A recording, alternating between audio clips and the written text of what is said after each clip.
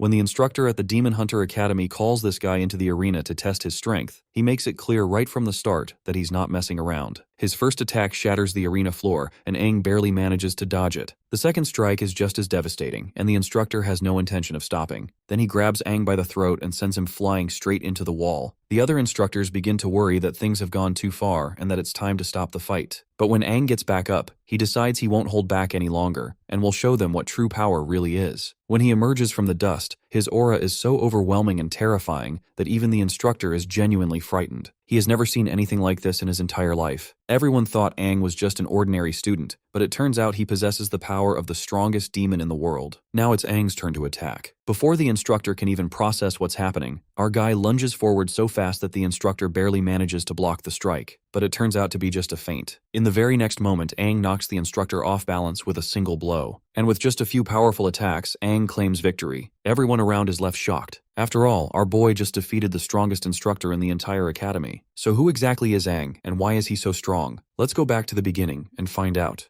The guy who failed every single test in Demon Slayer's academy is now standing in front of the sync machine. This sync machine measures how well a person's body can connect with a demon core, the energy source humans use for their transplanted armor. The higher your sync rate, the more demon power you can control. The top cadet of the class, Situ Liu, just scored 39%, the highest in the entire group, and everyone calls her a prodigy. But nobody expects much from Aang. Yet the moment the test starts, the numbers shoot up like crazy. 20%, 40%, then more and more until finally it reaches 80%. The instructors freak out, thinking the machine's broken, but it's not. Our dude's the real deal. Because what no one here knows is that this loser used to be humanity's strongest warrior. 60 years ago, he led an army of heroes against the demons that nearly destroyed the world. He fought the Crimson Demon King himself, and died taking his last breath in that final battle. But instead of dying for good, he woke up in a weak body, decades in the future. As he looks around, he realizes he is in some kind of boot camp, trapped in another body. He feels he might be dreaming, examining his hands and seeing that it feels too real to be a dream. He touches his face and realizes that it's a different face, not his cool, unbeatable, charismatic yet handsome face,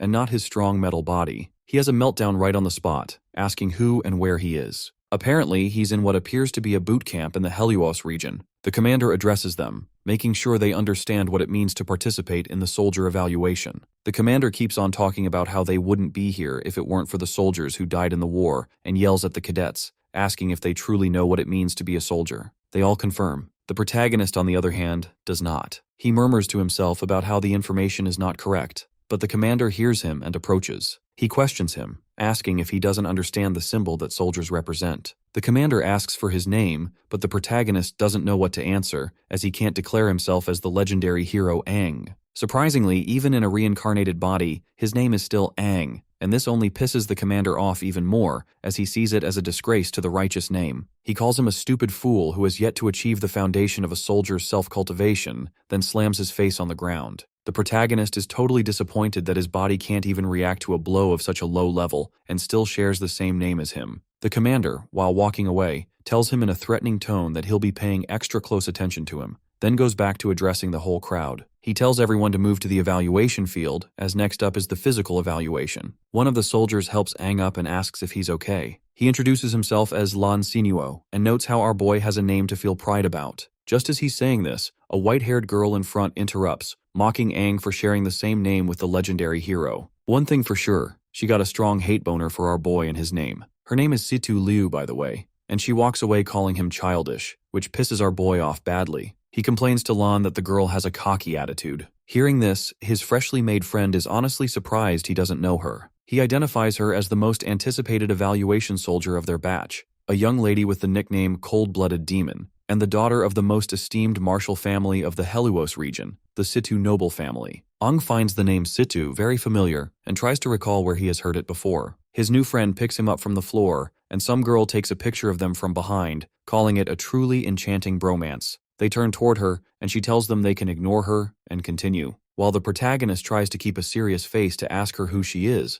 Lan asks if she just took a picture of them, which Aang argues isn't the main point right now. She introduces herself as Suiju Yuhui and says it's nice to meet them. Apparently, she saw the boys' interaction as some weird bromance scene, which for some reason caught her attention. Aang finds it unfortunate that she is not the sharpest tool in the shed. At the fitness test venue, Aang gets fired up, reminding himself that despite having a body that is weak, he is still ultimately the strongest warrior. He intends to stun everybody by obtaining monstrous grades. The test begins with the long-distance endurance round. Ung sets off quickly, aiming to secure the top rank and set a new record while he is at it. In the end, he does break a record, but for the longest time taken in a long-distance endurance test, ultimately coming last and getting laughed at by everyone. The second fitness test is the explosive arm strength test, where Aang also comes last and even sprains his wrist. He does horribly again in the third test, the explosive leg strength test, ending up last once more. Lu mocks him for having the worst results in the Academy's history. Lan tries to cheer him up, while Suiju is disappointed that this might be the last time she can take pictures of both of them together. Meanwhile, Ji Yaotang and the officiator discuss his performance. Ji tells the captain that Aang's results are so poor that he should be eliminated immediately, as there is no need to proceed to the second round of assessments. The captain agrees there might not be much hope for him, but he still has the right to participate in the second round of tests, which might even be his last chance. He orders for the second round to begin immediately. For this test, they gather inside a building and are assessed on their synchronization with their special equipment. For Aang, this is his chance to shine. He remembers keeping an average sync rate over 96% in the past. Even though he is not in the best shape now, he knows it comes down to determination, and he is ready to prove the doubters wrong. Checking out the grafting gear, which looks like it is from 60 years in the future and is super light, he feels pumped. Liu, who trains with a martial arts family, gets a sync rate of 39%, the highest of anyone there. This makes her the center of attention, and someone even wants to date her because she is so impressive. When she finds out her score in the lounge, she is over the moon, even though she tries to keep her cool. Aang is amazed upon seeing this girl doing 39% on her first try. His new friend talks about how Liu seems to have a fiery strength hidden in her, and Aang can feel it too. Lan then suddenly notes that his friend does not look worried about the test, and our boy confirms that he isn't. After all, he is used to this kind of thing. Then the test continues. For many newbies, it is their first time using the grafting equipment, and it clearly hurts. The demon core hits them hard, putting a lot of strain on their bodies from the start. A few cannot take the pain and quit. To pass, warriors need at least a 10% sync rate. Lan manages 24%, which is a pleasant surprise. Suiju gets 30% and passes as well. Ji Yaotang mentions that this round shows some really promising new talent. His colleague points out that including Suiju, there are 6 warriors who stand out in their group. Ji Yaotang agrees there are good prospects, but also some who clearly are not cut out for this. Then it is our boy's turn, and people start making fun of him, guessing his sync rate will be low because of his earlier poor performance. Aang is sure that they are going to eat their words. He is determined to show them up and hopes they are ready for a huge surprise. Bro's face is enough to tell you about his confidence. Aang picks the red core because it boosts physical strength, and he knows there are 6 different demon cores from the battlefield. The common ones are red, yellow, green, and blue. He figures that getting a high sync rate is all about having strong willpower. The more willpower you have, the more power you can pull from the core and control it. When asked if he is ready, he says yes. Once they start, everyone in the lounge feels a strong reaction, especially Liu, who is surprised it is coming from Aang. My guy, on the other hand, is determined to show them the power of a top warrior. By now, Lan has started to suspect that our boy is hiding his true strength. Everyone is amazed when his sync rate hits 40%. Aang feels sure he can push it to 96%, so he increases his effort. The warriors watch as his rate climbs to 60%. Ji Yaotang cannot believe it and wonders if the equipment is broken. A girl reports that it is still rising, now at 80%. Some start to think Aang is cheating, or that the gear is faulty. But we all know that our boy just wants to prove he is the best and show them a real difference in power. Then he feels a strange shift and becomes extremely tired. He says he cannot go on. Someone asks if he is joking, and it turns out the equipment has glitched. In the end, his sync rate is only 10%. The assistant explains to Ji Yaotang that the core has broken and is probably faulty, which caused the strange readings. But of course, the commander is not sure if it is just a mere glitch. Aang still passes with 10%, though others think the core is bad. After all, there is no way in hell that such a weak body could achieve such a high rate. Meanwhile, our boy's friend rushes to check on him, while Liu feels jealous, thinks someone is stealing her spotlight, and is not happy about it. Lan rescues our boy out of the test room, while our poor fella is just feeling grateful that he at least passed with this pathetic score. Suiju, meanwhile, is out here busy taking pictures of Lan rescuing his friend. Later, as Aang sits back, he ponders the strange loss of strength, as if something had drained it away in an instant, something he has never felt before. Despite his willpower getting him to 80%, a low-quality core should not have broken like that. Ji Yaotang comes by to congratulate them for reaching the final test, which will be a real fight against demons. He hopes they will all make it through safely. Then they are told to head to the next test site. Aang, feeling sick, walks off with a bad feeling, talking about the possibility of dying. As he leaves, the commander still hasn't gotten over the fact that Aang's crimson core got shattered which makes him intrigued about his potential. He is eager to see how this mysterious newbie will handle the next challenge in the hunt beyond the wall in the thick fog. At the third assessment area, the cadets gather in front of the gate, which is about to open. Ung thinks about how it is his first time stepping outside, and also about how people have lived in separate communities for years. Beyond the wall, thick fog always covers the area, so they are told not to waste time, move quietly, and double-check their gear before talking, or they might get killed. This begs the question if the new core he received is good enough. Though he does not think the core is the problem, his strength suddenly disappears, as if something inside him rejected it. He wonders if this is a side effect of time travel. As he moves forward, he senses some demons nearby. Shock waves come from him and reach a nearby cave where a demon is sitting. The demon, sensing a stronger presence, is startled. Aang thinks these might be the demons he felt, as something inside him starts to resonate for no clear reason. Just as he is thinking about this, Liu pushes him to move forward. He apologizes for the delay, and Lan comes over to ask if there is an issue. Ung starts to respond, but before he can finish, the three of them are commanded to form a team. Since everyone else is ready, there is no need to wait, and they should catch up with the group ahead. Suiju wonders if teaming up with them was part of our boy's plan, but we all know that Aang never thought about it. Meanwhile, Liu was intentionally worried earlier that no one would team up with her. Looks like even she knows how arrogant she can be. Before heading further, Suiju takes a photo of the group, a proof that solidifies their team. The Dispelling Stellae is a black structure made from tough minerals. One of its minerals can clear the fog within a certain range. The examiner explains they will take the test as a team of 4. He assumes they all know the test is a fog hunt. Each team member gets a combat knife and a small fog-clearing device made from the same material as the stelae. Their mission is simple. The fog hunt is the last challenge every new recruit faces in the fog-covered world. A warrior must watch out for dangers hidden in the fog. Being a warrior is more than just being strong. It means facing fears and the unknown together as a team. They have to awaken their inner hunter, defeat the appearing demons, and only then earn the title of warrior. The first team's test ends, and the second team gets ready. Tada Yoshioku, the leader of the 3rd Squadron, watches the contestant from the gate. She is accompanied by her fellow Joel, and Commander Ji Yaotang is there too. The woman notices several promising new talents but is especially focused on Liu. She wants to know what her fellow seniors think about these newcomers. Joel is interested in Liu too. Coming from a martial family with good training, she could become a great warrior. On the other hand, Ji Yaotang seems to be fixated on Aang. He knows by fact that there was nothing wrong with Aang's core, so he is still curious about what really happened during the earlier event. The woman then snaps him out of his thoughts, calls him Tang Tang, and asks what he is thinking. Of course, our brute commander wants her not to use such an embarrassing nickname. Joel meanwhile notices that only this woman can make our hardcore commander with that embarrassing nickname. She then asks if they have checked the demon levels, stressing that only non-finned demons should be in the exam area. Ji Yaotang reassures her not to worry.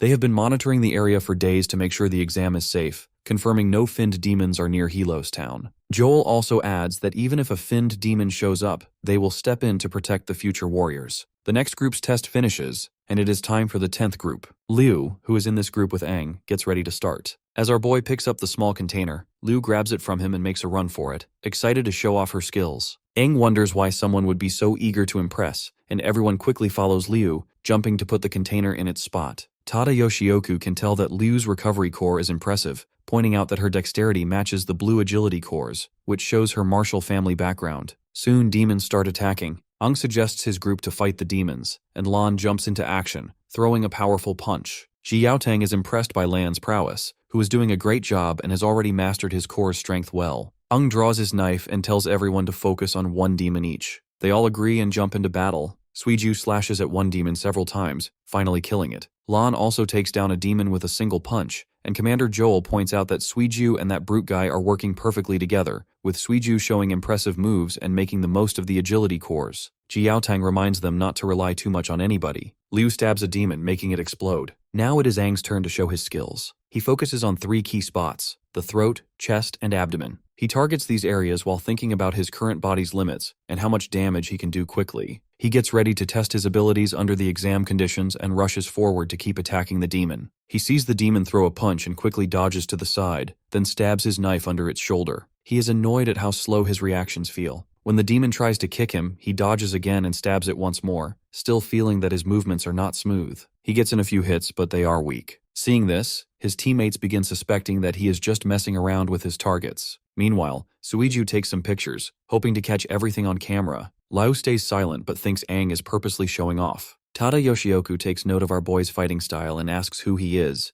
impressed by how well he keeps up the pressure. Joel also commends our boy, saying that he moves like someone with a lot of experience. After fighting for a while, Aang realizes he cannot use his old abilities and is already feeling worn out. It is a bad situation, so he decides to finish the demon right away. Just as he rushes in, something else suddenly appears and takes out the demon first. Suiju wonders about the strange roots that show up during the fight. Then, out of nowhere, a one-finned demon appears. Sensing real danger, Ji Yaotang tells everyone to fall back, and they do so quickly. The other two seniors also step up to fight the one-finned demon. Tada Yoshioku tells the hunters not to panic and to stay with our commander, who promises to protect them until they reach the town. The one-finned demon can sense that one of the humans feels like a demon. Aang and his three friends are stuck, confused by what it means. Liu worries that the earlier demons are nothing compared to the one-finned demon, who imposes such a damning threat that they'll be killed for even a single mistake. Aang realizes that in his current body, he cannot handle a one-finned demon. Terror sets in when he thinks about fighting such a powerful enemy as a normal warrior. The demon easily disables all four of them and starts hauling them away. Tada Yoshioku and her fellow chase after it, but the demon dives underground with the four, and Joel yells for everyone to follow. After a while, the trail ends suddenly. Tada Yoshioku wonders how a one-finned demon could show up so unexpectedly, especially since Ji Yaotang had checked this area for days and never missed anything before. This has never happened until now. Ji Yaotang arrives, demanding to know where the four warriors went and why everyone stopped tracking the demon. Joel suggests he relaxes because the enemy vanished. The lady points out that the one-finned demon likely went deeper underground, and they should not rush in since nobody has explored that area yet. Remembering how he lost his brother, Ji Yaotang slams his fist into the ground, blaming himself for putting the four in danger. Joel meanwhile suggests going back to town, guessing it is probably in chaos by now. He wants to send out search teams to make sure there are no more one-finned demons roaming around. The lady also agrees to not stress this unprecedented situation, especially since no one saw this coming. She wants Ji Yaotang to stay calm, even though she knows it is difficult for him. Ji Yaotang stands up and says he will keep looking for the four warriors alone, telling them not to worry. Joel starts to object, but the lady cuts in, telling the commander to return before sunset. The commander agrees, then heads off into the fog. She is sure as hell that there is no changing his mind. Joel recalls how once demons took the commander's younger brother years ago, and he still blames himself. Tada Yoshioku notes that if Ji Yaotang's brother were alive now, he would be about the same age as the four captured kids. Maybe these kids that just got kidnapped by the enemy remind him of his little brother. Meanwhile, inside a cave, Aang and the others are tied up. Our boy wakes up, confused about where they are, but relieved everyone is still breathing. The demon appears from behind and notices that Aang is the first to wake. He can tell that this boy seems different from the others. It is curious why Aang has a demon-like aura, possibly even stronger than the one-finned demon. My guy got no clue what this shithead is talking about. Suddenly Aang's body starts to glow red, and he snaps the ropes around him. He rushes at the demon, but the demon dodges. He thinks that in his past life, he would have taken off the demon's head before it even had a chance to move. He knows he needs to save the others. He notices the one-finned demon has a red core that boosts its speed and flexibility, letting it move and strike faster. However, that also leaves its joints unprotected by thick skin, which is both an advantage and a weakness. The demon raises its hand at Aang and says it is pointless to resist.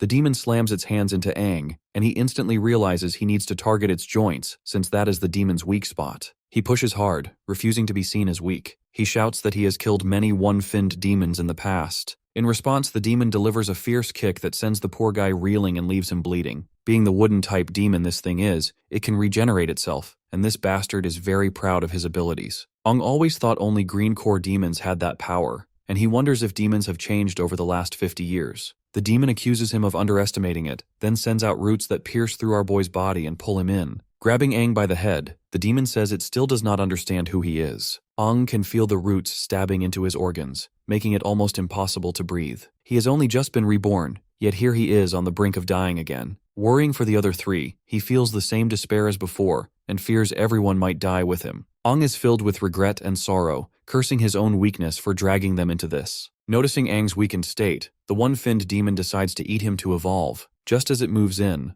a voice inside our boy questions whether the demon really plans to devour him. This inner demon complains that if Aang dies, its own plan will fail, and it is annoyed it has to spend its last bit of energy now. Suddenly, the one-finned demon senses a terrifying power coming from our boy. A demon form starts emerging, and the one-finned demon guesses it might be a 5-fin or 6-fin demon. However, the aura is far stronger, and shockwaves shoot up into the sky. An 8-finned demon bursts in, sending the one-finned demon into a panic. The newcomer announces itself as the strongest red core demon and the king of finned demons. Trembling, the one-finned demon calls it the Crimson-Finned King. Meanwhile, Jiaotang keeps searching and fights any demon he comes across. After a while, he stops and notes that he has checked everywhere nearby but only saw 2 no-finned demons. He thinks the 4 candidates are not here and vows to keep looking until he finds them before sunset. He then senses a huge burst of energy in the distance and wonders what it is, guessing it might have something to do with the missing candidates. At the same time, Ang says he is surprised to appear in such a dark place with no sunlight. He demands that the final demon tell him if he really vanished and if the other 5 still rule as King Finns. The final demon says nothing has changed since before.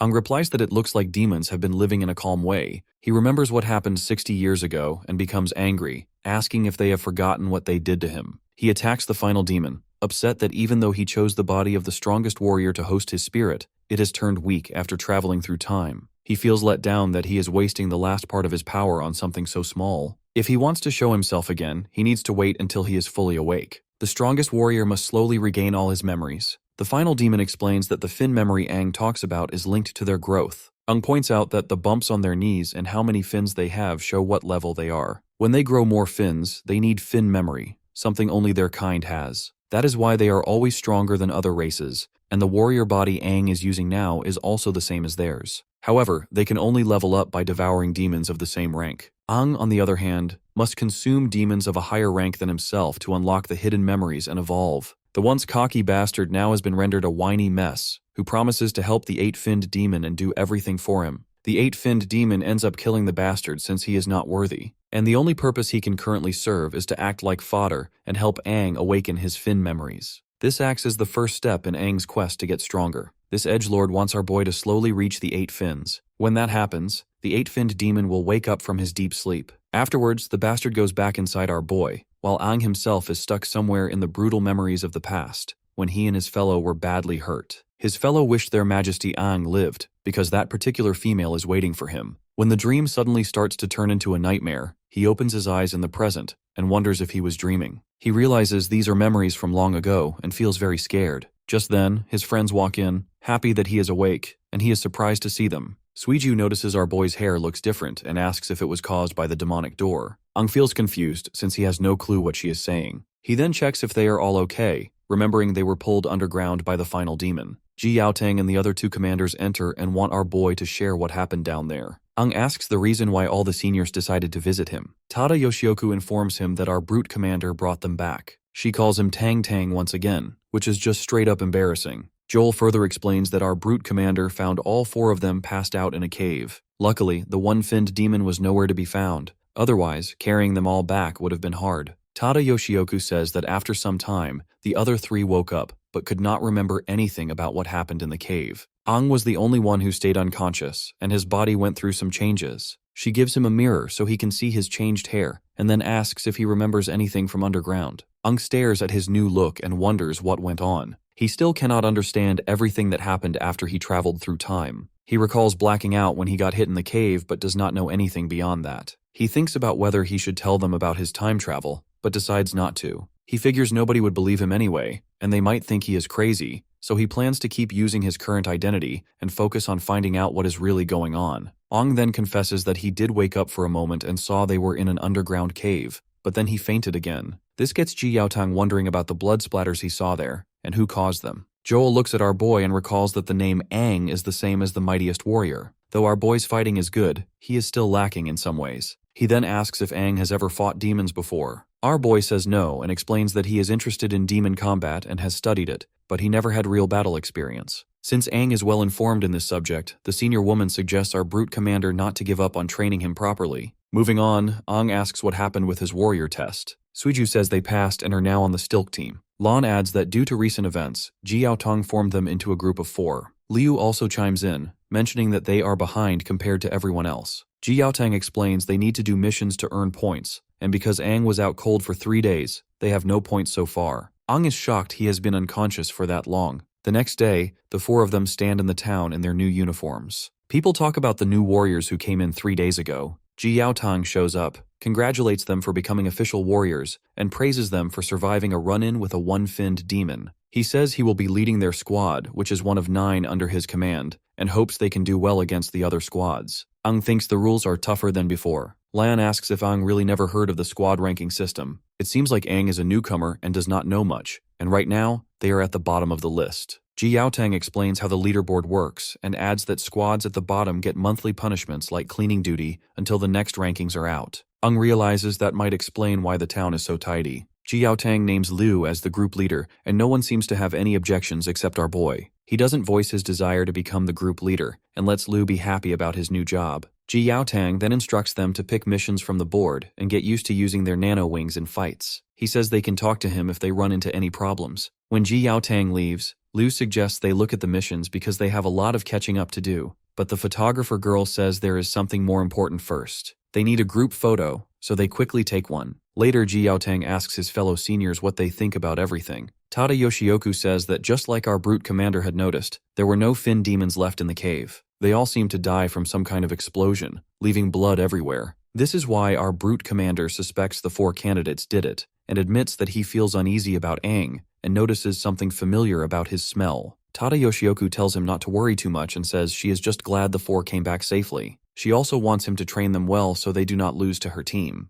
Ji Yaotang is really serious about suspecting Aang, so Joel suggests they keep an eye on the kid. Meanwhile, at the mission board, Aang is happy to see all the missions are at the A level, each worth 10 points. Lan says A-level missions are the top tier, while Suiju adds they might also be the hardest ones. The guy further explains that B-level missions give 6 points, and C-level missions give 3. These lower-level missions are simpler and safer, but A-level jobs are known for being deadly, and people often lose their lives. Liu looks at the 3 missions listed, and, along with Aang, she suggests taking them all. Once their quest begins, the 4 of them start running, and Aang activates his core. His nano-wings appear, but one wing catches on a rock. Focusing on the energy from the nano-wings, he manages to form a sword in his hand. He thinks about how much nanotech has advanced in the last 60 years. They hide behind a rock. Liu says they are ready and explains their goal: 2 no-finned demons, both to be taken down at the same time. She reminds them to stick to the plan and wait for her signal. When the signal comes, they rush in. Liu points out that they have 3 A-level missions, so they cannot waste time. The fight must end quickly. Lan moves in first to disrupt the demons' view, keeping them from spotting the others. Liu repeats the plan. She, Aang, and Suiju will stop the demons from moving.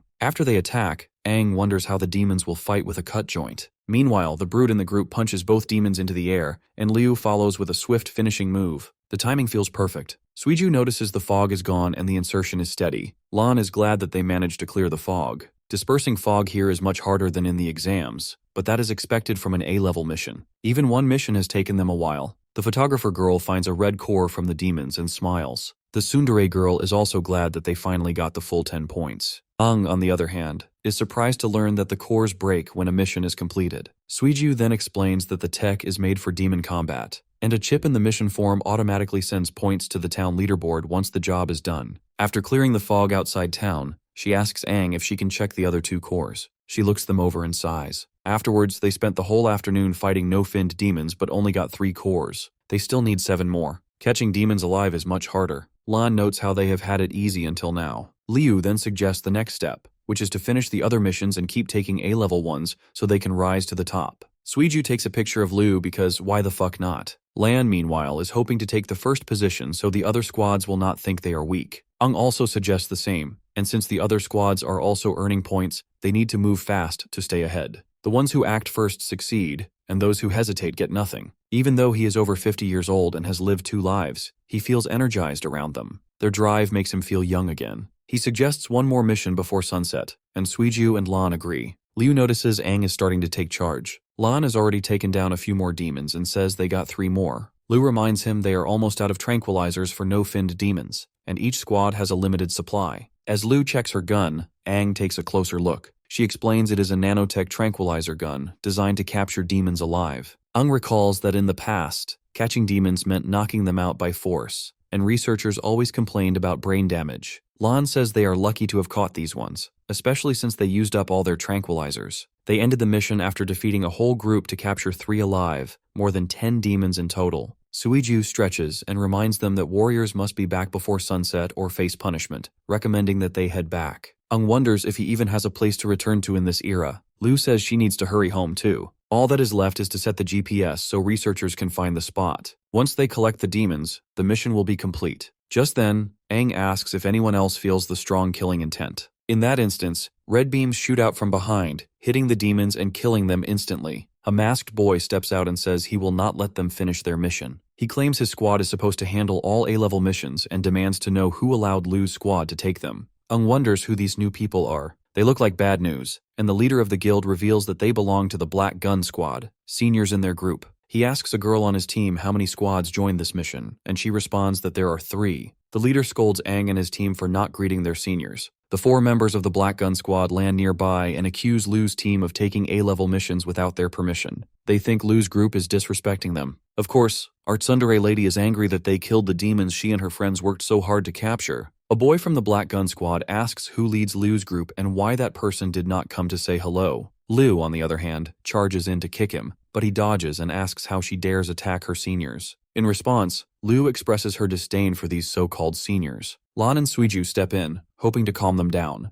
The photographer lady raises the concern that the Black Gun Squad is being unreasonable and wants to know how they can just kill the demons her team caught. The boy shrugs, saying this is part of the competition and calling them naive. This only serves to fuel Lu's anger. Her teammates try to hold her back, and they also ask Aang to step in and settle this peacefully. Instead, but my guy runs forward, kicks the smug boy to the ground, and knocks off his mask. He has never heard anything so shameless before, and asks if they know how hard it was to capture those demons. His both friends are shocked, but Liu, as expected, seems pleased. The boy, now unmasked, tells Aang to get ready for a fight. Liu also wants to fight. Just then, Ji Yaotang appears and stops the both parties, pushing them apart. The commander is looking annoyed, reminding them that the sun is setting and warns them not to stir up more demons. But that scumbag boy says his team is the victim who got attacked by our boy. But our photographer girl was ready for this moment, and showed photos of the Black Gun Squad killing the demons that Lu's team had captured. Lan asks when Suiju took these pictures. Ji Yaotang reminds our team that they shouldn't have taken the A-rank mission. In defense, Liu reports that they were about to finish it until the Black Gun Squad got in the way.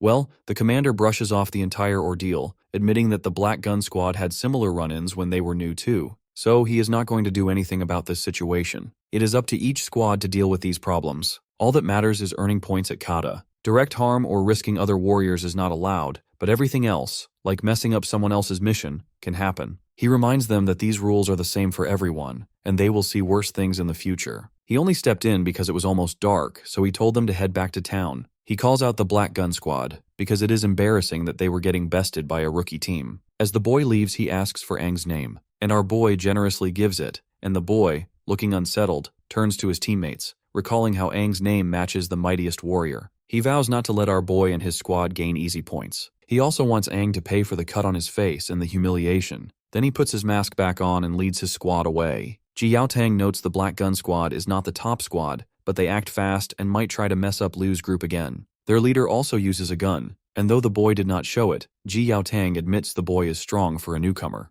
A real fight might go either way. He then orders our team to return to town. Lu looks at our boy and asks why he was so reckless. She also thanks him for his kick. Lan invites his friend to his place for dinner, but Aang turns him down. This makes the musclehead wonder if our boy has some secret plan. Well, Aang admits that he does, planning to go after 3 more demons today. Later at night, the speakers go off, warning everyone not to leave the tower for their own safety. Aang stands off to the side, thinking that he's only heard the announcement and hasn't seen anyone walking around. He figures that with the town locked down, there isn't much to do, so he plans to check out his home once he's done with his secret mission. He notices that security at the main gate is loose. There's only one guard, so he guesses they might be short on people or not expecting anyone to leave at night. There's a gap in the gate wide enough for him to slip through, so he gets ready to head out. Right then, Liu shows up. She already knew that he would do this. She seems excited and reminds him that she caught on when he hinted earlier that he would go out at night. For once, her sharp perception and attention to detail really makes our boy worry. She then asks why he's leaving so late and if he has somewhere special to go. He jokes that he just ate too much and wants to walk it off. Then he admits he hopes to surprise everyone in the morning and make up for how the masked boy ruined their efforts earlier. Now that she has found him, his plan might be in trouble. As they go through the town, Liu catches up and asks about his plan. She can hardly wait to see the masked boy's confused face tomorrow.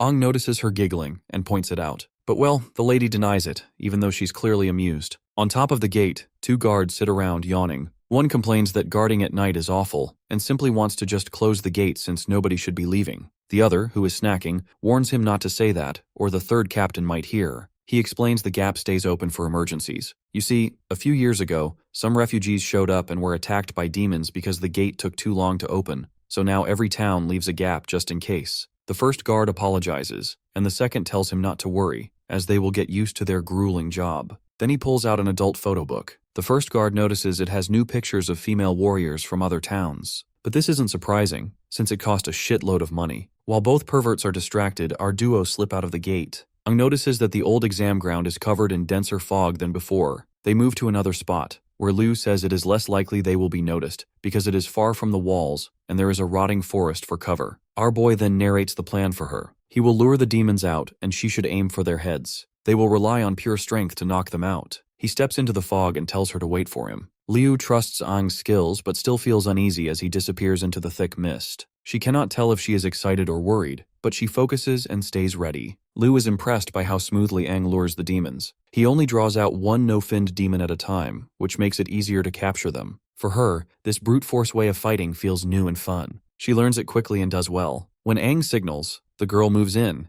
and together they handle the demon with light but precise hits, almost like they are toying with it. They keep going until it passes out, which reminds her of their old methods. Exhausted, Ang thinks about how much more training he needs in this new body, even though he used to grab no-finned demons easily in his past life. Counting this one, Liu reminds him that they have just caught their third demon, and she is worn out. In response, he instructs her to leave them all there. The girl hesitates and asks if he is sure. Ung is confident about his decision, especially since the no-finned demons are not smart enough to rescue each other, and they probably will not try going into town. Knocking them on the head keeps them unconscious for a while, so they can finish things in the morning. The girl is impressed how he knows so much. Her response makes Ang realize he might have said too much. Suddenly, two one-finned demons appear, clearly smelling the humans nearby. Ong is worried that two of them have shown up at once. He knows he and Liu are not ready for that kind of fight. An alarm goes off in the town, and the three of the seniors rush to the top of the gate. Joel reveals to the guards they have spotted one-finned demons, so they better use the spotlights. Tada Yoshioku asks if they are the same demons from the exam. Ji Yaotang confirms that they are not the same ones. The guards spot the two one-finned demons, prompting Joel to wonder if something is pulling them closer. He tells everyone to stay calm, close the gates, and get the defense cannons ready. But Ji Yaotang yells not to close the gates because someone is still outside. He is furious to see our duo out there and demands to know why they left town so late. The senior woman desperately wants to know what the both kids are doing outside at this hour. They spot three no-finned demons tied up,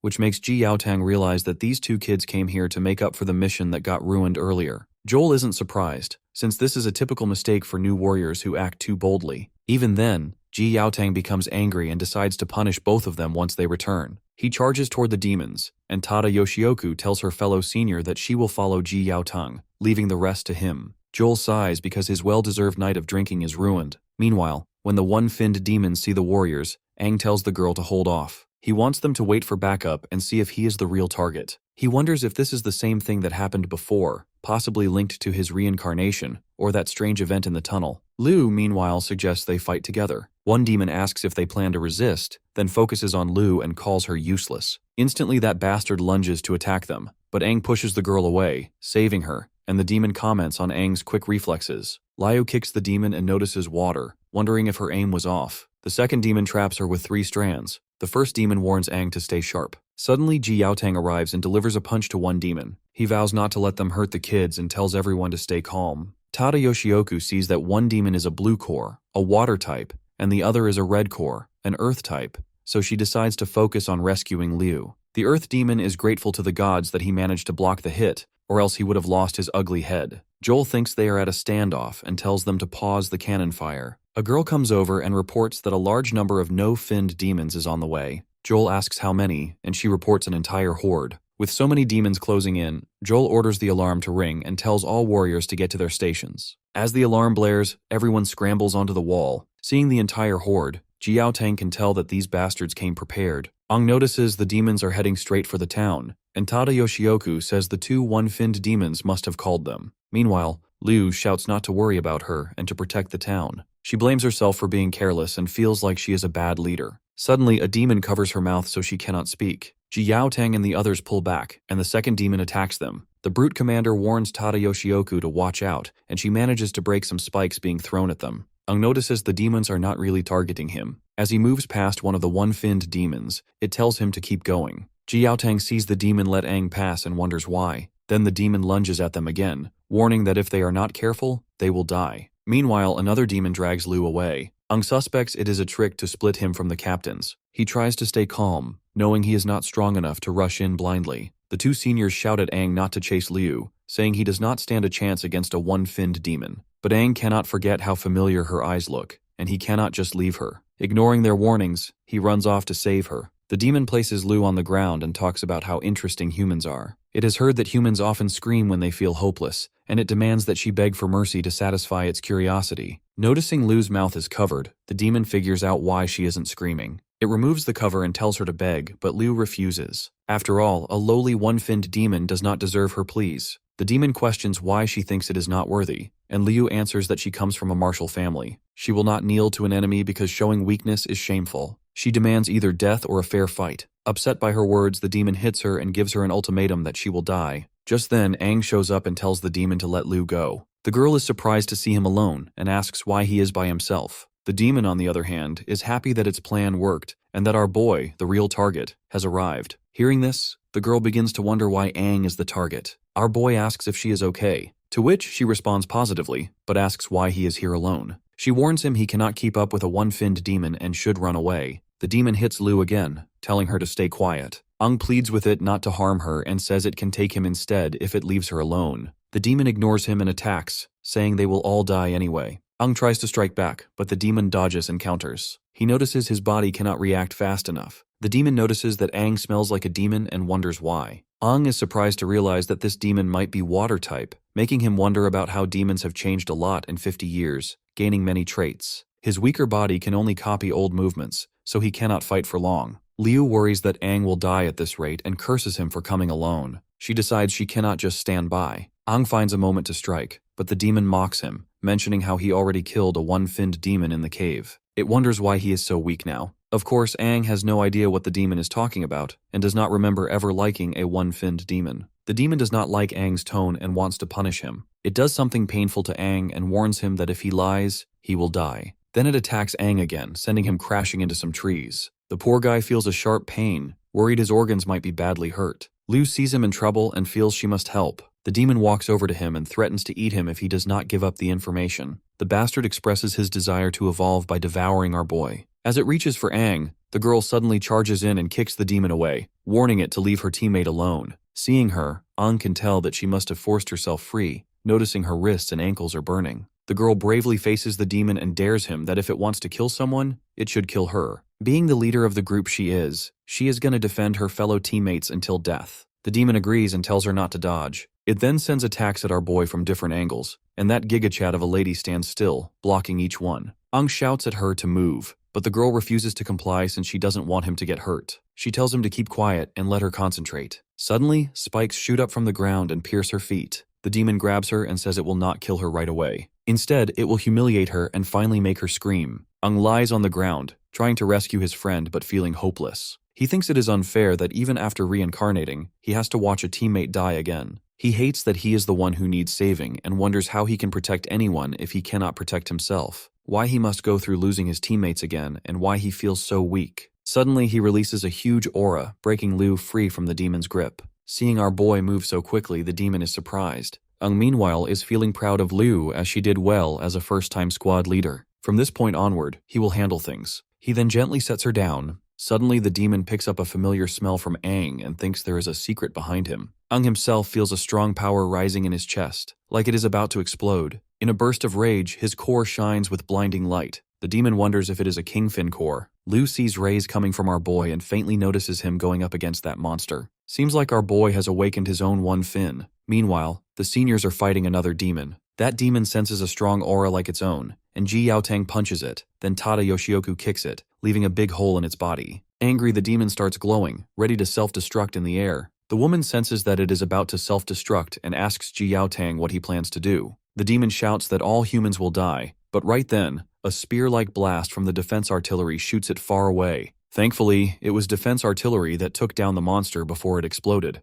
Joel, fighting off countless no-finned demons, sees the horde closing in and warns other two seniors about the approaching threat. Tada Yoshioku tells our brute commander they must get back to town. Ji Yaotang worries about our boy and Liu, but Tada Yoshioku doesn't want to abandon the battlefield, reminding him they have duties as warriors, not just as captains. So after making this harsh decision, they hurry back to protect the city. Elsewhere, the one-finned demon asks why Aang seems so much like them, yet also looks human. It is confused by our boy's human fins, which should be impossible. Aang wonders if his reincarnation gave him demon powers. Then he uses a healing power on Lu. Seeing our boy effortlessly healing the girl, the demon is shocked and asks him if he is wood type. Well, this healing power is likely because he absorbed a one-fin wood-type demon. If he defeats and absorbs a one-fin water-type demon, he might gain water powers too. The demon is stunned by Aang's strength, which it has never seen before. Aang makes Roots appear behind him and says he wants to take the demon's power for himself. The demon panics when it realizes Aang has absorbed a wood-type demon. Seeing this shithead panicking, my guy takes great pleasure since he never saw a demon act afraid in his past life. He steps closer and tells the demon to use its full strength, wanting to measure its power. The demon seriously wants to know whether our boy is a human or a demon. As he says this, the bastard promptly charges at our boy. Since he possesses all the abilities of wood-type demons, he summons vine-like tentacles that grab the demon. The demon, in pain, decides to use its hidden move too. It swings its water whips at Aang, but my guy dodges. The demon rushes in again, saying it will not show mercy. As it fights, it brags that Aang will never understand real demon power. It delivers a strong kick, sending our boy crashing into the trees. Aang admits he does not fully grasp the demon's strength, but if the demon knew how fast he can learn, it would realize he is the mightiest warrior. He knows he has to keep adapting to win. The demon expresses shock regarding his wood-type healing, and Aang immediately catches on. He attacks again, trapping the demon in its roots, then grabs its face and says he is tired of this fight. The demon feels something strange inside itself just before its body bursts apart, leaving behind only its face and a water crystal. The demon claims it can dissolve its body and survive, but Aang points out that its core cannot escape. An overconfident demon is still doomed once its core is gone. He pulls out the demon's water core and reminds this lowly runt that even a 7-fin demon dies if its core is destroyed. With that, my guy crushes the water core and drinks it to take in its power. After chugging it down, he notes that the demon essence he just drank does not taste bad. The demon inside him urges him to devour more demons and kill the humans. As he tries to resist that voice, he even swings at Liu's shield in an attempt to devour her. But the real Aang within this body cannot imagine hurting his own teammate, so he tells the demon inside him to stop. He wants to save Liu, not kill her. At the main gate, the warriors are busy fighting off no-finned demons. Lan notices our duo is missing, prompting Suiju to say she heard rumors that 2 warriors snuck out and were targeted by a one-finned demon. Lan is shocked to think it could be our duo, but Suiju tells him they do not have time to confirm it right now and must keep fighting the demon horde. The 2 seniors also arrive and join the battle. Joel asks about their cores, and the captain says they are still fine. Mid-fight, Joel feels glad to report that since they already took down one-finned demon, the regular demons are less coordinated, acting like a group of panicked creatures. So he wants to use that opportunity to scare them off and buy time. The other 2 seniors agree. They leap from a high spot and release a huge blast with their cores. Tada Yoshioku recalls this is the second time they have pushed their cores so far, and Ji Yaotang wishes his fire core had more stamina so he could maintain this level of power. Joel comments on how dangerous the explosive red core can be, then dives in, slicing through demons. From above, Suiju watches, amazed by how strong a captain's attack can be. Lan thinks this must be the power of the one-fin core and dreams of reaching that kind of strength himself. After a while, Joel checks on the other 2 seniors, and they say they are holding up fine. Their plan is working, and the demons are being pushed back. Suddenly, Joel senses something unusual and points to a figure approaching. It is Aang, carrying the team leader in his arms. Tada Yoshioku wonders where the one-finned demon went. Joel looks at and feels concerned. Even though they have broken the no-finned demon's morale, Aang should not act so casually around them, since they can eat him alive in an instant. With the speak of the devil, the demons try to attack Aang, so the 3 captains jump in to help. My guy notices them and gives them a terrorizing glare, causing them to tumble back. The demons then start running away, and the warriors cheer as the horde retreats. Some ask why the demons suddenly ran, guessing they might be scared of the captains. Others agree, saying the demons likely panicked after seeing such a huge display of power. Everyone praises their captains for being brave and strong, though Ji Yaotang wonders if it was really his and his fellow seniors. He is forced to consider that our boy likely played a part. As Aang returns to normal, he notices the captains heading toward him. In his mind, he dreams of the 8-finned demon, who can't help but brag how Aang had been relying on his powers. When the boy asks who it is, the demon says they have met before, though it was over 50 years ago, so Aang may not remember. Our boy realizes this demon is one of the 8-finned demons and asks how many exist. In response, the demon assures him that his questions will be answered in time. The creature then suddenly appears before Aang and introduces himself as the Crimson King Finn, the strongest of their kind. He can tell that our boy is not afraid of him, which makes sense for the mightiest warrior, and praises the boy's will for resisting his mind control. The Crimson King then promises not to hurt him. When our boy asks why the demon chose his body and what happened to his old one, another 8-finned demon steps out from behind Aang and touches his face, saying he will understand later. He explains that Aang's body is now bound to the power of Crimson, and for both their sakes, the boy must work and level up. With time, they will both get closer to perfection. Aang becomes angry, as he doesn't like how these demons consider humans lowly runts. Standing up, he punches the demon. In reality, Aang suddenly snaps out of the dream and lunges forward, grabbing Lu by her shirt as though he is about to punch her. He then comes to his senses when he lays his eyes on the mighty white milkers of hers. Of course, Lu slaps him, and the others pin him down, asking why he behaved that way. At that moment, Liu's father Zhongong arrives and tells everyone not to treat their savior like an enemy. The others greet him as master, while Liu calls him father. For context, Joel explains to our boy that Sun Gong is the head of the Situ martial family. He is surprised that Aang does not recognize him even though he is from Heluos too. It all starts to make sense to our boy. Since he is the father of his team leader, then this man must be taking care of him for saving his daughter. So he apologizes to Sun Gong for causing trouble. The big cheese thanks our boy instead for saving his daughter, speaking on behalf of the Situ family. He then tells the 3 captains they can stay in the training area for a while, and mentions there will be a celebration that night for the victory over the demon horde. The 3 captains apologize for any inconvenience, but Sun Gong laughs, saying he has watched them grow up, and they can treat this place like home. He notes that Lu is naturally stubborn, so they should keep her in check if needed, without showing mercy. The captain agrees to handle everything and sends everyone else away except for Aang and the 3 captains. Once alone, Jiao Tang suspects our boy and wants him to spill everything he knows about the one-finned demon that appeared during the exam and the demon horde just recently. The other seniors also seek the same answers. Even though Aang doesn't belong to his squad of students, he still cannot afford any doubt and wants the junior to spill it. Of course, Aang asks if they are being serious, reminding them that he and Lu barely got away from the one-finned demon. Joel points out that the other 2 seniors teamed up just to defeat one demon, so how in the hell this kid managed to beat the demon all by himself? He then demands to know how Aang managed to escape. Joel keeps suggesting that the kid might be working with the demons, which would explain why the demons let him slip away every time. Internally, Aang wonders if he must reveal his secret and risk them killing him on the spot. He fears they will not believe he is human and will see him as a threat because of the demon power inside him. Joel's serious look shows he wants the truth and will not be satisfied otherwise. He is even ready to confront our boy. Seeing this, Aang begins to think he might have to fight them after all. But Tada Yoshioku breaks in and silences her fellow captain. She notes that only a 4-fin demon can take human form,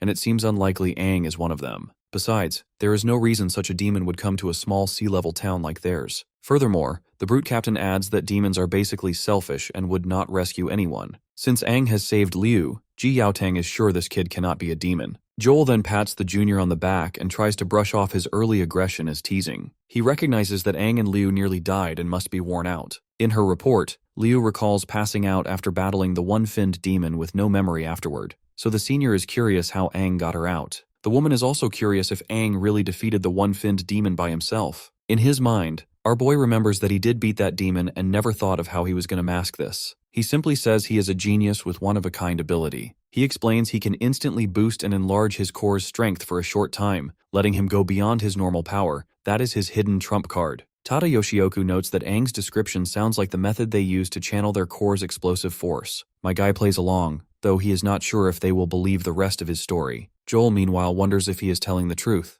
Ji Yaotang follows up by reminding the incident that took place inside the cave, wondering if Aang suggests he used the same trick to beat the cave demon too. My guy confirms it, saying he invented the technique when he first met his one-finned demon. Because his body absorbs the core's strength immediately, he managed to blow that demon to bits while it let its guard down. But it was his first time using the skill, so he passed out afterward. He tried the same thing again to rescue Liu, but blacked out once more because his body could not handle the strain. Surprisingly, the brute commander considers Aang's story. Kid's story also explains why his chest core got damaged both times. The power went past his limit. Tada Yoshioku agrees that if everything Aang says is true, it makes sense that he finds it too hard to manage. She points out their own technique is similar, but they have trained to lessen the toll when using explosive power. Since Aang cannot control it like they do, the woman warns him not to try again until he learns how to handle it. Ji Yaotang also shares the same thoughts. though he is itching to have a spar with our boy, just so he can gauge his student's potential. Eventually, they move to an open space and Aang readies himself to face his commander. He can tell that his captain still doesn't trust him. Ji Yaotang, all set and ready, gives Aang a chance to strike first. The boy braces himself, wondering how to fight someone like Ji Yaotang. You see, our boy's current power is basic compared to his past abilities. His body cannot handle an all-out fight, and he debates whether to use the demon power inside him. Suddenly, Ji Yaotang speeds forward and attacks, but my guy dodges instantly, though the impact destroys part of the area. Tada Yoshioku shouts at the brute commander to tone it down. The man in question is busy admiring his student's reaction time, which is not bad at all. Aang realizes he is relying on old life experience and is already near his limit. Ji Yaotang attacks again, forcing our boy to evade. Once again, Ji Yaotang wrecks large sections of the training ground as if it were his backyard. The captain then swiftly grabs Aang by the neck and questions if that is everything he has. Aang feels he cannot break free and is slammed into a side wall. Joel watches and doesn't like how the captain is going too far, suggesting they stop him. But Tada Yoshioku is sure that our brute commander would not hurt someone for no reason. The big brute keeps mocking his student and questions if he really deserves to be called a genius. Aang cannot stand being looked down upon. He remembers being called a king by warriors and thinks if Ji Yaotang knew who he really is, he might treat him differently. Having claimed to be a genius, Aang feels he must prove it. He decides to stop holding back and uses the demon's strength. He releases his aura, startling Tada Yoshioku. He challenges his senior because it is now his turn to attack. The brute captain feels this massive aura coming from his small student. Aang thinks that by using the demon's power, he can make the low-quality core in his chest work better. He feels he can unlock his body's full potential just by changing his mindset. Joel wonders if he can also feel this synchronization improving, while the woman questions if it is even possible for a small town like Helluos to have someone as talented as Aang. Ji Yaotang also notices that Aang's synchronization rate has risen to 40% and is still climbing. In comparison, Lu's rate is at 39%, which means our boy has now surpassed her. My guy warns his senior to stay focused before rushing forward to punch him. Ji Yaotang realizes the kid is now twice as fast, but my guy brushes it off, remarking that his improvement is only slight. Ji Yaotang thinks Aang is taking advantage of moments when his reaction slows, and is using low strikes to confuse him. He also sees that the kid is not fighting recklessly. My guy then kicks the captain again. Watching closely, Joel is forced to notice our boy's relentless attacks and wonders where he learned to fight so well. Just then, the big cheese Shungong arrives, warning that it is not safe to stand too close to someone like Ji Yaotang, who is a tough fighter. The two seniors quickly go to speak with him, apologizing for using his battlefield for sparing,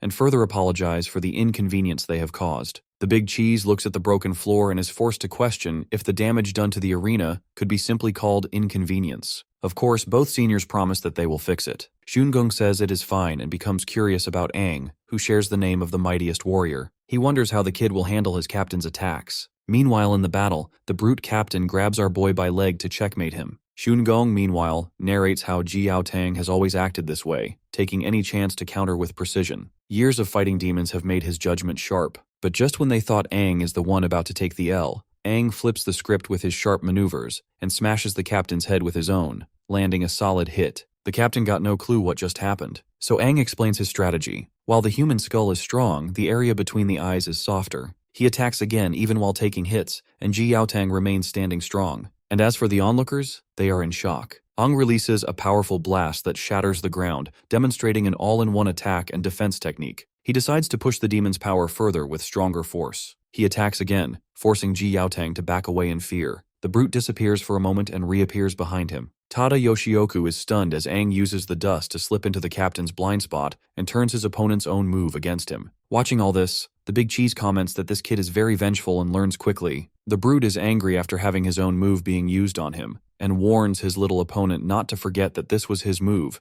and that he knows it better than anyone. Shungong can tell that the captain is losing his edge against his student. Meanwhile, Aang throws a punch but deliberately misses, much to the brute's shock. He wonders why he missed. In response, my guy pointed out his senior's tendency of restraining his opponent, rather than fighting head-on. Aang used this to his advantage and headbutted the captain, causing his vision to get blurry and lose his sight. This gave our boy the perfect opportunity to land the final blow, which he didn't, and missed deliberately since he was just here to prove his skills and strength. By now, Shungong is truly curious about Aang's true abilities. The gate opens and Suiju enters her friends. She is here to remind them that the dinner is almost ready, and that Liu's family has prepared a large meal in the big room. When she looks ahead, she is shocked at the destruction around them. Aang quickly puts all the blame on the captain. Meanwhile, Joel teases the brute captain for losing pathetically. The big cheese then cuts through the chatter, reminding them that the sparring is over, and invites them to dinner. Aang is hungry too and thanks Shungong for the invitation. Shungong reflects on Aang's determination, power, control, and battle experience, concluding that this kid has great potential. As our boy walks off, the father teases his doting daughter, embarrassing her by shipping the both together. Later, everyone gathers for dinner. Shungong raises his drink and speaks for the town. He thanks them for protecting everyone and honors the warriors who fought hard.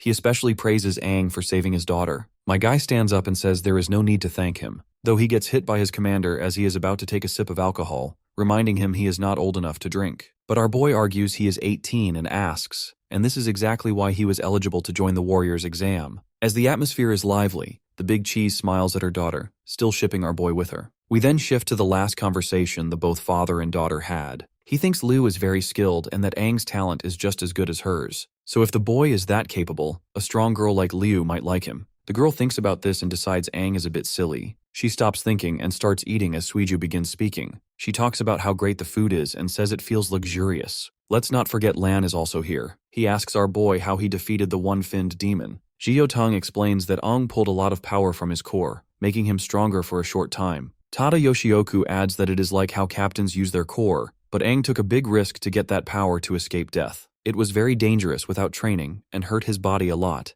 and using it again could damage him permanently. Furthermore, letting Aang and Ji Yaotang spar was eye-opening. The kid's power is surprising, but he needs more training or his body might break. Internally, our boy knows that if he told them he absorbed cores from 2 one-finned demons and has wood-type healing powers to recover quickly, it might be too much information. He decides to play along and keep the real info all to himself. He confirms the captains were right, which is why he passed out. It is clear he needs to train his body more. Lan is surprised at Aang's abilities and says how incredible he is, hoping they will not fall behind. Liu also is amazed by his skills and now understands how he was able to save her. The Brute Commander then reveals that they meant to punish Aang and Liu for messing up the mission earlier, but since they beat a one-finned demon, they let it go. He warns them not to act like that again. Joel also reminds them that there is no time to relax because the squad competition is still on. Speaking of which, Tada Yoshioku points out that Liu's squad is in last place and needs to try hard from the next day. Well, my guy is sure that his squad will be at the top.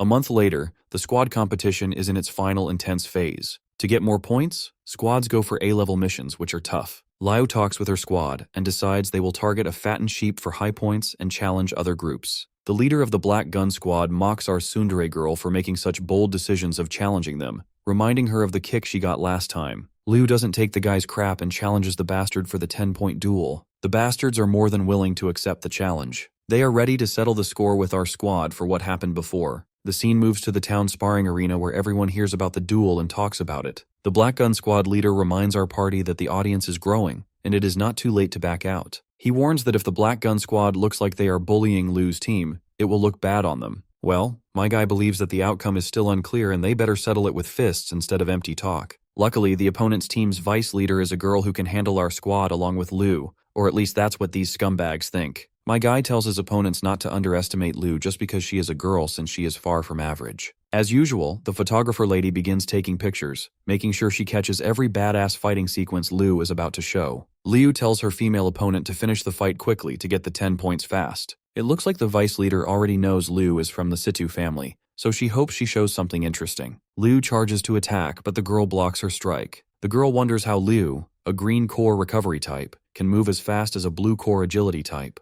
Liu disarms the girl and says that while veteran teams have more experience and use team tactics, their individual skills often are not enough. Fighting as a team works, but personal skills matter too. The sting of our girl's attack is painful, and it doesn't take the opponent to realize Liu pumped power into her muscles, making them spasm. Seeing her wide open, Liu takes the chance to attack the girl multiple times. The leader of the scumbag team is utterly devastated to see his team taking L. Meanwhile, Liu makes the girl fall and reminds her that the Situ family is great at physical moves. The crowd praises her impressive performance, while the opponent is in utter disbelief. After losing 10 points, he decides to challenge our party for a 20-point match. Of course, Our Lady accepts the challenge, excited to get 20 points, but this time, and decides to handle things while she takes rest. The disturbing boy tells Aang he is not good enough and wants to go after Liu. My guy reminds this scumbag that since Liu is the leader, the opponent should beat him first to prove he is worthy to challenge her. The man does not even seem confident to face Aang, but it does not matter to him. He threatens to beat our boy so badly that even his mother will refuse to recognize him.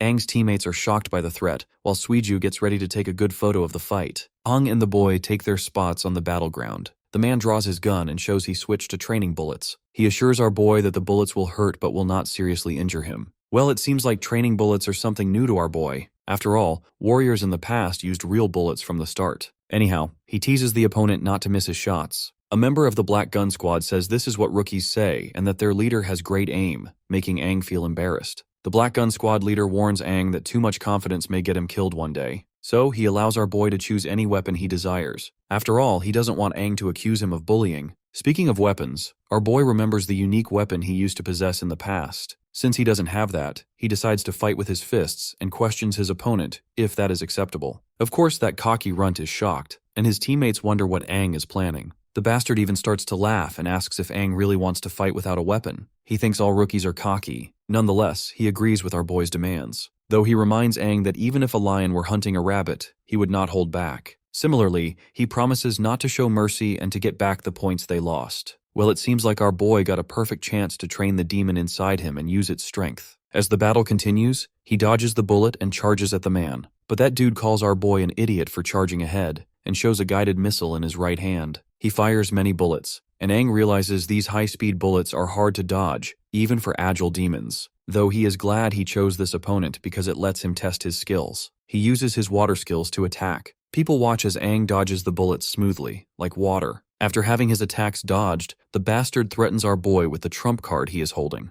A Black Gun Squad member thinks their leader's gun is great at storing power and adding energy to bullets for stronger shots. As Aang moves towards the gun, the man challenges him to see how he can dodge the accurate, explosive bullets up close. But my guy casually punches the gun, sending the shot into the air. Then my guy follows up with a strike on the opponent's hand to take control of the gun. With the following kick, he makes the bastard fall. He then puts his foot on the gun and scores the victory, earning 20 points. The defeated opponent trembles and says it is impossible. Lan and Mina praise our boy for his performance. Liu, not clearly seeing what happened, wonders where Aang learned these skills. The squad gets 30 points from their fight with the Black Gun Squad and catches others' attention. Soon, many more warriors, including older squads, come to challenge them for the thrill of winning. Liu's squad takes these challenges with points at stake. They win more than they lose, and their points rise quickly. By the end of the month, despite other squads being jealous, Liu's squad is at the top and makes it to the finals. Eventually, the final competition will be between 3 squads. The scene then cuts to the Colosseum, where the final battles are supposed to take place.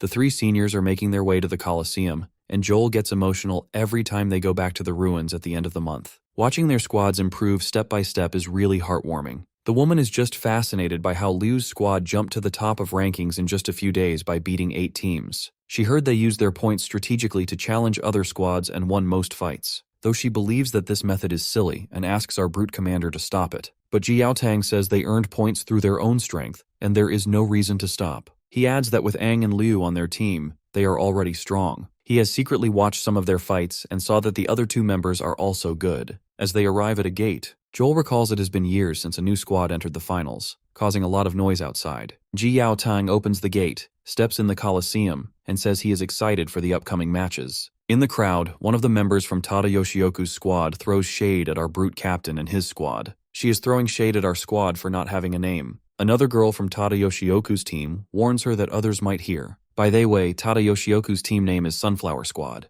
And as for Joel's team, they are called the Luminous Squad. They all believe that Ji Yaotang's side is full of rookies and the hype is just rumors. Meanwhile, our squad stretches, and Suiju notes their opponent looks intimidating. Lan says the Starflower and Luminous squads are the strongest under Tada Yoshioku and Joel and well known in Heluos. He adds that the next 3 captains to replace the current 3 captains will come from these top squads. Aang says it is fine and tells his squad to give their all. Even though his body still lacks his secret power, he will not lose to anyone who possesses strength similar to one-finned demon. He feels winning should be easy and is curious about the prize. Meanwhile, Tada Yoshioku asks her squad to gather. When they come together, the squad leader tells her captain that they are ready and asks for something special if they win, such as a shopping trip with their beloved captain in a B-level town. Just in time, the Luminous squad also arrives and doesn't hesitate before throwing some shade at the Sunflower squad. While other squads wish to achieve something bigger, Sunflower squad can't think of something else better than mere shopping. A girl from the Starflower squad is annoyed and says the boy would not understand how important clothes shopping is for girls. By now, She is sure why the Sunflower Squad would never get along with Luminous. The captains of all teams finally arrive there. Once the seniors are done with their banter, Jiao Tang then orders our squad to gather too. Once all three squads unite at one place, he says that since they know each other a bit, he will not introduce them one by one. And without further ado, dives deep explaining the terms and conditions. You see, the finals will have team and solo matches, and the squad with the most points wins. Tada Yoshioku adds that the rules for each match will be revealed later, and they will announce the prize to keep everyone competitive. She is sure everyone is excited about the prize and will love what is in store. Joel announces the first prize is a one-way training session in a B-level town, which makes the contestants happy. Our squad in particular is very, very happy. Without stalling further, Ji Yaotong then orders the squad leaders to come forward to draw lots. As the leaders draw their lots, the other warriors keep guessing what challenges they will face.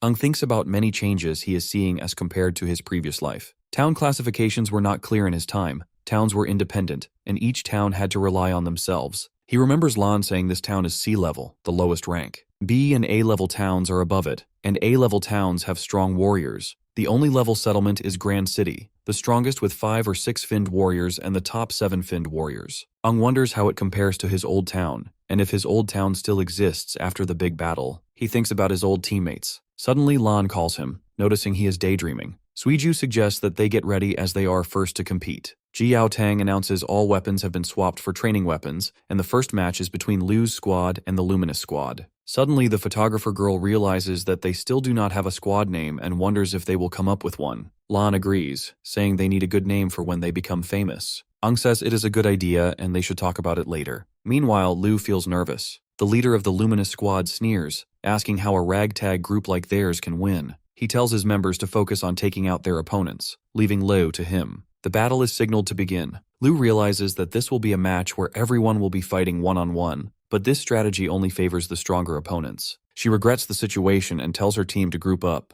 Ung sees that Liu has seen through their tactics. Our squad's best move would be to eliminate their leader. He notes that the biggest flaw in the Luminous squad's strategy is if they lose their leader, the whole team falls apart. Liu's judgment is good and Aang thinks it is great. But the opponent also orders his team to regroup and change tactics, and they all latch on our girl Liu. Liu also tells her team to support her by covering her moves. Her teammates quickly block the other 3 Luminous squad members with precise strikes. The Luminous squad leader sees Liu moving directly toward him and warns her not to underestimate him. And he too rushes forward to fight Liu. The boy attacks with a small red Rasengan. The girl quickly instructs her team to close their eyes to stay safe. She thinks the boy used energy in his hand to make a flashbang that even hit his own teammates. Watching this scummy technique, Ji Yaotong is annoyed at Joel for not teaching the Luminous squad leader how to fight without cheap tactics. While the flash might work in one-on-one fights, it is bad in team battles because it affects teammates too. Joel replies he told the boy many times, but he did not listen, and sometimes habits need a hard lesson. In the battle, that cocky guy thinks rookies should not act arrogant. As he gets ready to attack again, Aang steps in, hitting his hands and asking if he ever thought about his teammates' safety. My guy then wears a water battle visor and kicks the boy back. The boy is shocked and wants to know since when Aang got the visor. My guy throws a jab before explaining the lenses are made of water, thick, and able to bend light, which stops most of the flash by using water. He made these lenses with water from absorbing it, reducing the light. It works, and the light fades. Liu sees the opposing team's leader is hurt after taking Major L from our boy. It is then she lunges forward to finish the bastard off. Meanwhile, that bastard suddenly realizes that he can't move his hand. Seems like Aang dislocated his arm. The girl goes full ballistic and hits the bastard hard. Meanwhile, Aang is calmly helping his other teammates, so the fights go smoothly. After the battle, Liu grabs the enemy team's attention by telling them that their leader has fallen and asks if they want to keep fighting. Of course, they choose to surrender. Joel says this was expected. Worse yet, our boy has not even used his power yet. The Sunflower Squad's leader questions the Luminous Squad's leader, asking if their loss was really because they lost strength. The boy says they were just caught off guard and warns the Sunflower Squad will be next. As the Sunflower Squad comes down, their leader thinks the Luminous Squad's comments are annoying.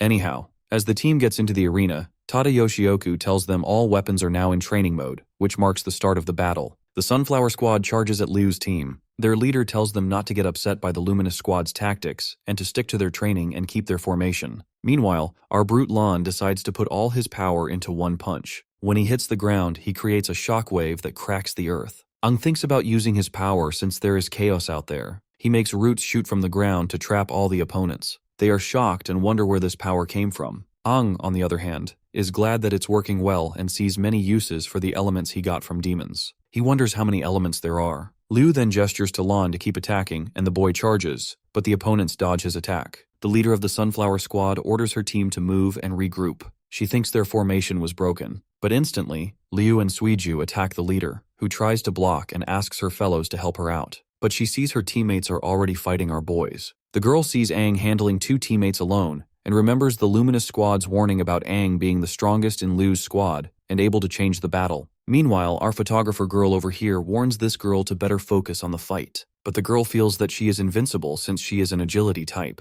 But this cocky girl gets the reality check when Suiju uses her speed to attack her, leading to our win. Tada Yoshioku says it is over, with Liu's squad winning all the team battles. Now it is time for solo duels. Since the warriors can choose their opponents, both the leaders of the Sunflower and Luminous squads want to battle Aang. Ji Yaotang explains the solo duels are one-on-one, so they better make up their minds who is going to fight our boy. But being the Chad he is, my guy Aang wants to face them both together. As the solo duels get closer, Aang knows this will be the final fight, so he better take it seriously. His opponent is sure that Aang is underestimating them. They promise he will regret not taking them seriously. Tada Yoshioku explains that the rules are the same as before, and the duel ends when one side gives up or cannot continue. And with that settled, they are ready to rumble. The boy and girl charge at Aang together. The boy attacks first, once again warning him not to underestimate them. He uses his flash attack again, causing his teammate to get shocked, and that he is using this trick so early. You see, a while ago, they both had a dialogue before the duel started. She recalls the boy saying that since they are fighting Aang together, they cannot afford to lose. The chance of moving to a B-level town might still be possible. He has a good plan and gives her a special battle visor, saying it will block most of the flash attacks. When he blinds Aang, she needs to take the chance to strike. The girl is amazed by the visor's value. The boy stresses they cannot underestimate Aang and need to work together to move to the B-level town. He further reminds her that the flash will be the signal, so she must not miss her chance. As the boy gets ready to attack, he lets our boy know that there is no way to escape because his attack is 5 times stronger than before. Tada Yoshioku and the others struggle to see through the bright light. The girl notices the boy put a lot of energy into a powerful flash, even stronger than the last finals. Joel fears that using so much energy means the core cannot handle it for long, so they need to finish quickly. The Sunflower Squad's leader thinks Aang will only be blinded for a short time, and in order to utilize this opportunity, she decides to use her speed to strike him fast. She finds him and gets ready to attack. But my guy was already on her, and looked at her with satisfaction over his face. The girl is shocked by his intense look, feeling as if something scary is pulling her down into a cold ocean. Aang uses water to trap her, making her scream in pain. As her teammate is busy producing blinding light, he asks why she is the one shouting, to which she says it is because Aang attacked her and the visor fell off, leaving her blind. Aang apologizes for rendering their plan a total flop.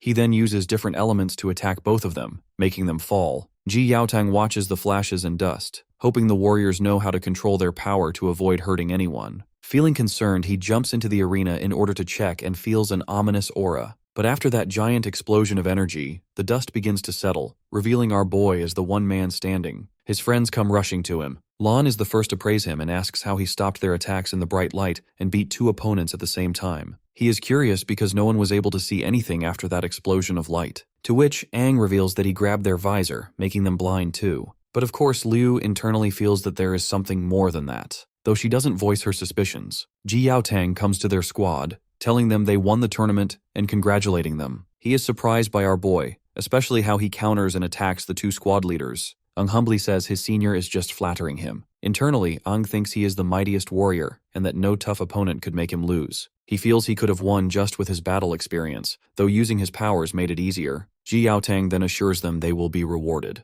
The next day, they will go to the underground tunnel to the nearest B-level city for a week of training. Everyone is happy about this news. The senior further tells them to get ready and meet in the morning as they leave. Lan says he heard there are 3 top warriors in those cities and looks forward to meeting them. As our squad walks away with smiles on their faces, Joel notes how Aang is so strong that even they might not be able to beat him if he uses all his power. Our brute commander also agrees, believing that the kid will reach the pinnacle of his career at one point. Anyhow, Joel adds that going through the underground tunnel is safer than traveling above ground. The woman also warns the commander to stay alert, mentioning that some no-finned demons appear there sometimes. Of course, Ji Yaotang isn't concerned, believing that no amount of no-finned demons can threaten them. He is confident the 4 of them will be fine even without his help. The underground tunnel, once a busy travel hub, is now ruined and mainly used as a passage between cities. Meanwhile, in one of those tunnels, a scared warrior runs away but gets killed by a 2-finned demon. The demon says that humans are weak and boring. He is apparently lost here, having no clue how to get out.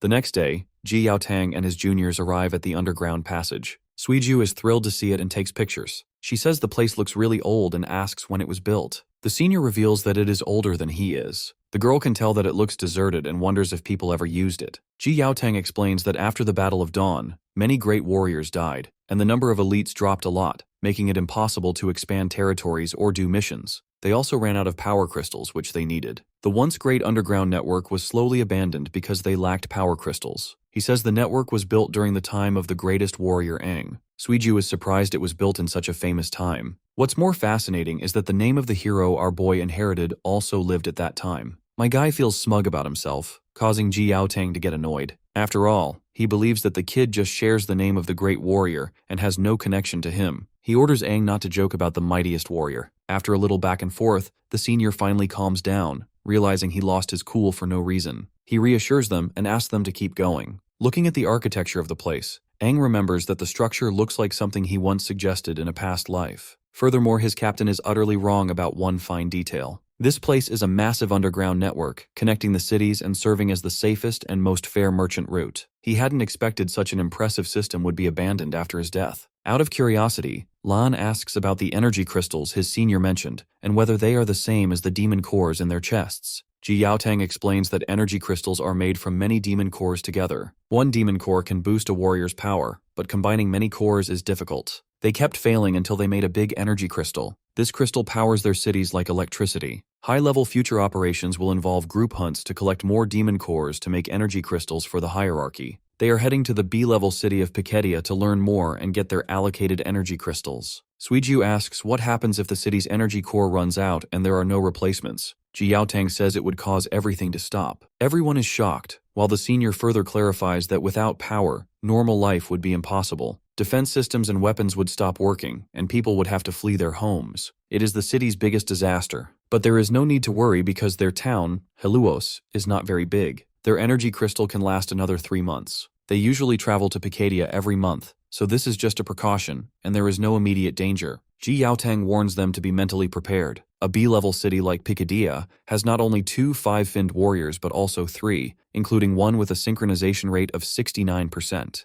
Everyone except Aang is shocked to hear this. My guy is feeling smug about how he is a 7-finned warrior with a synchronization rate of 96%. Suiju notices a button on the wall and reaches to press it. She asks what it is. Aang quickly sees what she is doing and stops her. Ji Yaotang also scolds her for trying to touch anything and is glad Aang stepped in. The girl points out that the button seems like it wants to be pressed, so her hand reaches for it naturally. Ji Yaotang explains that the button is for an emergency seal. In the worst case, it would completely close off that part of the tunnel. He points to a circle above them and says, pressing the button will make thick metal slabs appear from above and below, sealing off the area instantly. This is only to cut off access to other cities and ensure safety. Aang thinks the most important part of the tunnel is still working, but he senses a killing intent getting closer. He gets ready for battle and moves forward a bit. The senior also notices Aang's tense face, then also smells blood, shocking him instantly. He is shocked that Aang smelled the enemy before him. For now, he considers that Aang's nose is very sensitive, and masks it as just an instinct. Now is not the time to think about it. He tells Lu's squad to drop their bags and get ready for battle. As they move forward, they see blood, and Ji Yaotang wonders what is happening in Piketia since the blood is coming from that direction.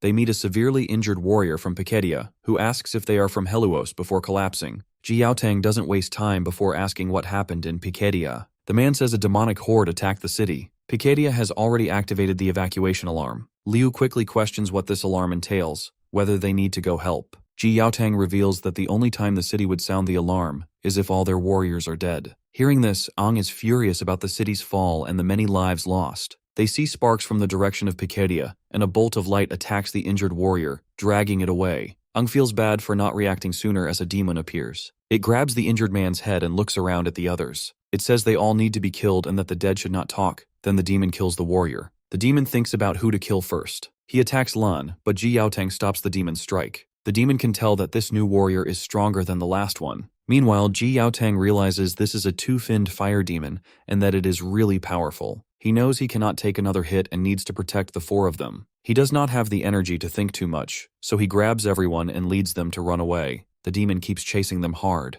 Ji Yaotang reaches a button on the side wall, but the demon is getting closer and threatening to kill them. Ang presses the button, pushing Ji Yaotang and the others to safety. He stays behind with the demon and the injured warrior from Picadillo. Liu tries to protest against this idea, but the gate finally closes, leaving her concerned about him. Ji Yaotang suddenly remembers how Ang insisted him to save the three of them, so he puts little faith in our boy and asks the kids to stay calm. Ang gave them a chance to survive, which they should not waste. It is not safe to stay there, so he tells them to hurry and leave. Lan notes that the demon is a two-finned and that even Ang would find it tough. Suiju agrees, saying they cannot just leave him behind like this. Liu also insists they break the door to save him. Ji Yaotang explains that the door is made from special material mixed with extra alloys that can handle attacks from three-finned demons. It is not easy to break, and the ceiling is so strong they cannot hear anything from the other side. There is nothing they can do. The three of them ask if there is another way to save Ang. Ji Yaotang admits that even with help from the other two captains, there is no guarantee, but he finds a possible solution. He tells them to follow him to the side tunnels. One tunnel leads to another city where they can get help.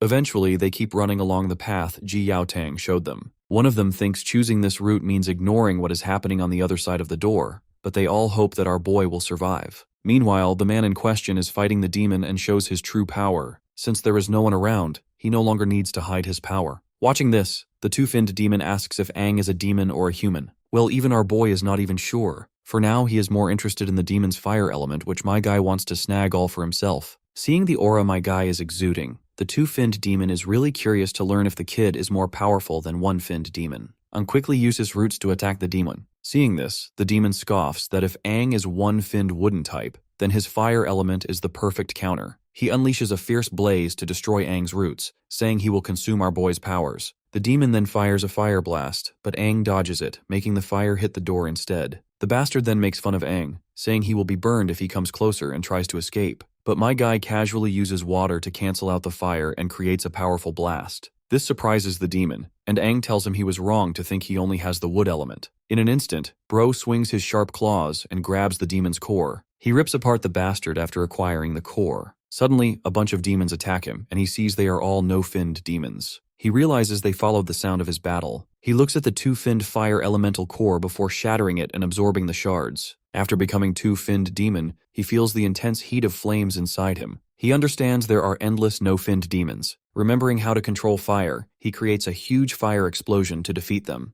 The screams of these bastards are meant to be tribute for the soldiers who lost their lives in the tunnel. As he keeps fighting, he reaches an exit and thinks the demons might have come from there. He sees the area is wrecked with many dead warriors on the ground. He realizes the B-level city is completely destroyed by a powerful demonic horde. The horrific scene and remnants of the battle clearly tell that it was a wood-type demon that killed the warriors with one hit, and the attack affected a large area. The power probably came from a three-finned demon who killed the civilians. Ji Yaotang had said there were two three-finned core warriors in the city. Then Ang sees two warriors hanging from the roots. He uses his own roots to bring them down, recognizing they were amazing warriors. He closes their eyes and tells them they can finally rest in peace. He feels the harshness of the battle deeply. A young boy suddenly calls Ang. Confusing our boy with a demon, the kid asks if he plans to kill everyone. The kid thinks our boy must be a high-level demon since he can take a human form. He says the warrior saved his life, and he cannot stand demons ruining their bodies. Hearing this, Ang doubts the boy will trust his true intentions even if he tries to explain. Before he can think it through, a demon attacks the boy with a devastating attack. Quick on his feet, my guy fights the demon and takes it down. He then turns to the kid and tells the boy not to move and promises to heal him. The boy asks if Ang is a demon or a human.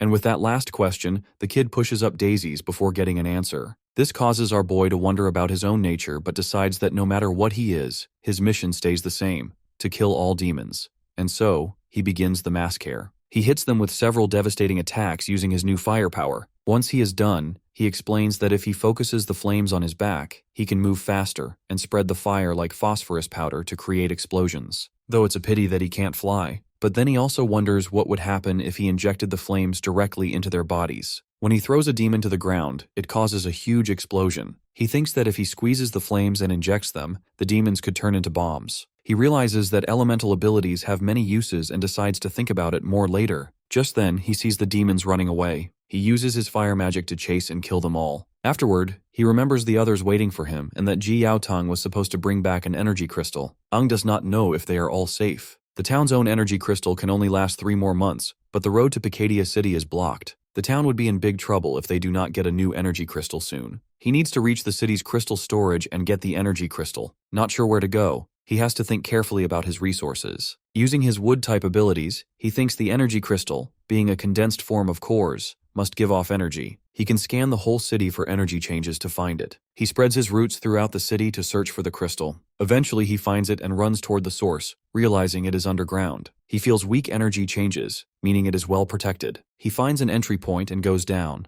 discovering the underground area is more complex than it looked. In the chamber, he sees a machine and realizes it must be part of the energy distribution network for a B-level city, which is impressive. He assumes the energy crystal would be even more amazing. Just then, he hears an automatic broadcast telling all warriors to protect the crystal with their lives. He heads to the storage area and wonders how many warriors are there. Ung uses his powers to check and find some dead warriors. The demons also damage the crystals. He thinks the fallen warriors probably fought to protect the crystals until they died. The demons did a targeted attack to destroy the crystals and seem smarter than before, like someone with a plan directed them. Realizing he needs to find equipment and other things above ground to help his search, Aang knows he has to get an energy crystal. If Ji Yaotang and the others are in trouble, Yahello City would be in big danger. He has to find another city within 3 months and successfully bring back an energy crystal to Yahello. He goes into the battle preparation room, takes a monster truck, and sets out to find a new city. As he drives, he notices areas outside the city are not explored yet. The fog is getting thicker, and the ruined buildings in his way are remnants of a once lively life, now maybe home to demons. He checks the map and follows the direction to the next city. A person watches him from hiding, then cuts the rope to make logs fall on Aang. He dodges the falling logs with precise timing and exits the truck. Aang thinks about the attack, guessing it was the demon's work, but it is not. A girl with a gun points at him, orders him to stop,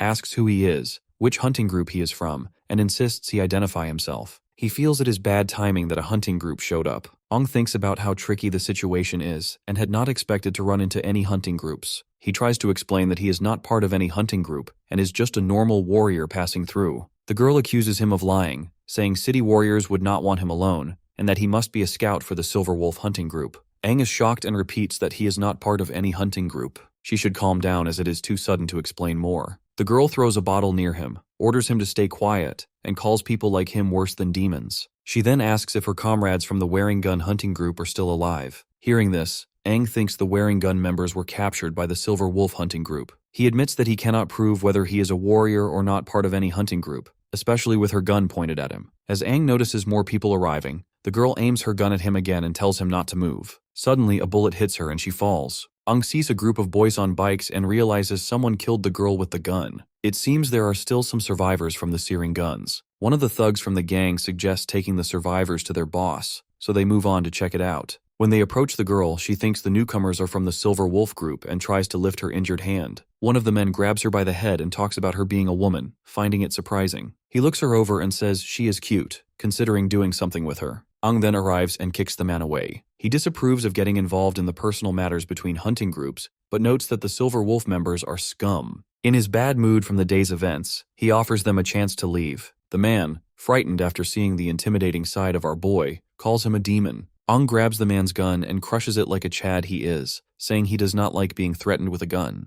The man offers to let our boy go in return, but it's not our boy who needs others' mercy. He promptly uses his roots to strike the man, sending him flying far away. The man then demands to know if Aang is a demon or a human. Aang crushes the man's gun further, insisting it is none of his business whether he is a demon or a human, and then kills the man. Afterward, Aang attends to the girl's wounds, noting that the bullet went through some muscle and needs healing. She thanks him once he finishes, saying it must be one of his abilities. She mentions she heard that four-finned warriors have amazing powers, and that Aang seems incredibly strong. She then asks if he is a five-finned core warrior. Aang feels the power of a two-finned demon inside him, and although he is more powerful than a typical two-finned warrior, he admits he is indeed a two-finned core warrior with some special abilities. Impressed, she thanks him for saving her and apologizes for threatening him with the gun. Well, our boy is quick to forgive her, noting it is good to be careful when alone outside. He needs to get to the nearest city and asks if she knows which one is closest. Looks like she does know and also wants to tag along with him. Aang points out they just met and do not know each other's names, questioning how she can trust him so quickly. Furthermore, he asks what work she has to do there. She explains that the closest settlement is Jinwei Town,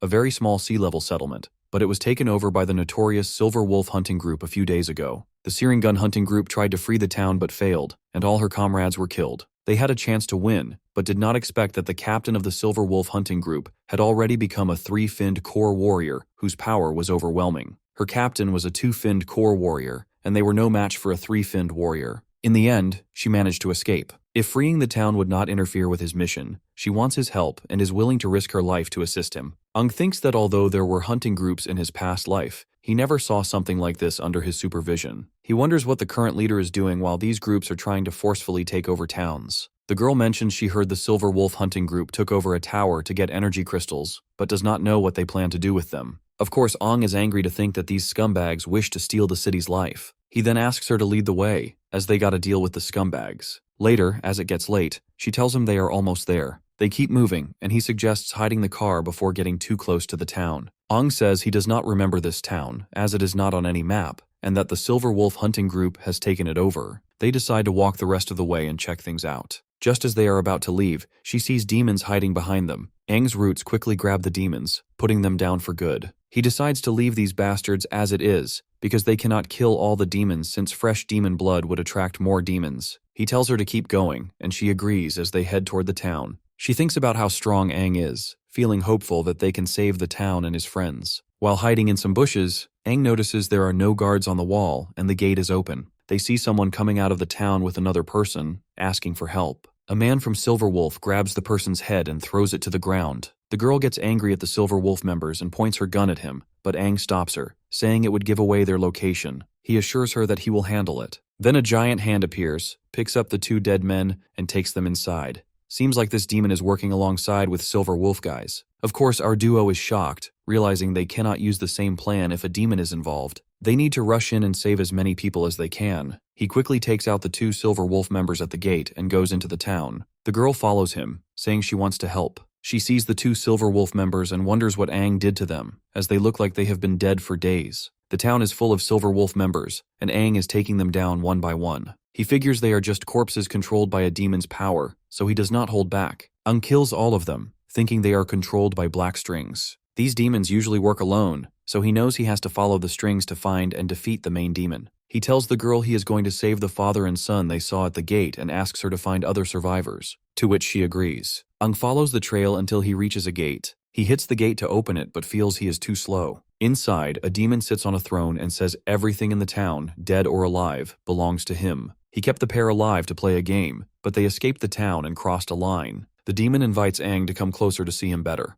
Aang notices 3 energy crystals behind the demon. The Silver Wolf group took over the town for these crystals, which attracted the demon. He wonders why a demon wants energy crystals. The demon turns to our boy and asks if he is human or demon. Meanwhile, Aang realizes the demon is a rare purple core type with special abilities. He tells the demon that he must have killed all the Silver Wolf members, mentioning their leader was a 3-fin core warrior and probably failed to match this bastard's control powers. The demon kicks someone toward Aang. Actually, not someone, but the same man we had been talking about just now. Aang blocks the zombified warrior's attack. Suddenly, many ghouls appear to greet Aang. He sees that not only the Silver Wolf members, but also the town's original warriors, have been turned into ghouls. There are a lot of them, and the demon welcomes Aang to his group in a rather friendly manner. Aang thinks about the 3-finned demon while he's in his 2-finned form. It would have been a problem if it was a normal 3-finned demon, but this one is a purple core demon that's weak in fighting and uses psychic powers to control the battle. My guy balls up his fiery fist and defeats them in an instant. The demon is actually impressed,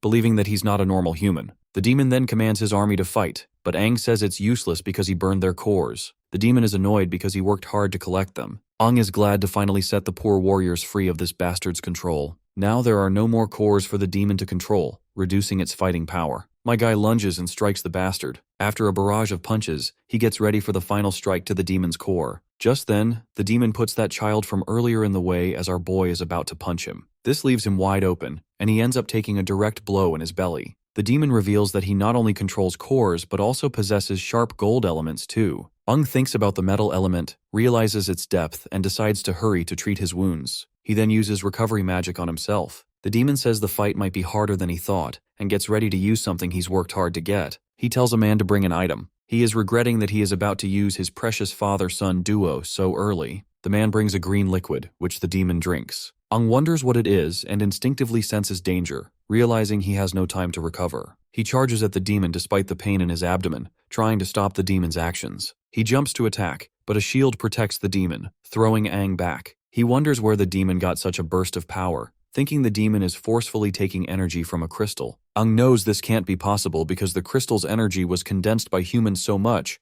that extracting it like that would make the crystal explode. He had proven this theory in his past life. The power in the demon's body is wild and uncontrollable, but it stops before reaching the threshold. Ung thinks if this is due to the drug this bastard just chugged down. One thing for sure, it's definitely not something a demon made. The demon then starts to evolve, shining as it uses the crystal's power to turn into a four-finned demon. Ung realizes things are getting worse. The demon feels smug before attacking again using a thrust. Ung sees that the demon now has the abilities of a four-finned demon. As he tries to dodge, the demon moves so fast it kicks him down. The demon makes fun of Aang, saying that each fin gained through evolution creates a huge power gap between them. Long story short, our boy stands no chance, or at least that's what this bastard thinks. The demon then offers Aang a choice to become his core. Just as the demon is about to attack, it stops when a bunch of purple circles summon themselves. A creepy lady comes out of the circles, grabs the demon's head, and tells it not to interfere with her plan. Before that cocky demon can register what's going on, the woman compresses the demon to absorb it. After doing so, she herself turns into a four-finned demon too. Ung starts to sense the pressure of this eight-finned demon, a kind of pressure he has experienced before. Actually, the demon inside him exudes the same pressure. This is why he knows about this feeling. The demon mocks him for delaying the awakening of the great Crimson King. She finds humans annoying, especially how weak they are. This is the very reason Aang is progressing at such a low rate. The demon uses her power to make Aang fly, and then uses a stone to force him to evolve into a four-finned form by inserting a crystal into him. Aang knows that shit is about to go south, because directly jumping to a four-finned demon is going to make his chest explode. He starts to feel terrible pain, realizing his body cannot handle the four-finned core. The demon asks if he is so weak that he cannot absorb the energy of a four-finned demon. Lights start shining from Aang as he struggles, telling the demon he is about to explode and needs help. The demon activates an 8-panel space lock around him and tells him to hold on. It is then the Crimson Demon speaks through Aang, revealing that she disturbed Crimson's slumber. The girl demon recognizes the voice and knows who's talking. Aang's demon asks if she forgot what he told her. He shatters the crystal barrier and takes over Aang's body. He criticizes her for interfering with Aang's evolution path. Realizing it is Crimson, she hugs him, happy he is finally there. He says it has been a long time since they saw each other. She says she has been watching humans from the shadows and noticed he could not beat the new four-finned demon. She worries that if he dies, their combined strength would weaken and they would need a lot of training. Crimson explains that humans are different from demons, weak but mysterious. Although Aang recently absorbed a two-finned demon's power, she forced him to skip the three-finned stage and injected the four-finned core into him, which his body cannot handle. The energy that leaked out of Aang's body allowed him to wake up temporarily. He tells her not to interfere with his evolution because Aang needs to evolve slowly to become the perfect vessel. She agrees and tells Crimson that during his absence, when he faked his death, the other four kings were just arguing and did not reunite, keeping a power balance as Crimson predicted. Crimson then recalls how the other kings were scared of his strength and united together to eliminate him. Even without him, they kept fighting among themselves instead of working on themselves. They likely have forgotten their original mission. He then asks her if they consider her suspicious, to which she replies that even if they suspected her, they do not have the energy to investigate what happened that day, so she is safe. She is actually more worried about him. Her only concern is to welcome him in his strongest form. Crimson assures her it is just a matter of time. She forcefully evolved his weak body into the four-finned form, but Aang needs to adjust and stabilize his new power. He advises that it is best if she does not contact Aang because any unwanted attention could ruin their plans. The lady admits she misses him and wants to see him, even if only through his vessel. The girl who was with Aang arrives, noticing the eight-finned demon and wondering what it is doing there. The demon realizes she forgot to clear the area first. Promptly, Crimson attacks the girl, trying to kill her. Right at the moment, the dormant consciousness of Aang begins to surface when he hears that girl calling him a demon. When he returns to his normal state, he sees the girl has been killed by Crimson and is filled with rage. Aang blasts a red beam into the sky and transforms into his four-finned form. The memories of that begin to surface, and he remembers his talk with the girl who dreamed of going to Dawn City to become a florist because she loved flowers. He eventually gives her well-deserving cremation and burns the entire town along with it. He feels sad about how cruel and cold the world has become. He believes more beautiful flowers could bring back some warmth. Aang struggles to forgive himself, feeling the incident happened because he could not control the demonic power inside him. He hopes the fire protects her body from demons and wishes her to rest in peace. He then decides he does not want to rely on his four-fin powers and needs to clear his mind since so much is happening. He is confused about the relationship between the eight-finned demon and Crimson, especially why she made him skip the three-fin stage and go straight to the four-fin stage. He wonders what their ultimate goal is and how a three-fin could become a four-fin on its own. This is not something a demon can do alone, so he thinks about who might have given or created this power. Such advanced engineering could only be done by a major city or a top organization. Ung suspects it might have been developed in Dawn City and realizes he needs to find a big city quickly. He decides to contact Ji Yaotang to let him know he is safe. He also wonders how everyone else is doing. After this, he starts driving the monster truck, hoping his friends escape the tunnels and reach the city safely. There is an A-level city called Piketia in his direction, so he plans to send a message from there. Meanwhile, in Bryan City, Ji Yaotang and the other three arrive safely and meet with the five-fin warrior and battle commander Koda. After hearing their reports, Koda apologizes for not being able to send a rescue team. He simply can't risk his rescue team just to rescue one guy Aang they are talking about. After all, they have just learned that B-level Pet City was destroyed by a high-level demonic horde, so there is no way in hell that the kid is still alive. Ji Yaotang argues that Aang has special talents and might have survived against the odds. Koda says that although Bryan City has many young warriors with special talents, none could survive such a powerful demonic horde. However, he emphasizes they should not abandon any human lives during the apocalypse. Even if they cannot send a rescue team, they can send some warriors to scout the situation. Ji Yaotang thanks him for the help. The big cheese then stands up and ends the meeting since he has some matters to attend. As he walks out, he wonders if the high-level demonic horde at Piketia City will affect the Grand Demon Hunt tournament in Dawn City. He mentions he has heard about the tournament and notes that Helluos is a sea-level settlement. Before leaving, he assures Ji Yaotang everything will be fine and invites them to stay a few more days to learn more about the situation. He explains that the tournament is held by the only S-level city and requires participating cities to be at least B-level. Although Helluos does not qualify yet, Ji Yaotang and his companions might. Koda suggests it would help them learn about the tournament and offers them a chance to explore the office and the city. They all thank him sincerely. After Koda leaves, Suiju asks the captain about the Grand Demon Hunt tournament. Ji Yaotang explains it is an event held only in Dawn City, where participants hunt demons of different levels to select new powerful warriors. They also get special prizes from Dawn City. The event happens regularly, and all warriors want to compete, but only B-level cities or higher can join. Ji Yaotang thinks they might get a chance to compete in the future. Lan is sure that our boy would definitely be interested in the tournament. He hopes Aang survived and is waiting for the demon horde to weaken. Of course, no one expected such a tough challenge on their first mission, and the fact that Aang put himself in danger to save everyone is crazy. Currently, all they can do is wait for reports from the scouts. He has already sent word to Helluos about their situation using the city's communication tower. For now, the captain plans to stay in Bryan City for a few days to learn as much as they can. There are many skilled warriors there, and so our party has to believe that Aang will survive. Meanwhile, over at Piketia, Aang is in the reception room with Paris. The woman confirms our boy's report that Piketia City was destroyed by a demonic horde. They also helped Aang send a message to Helluos Town about his squad's situation, and she believes a response will come soon. However, Paris apologizes for not being able to give Aang an energy crystal because they are not responsible for distributing them. The allocation is decided by higher-level cities. Since Piketia City, the higher-level city linked to Aang, was wiped out, he needs to ask Dawn City for a new allocation. Of course, Aang did not expect the distribution of energy crystals to be so troublesome. Since he is already in the area, he might as well check out the city and investigate the demon's items. However,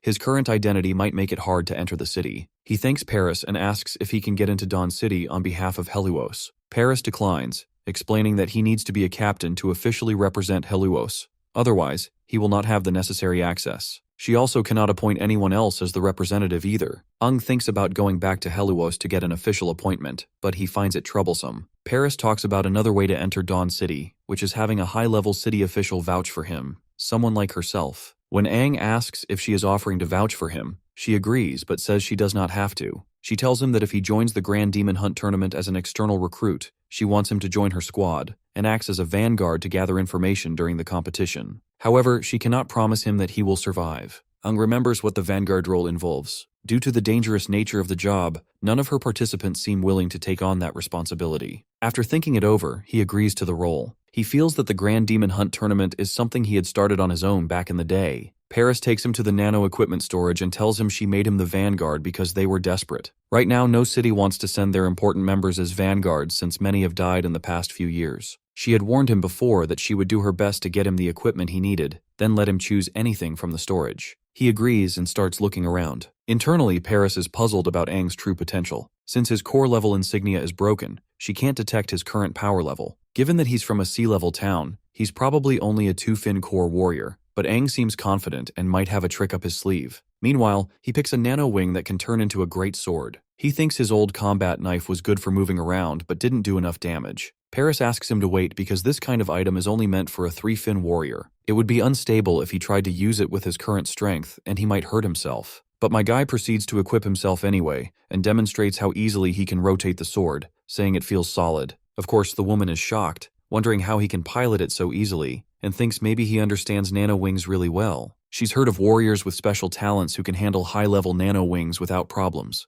Ang then proceeds to ask about the availability of a live combat arena there. Eventually, they go to the main entrance where Paris promises to get him all the equipment he needs. She asks why he wants to go to the live combat arena, and he says he wants to test the new nano wing on a demon to warm up. She asks if he really wants to go alone since sometimes one-finned demons appear even though the arena is supposed to be safe. She offers to go with him if he wants, but Aang says he can handle a one-finned demon by himself. Since his confidence and bravery are rare for a warrior, she wants him to be careful. She also mentions she has to train some 4-fin warriors, and wishes more of them were as confident as Aang, which would make things easier. With that exchange, they part ways. Of course, Aang intentionally didn't let her come with him. He's not just testing his new weapon, he wants to see what he can do with his 4-finned transformation. He arrives at a ruined area, sees that it's been claimed, and the fog is gone. Then, he hears a demon's voice that appears and rushes to attack him. He dodges and makes a strong slash with his sword, saying the great sword feels much better. He sees more demons gathering and worries they won't come out during the day now. He can finally get to know his weapon, release some frustration, and handle his thoughts. He starts killing the demons one by one. Each swing splits demon blood and cuts off limbs. His moves are almost like a dance, as if he was born to kill demons. He doesn't use wood, water, fire, or metal elements. Each swing builds his muscle memory in his weak body. He only faces none-finned demons, which aren't a match for his skills. The only sound is the demons wailing, and he doesn't know how long he's been there. Finally, Aang cuts down the last demon of the wave and realizes his body has been changed by the demon power inside him. He feels much stronger than when he first reincarnated, though some things still need work. He's surprised he gets out of breath after just a few swings. Then, more powerful demons show up after sensing our boy's presence.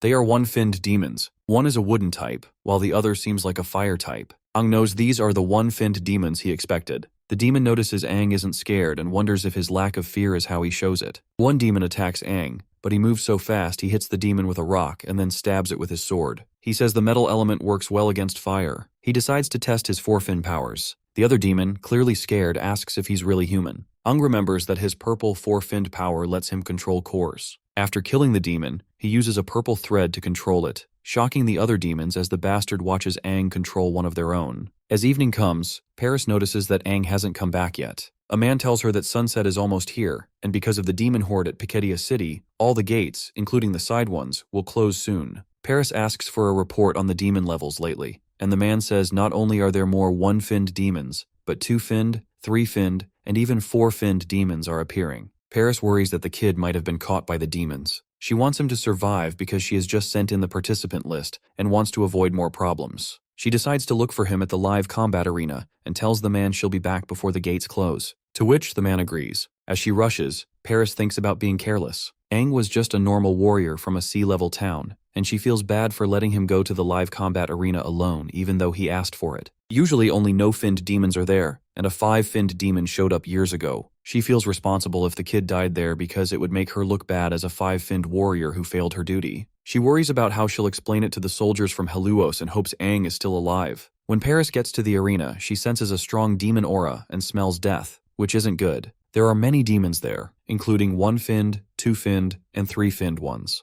The higher-level demons make her worried because that's not normal. Suddenly, a demon runs at her, recognizing her as a 5-finned warrior. She quickly kicks it hard, causing a big blast. Something feels wrong, and she senses something unusual. She sees many demons gathering, which is strange because demons usually don't group up like this. She knows she has to act fast before the gates close. She gets ready to fight, noticing the demons look like mindless corpses and smell bad. They only come from the front, making them easier to hit. She decides to use her bowstring slash to kill the demons. After taking out many of them, even more demons come, and she wonders how many there are. At that moment, Aang shows up behind her and asks why she's there. She's shocked and accidentally swings her sword at him. Aang stops her, identifies himself, and tells her it's him. Paris is stunned and asks if he's okay. She can't believe he blocked her attack so easily, even though he was fast and strong. She wonders if he's really from a sea-level town because even a 4-finned warrior would have a hard time blocking that. Aang says she's a good 5-finned warrior and admits his hand was numb from the hit. He explains he was focused on something and lost track of time, apologizing for being late. Paris tells him it's okay as long as he's alive and says they need to handle the unusual demons. She points out there are some three-finned demons that could be dangerous to Aang and tells him to stay back for his safety. Aang asks if she means all the demons around them. Right at that moment, he snaps his fingers,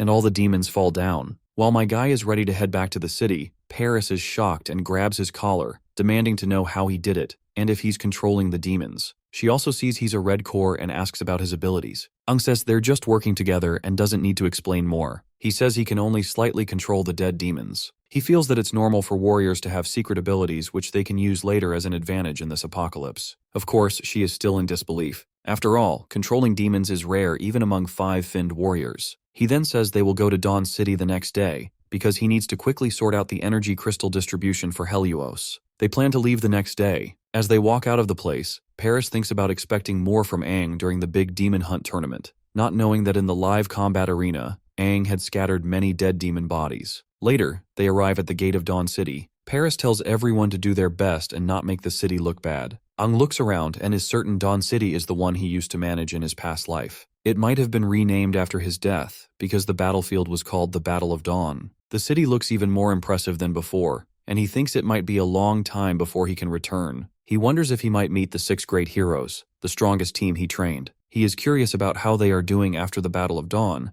and if they would believe his story. Paris comes up to him and asks if he is scared of his first time visiting Dawn City. She says it is too early to be shocked since they have not even entered the city yet. Dawn City is humanity's only S-level city and the center of their strength. Not everyone is lucky enough to see it, and some people never do in their lifetime. Aang thinks Paris, being a five-finned warrior, might know something important. He asks if she knows what happened to the 6 great heroes after the Battle of Dawn. She pauses, finding the question strange, and asks if he means the old 6 heroes. Aang is confused and explains that the 6 great heroes are the 6 people he is talking about, the strongest team led by the king, known as the mightiest warriors who share his name. Paris is surprised and asks if he really did not know. She says everyone knows the new 6 heroes do not like talking about the old 6 heroes, and warns him not to bring it up inside the city. She explains that the king changed, the dynasty changed, and the current mightiest warrior is the new king. The king Aang is talking about is now called the Old King. She warns him again not to speak about these things in the city. Aang wonders what happened to the old 6 heroes. Paris raises her voice, asking if he was not listening. People nearby start looking at them. She says she never knew why he chose to be called Aang,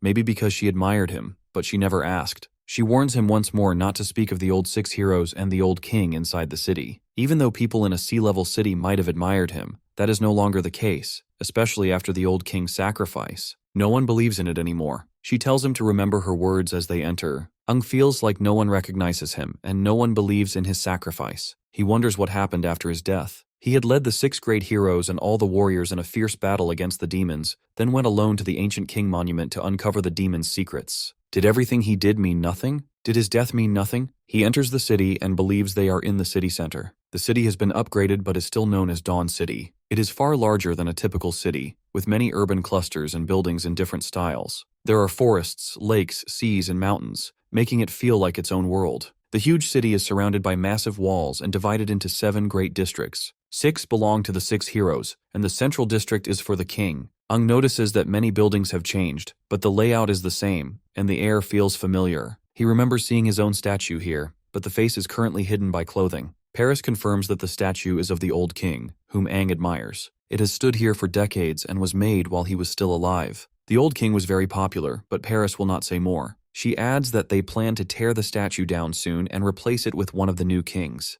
This makes her feel little empathy for the old king. At the base of the statue, one of the old heroes is paying her tribute to her fellow. This old hero is Lena, known as the strongest 7-finned recovery-type warrior. This causes Aang's software to crash, as he clearly remembers her to be one of his allies. He calls out her name instinctively and sees her placing flowers at the statue's base. A man comes and strikes Lena, telling her not to respect the old hero, especially since she is one of the old 6 heroes. The flowers fall from Lena's hands, much to her disappointment. Aang meanwhile pleasantly recalls that even though she is a healer, she has severe anger issues, so he is sure that things are about to get ugly. But on the contrary, the girl merely apologizes demurely. More warriors gather around Lena. One of them says he does not care who she used to be, but for now, she is nothing more than a self-proclaimed old hero who lost the right to have cores and is no longer a warrior. If not for the new king's decree allowing them to remain, she would have been cast out of Dawn City to fend for herself. He blames her damned old king and his arrogance for their situation, saying the old king's statue should have been destroyed long ago. He insults it, calling it trash that takes up space. Lena slaps him, and the man tries to attack her back, but Aang steps in with his sword and stops him, demanding to know how he dares. The other men get angrier and pull out their guns, asking if Aang is looking for trouble. They tell him to put down his sword, or they will shoot. For Aang, these bastards are no different from the useless hunting teams outside the city, who possess little to no empty or moral values. Before shit escalates to full-blown mess, Paris steps in and stops the fight. She says it is a misunderstanding and explains that these men are warriors from the A-level city of Pikadia coming to join the Grand Demon Hunt tournament. She patronizes them if they are trying to fight warriors from other cities. She further suggests Aang to put his sword away since he is representing Pikadia. Aang puts his sword back. The warriors tell him to leave and avoid fighting warriors from other cities.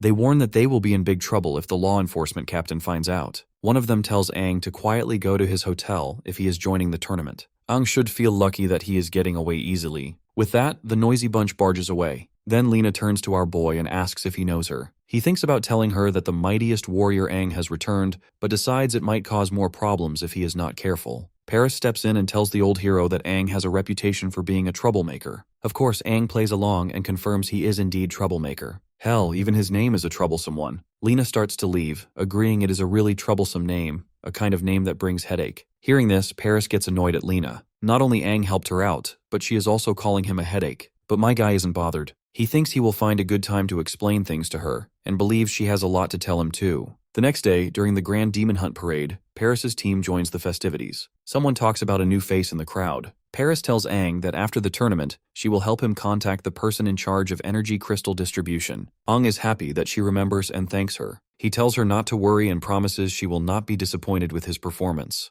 The woman hopes the same and reminds him to be careful and not to die. In the crowd, Aang sees Lena and gives her a slime, but she just looks at him with timid eyes and then avoids the eye contact. Little about the matters at hand. Dawn City has forest tournament grounds, a big forest made just for the Grand Demon Hunt tournament. It is like a city inside a city, a common place in the amazing Dawn City. They stop at a set spot, and Paris tells our boy and the 5 warriors that since she is not a participant, she can only escort them to this point. Their skills will be tested once they enter. She encourages them to bring glory to Pikadia and to bravely fight the demons. They all agree by letting out a roar, while Aang thinks screaming is necessary. A broadcast announces that all squads should enter the grounds in order, with the vanguard going to the judges' area first. Aang realizes the tournament has started. As he enters, he is amazed at how the Grand Demon Hunt tournament has grown into such a big event over the years. What used to be a small event in this city now feels very nostalgic. The broadcaster welcomes the warriors of Pikadia, who got their own vanguard to gather info. The warriors of Pikadia bow to Aang, wishing their friendship lasts forever. A girl wishes Aang to gather information and promises to remember his sacrifice.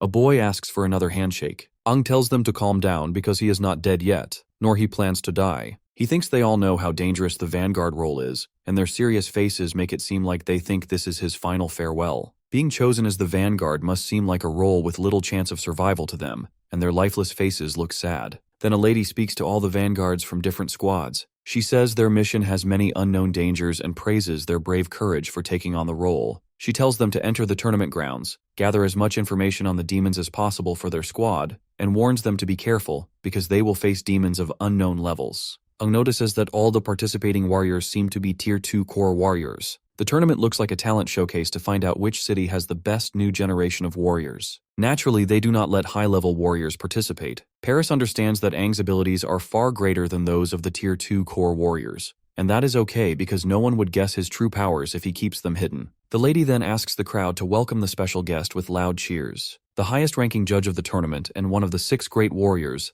Dylan, the strongest recovery-type warrior, comes out, and the audience cheer loudly for Dylan Fan. Aang sees that Dylan has a dual-core setup, something he had only imagined before. This shit can grant you double the power. If the synchronization rate is high enough, the power could be incredible. A warrior's strength comes from the power the core provides, and a high sync rate lets them use more of the core's potential. However, a high sync rate also means the body has to handle the demonic power or get overwhelmed. That is why some warriors with low core compatibility or weak bodies have lower sync rates. In his past life, humans could only make single-core grafting equipment, but now it looks like the new 6 heroes have dual-core grafting equipment and are much more powerful. Except for Aang, everyone bows to Dylan, and the Horned Warriors thanks him for his presence. Aang feels uneasy seeing what happened to the old 6 heroes. His presence makes things worse, and he feels uneasy about Dylan. The big cheese then addresses the crowd, acknowledging the warriors' bravery despite the risks. He praises their courage and gives each of them a Tier 3 core as a memento. He also prays for their safe return. The warriors thank Dylan a lot as they keep bowing. One of the warriors tells Aang to stop being rude and bow. Aang apologizes in return, saying his back hurts, so he cannot really bow well enough as it might hurt more. Dylan smiles at Aang, which makes our boy feel creepy, and wonder why this dude is smiling like that. The girl announces that Dylan, one of the new 6 heroes, will demonstrate hunting a Tier 4 demon. She wishes everyone the best for the Grand Demon Hunt tournament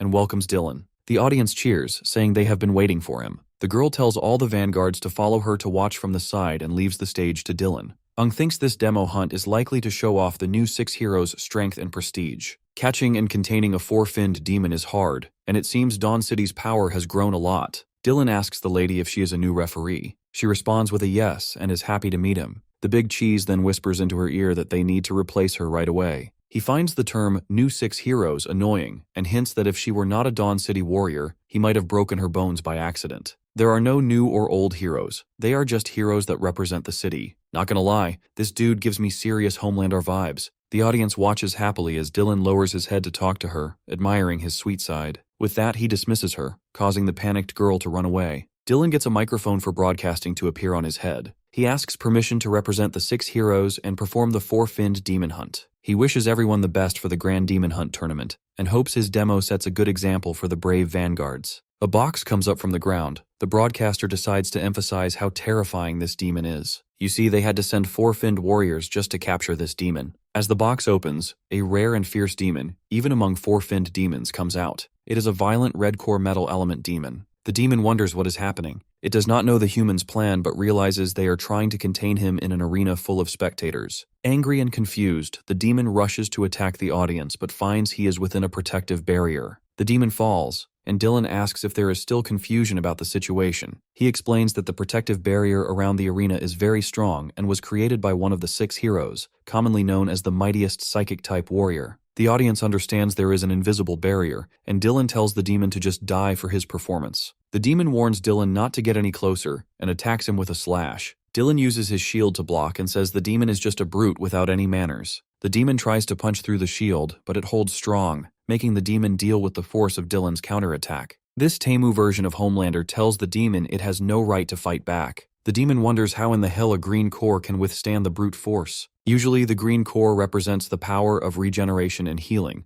which doesn't actually aid much when it comes to raw strength. The demon decides to throw a punch to prove his point, but Dylan uses green ropes to capture the demon and says it's his job to fix the demon's misunderstanding. He introduces himself as a green core warrior who possesses dual cores. The demon tries to drop some juicy info about this mysterious power, but Dylan tells it to be quiet. He then hits the demon, making it explode and spill its blood. Homelander stands behind his shield and says this is the start of the Grand Demon Hunt tournament, telling everyone to begin. Aang is amazed by Dylan's strength and power. He realizes that having dual cores doesn't just double the power of a single core, their combined strength makes them even stronger. The 6 new heroes are more impressive than he thought, and he wonders how powerful the new king is. Even though he admires the new heroes, he's still upset about how they treated Lena. The broadcaster thanks Dylan and invites the vanguards back on stage. It goes without saying that Dylan is popular, and the vanguards bow respectfully other than our boy, of course. This prompts Dylan to ask the kid if he doesn't like him and harbors hostility. Aang says there might have been a misunderstanding, explaining that he usually acts hostile before going on stage to focus better. He knows being a vanguard is tough. Dylan decides to watch Aang closely because he finds him interesting and wants the kid not to let him down. Speaking of which, our boy finds it hilarious that back in the past, when he was busy yanking demons' guts out, this dude wasn't even born. Anyhow, the broadcaster tells the vanguards to gather and listen to the rules. The first task is to enter the fray and scout the woods. Their main goal is to find the best route based on their squad's strength. Each squad has to defeat demons within a set time to earn points. The tournament has not just no-finned demons but also 1-finned, 2-finned, and 3-finned demons spread out in the woods. The area is huge, so the vanguards need to carefully find the best paths. The broadcaster says this isn't their home area and tells the vanguards to be very careful. They have to work alone to avoid attracting demons. One vanguard wonders if this reminder is really needed and asks who would risk their life just to provoke a demon. Another agrees, saying that even though no-finned and 1-finned demons aren't very strong, there's still some danger. The third vanguard says fighting might attract more demons. The fourth vanguard reminds everyone to take care of themselves and not forget that the survival chances for vanguards in this tournament are below 36%. Thinks that these two-finned core warriors have low survival chances as they're not very strong. He thinks about synchronization rates and how important self-confidence is. The warriors are young and don't have the responsibilities of a captain, so they seem immature compared to the one-finned warriors like those in Ji Yao Tang's group. The warriors from a town with few resources have improved their skills and experience through life-or-death battles to protect their home, and these pussies have already started to panic. The broadcaster then announces that, like every year, there's a special part of the tournament involving a level 4 demon. There's a 4-finned demon locked in a container in the tournament area. If a squad is strong enough, they might try to hunt it. If they succeed in hunting the 4-finned demon, the tournament will end, and their squad will be the winner. Notices that this part of the tournament is the same as in previous years. A man says that even though everyone knows the 4-finned demon gives the most points, no one dares to take the risk. When the tournament starts, all the other vanguards leave except for Aang. He rushes off to find the 4-finned demon, saying that's his goal after all. As Aang rushes inside, he sees that most of the vanguards are sticking together. It looks like the other teams don't plan to go after the 4-finned demon,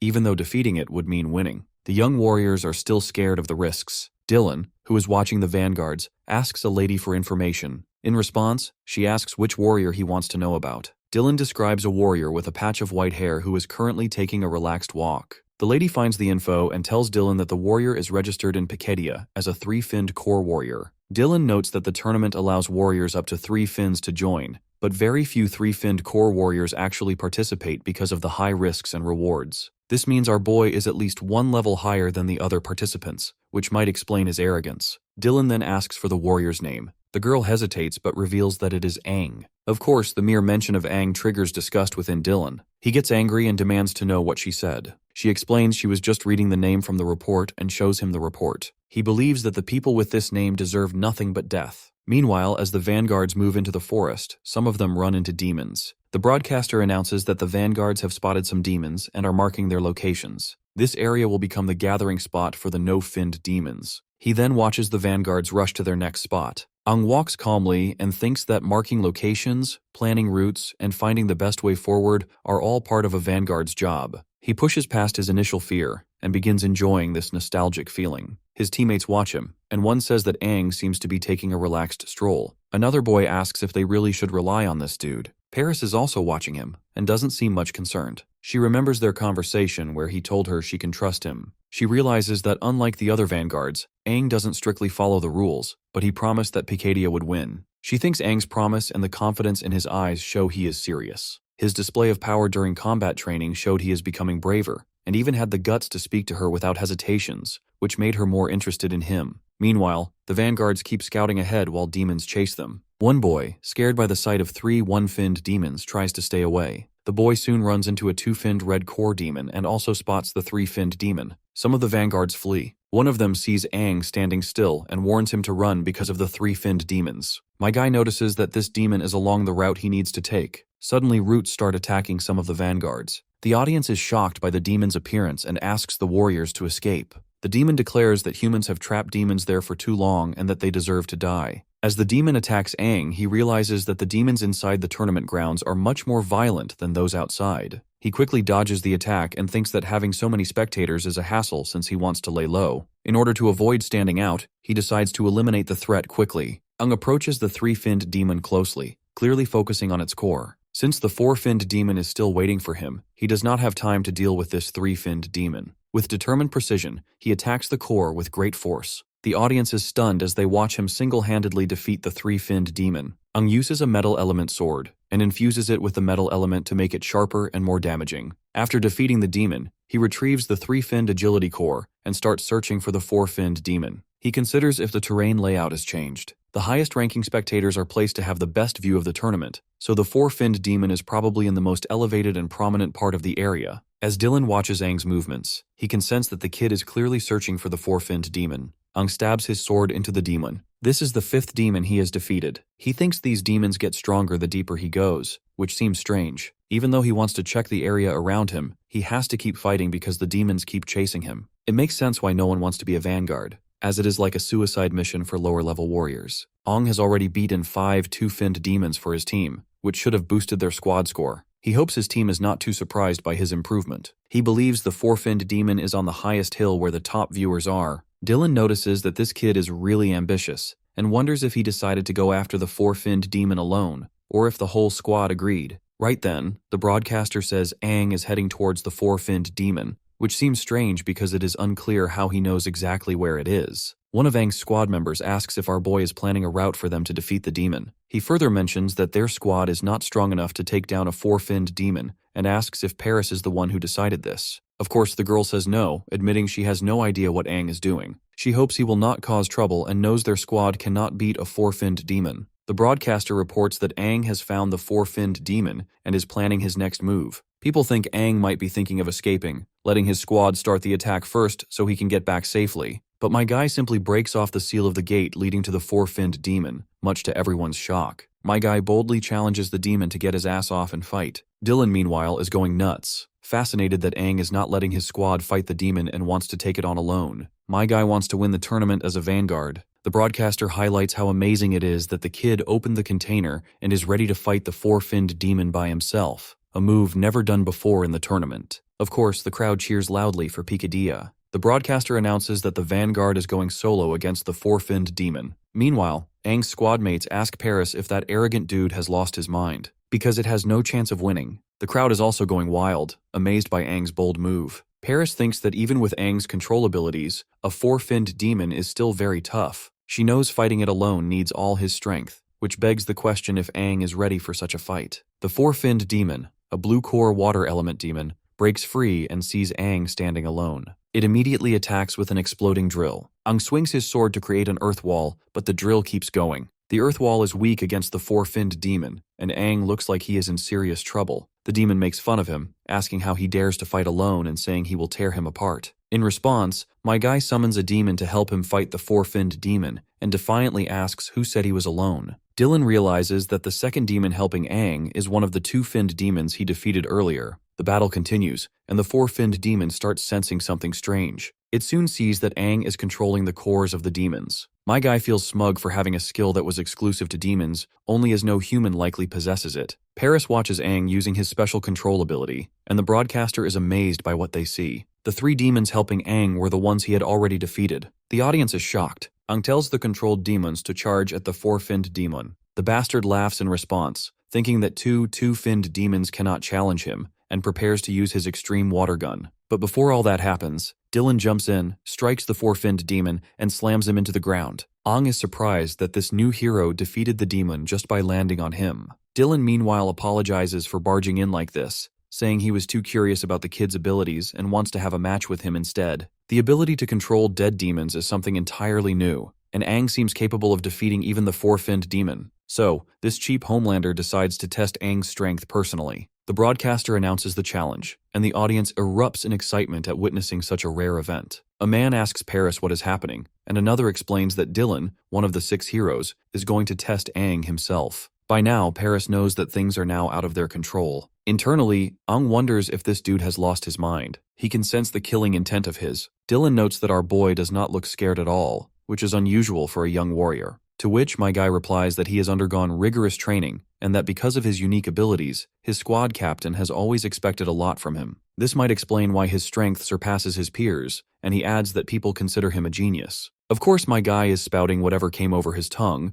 thinking that Dylan probably will not bother fact-checking his claims. But this cheap Homelander finds Aang increasingly fascinating and prepares to attack, challenging him to show his full power. The rocks this bastard sends flying are like bullets, fast and deadly. My guy dodges, knowing that if he had not been on high alert, he would not have avoided the attack. Dylan talks about his opponent's agility, saying it explains his ability to dodge so effectively, and states that he now expects even more from him. Aang questions this dude's hostility, wondering why he is being so aggressive. The big shot maneuvers behind our boy and explains that part of his hostility comes from disliking his attitude, as well as his name. He attacks again, but Aang dodges. The bastard keeps circling behind him and feels that our boy reeks of a demon. Aang realizes he cannot hide the demonic energy inside him completely, making evading suspicion impossible. Despite using less than half his full strength, Dylan puts immense pressure on Aang, which reminds the boy of his past encounter with an 8-finned demon. Dylan then reveals another reason for his aggression. He despises Aang's name, By now, our boy guesses this hatred is tied to the old king who sacrificed himself for humanity and lost many comrades in the process. Dylan then lets his rage take control. He launches a fierce attack, forcing Aang to transform into his demonic form to fight back. Their clash causes a massive explosion, though the audience is shielded by a protective barrier. The broadcaster reports that Aang has landed a hit on the new hero despite the insane power gap. Dylan uses healing magic on himself, but even the broadcaster notes how surprising it is that Aang has managed to injure him, if only briefly. Determined to end the fight, Dylan resolves to kill Aang and points out the strong demonic scent he carries. The broadcaster announces that Dylan is about to unleash devastating abilities, including high-speed spinning energy gears capable of destroying everything in their path. They hope Dylan will hold back slightly and ask the audience to enjoy his performance. As Dylan charges with so much overwhelming power, Aang realizes he cannot keep hiding his abilities. If he does, this son of a gun will kill him without hesitation. So being much weaker right now, Aang has no choice but to reveal his full strength. Just as the two are about to clash, a protective barrier appears, stopping Dylan's attack. The new hero quickly recognizes the barrier and realizes who is behind this. He asks her why she is interfering, and Lena replies that while Dylan claims to hate this kid, she feels differently because she actually likes him. The woman is totally decked out in this battle stance head to toe. Aang also notices the woman and wonders if she used the green core to restore herself to her prime condition. Dylan questions her, reminding her that she's not allowed to wear battle gear and asking if she plans to defy the king's orders. Lena calmly tries to correct the misunderstanding. She's only forbidden from participating in demon-killing activities. No one said anything about wearing battle gear, and she asks if Dylan expected her to walk around unarmed. Aang can tell that the girl is still as sharp and lively as she was in the past. In his previous life, he had always stood in front of her during battles, but now she's the one standing in front of him. The broadcaster announces Lena's arrival, calling it a surprising and unexpected event. Dylan acknowledges her reputation as a great warrior, warning that he won't go easy on her and advising her to choose her words carefully. Lena scrutinizes him for causing such a public commotion on an important day. She then introduces Aang as the son of her friend, and she thinks that Dylan has tested the boy enough already. Dylan laughs, calling them detestable and activating his ability, Serpent Decree. A wave of dense energy fans out, making it nearly impossible to dodge. He launches the attack at Lena, but my guy steps in with his sword, blocking the first wave. The broadcaster warns that the follow-up attacks are relentless and impossible for the kid to block entirely. Lena then suggests him to fall back as her shield protects them, but Aang refuses and takes the hits head-on to stop Lena from being harmed. Knowing her temperament, he fears the situation could escalate and lead to death. The broadcaster grows excited, calling this battle between heroes an incredible spectacle, even rarer than seeing a seven-finned demon. Dylan grows more serious, launching his demon-piercing full Gatling attack, indicating he's fighting with genuine effort. Before shit between the two heroes turns into a full-blown mess, Aang shifts the dynamics by grabbing everyone's attention. He expresses his gratitude to Dylan, saying he has learned many battle techniques. He feels that his senior's efforts are invaluable and feels unworthy of such generosity. Paris, watching from the sidelines, wonders what in the hell this kid is trying to achieve. Aang, meanwhile, keeps on egging Dylan, asking if he's satisfied with his performance. The broadcaster notes Aang's display of respect, while some spectators wonder if this means the battle is over. They marvel at the devastation that would occur if all 6 heroes ever fought each other. For now, they are thrilled to witness Dylan in action and cheer loudly for him. Dylan decides there's no point in continuing the fight. Aang insists on thanking him for his guidance and vows not to disappoint him in the future. He promises to keep improving. Dylan acknowledges Aang's exceptional performance, calling him full of surprises and praising him as an impressive young warrior. He tells Aang to keep striving forward. The broadcaster congratulates our boy on earning the new hero's recognition, describing it as an extraordinary achievement. They announce that Aang's team has won the grand tournament, marking this iteration as the fastest and most unexpected in history. Paris and Aang's teammates are shocked at how easily they won, while the broadcaster further attributes that Aang's role as the vanguard and his unexpected strength secured their victory. They celebrate as the team receives the tournament trophy. Paris rightfully congratulates the boy, saying he won the tournament for them and is willing to grant any sort of gift he desires.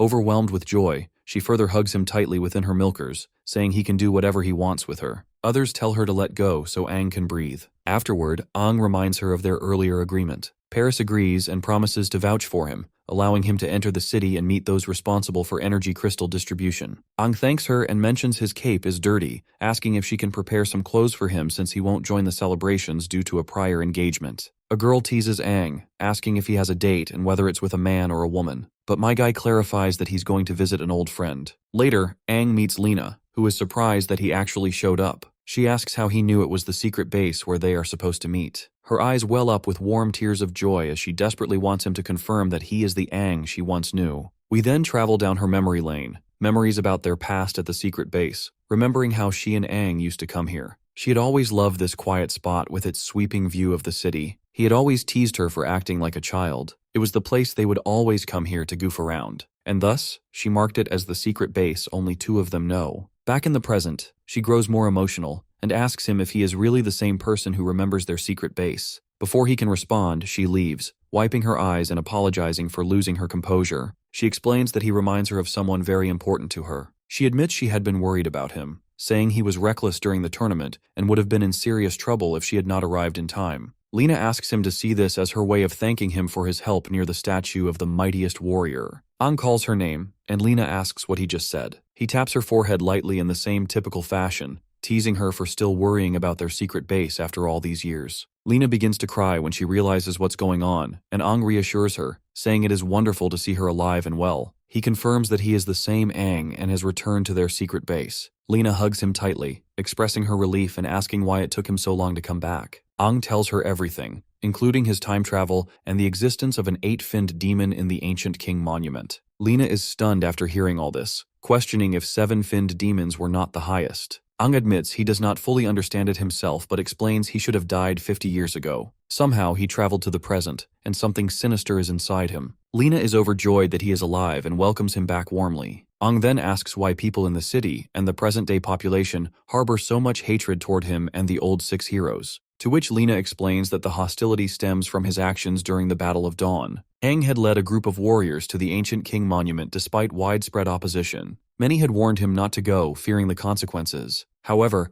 Aang disregarded their concerns, instructing everyone to wait for his return, and entered the monument with his team. When news of Aang's death in the monument spread, the morale of the warriors collapsed. The mightiest warrior and their king were gone, leaving humanity in despair. The demons launched a massive counterattack, reclaiming all lost ground. Human casualties skyrocketed, with 9 out of 10 warriors perishing. To many, it seemed the tragedy could have been avoided if Aang had listened to the warnings. Over time, new heroes and a new king rose to power, many of whom had opposed Aang's decision. This led to widespread resentment toward him and his supporters, the surviving 6 heroes. Their status as warriors was stripped by the new king, leaving them scorned and powerless. Aang is shocked to learn his decisions caused so much devastation. Lena acknowledges it has been a long time, and she has grown used to the resentment. She says the past no longer matters. It is not about who was right or wrong. She often stops by Aang's statue and thinks about the past, and now that he is alive, it feels like a miracle. Aang explains his intentions had been to eliminate the demons permanently and secure a future free of fear. Lena empathizes with his pain but points out that the consequences of his actions are still hard for many to accept, and as their king, he naturally took the blame. Aang asks about the surviving heroes. Lena reveals that 3 of the 6 perished in the battles that followed his death. One hero with a yellow core suffered severe injuries, voluntarily gave up his status, and went into hiding. The blue core phantom opposed the new king, leading to his brutal punishment. His hands and feet were broken, and he was thrown into a dungeon to die. Lena herself is considering leaving the city, as the memories are too painful. Aang is enraged by the treatment of the heroes and asks why Lena has not rallied others to oppose the new king. Lena explains that the new king is extraordinarily powerful, the only known 3-core S-finned warrior. She doubts even Aang at his peak could defeat him. The new 6 heroes, each with dual-core 7-fin abilities, have surpassed their predecessors. But our boy just cannot let Desha rot in the dungeon. They must find a way to save him. He wonders how a 3-core warrior is even possible. Lena says there might be a way, and asks if he knows that demons have the ability to control elemental powers. Aang thinks about the elemental powers, and Lena explains that demons are not just classified by their 6 core colors, but have also evolved into 5 elemental types: metal, wood, water, fire, and earth. This evolution makes demons much harder to defeat. Aang realizes the earth element is the only one which he currently lacks. Lena further reveals how the elemental powers can fuse with the warriors and give them immense strength. Aang compares that with his own elemental control. Since he isn't exactly sure what it is, he wants her to elaborate. The woman then narrates the gap between 4-finned and 5-finned warriors is huge. The strongest of the 5-finned warriors also look for fusion cores. Lena names one such place where warriors look for fusion cores as Dracula's Boneyard Castle, and Aang remembers leading a fierce battle there with more than 1 million warriors. The aftermath of that battle gave the place its name. Lena adds that beneath the Boneyard Castle lie the cores of countless warriors and demons. Later, a new breed of demon is found. Even the weakest demons are five-finned. These demons have fusion cores in their chests, crystals that allow warriors to fuse with elemental powers. Not everyone can use them though. Only warriors at the five-finned level with great physical resistance can fuse successfully. Ung looks surprised and asks if she can use all 5 elements with one fusion core. Lena replies that fusion only allows control over one element because the 5 elements are too distinct from each other to work together. She says that no one, not even the new king or the 6 heroes, has ever combined more than one element. Ung is amazed by how strong the warriors are with their elemental cores. Back then, Dylan probably was not showing his true power in the fight because he had to keep up appearances and didn't want to break apart the barrier. If that dude had been using his full strength, Aang would never have survived. She also adds that the new king and the 6 heroes are much stronger than the warriors from Aang's time. They have dual cores and fully represent the elemental powers, making it impossible to rescue Desha from the dungeon. Aang thinks about the 4 elements he already has from the 8-finned demon, but realizes he is still much weaker than these heroes. He decides he should not rely only on the demon's powers and promises to get stronger. To do that, he feels he needs to visit Dracula's Boneyard Castle. Lena tells Aang that he is not yet a 5-finned warrior. Aang responds that even though there is a big difference between the 4-finned and 5-finned levels, he aims to overcome it in his lifetime. Later, Aang meets Paris at the market and tells her about his new plan. He says he will leave only after getting the energy crystal. Seeing how determined he is, Paris agrees to help him and go with him, hoping it will finally fix the energy crystal issue in Helios Town. As they walk, Aang sees Ji Yao Tong and his fellows walking right in front of him.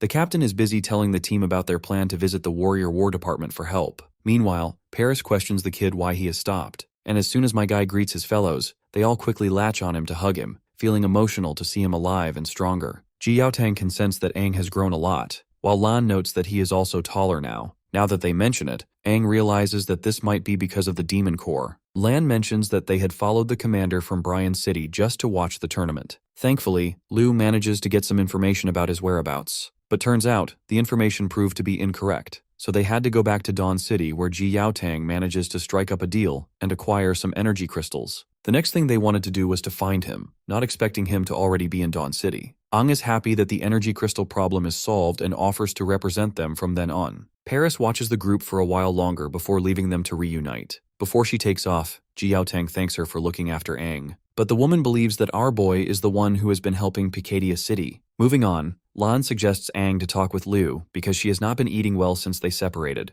The photographer maniac also shows pictures of Liu who looks sad and distant. Aang eventually goes to the girl, apologizing for making her worry, and promises not to leave on his own again. Liu becomes emotional before taking his words. All the friends spend time talking and laughing together. Meanwhile, Lena keeps watching from hiding, remembering everything that has taken place in her life with Aang and the other heroes. Seeing them all reminds her of the bonds they once shared. Liu dreams of a devastated area where she is helping Aang, asking him to stay awake and hang on. She begs him not to go unconscious. Finally, they see an elemental crystal, which they manage to snag. For context, if you can't remember, this crystal allows the warriors to wield elemental powers of demons. A demon also barges in and makes fun of them, calling them low-level warriors and saying that even with the crystal, they are just delaying the inevitable. The demon charges at Liu and knocks her down over the ground. Despite the attack, the only thing she wants to struggle for is to help Aang. Suddenly, the nightmare ends and Liu wakes up in her bed, realizing it was just a dream, but it felt incredibly real, even the sensation of being stabbed. Sweaty and shaken, she decides to take a shower. Just then, Aang opens her door, saying he heard her shouting. Seeing her in a nightdress, she throws a pillow at him and scolds him for entering without knocking. Aang explains that he came because he was worried, but the girl only yells at him to leave. Later, Aang waits outside the hotel for Liu. When she joins him, she decides it is time to go. Aang asks if she cleaned up, and she tells him to call her squad leader. He agrees and asks if she rested well, reminding her of the long journey ahead. Liu assures him she is fine but admits the nightmare scared her. She wonders how he can stay so calm even though the place they are about to visit is nerve-wracking. Turns out they are traveling through a sea-level area on their way to Dracula's Boneyard Castle, and if they hurry, they will arrive by evening. He adds they will need to pass a test of strength to enter the castle, otherwise they will be treated as trespassers. The girl recalls that Ji Yao Tong mentioned the castle as an important site where promising 5-finned warriors go to obtain elemental crystals. A city has grown around the castle, complete with military grounds and high-level warriors. The area is heavily guarded, not only to prevent unauthorized entry, but also to keep creatures inside the castle from escaping. Aang asks if she is afraid to accompany him there, especially since only 5-finned warriors usually dare to go. Well, not only her, but the captain is also worried about him acting recklessly, which is why the captain assigned her a green core recovery type to ensure his safety. It is not just about protecting Aang, as Ji Yaotang wants her to grow stronger alongside him and return as a two-finned warrior. She further expresses frustration at how quickly Aang has leveled up, reaching 4 fins in such a short time. Aang then recalls that the other 2 of their teammates are also supposed to get special training from the captain, and the duo was looking forward to it. Liu, acting as squad leader, says she has to keep an eye on Aang, especially since he once left the squad without warning. Aang gives her a mischievous smile, which irritates her. She accuses him of thinking about the morning incident, but he denies it. At Dracula's Boneyard Castle, warriors are recruiting other warriors in their teams. Some squads require agility-type warriors, while some want green core warriors, and they all should be 5-finned warriors to qualify. When Aang and Liu arrive at the castle, the warriors at the entrance notice them. They refer to Aang as a 4-finned warrior and Liu as a 1-finned warrior, questioning where they are from. Some speculate they must be desperate. One jokes the young couple must be lost, while another claims they will not be allowed to enter since they clearly will not pass the test. Seems like these guys underestimate our duo. A group of warriors arrives, and one of them mocks Aang, thinking that he brought his girlfriend along, but our duo ignores them, determined to enter Dracula's Boneyard Castle. Our girl grows mildly annoyed by the constant mockery, but Aang tells her not to waste energy on their stupid insults. Turns out, the one who mocked them is Uther, the young master of the Mir family from Eula City. The warriors don't expect Uther to come to the castle in search of an elemental crystal with a 6-finned warrior. This 6-finned warrior is said to be one of the top fighters hired by the Mir family. Someone nearby mentions seeing his information on the hiring board, noting both his impressive strength and his connection to the Mirs. They also say the warrior already possesses an elemental crystal and has gained significant elemental power, so they believe Uther will succeed this time. Uther introduces himself as the young master of the Mir family from Eula, an A-level city. He boasts that everyone knows his family, the largest warrior guild in the city. He further suggests to Liu she doesn't belong there since she is a green core and offers her a chance to be his personal healer, promising generosity in return. Of course, our duo ignores him, making the bastard annoyed that they are not flocking over him just because he hails from a big family. He assumes they don't know about the Mirs. Bro is really full of himself, and Liu snaps because she had it enough, demanding to know who gave Uther permission to speak to her that way. Uther continues bragging and insulting her, which only makes the girl angrier. The bastard then throws his side chick away, ready to take our girl down. Even though Liu isn't strong enough to face him, she refuses to back down. Furious at his arrogance, she prepares to fight. Uther charges at her, saying he'll teach her a lesson, but before he can strike, Aang steps in to stop him. Uther tells him to move aside and threatens to deal with him as well if he doesn't move. Aang reminds the bastard who started the fight and warns that causing trouble could damage his family's reputation. He suggests Uther think again, since the guards might refuse him entry if he causes a scene. Of course, this arrogant piece of shit refuses to back down. The 6-finned warrior with him steps forward and agrees with Aang. He says all the warriors present are strong, and making a scene would look bad for the Mirs. He advises Uther there's no need to rush. Once inside the castle, anything can happen. Well, we can tell what these bastards are planning. Uther reluctantly backs off, saying he won't waste time on weak opponents, then moves forward. The 6-finned warrior follows, using his earth elemental power to throw small stones at Aang, which my guy catches easily in midair. Sensing something unusual, the girl asks if something is wrong. Aang replies it's just a minor annoyance, like dealing with mosquitoes, and suggests they continue with the test. The 6-finned warrior is surprised at how easily this kid blocked his hidden attack. Even though it was fast, it should have hurt Aang's hands. The warrior tells Uther they should reconsider their top contenders for the elemental crystal, as Aang looks far stronger than a typical 4-finned warrior. He admits he can't fully gauge the kid's strength. They should avoid direct confirmation and find a way to eliminate both Aang and Liu first. During the synchronization rate test, Aang scores 54% and Liu scores 42%. Liu asks if they pass, since there is no minimum requirement. Aang remembers Liu's rate had been 39% before, and now she has not only become a 1-finned warrior, but also improved to 42%, a notable increase. The woman conducting the test observes that one of them is a 4-finned warrior and the other a 1-finned warrior, then asks why they want to enter the Boneyard Castle for an elemental crystal when the demons inside are at least 3-finned in strength. Aang confirms their decision, explaining that Liu is their squad's medic, and he is a highly agile warrior, so they can defend themselves. Of course, Liu frowns at being called just a medic. The woman explains that no warrior below 5-finned has ever dared enter the castle, making them the lowest level entrance on record. She reminds them that the elemental crystal can only be found on a special demon, and usually only one appears at a time. Once it is hunted, another takes a while to appear. She also warns they will face not only demons but also stronger warriors, and their lives will be at risk. She asks if they still want to proceed. Ang agrees, saying their goal is more than just survival, and thanks her for the warning. She lets them enter. Lo remembers rumors that 9 out of 10 who entered the castle never came out. She admits she is scared, but feels a surprising calm and confidence with Aang beside her. And with that, they step into Dracula's Boneyard Castle. They enter Dracula's Boneyard Castle and hide from the demons. Lu sees the place is full of demons. Aang explains that it used to be a big city like Dawn City, but after the demon invasion, it was abandoned and became a battlefield. The main castle and surrounding area are now taken over by demons, and no one lives there anymore. People just call it the castle to forget its past. By now, Lu is fascinated by how he knows a lot, but Aang downplays his knowledge, saying he just heard stories in childhood. He stands up and decides to start looking for the special demon and its elemental crystal. While doing this, they must avoid battles at all cost. Suddenly, Liu sees an explosion and thinks some warriors are fighting hard. She asks him if they should help, but Aang says no. It is better to stay out of it while they are in the castle. Since she grew up in Heluos, she does not likely know the dangers outside. He warns her that the warriors they saw at the entrance are greedy and tricky, so she should keep her kindness to herself. Suddenly, Aang sees a demon rushing toward Liu, but he quickly pulls her to safety like a Chad he is. The demon is surprised that Aang reacted to his attacks. After all, his water attacks are silent and odorless, which should not be possible to detect. Aang realizes it is a 5-finned demon using silent water and agility to sneak up on them. Liu thinks that if our boy had not acted fast, she would have been hurt. He then decides to deal with this bastard, saying they should not attract other demons or warriors and should end the fight fast. Liu agrees, not wanting more mistakes or to be a burden to him. The demon questions if they really think they can defeat him, noting they are a 4-finned and 1-finned warrior, and wonders how they underestimated him. Then he disappears and jumps down, launching a rain of spikes at them. Aang sees it as an area attack and tells Liu to get closer. He creates a protective barrier that stops the spikes. As he can act cocky once again, he notices a mix of wood and metal surrounding our duo. This makes him wonder if it is elemental power. He is confused about how this kid can control more than 2 elements since human warriors can only have elemental power if they are 5-finned or higher. Aang attacks the demon, and the demon warns he will pierce Aang.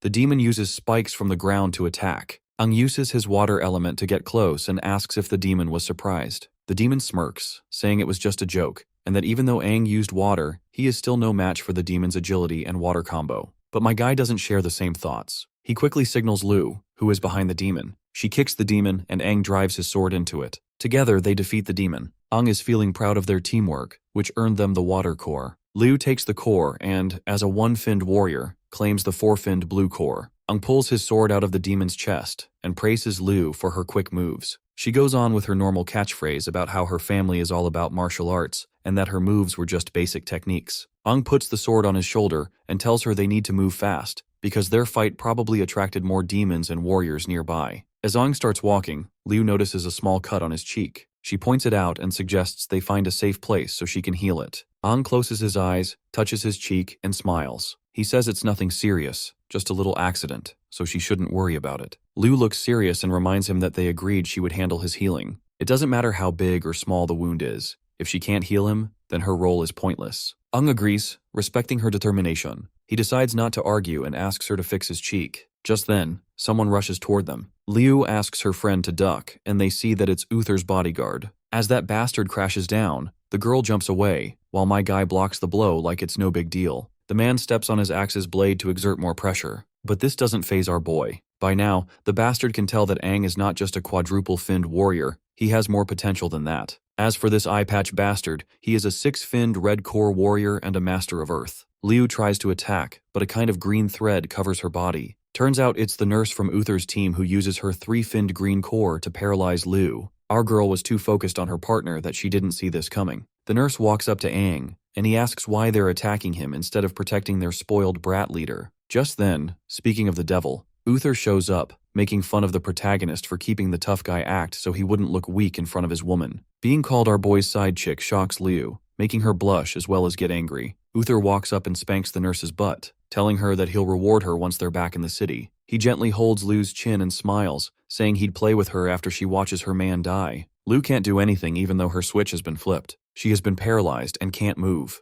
The bastard then makes fun of the protagonist, calling him a 4-finned trash and threatening to hurt Liu. Aang's body starts to glow with a purple aura as he is done taking crap. Threatening to hurt Liu is the last straw. He gets angry and jumps toward Uther. His bodyguard jumps in to defend him, but Aang blocks the axe and sends him flying back with a swipe of his sword. The bodyguard has a lot of questions as Aang is controlling the fire element like a pro, and surprisingly he also manipulates wood. Sharp branches come out of the smoke, aiming straight for him. He tilts his neck to dodge, but still ends up getting a small wound on his neck. He is impressed by Aang's ability to handle two elements and demands to know how he could control them. The bodyguard gets ready to use his ultimate attack to make Aang spill his secrets, but from the shadows, a five-finned blue core demon grabs the bodyguard's axe handle and roars fiercely. The bodyguard sees the threat and turns, confused by the sudden appearance. The bodyguard holds his big axe with one hand as the demon slowly comes closer. He is sweating and confused about why he didn't feel the demon nearby. He quickly lets go of the axe and steps back a few meters, putting his hand on the ground as he stops moving. He realizes that the demon is a five-finned demon. The demon keeps holding the axe quietly, then turns on its blue core. Using water, it rushes at him really fast, leaving the axe floating in the air.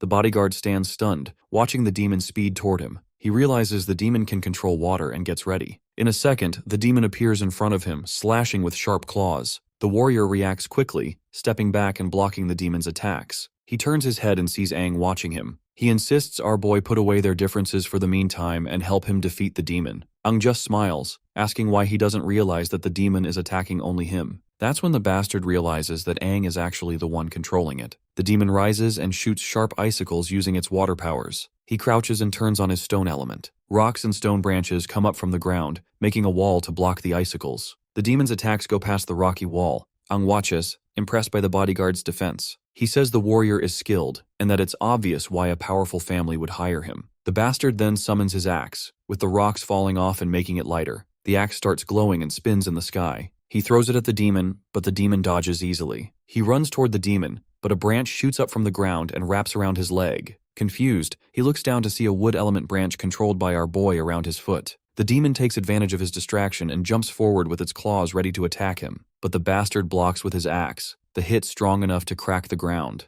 Blood starts to drip from his mouth. Dealing with five-finned demons wasn't actually a problem. He's in big trouble because Aang is there to set up the surprise attack. Meanwhile, Uther pushes the nurse to go fight the demon. She hesitates, saying she's just a healer and needs to watch Liu. As they argue, Liu turns on her green core, seeing she can move her hand. Uther, meanwhile, forces the nurse to go ahead, saying the mission is failing and they won't get paid. The nurse tries to convince her senior, but Liu appears out of nowhere and stabs her with a knife. The nurse tries to move but realizes she's paralyzed. She asks the girl how she broke free. Liu, as a green core healer, says she knows the healing and recovery system well. The nurse closes her eyes, realizing Liu is really good at recovery, and collapses. Liu pulls the knife out, telling Uther that her survival depends on her, as she didn't sever any vital spot. Of course, this good-for-nothing rich kid is furious. He demands to know why she dared attack them by surprise, mocking her as a one-finned warrior. Liu walks over and sees that Uther is breathing badly and doesn't look experienced. She tells him he lacks combat experience and is just a five-core warrior forced by his family's status. She looks like she's out for blood as she says people like him ruin the reputation of warriors. Uther, angry, insults her more, saying his father spent years and money making him a five-core warrior through painful methods. He gets mad that Aang and Liu have messed up his plans. As the bodyguard and the demon keep fighting, Uther yells for him to come protect him from this girl. Aang turns on the wood element, sending branches to attack the bodyguard. He dodges, getting small cuts on his face. Bleeding, Uther tells the bodyguard to take care of Liu as he's losing patience. The bodyguard responds, calling him trash and telling him to give up. He calls Uther a waste, saying he can't even fight a finless demon. Uther's expression changes as he points and trembles, angry that trash like the warrior insults someone important. Liu steps in, telling him to stop talking nonsense and mocking his reliance on family reputation and money. At first confused, Uther gets mad and turns on his blue core, confronting Liu aggressively. He pulls a knife, but Liu turns on her green core and appears behind him quickly, stabbing him in the side. Uther turns to attack, but Liu quickly dodges, leaving him screaming as he charges up his energy. This is then Liu looks into his eyes, realizing he never learned to control his energy, and if he tried to release all that energy, the consequences would be heavy. Remembering the professor's warning about warriors losing control of their cores, Liu smiles, thinking it's the perfect end for someone like Uther. She gathers her strength and charges toward him, ready to end the fight. She turns on her green core, and her body is surrounded by a strong energy bubble. She moves quickly toward Uther, who is starting to lose control of his body. He looks angrily at Liu and then smiles, saying she shouldn't have come here to start a fight. Suddenly reaches Uther. He swings his knife, but she dodges just in time. Frustrated, he transfers energy from his blue core to his dagger, making it glow. He starts staring at her with a fierce look and begins attacking her with a series of hits. The girl blocks his attacks with her knife and steps back. Uther mocks her, saying that as a green core warrior, she can't compete with his speed as a blue core agility type.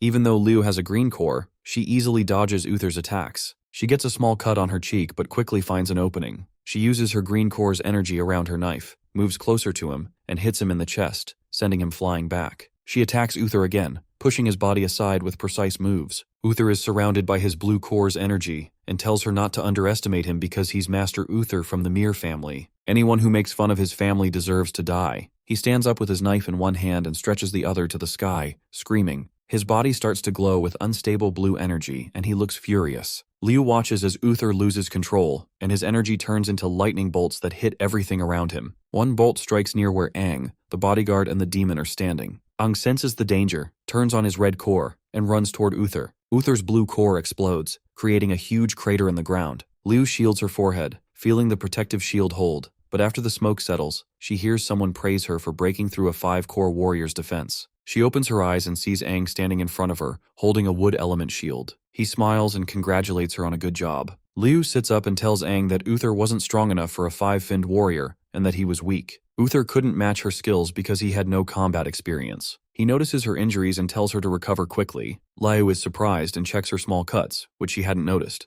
Aang continues to praise her for her bravery and decision-making. The girl looks up at him and blushes. She wants him to stop talking about her. She then asks if he finished fighting the bodyguard. When Liu stands up, they both look toward where the bodyguard is. Aang tells her that the demon he was controlling has been destroyed by the explosion. It is then the bodyguard starts approaching them out of the dust. He says his young master is dead, and that if he leaves the Mir family, he will be hunted by warrior killers who are hired assassins. He explains that these killers are part of a secret group led by greed and that one of them is a 7-core warrior. He puts his axe on his shoulder and looks at Aang and Liu, calling them strong but having lower-level cores for some reason. Aang smiles, thinking there's no point in fighting anymore. He realizes the bodyguard only needed to protect someone who is already dead, so he has no reason to fight now. The bodyguard stares at Aang and asks about his strength and background. My guy smiles once again and says he's only a 4-core warrior with some special abilities. The bodyguard thinks Aang might be a genius warrior because he has skills that regular warriors don't have. Since the kid has already mastered the elemental powers, then why did he even come to the castle to look for the elemental crystals? Aang doesn't want to talk about it as it's nobody's business. Internally, Aang agrees with what this dude said. He originally planned to see if the crystal could let warriors use all 5 elements together. He wants to merge metal, wood, water, fire, and earth into one. Aang looks down, thinking about becoming stronger. He wants to rescue Desha and knows he can't rely only on his demonic powers against new threats. The bodyguard turns his back on our duo, puts his axe on his shoulder, and tells them to leave quickly because Uther's self-destruction will attract more demons or warriors. He says it's better for each of them to save their own lives. He wishes them good luck and walks away. The duo watch him leave and stay silent. A few hours later, the duo follow the demon's trail. They fight several demons, but Aang easily defeats them. At night, they meet warriors around a campfire. Our boy naturally makes friends with everyone, which surprises Liu. Later, they settle at a bridge to rest. Liu gets into a sleeping bag while Aang sits by the wall. She notices how calm he is and asks about his experience. Aang tells her that he just knows how to handle things. Liu, feeling sleepy and confused, teases him, saying he acts like an uncle. Aang smiles and says it could be possible, then says goodnight. The next morning, they wake up because of the noise of a fight. Aang looks toward a new hole in the wall, and Liu says it sounds like a battle. They get ready to move, sensing chaotic energy from the elemental demon. They jump off the bridge, activate their cores, and descend quickly. Liu asks why he looks so excited. Well, of course he is excited. After all, the elemental demon is the kind of species he has never seen before. Even though he fought many demons in his past life, the elemental demon interests him a lot. He charges toward the castle, ready to beat it before anyone else can. They both run toward where the demon is hiding. On the way, Aang tells Liu that the demon has slowed down after hiding and says they should use this time to follow it. Liu asks if he is sure where the demon is, saying the area is big and finding the hidden demon will be hard. Aang replies and assures her not to worry because he could feel the demon's energy earlier to its exact location, like it is part of him. He closes his eyes, focuses on the energy around them, and realizes the demon is moving underground. As they keep running, Liu sees other fighters also looking for the demon. She points them out, confused. Aang stops focusing and sees the fighters getting their powers ready and rushing to where the demon is. He thinks the quick team must have sensed the demon fight earlier, but he is sure that it might take time for this group to find the demon. He decides they have to take a shortcut, grabs Liu's hand, and pulls her toward a deep hole in the ground. They jump in together, and he uses his power to create sticks to break their fall. As they hit rock bottom, Liu opens her eyes and asks where Aang is. To which, the guy responds that he is right under her bottom, and Liu surprisingly finds herself sitting on his chest. Of course, he asks her if she can get off him, which she does embarrassingly. They reach the demon's hiding spot, and he says he didn't expect to find a cave down there. Liu comes up to him and asks how far the demon is. As they move closer, they see the demon, a 5-finned creature, sleeping while obviously aura farming. Aang whispers that this is the one they are looking for. Liu looks at the demon, wondering if it has the elemental crystal or if it is just a regular 5-finned demon. She notices its energy seems much stronger than normal. Aang explains that starting a fight would bring other fighters, so they need to grab the crystal and leave quickly. They have only 5 minutes to defeat it and he will need her help. Liu feels nervous but trusts Aang. They sit down as he explains a plan to use strong techniques to take the demon down fast. Surprised by how much Aang knows, Liu once again questions how he learned these moves and how he has so much experience. Once again, my guy keeps it ambiguous. Aang steps closer to the sleeping demon, getting ready to attack. As he gets closer, the demon feels his aura and wakes up, ready to throw down. My guy uses his demonic energy, causing his horns to appear as his red power becomes unstable. He faces the demon, ready to fight. The demon stands and makes fireballs and water balls in both hands, asking if Aang is a demon because their energy feels similar. Seeing the demon utilizing 2 elements at once, our boy realizes that his hunch was right all along. He uses fire and water together too, holding a fireball in one hand and a water ball in the other. The attacks hit the demon, filling the room with thick smoke. Liu turns on her green power shield and covers herself to safeguard herself from collateral damage. Aang and the demon fight hard in an epic showdown. The demon pauses as it's hurt and starts healing its foot using wood, growing small branches to close the wound. It asks how Aang can control both fire and water. My guy is busy quickly moving behind the demon, ready to strike again. The demon dodges using water, but Aang predicts the move. He sees the demon trying to heal with wood again, and stops it by enforcing the ground with metal. He traps the demon with his wood release and extends a sharp blade from his arm. The demon stays quiet, watching him closely. Aang, knowing his plan is working, signals Liu to attack. The girl steps forward with a spear charged by her green power's energy. Taking a deep breath, she remembers Aang's instructions to focus her power into a weapon, and she aims the spear at the demon and charges. In another flashback from a few minutes earlier, Aang showed Liu how to use her core energy. She asked if she would be the one to finish the demon. Liu reminded Aang that this demon has 5 fins and was smarter than others, so if its defenses are too strong, they can't beat it quickly. Aang told her that he would make the demon use all its power in one attack. Once the demon is tired, its defenses would get weaker, giving them a chance to strike quietly. Back to the present, Liu throws her spear with all her strength using her green core. The demon looks back, surprised by the surprise attack. It sees that they have planned the attack and tries to react, but it is too late. Liu's spear goes through its chest, breaking some ribs and revealing the crystal inside. The technique Aang taught her lets her gather enough power to break through the demon's defenses. She can't believe she has damaged its body with her special energy. The demon, now tired from defending itself, lowers its head in shock. It tries to heal using the wood element, but the energy from the spear stops its healing. Aang praises her and then runs at the demon faster. The demon panics and tries to defend itself, but my guy grabs the crystal quickly. Holding the crystal, he steps back, and within seconds, the demon falls to its knees and can't heal anymore. Its firepower starts to fade as it shakes, finally asking why it can't heal. Aang then reveals how the girl's attack uses regenerative energy, which stops any healing that doesn't come from the attacker's own body. The demon's fire dies out and it collapses. Liu rushes to help Aang, worried about him. He tells her that he is fine, and thanks her because they have the core. He calls her a genius for that final attack. Liu blushes and says it isn't a big deal. Aang sees some small cuts on Liu's body and asks if she has used a lot of energy. She says no, that she can still move easily. Just then, they hear the sound of warriors approaching. Liu looks toward the door and realizes they are in danger. As far as Aang knows, some warriors can sense battle energy waves. He says they have to escape quickly. They turn on their cores and run toward the exit. As they are running, he feels a sharp pain in his mouth and falls to his knees, bleeding. The girl hurries to help him as he drops the crystal. The protagonist realizes his body can't handle using his demonic energy too much. With his last bit of strength, he grabs the crystal and tells Liu to leave with it. He knows the warriors are almost here, so he tells her to leave first. The stubborn girl doesn't listen to him and manages to drag him out of the place. As expected, they soon find themselves surrounded by these bastards who popped out of nowhere. Liu is utterly devastated when she realizes that these people are 6-finned warriors. When the bastards notice the crystal in her hand, they all get excited. The leader of their group wants to get that crystal first before disposing of these two. The girl feels utterly helpless against the 6 strong warriors.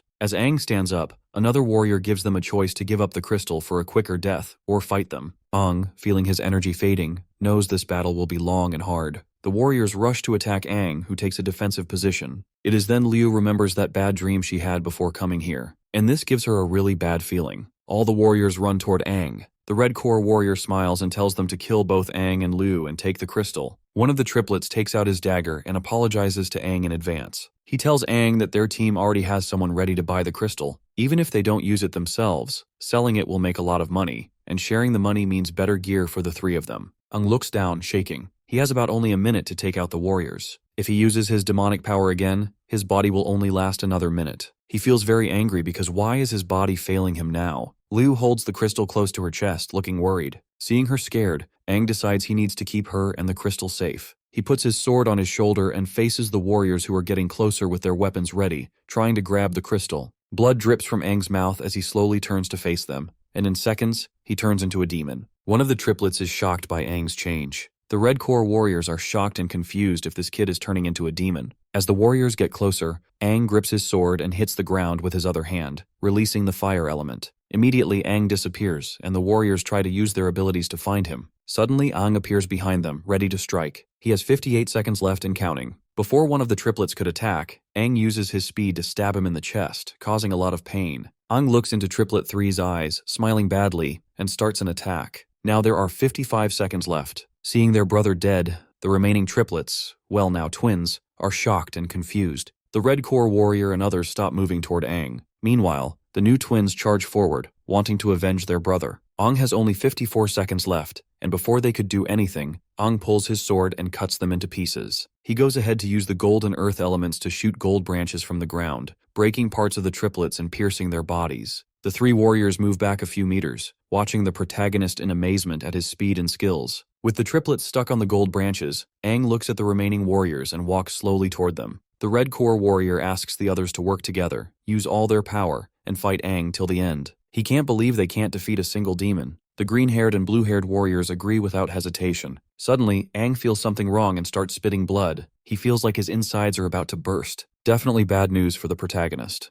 The warriors watch, confused. Liu realizes that her teammate's body can't hold on anymore. The Red Core warrior smiles, remembering seeing Aang badly injured even before they arrived, and planning to take advantage of that. Taking the crystal from Liu is easy for him, but dealing with Aang is important. The three warriors move quickly towards Aang. The Red Core dude commands for them to go in for the kill. Aang, seeing they want to attack him together, smiles and teases them to try him. He grabs his sword with both hands and slams it into the ground, creating a shield of red energy around him. The warriors get confused and move towards Aang, attacking the shield directly and using all their abilities to break it. They attack for several minutes, but nothing happens. The blue-haired warrior keeps hitting the shield, while the Red Core warrior realizes the shield is shrinking. He figures out it's a trap and orders them to stop attacking, but Aang smiles and says it's too late to escape. Turns out, all the damage to the shield will come back to them. He uses his rebound ability, and as the timer hits 0, the shield explodes, sending a strong wave that kills the warriors instantly. To stop the remaining energy from reaching Liu, Aang focuses all his energy into the sky in a burst, but it becomes visible from far away. A nearby warrior sees it and tells the others it's related to the elemental crystal, and all the warriors run toward the explosion. Seconds later, the energy fades, leaving a big crater in the ground. Aang kneels with his sword stuck in the ground.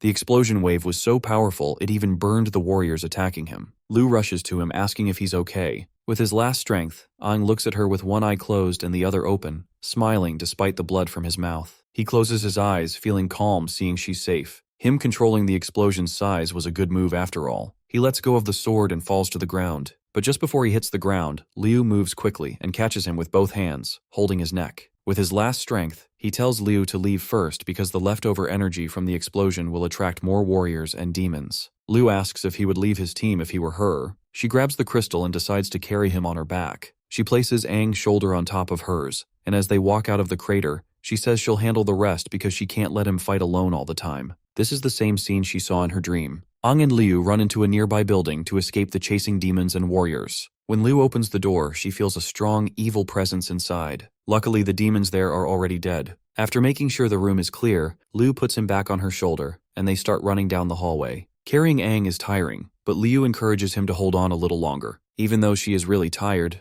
Liu keeps going. She tells Aang to stay awake because they are almost safe, but after a few moments, Aang goes unconscious, and Liu panics and calls his name, reminding him that they can't rest now. She holds on tightly, begging him to wake up. They have been through so much together, making this moment even harder. Slowly, Aang begins to wake up. He opens his hand and drops the elemental crystal to the ground. The crystal rolls away, and Liu quickly picks it up. As she stands up, everything around her looks very familiar. Liu can't remember when these visions started, but her dreams have prepared her for this moment. She starts to sweat and turns her head, only to see two powerful demons above them, just like she saw in her dreams. One is a green core wood-type demon sitting on a sharp branch, staring at her. The other is a blue core water demon flying above. Holding the crystal tightly, Liu knows they are in big trouble. She activates her green core and uses her last bit of strength to try to escape. She knows she can't fight both demons alone since she is just a single Fin green core warrior. The green core demon quickly moves above her and turns its hand into a sharp sword made of wood. It pierces Liu's chest, causing her intense pain. She screams as the demon pushes her to the ground, making her drop Aang and the crystal. Both fall, and the two demons start to approach them. Liu is bleeding from a wound in her chest. She tries to heal herself with her green core power, but it is too severe. The water demon moves toward Aang, forcing him to face up.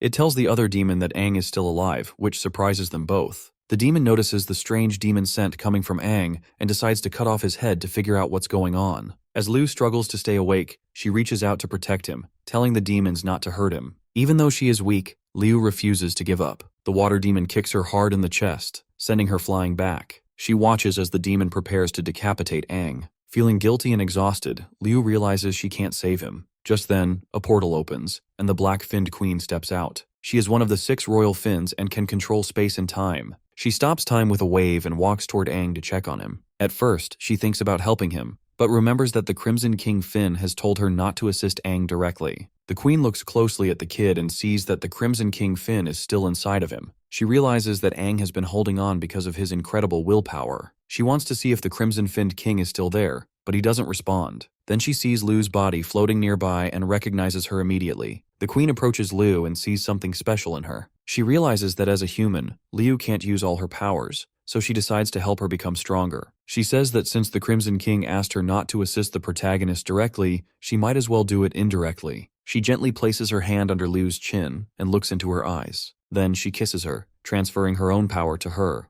Liu's green core turns black, and she gains the ability to control space and time, just like the queen. The queen is amazed that Liu can handle so much of her power. She believes it is because this girl really wants to become stronger. Before leaving, the queen tells Liu that becoming stronger is up to her. She jumps back into the portal and time starts flowing again. Liu is thrown back to the ground, now transformed into a 4-finned warrior with new powers. As the wood demon tries to attack Aang, a mysterious hand grabs the dagger and saves him. The demons are confused, realizing the hand comes from a portal. The water demon is shocked to see Liu still alive. It becomes clear that the queen has empowered Liu. Now, she has 4 fins, black and white flow elements, and can control space and time like the black-finned queen. She goes full ballistic and throws that bastard away for daring to touch our boy. The demons realize that she's just like them now, but she tells them that she can never be the same as animals like them. The blue core demon launches itself to attack her with killing intent, but she easily counters with some kind of matter cube which she drops on him like an anvil. The demon is surprised that she's able to use space manipulation but tells her not to look down on it,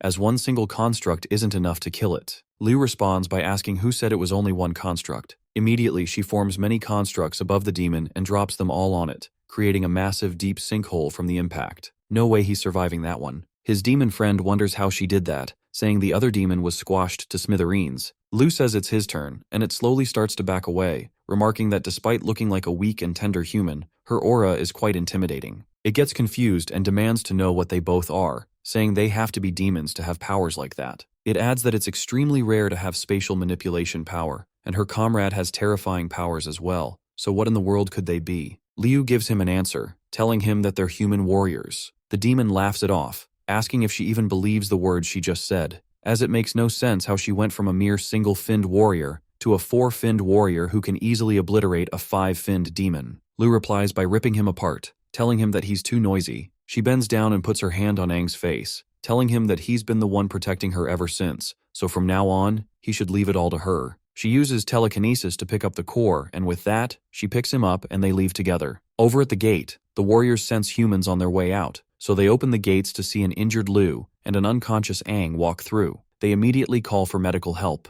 They soon notice a horrifying scene. All the demons have been compressed inside these cubes with the help of spatial manipulation. Meanwhile, as Luz is drifting inside her consciousness, The black-finned queen tells her that she was right to think she would be a perfect vessel for her power. She can tell that there's a special power Liu has yet to unlock and is looking to transfer it to her. With that, Liu immediately wakes up on a hospital bed. She recognizes the place as an infirmary in the city's outskirts. She wonders what and who she just dreamed about, and how her wounds have miraculously healed too. She tries to remember what happened in the castle, but it's difficult because her memories are very hazy. She immediately hears Aang telling her that she rescued him from the castle as she persevered till the end. He praises her for such determination. She asks him where the core is, and he shows it to her, saying he found it in his clothes when he woke up. She then gets up and decides to leave immediately. As she exits the room, Aang notices an aura surrounding her similar to his own. He got a lot of questions about what happened back when he was unconscious. Later, he and his lady ride away in a car. They're looking for somewhere they can cultivate the integration core so that they'll be able to fuse with it smoothly. Since the integration core demon was able to use all the abilities, Aang should be able to get the last element that he needs, the earth element. He wonders what would happen if he combines them all at once. Liu then recalls her dad telling her that rank B cities have empty spaces for cultivation. It's usually utilized by warriors for their practices, so it might fit his criteria. Aang finds it a coincidence since they're already on their way to a B rank city. They arrive at Salamanca City Rank B, built with ancient architectural plans and a popular trade hub. They see the city as quite popular, which is why they see a lot of foreigners from other continents. Liu spots a hunting team, and Aang is surprised that she knows about them. She tells him that it's general knowledge as hunters are just warriors that live outside cities and don't have a particular base. Despite having firearms, they act like a big and dangerous organization. They enter a huge super cultivation room building where they're asked to pay with battle points. Aang doesn't know what battle points are, which surprises the cashier as anyone who's a warrior like him is meant to know the global currency for warriors. He even feels that Aang might be cosplaying as a warrior since it's common knowledge. Liu asks him to scan his finger on the machine to see how many he's got. He does so and realizes that he's got absolutely 0 battle points. This makes the cashier mad and causes everyone in the room to laugh at him. While the cashier is busy yelling at him, leaving him wondering why he's always broke, Liu checks hers, which announces that she's got 1.2 million battle points. She immediately demands their biggest room and asks them to hurry while everyone in the room stares in awe.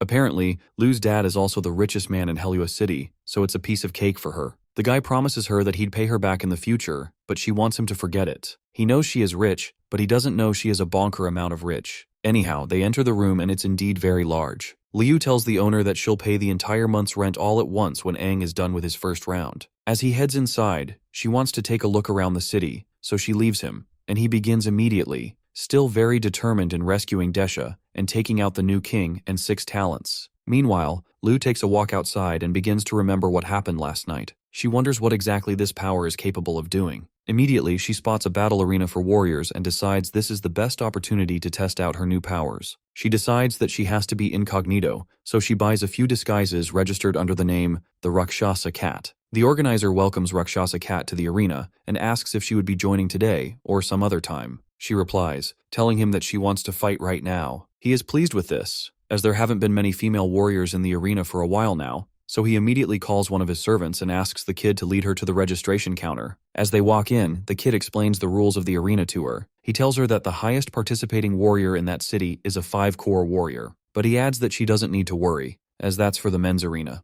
Apparently, men and women fight on different stages, and the highest participating female is at the same strength as her. Rakshasa Cat asks the kid why men and women fight in different arenas, to which he explains that few of the female warriors would ever choose to join an arena competition like this, unlike the dudes who are always willing to join. The reason is because there was an arena where both male and female fighters fought against each other once, but over time, most male warriors refused to fight against female warriors. They said that if they were to lose to those women, their pride would be severely wounded, and if they won against them, they'd feel embarrassed. After that, very few female warriors joined the arena, but the girl believes that only a person's strength determines whether they'd win a battle or not, so there's absolutely no reason to feel embarrassed. Her talk makes the boy blush and feel weird, making him feel that she's so cool. They finally arrive at the arena, and she sees that there are so many people watching for some reason. And if she has to be honest, she would have been nervous if she wasn't wearing her mask. The kid encourages her to fight and win the prize money, but of course the rich heiress isn't moved by the thought of prize money. She says she'd rather raise her rankings as the prize, as there's nothing more important to a warrior than their glory. At this point, the kid is in love with her. She is a bold 10 out of 10 baddie. After she steps onto the stage and all the formalities, they introduce her opponent,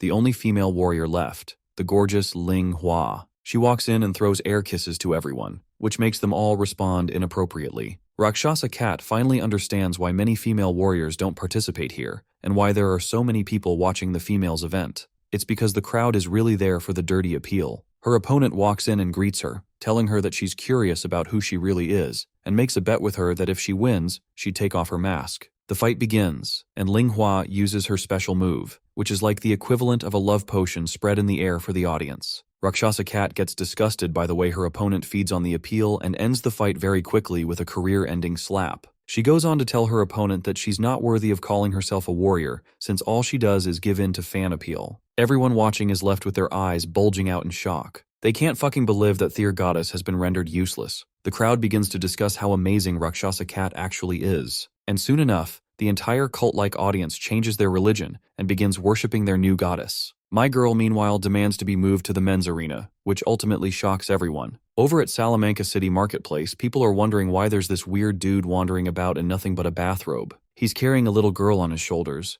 and they're all curious whether she's his daughter or little sister. They appear to be demons in disguise, and when the little girl spots a stand with sweet delicacies, she immediately demands to have some. They approach the seller, who cheerfully attends to them. But instead of buying just one or two like normal customers, the big dude casually carries out the entire stand, shocking the seller. The saleswoman immediately tries to confront them. After all, she is a former arena fighter, but they use their mind control powers to make her back off. They say to themselves that all the threats have either been eliminated or have left town, so now it's like playing on easy mode. With that, they plan to wipe out the city after completing their mission. Meanwhile, over at the arena, it's announced that a female warrior wants to challenge the male arena. This receives a relatively good response from the audience as they cheer and support her to teach the male warriors a lesson. The announcer calls her out, and even though the male warriors initially refuse to come out, one finally has the courage to show up and fight Rakshasa Cat, a four-finned warrior just like her. They announce the rules: no killing and no crippling injuries. The two contestants move forward to shake hands,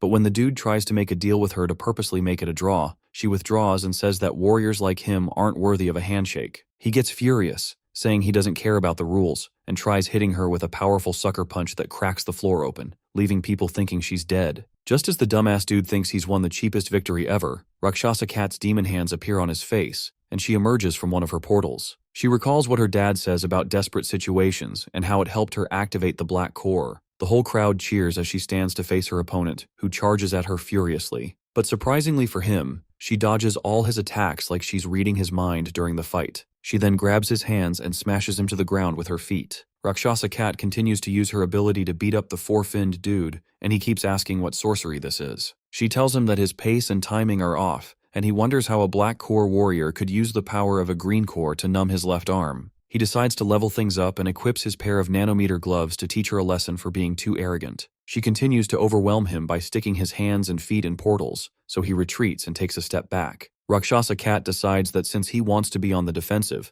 it's her turn to attack. Meanwhile, the announcer checks her synchronization rate with his super expensive instrument and sees that it's rising very rapidly, reaching beyond 60%. Rakshasa Cat starts to remember everything that happened the other night, how to use her powers fully, and even the demon that bestowed such powers on her. While her opponent is caught off guard and stunned by her synchronization rate, she immediately conjures a cube out of matter above him and drops it, smashing him into the ground. This is too much even for the audience, who are thrilled by violence. Her opponent laments that he can't lose to a female warrior, he'd rather die in fact. Hearing this, Rakshasa Cat approaches him and threatens to fulfill his wishes by conjuring even more of her matter bricks. He immediately throws in the towel, and Rakshasa Cat claims victory, asking for the next opponent on the roster immediately. Meanwhile, over at the practice room, we finally see our protagonist again after a while. He seems exhausted from trying to activate the integration core, having tried for more than half a day. He then realizes that since he got the core from a demon, regular breathing techniques wouldn't work on it, so he channels the demon energy he didn't want to use,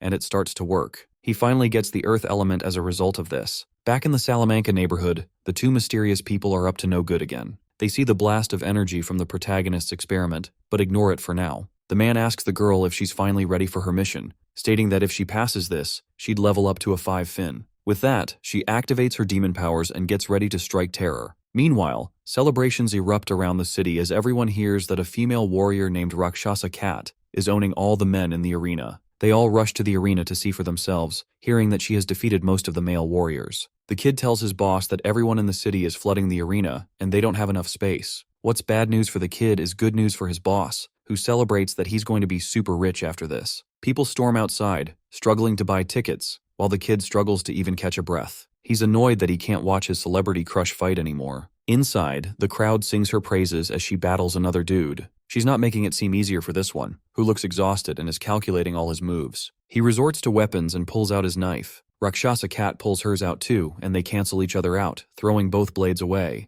Her opponent has another blade, and just as he feels he has the upper hand and powers up, Rakshasa Cat's hands appear out of a portal and throw him out of the ring, winning the battle for her. Her opponent just claims that he was caught off guard due to a blind spot. He wants to go back in and fight before the announcer tells him that the fight is over and the next fighter should enter. Of course, the glasses guy gets mad at the announcer, and just as he is about to ask him to delay the next person as he still intends to continue the fight, someone walks out from the tunnel and he sure looks like bad news. The warrior starts sweating profusely as he knows this new challenger is someone not to mess with. He's rumored to have strength equal to that of a co-captain, and he's the champion of the arena as well, the dancer of Lulan Kylo. The cheers from the crowd stop as at this point they are more concerned for their female champion, saying that putting him against her is pure hostility. Rumors say that there were warriors who immediately surrendered just from the fear of facing him. The kid immediately calls his boss and asks him to call off the fight, asking how he could do something like this. But his boss replies that he's only following her orders as she requested,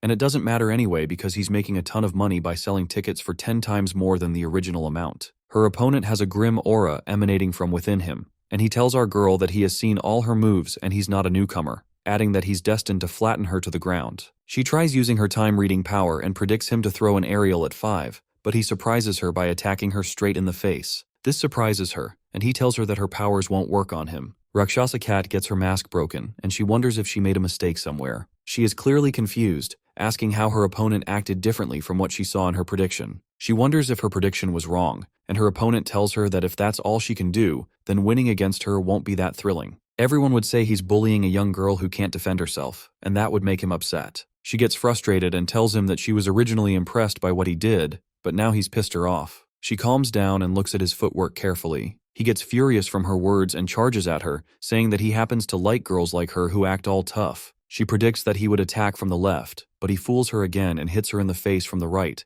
threatening to break both her mask and her skull together. The whole crowd can't look as they know how brutal and sadistic Kylo can be, and they think she's dead already. But fortunately, there is not a crack on her face as she manages to block his attack at the last second. He's so fast that she only managed to block it as a last resort, and that she can't continue being careless now as he's a red core user. He has immense strength and speed. She realizes that her precognition skill isn't wrong. Instead, he uses his lightning speed to make many faux movements, and her skill shows her only one outcome. She now has to use the black core to outsmart him by taking the initiative and attacking him. She uses her special ability to swiftly get close to him, which he sees through and creates a defensive and offensive barrier around himself that, according to him, can't be penetrated without having her face whacked away. But she is one step ahead. She emerges from beneath his feet and gives him a devastating cut that forces him to the ground. He feels that his leg muscles have been cut so deep that he can't even stand anymore, forcing him to wonder how she even pulled off a trick like that. She tells him that his injuries aren't major and can be healed easily, but she can heal him with the green core if he begs. He realizes that he underestimated the black core way too much, and now Rakshasa Cat is about to be crowned the winner.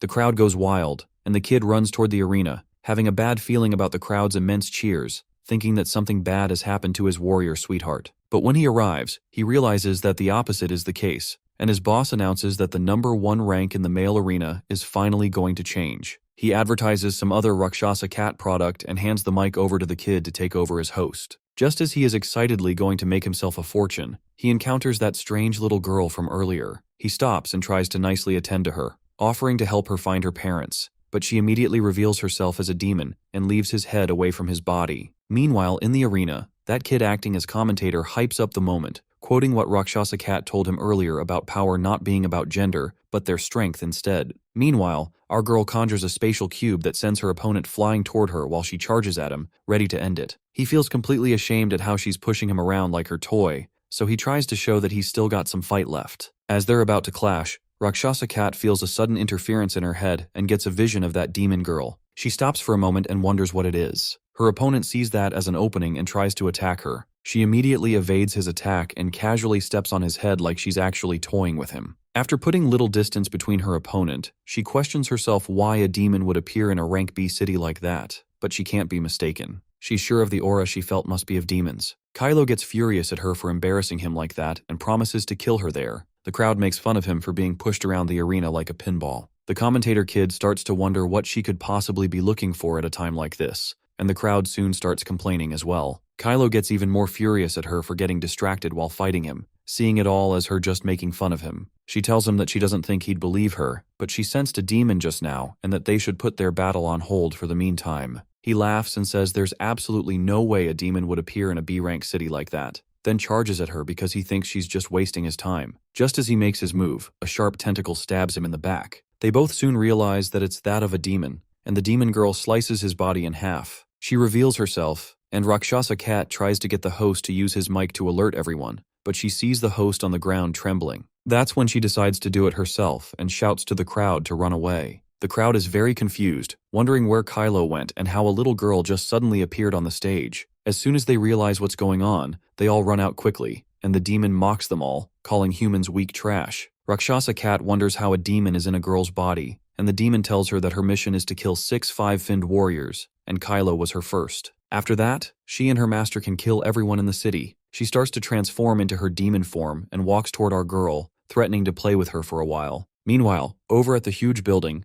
Aang stops what he's doing because the feeling he's been having is getting worse. He's sensing trouble. He can tell that something is off in the city but has no clue why. He senses 2 strange and powerful auras and wonders if he is being too sensitive to the auras around him. But he is confident and will not let anything interrupt or disturb him now. The reason for the integration of the crystal is to bestow elemental powers on warriors due to containing a pure and immense amount of the 5 elemental energies. These elemental energies were originally impossible for him to utilize, but if he resonates with them, he will be able to find the earth element that he needs. As long as he manages to completely sense and extract the earth element, he will consolidate metal, wood, water, fire, and earth, having all 5 elements within his body. He plans to combine the 5 elements and see what happens. Meanwhile, the people struggle to leave the battle arena while yelling at each other to make way and screaming for help out of fear. The demon is pleased with all the screaming. Master Fledgling told her that humans are creatures with low tolerance to fear and terror, and fear is a negative emotion that makes an individual lose their calm and rationality. She goes on to say that demons are not controlled by emotions as they are beings of higher existence. Rakshasa Cat thinks for a little bit and agrees with the demon. She is not going to let herself be fazed or misled by its childlike appearance.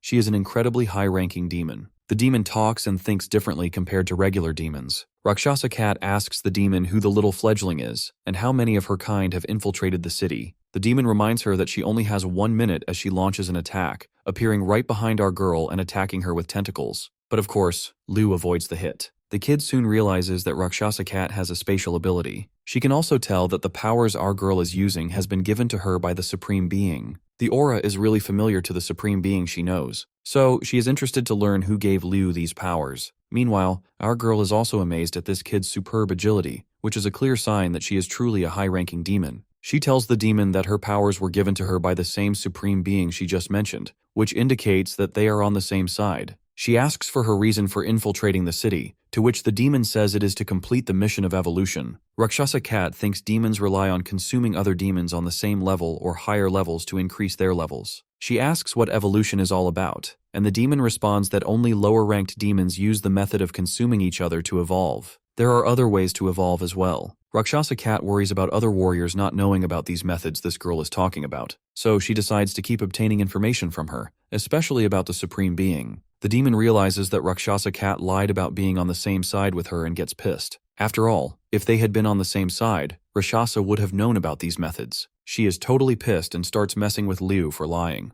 That little girl packs a big punch. She unleashes beams so devastating that it literally rips the ground away, which our girl barely managed to avoid. She is thankful that she was able to familiarize herself with her abilities during her battles in the arena. That crazy kid decides to go all out once again with flame ignition beams, but Liu quickly outmaneuvers her using her spatial abilities. After appearing right behind her, she decides to hit her nape, only to realize that this little piece of work is about to self-destruct her. So the girl quickly jumps backwards, putting enough distance between them. But turns out, this demonic girl was just taking her formal demonic form, known as blue flame form. This comes as a great shock to our girl, who realizes that she knows very little about these demons. Meanwhile, the warriors arrive to fight the demon without their captain and vice-captain. They find it strange that the demons keep appearing in peripheral areas. The demons seem to be causing serial killing cases all around the city, with people being killed mysteriously, including high-ranked warriors. They proceed to the arena confident that 3 quadruple-finned warriors who are also candidates for the position of vice-captain can take down one demon. Little Fledgling sits on a roof and thinks about making the killing look more like an accident while also wondering how strange humans can be. Humans end up not noticing things they should but notice things they shouldn't, as well as having strange ideas. He plans to go and look at how Little Bean is doing. Seems like he is referring to that demonic little girl as Bean. Meanwhile, Rakshasa Cat and Little Bean's battle is still ongoing. Our girl doesn't let the blue flames touch her, although she feels the heat from the flames despite being far away. The demon realizes that she is avoiding being hit. She considers Rakshasa Cat as her big sister, a comment that makes our girl disgusted. After diminishing the distance between them, she creates a portal and pushes the demon into it, which leads to a free fall from the sky and successfully pushes her through. The demon is shocked as to how it worked on her and wonders how high of a level that spatial ability is. She has only seen this kind of spatial power given to veteran demons. It's impossible for humans to research spatial ability to this level with such depth. Rakshasa Cat is burnt severely from just a little touch, but realizes her ability to tolerate the pain because of the demonic energy. She needs to take advantage of the demon as it is unable to use its speed-type core in the air. This move utilizes the advantage that both bodies are in the air to throw and wrestle the opponent to the ground. Rakshasa Cat decides to utilize her spatial ability to raise this move to a fatal level. She finally pulls it off by crashing down like a goddamn meteor from the sky, inflicting huge damage to the demon girl. She then questions the injured demon just how many demons like herself have infiltrated the city. Little Bean is surprised that a human has forced her into such a situation. She comments on her spatial ability, saying she got it from the Black-Finned King.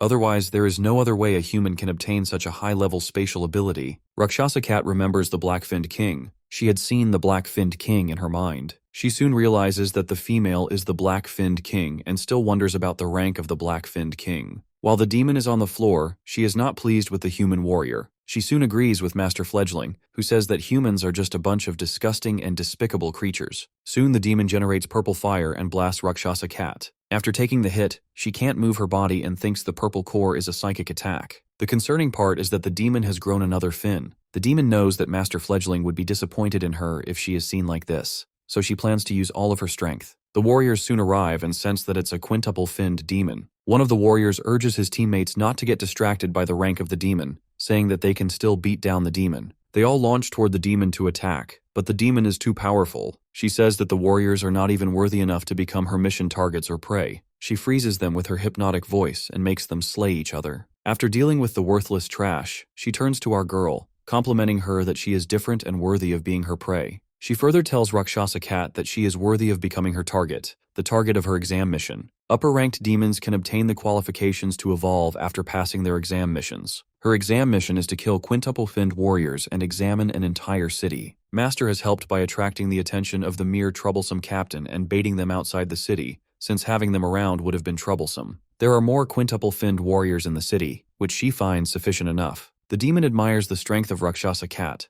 although she is just a quadruple-finned core warrior. Rakshasa Cat has already been given all the qualifications to be considered her target. Our girl is in a tough spot, and the only thing that springs up in his mind is Aang in this perilous situation. The demon decides to put an end to Rakshasa Cat and blasts her with her purple beams. Inside her mind, she hears the voice of that demon queen telling her that she can't keep interfering and saving her all the time. They all have someone they wish to protect, and she has given her abilities to her already. The Demon Queen notes that Liu has also familiarized herself with utilizing the spatial abilities, and how she makes use of them depends on her self-enlightenment and interpretation of how to use it. Of course, our girl doesn't like taking cues from a filthy demon, and breaks out of her trance with a powerful burst of energy. The demon girl is flung backwards due to the shock waves. She is actually bowled out of her mind after feeling this oppressive energy, assuming that it must have been given to her by the Black-Finned King. She goes on to belittle her, calling her a mere human warrior while wondering if the demons have been betrayed by the Black-Finned King. Rakshasa Cat doesn't care, and is willing to accept any ability given to her without question, so she can keep protecting him and becoming stronger. The demon tells her not to think she's as powerful as a demon just because she got demonic powers. To make an example out of it,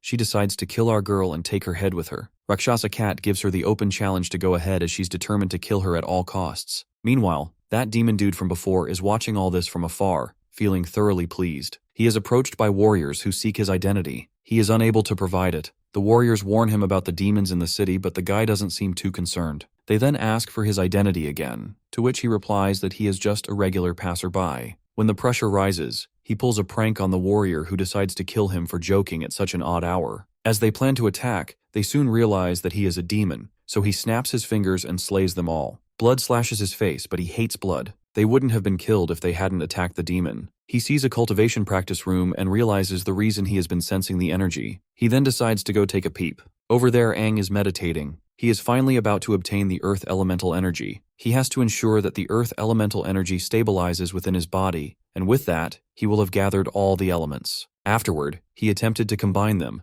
but he didn't realize how taxing it would be on his mental strength. If he breaks his concentration even for a second, he will lose all the elemental energy he has gathered. He is determined to focus and can't afford to be distracted. Outside the room, people wonder why Aang is using a huge cultivation room all alone. They hear on the news about demons infiltrating the city and urge everyone to stay home until the situation is properly handled. Soon that same demon walks in. They ask him questions and point out that he doesn't look like a warrior. So, they insist him to leave as the facility is closed temporarily. But the dude proceeds to the cultivation room, and they ask him not to go in since it is for warrior use only. He goes on to slay them all as he keeps going further. He wonders how the aura he sensed is from a human warrior. He is not sure of the room in particular, so he walks into all of them and kills the people inside if they don't match his target. Meanwhile, Aang has exhausted his willpower and mental energy, but still decides to continue. There is only one room left as the demon decides to barge in. He decides to send in his greetings first and stretches his hands toward the door, but is intercepted by another demon. He is surprised that the door didn't break, and the other demon phases out of the door. And that demon is the Crimson King. The bastard who was once cocky begins stuttering in the presence of the mighty king. It doesn't take him to recognize that the demon in front of him is an 8-finned demon. Crimson King suggests this bogger to be quiet as he doesn't want Aang to be interrupted. He is looking forward to his evolution and erects a sound barrier just so no voice reaches our boy. The demon is in awe to see the king. The rumored legendary Crimson-finned king is in the flesh. Cutting to chase, Crimson King questions the bastard if he is the Amethyst-finned king's subordinate, to which he agrees. He bows to his majesty, saying that the lords have always been the strongest existence to demons, which also includes the Crimson King.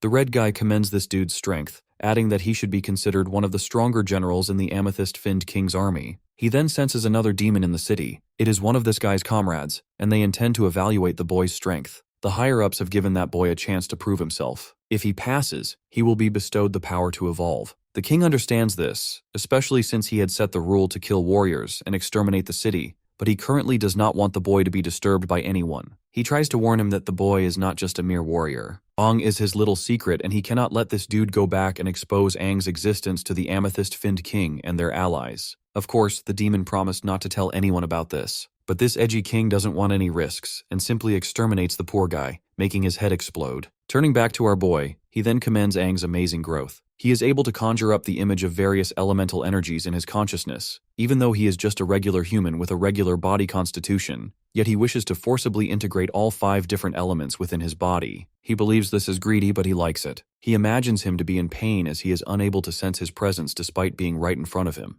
The ability to completely enter one's consciousness is already an amazing feat for a regular human. He knows that Aang is the strongest human warrior in the history of humanity, which makes him the right vessel for a king like him. He is to return to Aang's body now, since he only came out in order not to disturb him, which wasted a lot of psychic energy. But it's all worth it. Aang's constitution will end up enhanced, which will be beneficial to him in the long run. Aang starts to generate lightning. This surprises the Crimson-finned king, who forms a protective cover for himself and watches. Aang is trying to drag all 5 elements into his body and integrate them at the same time. He questions the possibility as Aang becomes full of energy and starts shouting. The energy he emits ends up destroying the building. The Crimson-finned king seems to have underestimated this human. He isn't just evolving into a quintuple-finned warrior. He is also utilizing the 5 elements to control and integrate each of them, and he ends up creating a unique lightning element in the process. Though he is uncomfortable with the white lightning, he thinks it is an awful attribute. Rakshasa Cat notices the lightning and wonders what it is. As she is distracted, the demon is surprised by her strength despite only being a quadruple-finned warrior. She is truly someone with the finned king's strength. Rakshasa Cat realizes that she won't be able to hold out any longer if this continues. Even if she awakened the quadruple-finned strength in her body, she is still faced with a double-core demon. Though she is aware that help is coming, she decides to make some changes to her tactics and drag things out until others arrive. The demon seems to be aware of her plans and attacks her. Rakshasa Cat remembers instructions given to her when she was younger. She is to widen the space between her and her opponent and search for weaknesses. The demon makes fun of her spatial energy and uses a hypnotic voice to freeze her and pierce through her leg. Rakshasa Cat will not be able to heal in such a short time. This city has caught the eyes of the demons and is destined to become one of the dead cities. Even if she fails, her master Little Bird will turn the city into ruins. She asks Rakshasa Cat to give up, blasting her with a beam of energy which is intercepted by lightning. At first, she has no clue what happened, but soon realizes it is Aang. Yes, she has been saved by Aang, who is now a quintuple-finned thunder god form. The demon is not very happy to see Aang and asks who he is. Our girl is equally shocked and wants him to confirm if it's him. Aang responds to her saying it's him. She then warns him about the demon. It's a dual-core demon and she isn't like other demons. But our boy assures her not to worry, confident that he can take down the demon since taking down high-ranking demons is his specialty. The demon over there can sense that their auras are like those of demons. Aang warns her not to compare them with creatures like her. He is being trained to kill demons. Seeing the lightning crackling over our boy's hand, the demon girl is sure that she is screwed. After all, demons hate lightning the most. She blasts Aang with blue flames. My guy pushes Rakshasa Cat out of the way and tells her to let him handle it. He then proceeds to split the energy blast apart. The demon wonders how he is able to do this, and starts to question what that lightning of his is exactly. Aang thinks he has obtained quite a good upgrade from combining all 5 elements. He notices that his lightning is very effective against demons. He remembers the pain he felt while combining the 5 elements in his body. He assumed it was the elements rejecting each other, never knowing it would create a new lightning element. He wonders what the lightning would do when it comes in contact with a demon's body. The demon realizes his plan to kill him and tells him that he is overestimating himself. She plans to fully unlock her core's potential here and crush our boy to pieces. Hearing this, Aang recalls that the demon's core potential is similar to activating the core's strength to boost one's strength to its peak within the shortest amount of time. It seems like the demon's last resort.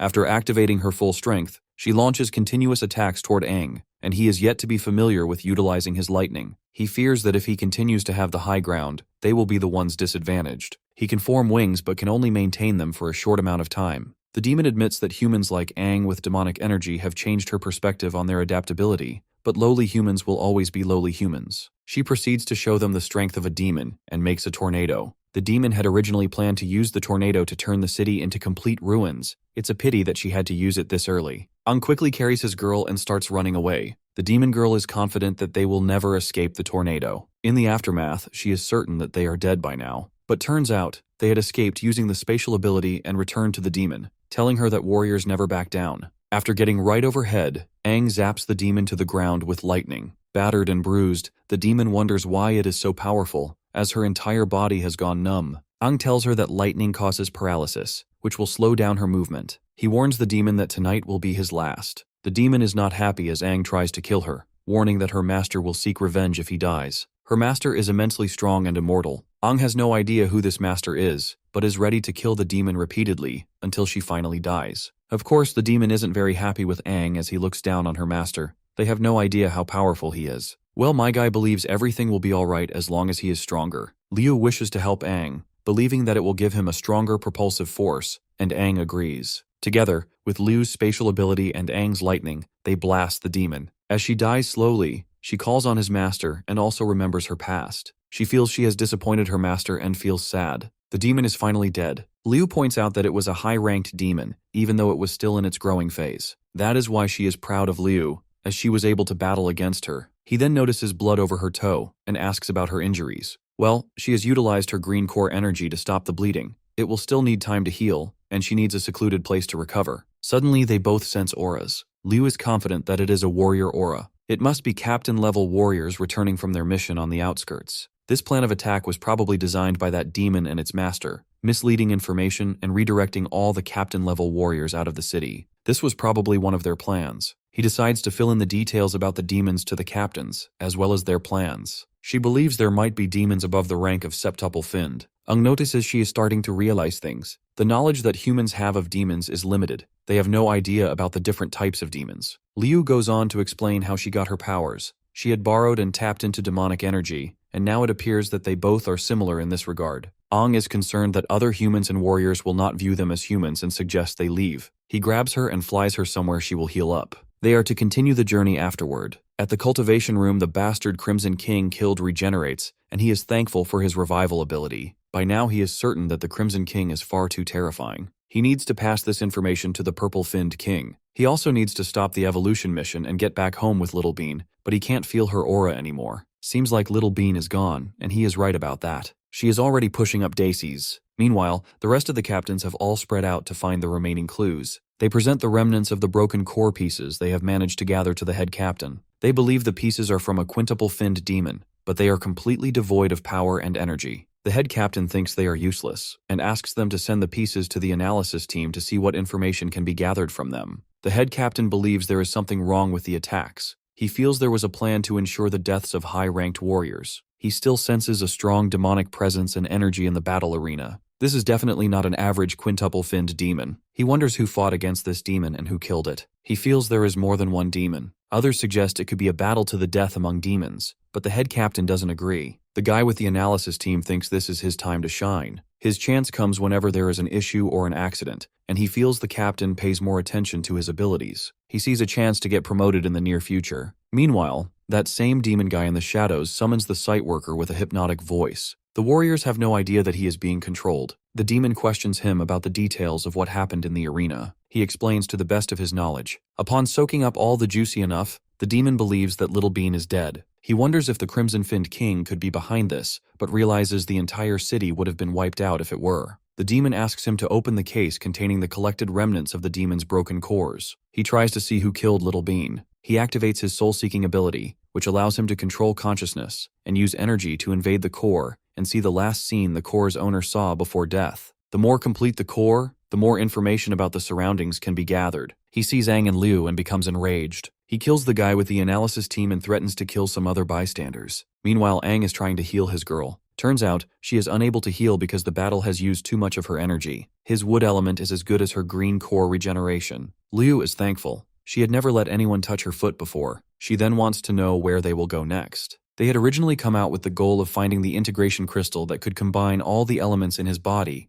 and now that it is complete, they are to move on and finally gather some information. Liu wonders what sort of information. No one else knows about Aang's reincarnation except Lena. Liu is unaware of his plans to rescue Desha, who has been captured. Doing such things openly goes against the new king and the new 6 heroes. He wonders if Liu and the rest of his team will stand by him if they find out about this. He finally responds to Liu, thinking it will be better if he continues his journey alone. As Liu's strength is almost comparable to that of a quadruple-finned warrior, Aang encourages her to tell Captain Ji Yaotang that she has completed her mission. Liu wants to know if he is setting off alone. Aang says he will return with her first as he needs to speak with Captain Ji Yaotang himself. As they chat, he has completely healed her and suggests she not do any intense exercise as it will still be painful because he has just regenerated her muscles. With that, they are ready to leave. 3 days later, in Helios City, Rank C, the warriors wonder when Liu and Aang will be back. Everything is boring without them. One of the warriors thinks they are probably working on leveling up themselves and suggests they do the same. She is still bored without them, and also wants to go out and go through some trials. It is really slow for her to keep leveling up in Helios City, but it is then they catch a familiar voice teasing them. It's their team leader Liu. They are happy to see her and ask about Aang. Turns out, he has gone to look for Captain Ji Yaotang to revoke his status as a warrior. They are shocked to hear this. The captain is unhappy with the news that Aang wants to revoke his status as a warrior of Hela City. Everyone demands to know why.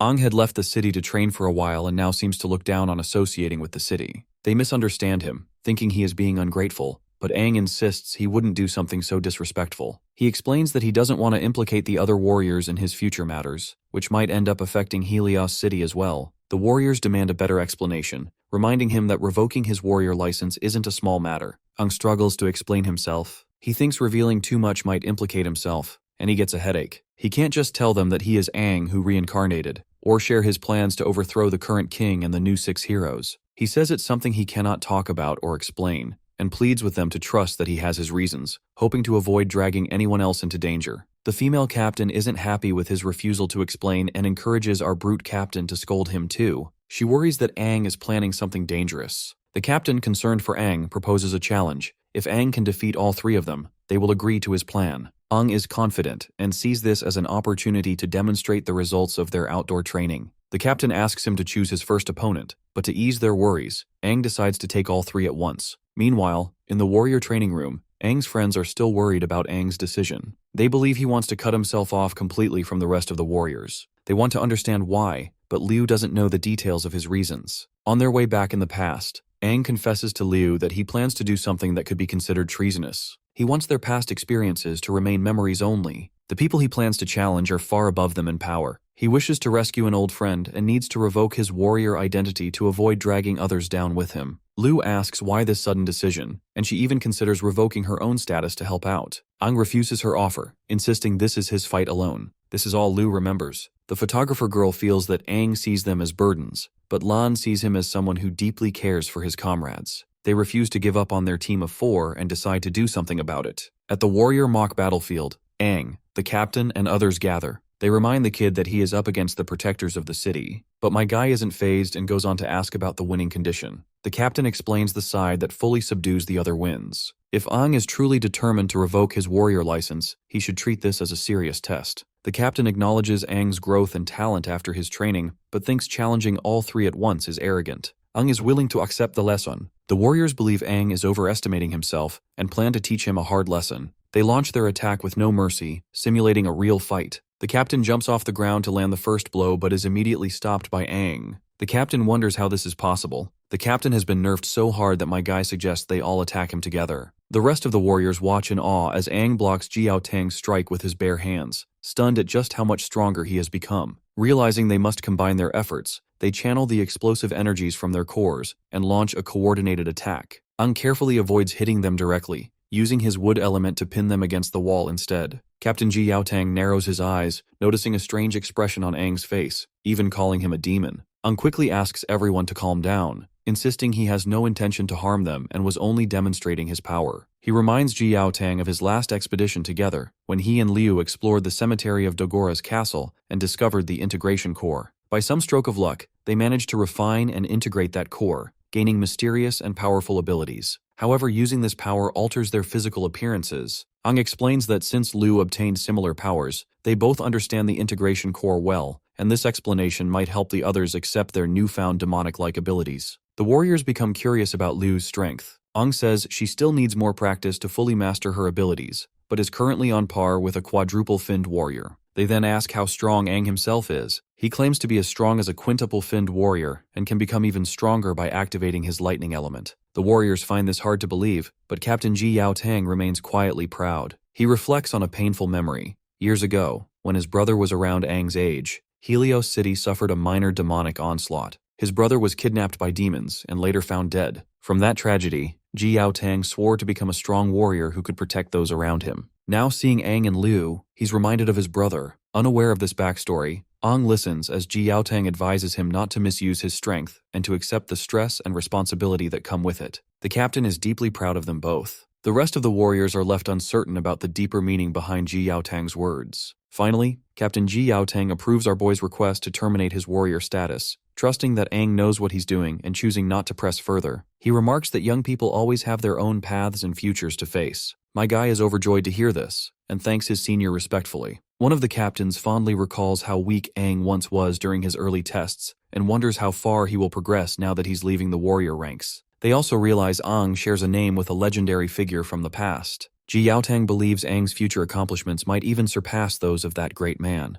As my guy departs on his journey, he contemplates raising his strength to the level of a sextuple-finned warrior, feeling it would be safer to do so before attempting to rescue Desha. Nearby, he notices a demonic rift and decides to seek out more cores to level up faster. However, he soon discovers a box, and to his surprise, it contains Liu and his teammates, who had been in his truck all along. Of course, the boy is clearly not pleased with the unexpected discovery. He is not happy with Liu and the other warriors tagging along. They had already discussed this, but Liu does not want the team to split up like this. Lan and Suiju had been stuck in the city, suffocating while Aang and Liu were taking a trip. They had no choice but to tag along. They are all willing to be part of Aang's business no matter how dangerous it gets. Aang realizes that they are really determined and they are right. He has to inform his team members about his issues and problems, though it's not convenient to tell them about his reincarnation. It is up to them to believe the rest or not. He urges them to make their decisions after hearing what he has to say. He warns them about the potential risk to their safety and tells them his plans to rescue Desha. They are in shock as they ask how he intends to pull that off, which is a secret. He believes this would be enough to scare them, but instead, they are excited and don't want to miss out on the fun. Helios City has been loyal to the past king,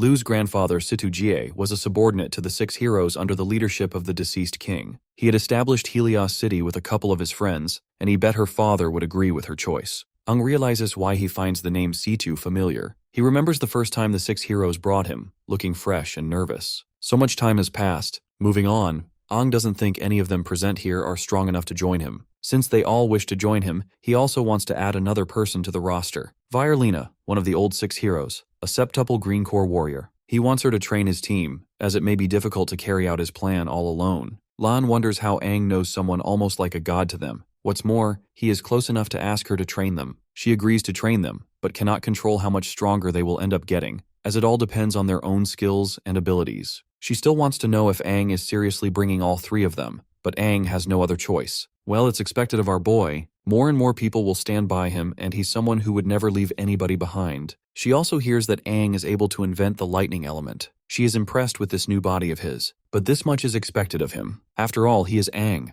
a guy who can accomplish anything. The rest of the team, while watching Aang and Lena, are unable to hear what they are saying. They wonder why Lena has not aged. Liu thinks the green core is responsible for that. She has regenerated her body and keeps maintaining it at its peak. This is an ability only someone as strong as her can pull off. Ung announces to everyone that he wants to be a septuple-finned warrior and wants the rest of the team to become at least quintuple core. He is going to level up all by himself. In his journey to get stronger, he also needs to find a method that would help his friends raise their strengths even further. Meanwhile, Lena is up to the challenge of training these newbies to quintuple cores. She starts by telling the rest of the team that raising their strengths within a short period will be very tiring and painful, asking if they would be able to bear it. Of course, they all agree. With that, Aang sets off. If he is able to get more integration crystals, he might be able to do something more incredible than before. Suddenly, the Crimson-Finned King appears at his truck, thanking him for helping him regain some of his strength. He is willing to help our boy with integration crystals since he knows a thing or two. He had said he'd be in a deep sleep, but now has psychic strength, all thanks to Aang's integration, although it's way too little. He had wasted a lot of his psychic strength when helping him resolve the troublesome issue he had. He decides to help Aang find the crystals he wants within a short period of time. Aang wants to know why he is helping him. He suddenly brakes and the Crimson King hits the dashboard. He asks Aang to warn him before he suddenly brakes, but Aang asks him to buckle his seatbelt. The Crimson King seems to remember the fight our boy had with a double-core demon. This makes Aang realize that the king is not oblivious to the world while inside his body. Turns out, the double-core demon he had fought was low-ranking. Otherwise our boy would have been able to obtain a demonic revival core. Aang wants to know what it is all about. He asks if it is the same as the integration core. According to the red guy, the results it gives will always be strong and never weak. Regular demonic evolution happens by consuming demons of the same level or higher. Ranking demons can only level up by refining an incredibly rare revival core. If he is to refine this demonic revival core, he will be able to obtain an immense amount of power. His friends can do the same to enhance their strength. Aang wants to know how he is supposed to refine the demonic revival core, to which the king reveals that he needs a double-core demon that is septuple-finned and above. Aang wants to know why he is telling him this. Perhaps the demon plans to control his consciousness. Otherwise, why would he betray his own kind? He does this because the demons are chaotic except the higher-finned demon kings. He is sure that Aang would not understand the situation the dark species are currently in. So it's basically a waste of time even if he tried to explain it. And as for why he is helping this kid evolve, they both share evolution, and if Aang gets stronger, so does the demon. To emphasize how powerful he is despite his weak state, he immobilizes our boy without breaking a sweat. Aang wants to know where he can find core sextupled demons. He believes they are hard to find. The demon wonders why humans are so impatient. Reaching his goals depends on him. Now that Aang thinks about it, he recalls a place where he can find high-level demons. Though he thinks going there is already dangerous, if what the king said about revival cores is true, then it's worth giving it a shot. They set off to the City of Dawn. They get there until night, and Aang suggests they chill there since it is in the city's blind spot. The king then reveals that he will not be appearing again unless he obtains a revival core. After all, appearing again and again costs a lot of energy. He then suggests Aang should not let his friends forcibly refine it, or try to get enlightenment from it. It will only cause their minds and consciousness to explode. Aang asks him for help. He wants him to change his appearance. He needs to find a way to become a part of the high-ranking crusades. He also needs a weapon. While that broadsword is good for him, but it is not enough when he utilizes it. The demon decides to help him because they are one after all. After helping him change his appearance, he lends him a sword named the Crimson Tide. My guy expresses his gratitude to this demonic bastard and on his way to deal with crusading team. It's the City of Dawn, northwest side. A voice welcomes all warriors from outside the city who want to help with the current cleanup mission. They request warriors who are not below quadruple-finned cores. A reward awaits them when they succeed. The outsider warriors are requested to move to the training ground in an orderly manner. The warriors hear that the strongest warrior in the city will be leading this team. Ong sees all sorts of people signing up for this mission where they are to hunt demons. He believes the more people, the better. Captain Ranyang thanks all the people who have joined the mission. The warriors spread rumors of how the captain had killed a quintuple-finned demon all on his own. They are to start the week by tracing the steps of another team that had been tracking demons. The demon traces had disappeared 3 kilometers to the north of the City of Dawn, within a rotten forest, and the 6-person team that had been sent out had all been eliminated. A quintuple blue-core warrior who happens to be a friend of the captain led the team. It wasn't a weak team at all. The last bit of information they have, sent by the tracking item, indicates that it's most likely they fought an extremely strong demon, probably a quintuple-finned demon, a double-core-finned demon, or a high-ranking demon as well. They view this as a threat to the City of Dawn's transportation and its surroundings. This is why they need external warriors. Ung realizes there is a possibility that there is also a double-core sextuple-finned demon, which is perfect for him. The warriors set off after the captain's explanation. All the while, the people cheer them on as they leave. The road is 3 to 4 kilometers long, and there are a few demons on the road as well. All warriors are instructed to be careful and follow the team closely while maintaining silence. If not careful, a warrior can get lost and attacked by demons. Ung thinks they are already attracting the attention of demons after leaving the city gate. A team member asks the captain not to treat them like rookies who do not know any better. They believe the team is made up of capable warriors. He gets attacked soon before the captain is able to warn him about raising his voice. It's a sand-type demon. It likes to ambush living things from their hiding spots in the sand. The sand-type demons had encircled the team from behind. With this quantity, they are almost akin to a small-scale triple-finned demon horde. The captain urges the warriors to form teams and fight together. They are just a mere bunch of triple-finned sand-type demons and aren't strong enough to be considered enemies. The team soon splits but is instructed to gather together and fight. Ung soon takes on the demons and asks his team member to join the rest.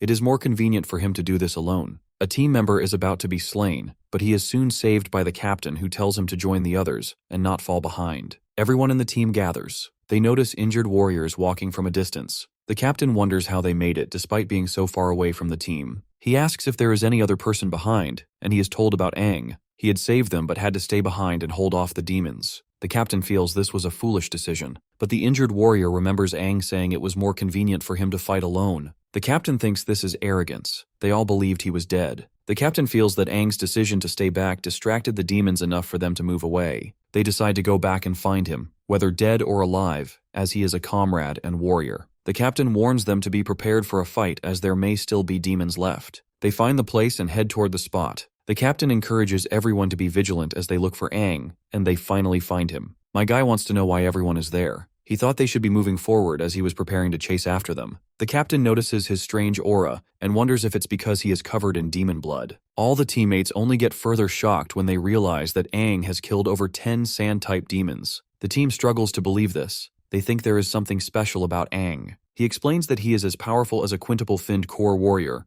although my guy knows his powers surpass that. Even if he were to fight a sextuple-finned core warrior, he would be able to survive. Despite his explanations, the captain still thinks it's difficult to fight against 10 sand-type clan demons alone. Ong explains his made-up strategy. He had thought of this a long time ago. He further sold them the narrative that his specialties were prolonged battles and escaping. This is a more reasonable explanation to the captain, who commends him and tells him that his actions gave the team enough time to regroup. He instructs the team to change directions as they move onward. They finally make it to the location where the last team was last seen. There are 3 entrances to the rotten forest. A team member suggests exploring all 3 entrances at once. They decide to form 2 teams to ensure they have enough fighting power, but are still worried about the 3rd entrance. This is then my guy volunteers to go in through the 3rd entrance alone. They hear a loud roar from the entrance. It sounds strange, but they have no time to hesitate and must go in. From the captain's past experience, he suspects the entrance holds more than just quintuple-finned demons. A team member asks how big the forest actually is but gets scolded by the captain, who tells him to obey orders. The captain admits he doesn't know exactly how large the forest is and has no estimate.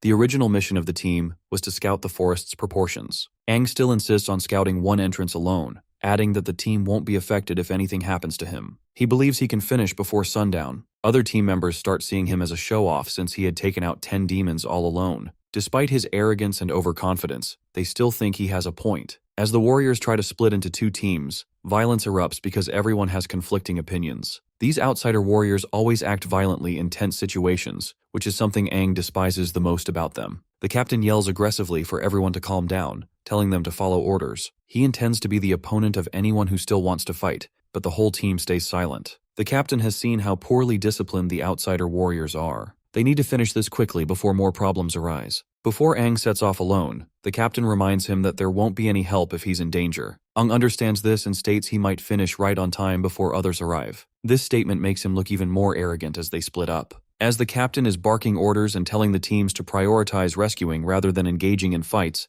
Aang is walking alone on his path when he suddenly gets attacked by a demon, which he quickly kills. He had come into the forest alone to use his powers without hesitation and plans to kill them all until the strongest demon appeared. Cutting to somewhere else, we learn that it is always dark in a forest as dense as the rotten forest, and very silent. So, one of the team members warns the entire team to be careful and not let their guard down. The demons will not attack if the warriors stick together as a team. Some team members wonder how Aang is doing all alone and make fun of him. Suddenly they see something. It's a scouting team uniform, meaning it's a survivor. The team members believe things are going smoothly. They have found a member of the scouting team, not knowing it's a demon. The team member, still excited as he gets closer to the creature, asks what it is digging. The creature suddenly turns around and attacks him. Turns out it is a sextuple-finned demon, and they need to inform the captain about it immediately. One of the warriors uses a signal flare, but the demon is not a fan of bright lights. It launches at incredible speed to put out the flare, leaving the warrior amazed at its speed. The team realizes they cannot handle this demon, so they retreat,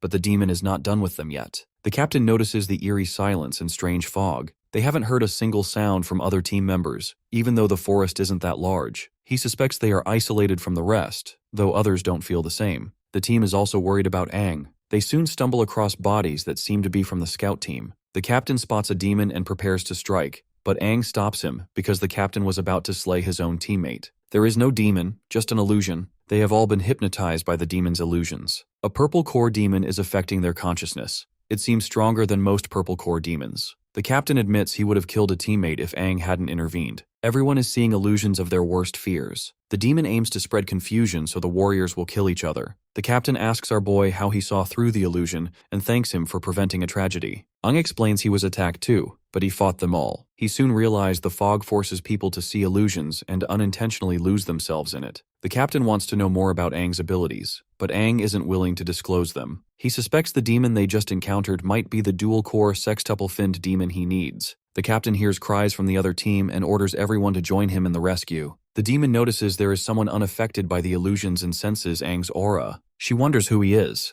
It's a sextuple-finned core demon. Aang realizes that if he rushes over, he'll just fall into its trap, but he decides to follow the rest of the team. He doesn't want to abandon them. They run toward the demon as the captain warns them this is no ordinary foe. They see the bodies of their fellow warriors, and the captain orders them to stop. He suspects it could be an illusion, but Aang says otherwise. It really is the bodies of the scouting team. He also notices the demon nearby. They hear cries from the warriors calling for the captain to save them. The captain and another team member try to rush forward but are immediately stopped by Aang, who urges the captain to look closely. Finally, the demon reveals himself, impressed that Aang has seen through its disguise. It also finds it strange that its illusions don't work on him, and considers the corpses useless now. Enraged, the captain blasts the demon with a powerful energy beam. For a moment, they wonder if the demon is dead, but it quickly mocks them, calling them impatient humans. The captain insists on continuing the fight until he injures the demon. Aang thinks there are too many people there, and they're all blinded by their emotions. The captain tries to slice the demon but ends up slicing through smoke instead. Soon enough, the hallucinations once again start to mess with their heads, and they start to feel that Aang is the demon. My guy soon realizes what's going on. The demon is making him look like the target, while that bastard is sitting somewhere safe watching it all happen. The captain is first to swing at our boy. My guy is also ready to counter. He never thought he would ever be fighting him. The demon is happy to see them turn against Aang. She thinks it is interesting. She had never seen a mutual slaughter. Aang sees that the demon is treating them as circus monkeys. He decides to test out the true strength of his lightning element. Meanwhile, my guy has flung all the warriors away, making others believe that the demon is blocking Ranyang's red core attack. Aang, on the other hand, is positive that the lightning element surpasses the demon energy. The rest of the team charges against him. They are willing to kill him to get revenge for the fallen warriors. Aang wants the captain to take a little nap. He blasts lightning and throws the warriors off. The demon is also intimidated. It begins to wonder what power he is using. The lightning has a strong demonic energy to it, and also gives the demon an oppressive feeling. Aang realizes that he is right, As long as he controls his strength well, he can wake them up from their conditions and the demon's illusions. The demon is still in the sky. It notices that he is deactivating her illusions. My guy yells for her to come down from the sky. The demon also notices the lightning energy in his voice. By now it feels Aang is more than capable compared to the others. So before shit gets serious, she wants to end it all by striking him. But my guy strikes the demon, sending it flying backwards. The demon realizes that Aang is a dual-core sextuple-finned demon. He strides towards her confidently, glad that he made the right decision by coming here.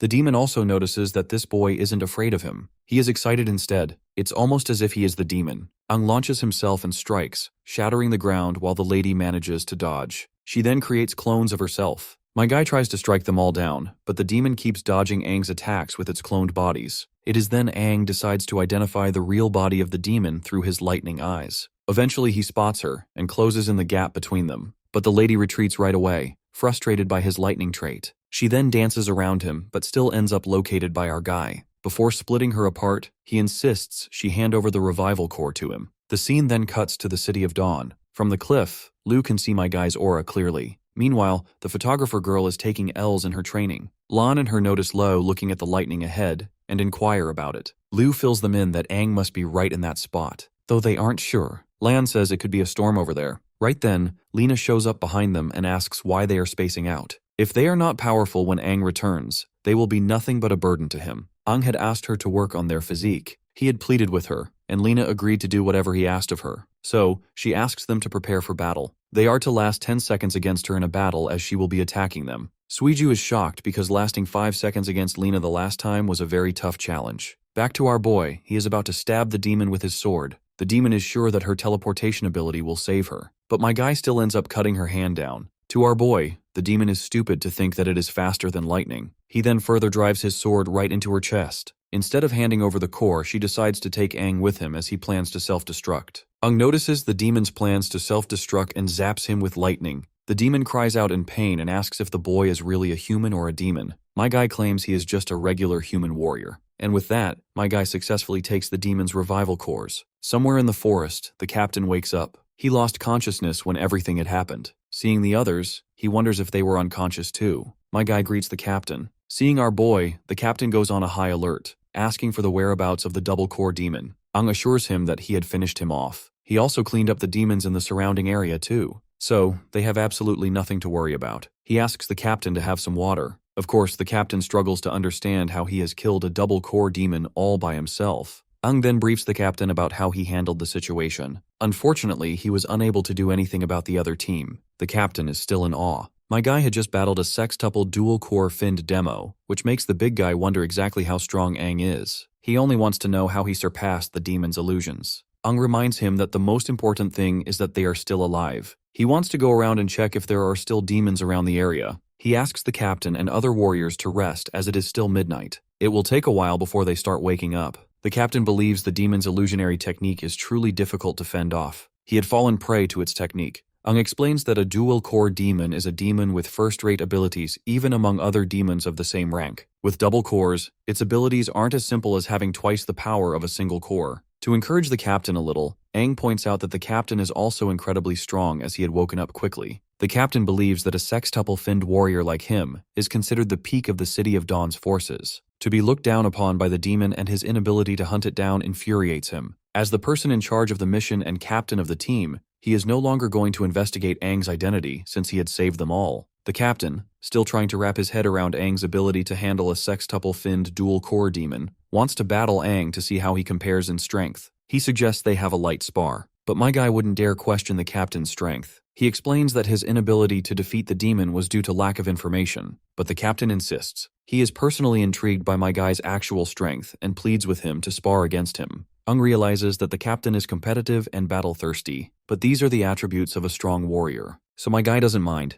Later, they find themselves in an open space. They get ready to battle as the captain reminds him not to hold back as they had previously discussed. He genuinely wants to experience Aang's raw strength. My guy understands Captain's sentiments. After all, he too had been battle-hungry in his past life, and plans to spar the captain seriously. My guy begins it by sending these red slashes that even cut through the ground. With Captain approaching, he disappears and appears above him to deliver an attack. Their weapons clash, resulting in a massive shockwave. As the dust settles, the aftermath results in the captain getting cornered. No matter how many times they spar, Aang will always find an opening to disarm him. He asks the captain if he is still willing to fight. The captain realizes that this is too powerful, so they suggest they end the fight. Aang feels like a kind and elderly senior, cold at times but warm as well. He stretches out his hand and helps his senior up as the captain accepts his loss. The senior is genuinely curious why Aang chooses to join a team like this. As powerful as he is, he believes that Aang is the strongest warrior after the new 6 heroes. But my guy doesn't agree with him. He believes he is still weaker than them. The captain narrates that being a septuple-finned warrior means you have reached humanity's peak. The strength difference between a sextuple and septuple-finned warrior is greater than the difference between a single-finned warrior and a sextuple-finned warrior. The new 6 heroes' powers are not something a regular sextuple-finned warrior like the captain can achieve. He believes their strength has reached levels none of them have seen before.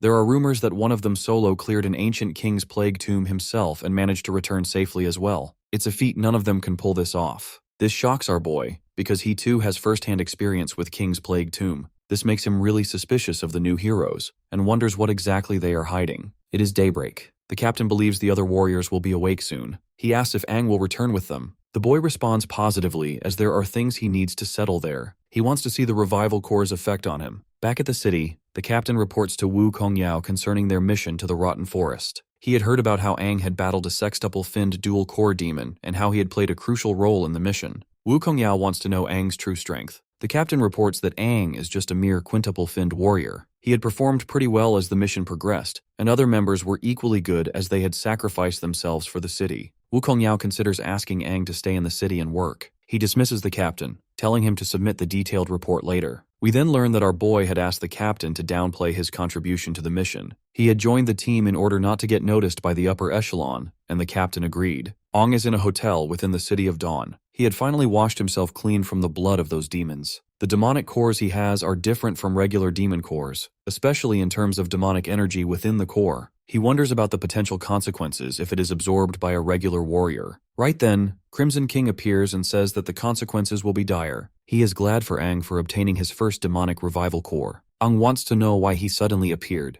The edgy king keeps it all mysterious as he reveals that literally no one can utilize this particular core. But our boy is an exception, because he is unique. Just with the mere touch of the Crimson King, Aang changes to his demon form, which our boy doesn't appreciate. He is infuriated by the demon getting friendly. Cutting to the chase, the demon warns Aang of how dangerous the core could be. It can be chaotic, which can make a warrior end up in madness. It may even cause them to explode. But there are 2 things within him that can suppress that chaotic energy: his demonic body type due to the demon's existence, and the lightning element he had created when he advanced. Aang shows him the lightning, which even the Crimson King dislikes. The demon tells him how powerful his lightning element is. It is incredibly effective against demons and can suppress their energy. It also seems capable of purifying demonic energy within this demonic revival core. He can help other warriors integrate with this demonic core, but they must have extremely tough physical and mental strength. Without immense mental fortitude, it is easy for them to be negatively affected in the process. Aang wants to know how he is supposed to combine both energies together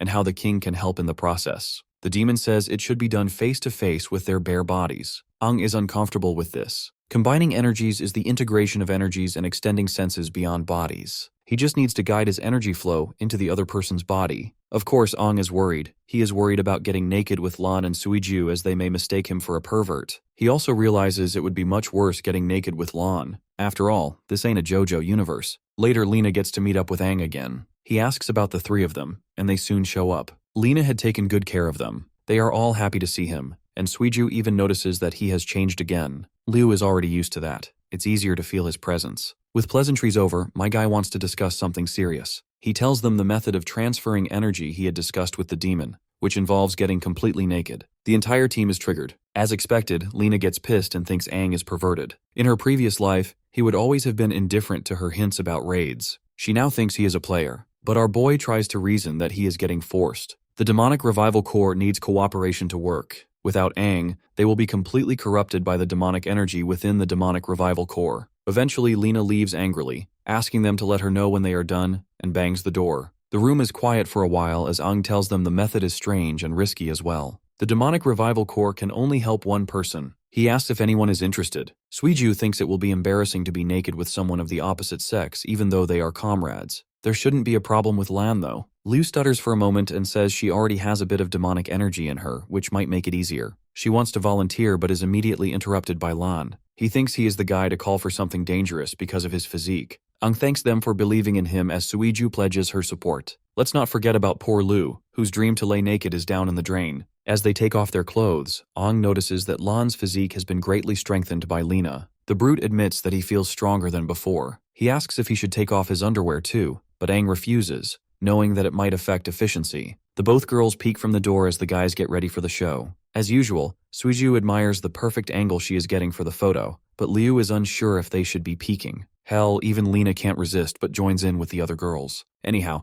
the boys begin their mojo. Lan holds the demonic revival core in his hands. Holding it alone makes him tremble given the power it contains. Ang asks him to place the demonic revival core in his hands and relax. He tells him to close his eyes, use his energy to sense it, and establish a connection. He warns him it may be a little painful but assures him he will be beside him to assist. Lan sees the yellow energy. It is just like his original core. He wonders if the demonic revival core will identify the power that suits him. He wonders if he should approach it as he advances further. As he gets closer, he finds the demonic energy terrifying. He begins absorbing the mighty demonic powers all to himself, and the entire process is quite taxing, making him scream. He is being tempted by this demonic energy, and will soon become a mindless monster once his spirit is consumed entirely. Crimson is here to warn him once again about the consequences, so he suggests Aang to make his move before it's too late. The primordial demon consuming Lan's spirit didn't expect to see the crimson-finned king there. Aang asks if this demon is conscious as he had thought it was an illusion. The yellow primordial demon can be seen as the source of demonic power. The crimson-finned king is considered the purest existence closest to this primordial power. The king cannot make a move against this primordial power. If Aang wants to save his friend, he has to act quickly. Without further ado, Aang launches off the demon's hands and dives straight towards him. The primordial being senses something very unpleasant. It is Aang's aura. He thinks it should be completely eradicated, and promptly blasts our boy away. This new yellow demon is a six-finned primordial demon. He is mad that others are here. Crimson King reveals that Aang has to deal with the illusion demon of this core first before he is able to save his friend. He then sits down in order to watch everything like a king he is. The battle begins, and they start throwing hands. Aang tries to take a look at the demon's powers, only to notice that the power has increased because both cores have now transformed into yellow cores. To push this bastard away, he delivers a lightning kick, but the demon is still intact. By now, he is sure that using feet and fists might take some effort. I guess this much is expected. The yellow core is known for defense after all. The monster then conjures a demonic shield which is both offensive and defensive. But my guy is sure that this is no match for him. He puts his lightning and demonic energy into use, and kicks the bastard hard. Turns out he used an upgraded lightning move he picked up while fighting a demon previously. After taking down that primordial demon, he directly strikes that ball of energy to help his friend's consciousness escape. I don't really know what in the hell is going on, but in a nutshell, my guy manages to absorb the excess power of the revival core into himself, which not only allows him to evolve, but he also manages to save his friend in the process. Even the Crimson King thinks it is impressive as he absorbed part of the energy from the core. It is enough for Lan to awaken his demon powers. In the real world, Liu has already dozed off, while the photographer girl is busy doing her thing. Even Lena is tired of waiting. Suddenly she notices his eyes, which look demonic. Right then, he gives off an explosive energy burst and begins to evolve. After the transition, he has 4 arms. His evolution has also been completed, making him a 4-fin demon. Lena refuses to believe what she is seeing. Through the core, the demon power has truly fused with Lan. Aang tells them not to be surprised as they have important things to worry about. The energy burst from Lan's evolution process is too intense. He believes it will definitely be noticed by Dawn City, so they need to hurry. Liu rushes to guard the entrance, but Lan stops her as he has a solution. They all grab him by his arms and he takes off like a goddamn meteor. Seriously though, what in the Omnitrix malfunction is this? Suiju meanwhile can't help but admire how amazing the dude has become. In his takeoff, Bro had left a huge hole in the roof of the hotel. People gather around the hotel premises as the authorities investigate. They are told to leave as it was just an accident. Investigators have no other clue except the hole in the roof and the fallen sign. The captain of the Dawn Warrior Guard is sure that there was a demon, but it makes no sense how the demon vanished in just a few minutes. Suddenly, they notice someone landing from the sky. It's Van Dillen, the cheap copy of Homelandar. They both kneel in the presence of this douchebag. Van Dillen is the strongest dual-core medic warrior, so it makes no sense why he would come here to attend such an insignificant event. Meanwhile, Aang and his team finally find a perfect spot to lay low. After getting down, they ask Snow how he feels. In response, he reveals that he feels like he is filled with the power of demons. He quickly switches to his human form. This sight fascinates Suiju beyond words. Meanwhile, Lena finds it is surprising how he can evolve to 4 fins at once. Perhaps it is because of Aang's assistance. Lan then reveals his side of the story. When he felt his consciousness was unclear, Aang had helped him and even adjusted the power of the demon core. Because the demon power is too intense, he needs to adapt to it first. With his current tolerance, he was only able to evolve 4 fins at one go. Otherwise, he would have gone for 5. Moving on, Aang feels they won't be able to return to Dawn City for a while. They have attracted quite a lot of unwanted attention. He apologizes to Lena for that. But the homegirl doesn't seem to like Dawn City anymore, as it is no longer the Dawn City it used to be. She sees no need to go back. In this case, they see this as an opportunity for Suiju and Liu to evolve together. Of course, Suiju is already liking the idea. She wants to become stronger too. From now on, Lena wants the team to act together. In order to test what Lan is capable of, Aang suggests they should try hunting down a dual-core 6-finned demon together. The transformed Lan appears a bit uncomfortable in the next scene because Suiju's crazy ass won't stop taking his photos. As for Lena, she appears lost in her own thoughts, until Aang comes around to question what's bothering her, especially when she's usually the talkative type who doesn't beat around. Sharing a spot next to her, he asks if it's something about Lan that's keeping her mind busy. A worried Lena shares her concerns, expressing her discomfort at the idea of a human warrior merging with demonic powers, especially when she comes from a time where this kind of suggestion would be unacceptable.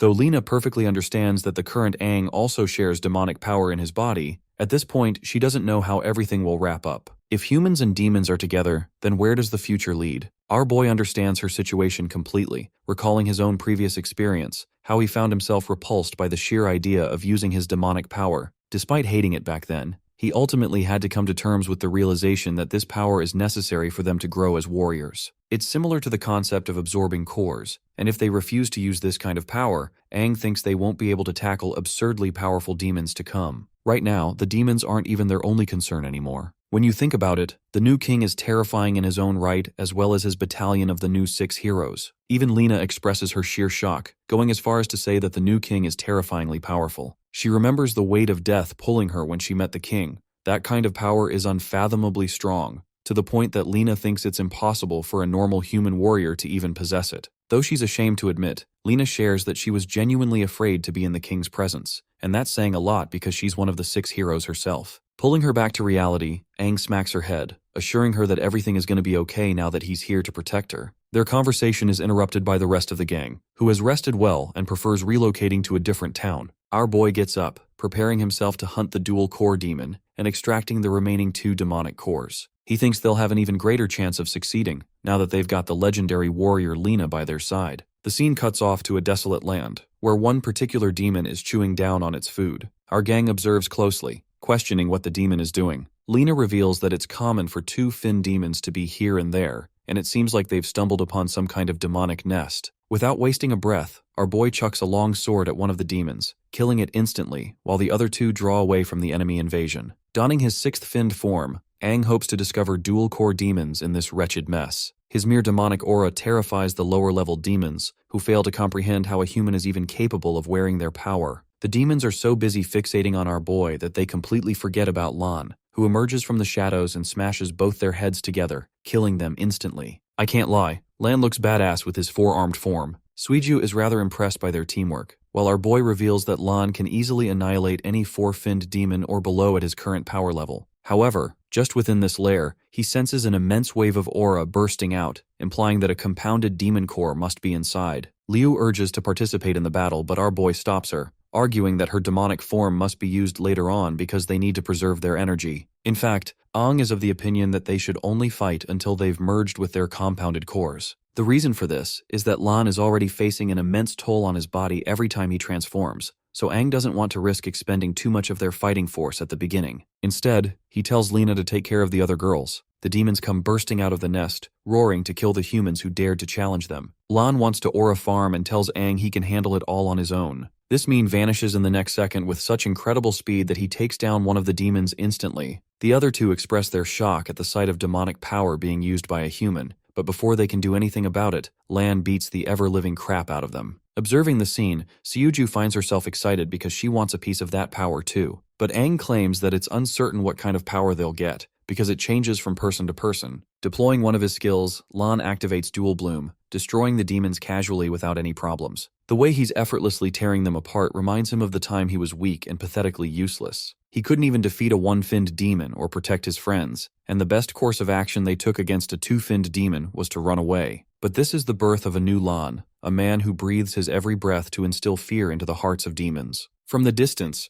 Ong notices a lump of aura concentrating in one place. This means that an entire horde of finned demons is coming their way, emerging out of the nest. This small army of demons is by no means easy to take down, which is why Lena even urges to help them out in case necessary. Thankfully, our boy agrees, expressing that it's best for them to obtain the compounded core as quickly as possible. Preparing herself for combat, the legendary warrior channels a bolt of green energy. Her fighting stance excites Seoju, who is honored to fight in the company of the great hero. Releasing herself like a projectile, Lena unleashes hell on the demons. She's out here cutting them like butter, with a speed so fast that even Lu is impressed by the green core's might. As for Seoju, she couldn't even take a single photo because of Lena's immense speed. Even Lan, who was just a minute ago reveling in his great power, is shocked by the unique ability being used by Lena here. Satisfied, our boy reveals that so far the badass Lena hasn't even used any special skill. All she did was deploy her protective barrier to smash the demons away, allowing them to clear a path. Aang orders them to keep moving forward, while reminding the two girls to conserve their energy. Lena, on the other hand, has forged a path to a wide space ahead, wondering if the demons came from this path. Entering inside, she releases her barrier, staring up at the main culprit above. Sitting comfortably at his throne, the dual-core demon expresses his surprise at the humans making it this far. He's genuinely impressed by Lena's abilities, but the girl doesn't want to chat and immediately jumps right into the air to eliminate the threat. Her incredible blast obliterates the six-finned demon's throne, and he's forced to avoid the attack. The demon expresses his anger at the warrior for ruining his favorite throne, but the badass Lena couldn't give a damn and emerges with a battle axe. She drops a crazy one-liner, deeming the lowly demon unfit for a throne.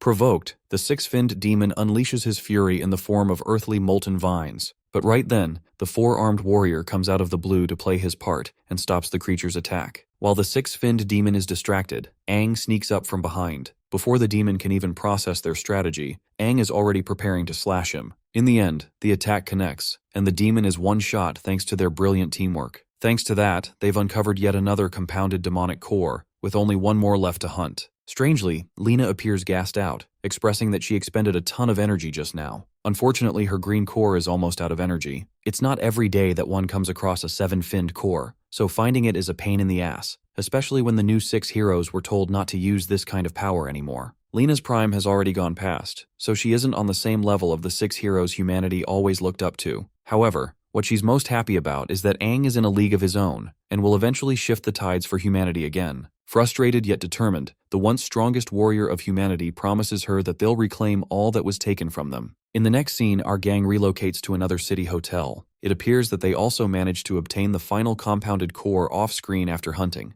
Our boy wants to help the girls evolve and requests Lena to guard him until then. The good thing about this town is that it is relatively low-ranked, so there shouldn't be any troubles. Hilariously, Lena teases our boy, wondering if he's going to be fine in a threesome. Flustered, Aang expresses that it's nothing like that. From inside the room, the girls are wondering what's going on. Our boy enters the room and switches on the lights, wondering who's going to be up first. Liu musters the confidence to recommend Seoju first, and with the way these girls look right now, I don't think even a 9-finned demon could hold our boy back. Aang is fine with that, but trust me, our boy is genuinely struggling where to look, and the manhwa artist is making sure to give us all the angles. Seoju butts in and explains that Liu wants to go first, but she's shy and doesn't want to reveal her feelings. Even though she tries to deny it, Aang comforts her and agrees with the suggestion. Seoju decides to give them some alone time and promises not to take any photos, but something tells me this creep won't stop. Now that they're alone, our boy takes off his shirt, revealing his cardboard cutout abs. He wonders what's keeping Liu's eyes busy on his body, and I think it's obvious that this is the average girl's biggest dream. The nervous wreck Liu can barely contain herself now that he's taking his clothes off in front of her. And goddamn, she even recommends taking off her own top if necessary. With the way they're talking, Seoju and Lan are embarrassed and shocked. A couple of quiet moments later, Aang sits in front of her, popping open one of the compounded cores. He hands it to her, while Liu questions if this kind of power is the same one she has inside her body. Even now, she has no clue how she was able to obtain such an ability to begin with. But one thing is for certain, ever since she got that power, she's been awestruck to chase its might. Many times she dreams of a terrifyingly large demon comforting her in her dreams, a kind of indestructible force unlike any other. By the way, it's clear enough that this is the other 8-finned demon,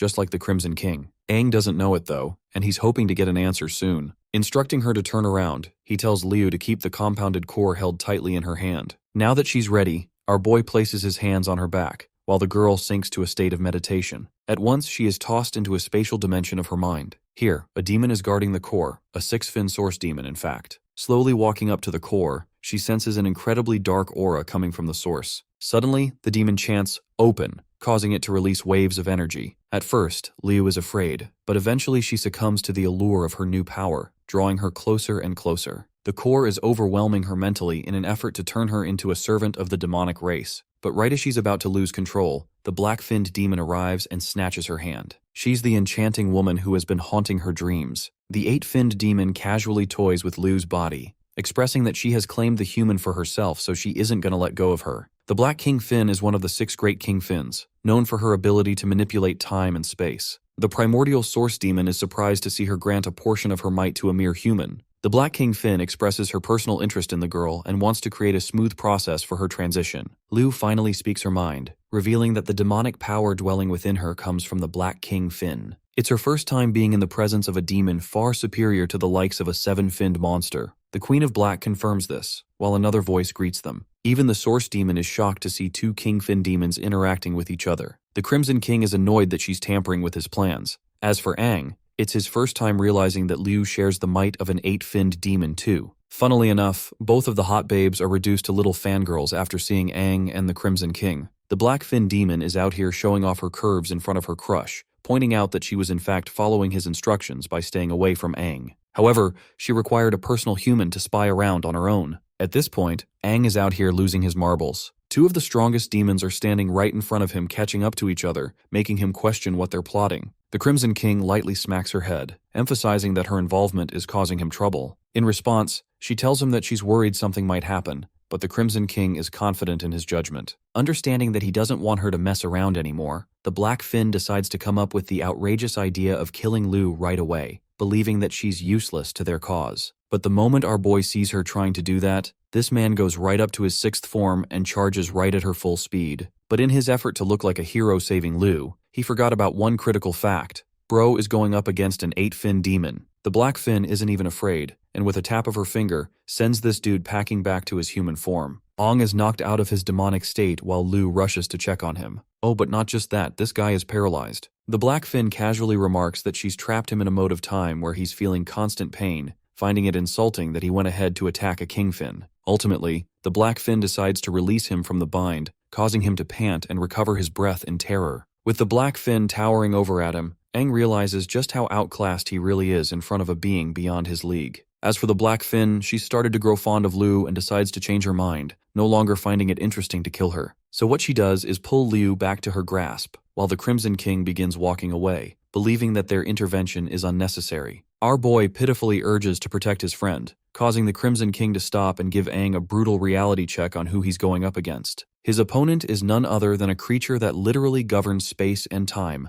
one of the most powerful beings to ever exist among their kind. The Crimson King assures the boy that if the Black Fin really wanted to take either of their lives, they wouldn't even comprehend their own deaths after it happened. Now that's the definition of aura. But not just that, the Crimson King emphasizes that it's the first time ever for the Black Fin to ever spare a human on a whim, which means she's already being favorable as much as she can. The Crimson King orders Aang to get up and leave, knowing that the Black Fin can handle the rest from here on out. Before leaving, Aang angrily tells the demon not to do anything unnecessary, which is funny to me because honestly, she could kill him for this remark alone. Anyway, both he and the Crimson King decide to opt out of the state, leaving the Black Fin to talk about how boring it is now that her beloved Crimson King has left. The primordial orb demon doesn't even resist and simply allows the Black Fin to do whatever she wants. The Queen of Demons gently taps Liu's head, forcing her to enter the same powerful state she donned once before, sharing an appearance with the Black Fin's form. In this state, Liu can confidently sense the assimilation of the green core with her body, allowing her form to bloom even more. In the outside world, Aang is no longer assisting Liu with the assimilation process, and instead waits for her to wake up soon. All of a sudden, Liu's body jumps into a hot demonic transformation, immediately evolving her to the 6th fin form. This version of her is called the achromatic Liu, and while our boy can hardly believe that she's the same person, the Crimson King explains the evolution process. You see, thanks to the Black King Finn's energy, Liu has awoken in a slightly different state. Deciding to test her powers, she aims her hand towards our boy and pulls him in with a telekinetic wave. Achromatic Liu stops him for an important question. You might be wondering if this question has something to do with her powers. But no, all she wants to know is if Aang actually likes her or not. Our boy is stunned for life and realizes that Liu in this form is batshit crazy. Even the Crimson King is a bit put off to hear her say that. The strongest demon finds himself utterly lost, trying to comprehend the mind of humans even after attaining godlike power. Hearing the boom, Lan and the others barge their way inside, or more like flop their way inside out of curiosity. But when Suju turns to look at what's going on, all she sees is our boy getting toyed with by the demonic baddie. Suddenly Liu realizes what's going on and her form fades. She is reduced to embarrassment, clarifying that all of this is happening because of her new form. Next up is the pink-haired photographer. Holding the core in her hand, she remarks how warm and light it is. Strangely, Aang thinks she's messing around and points out that she must take this situation seriously, because in the worst possible case, she's going to get devoured by the core. Suju and her Jupiters playfully agree with the remark, while Aang is starting to think she'll never learn. Anyway, he coaches her to calm her mind in order to properly assimilate the compounded core. He also tells her that she's going to meet the Source Demon very soon, and likely endure hellish physical and mental shocks. The same happened to Liu and Lan, for example. However, Aang promises to help her out and consistently reminds her to keep her focus so that the core doesn't consume her body. But their first task is to enter the region of the core in the first place. Surprisingly, while it took Liu and Lan quite a bit of time, this girl instantly enters the space and terrifies Aang with her compatibility with the core. Realizing that he must also enter at once, Aang transforms into his sixth finned state and opens his eyes. The Crimson King is right next to him, commenting on how strange Suju is in particular. Different from the others, she experienced absolutely no pain or any kind of obstacle in her path. Instead, the girl is easily able to absorb the Source Demon's power like a cakewalk. A confident Suju not only engulfs the orb, but also the Source Demon's essence itself, a fact that shocks Aang and impresses the Crimson King. It goes to show just how compatible her body has become with the compounded core. Suju's body is engulfed in a blue, before unleashing a shockwave that begins to transform her. And well, I think we can all agree that these demonic forms do the bare minimum of covering a person's skin because look at her. Aang didn't even have to intervene for the completion of the transformation this time. By the end of the transformation process, Suju's eyes turn blue and she maintains jagged horns throughout her form. This is the official awakening of the Blue Core 6 Fin, and she surprised herself at how easy the process was. She looks at Aang, before staring back at her fairy-like wings. But I'm confident none of us is looking at the wings. With incredible speed, she vanishes and pops right before Aang, showcasing her incredible figure and not at all fan service transformation. Our boy agrees and internalizes that Suju might have been a hidden genius all this time. In the next scene, all four of the humans invoke their six-finned demonic state and burst out of the sea-level town, amazing citizens with their colorful streams. Aang's carrying Lena, believing it's time for them to transition to a different location where they can safely test their powers and work on their team abilities. To that, Lena recommends heading right towards a gigantic demon cave near Dawn City, a cave so massive that not even the valiant warrior teams dare to approach it in fear. Aang thinks it's going to be an excellent environment for them to test their powers, while Lena is starting to believe that these four now possess the ability to go head-to-head with the new 6 heroes thanks to their new powers. However, in the very next scene, Lena makes a surprising announcement to withdraw from the team. Unsurprisingly, Aang is curious and wants to know if he made her upset in any way, but she clarifies that it's nothing to do with him. It's just that her core is nearing its depletion, meaning she won't be able to fight at full capacity anymore and will only get in the way. Our boy flicks her on the head, quickly reminding her that she's literally one of the 6 strongest heroes of the present era, so there's no way she's going to become a thorn in their path. He's also ready to obtain a brand new 7-finned core for her if it's going to keep her around. Though he's happy to help her out, Lena expresses that she's fine on her own. The thing is, she's feeling doubtful of her own ability, and argues that even with the new core, she won't be able to help out much. The truth is, soon after the death of the strongest warrior, the original Aang, she stopped fighting and barely participated in combat. Soon after, the new king took over everything and basically allowed her to live a normal life, away from the duties of a warrior. In fact, she never would have donned her battle armor back on if not for Aang's re-emergence. Our boy is rightfully concerned about what she means when she says she won't be able to keep up anymore, even with all her experience. Lena cuts him off and shares that age is doing a number on her.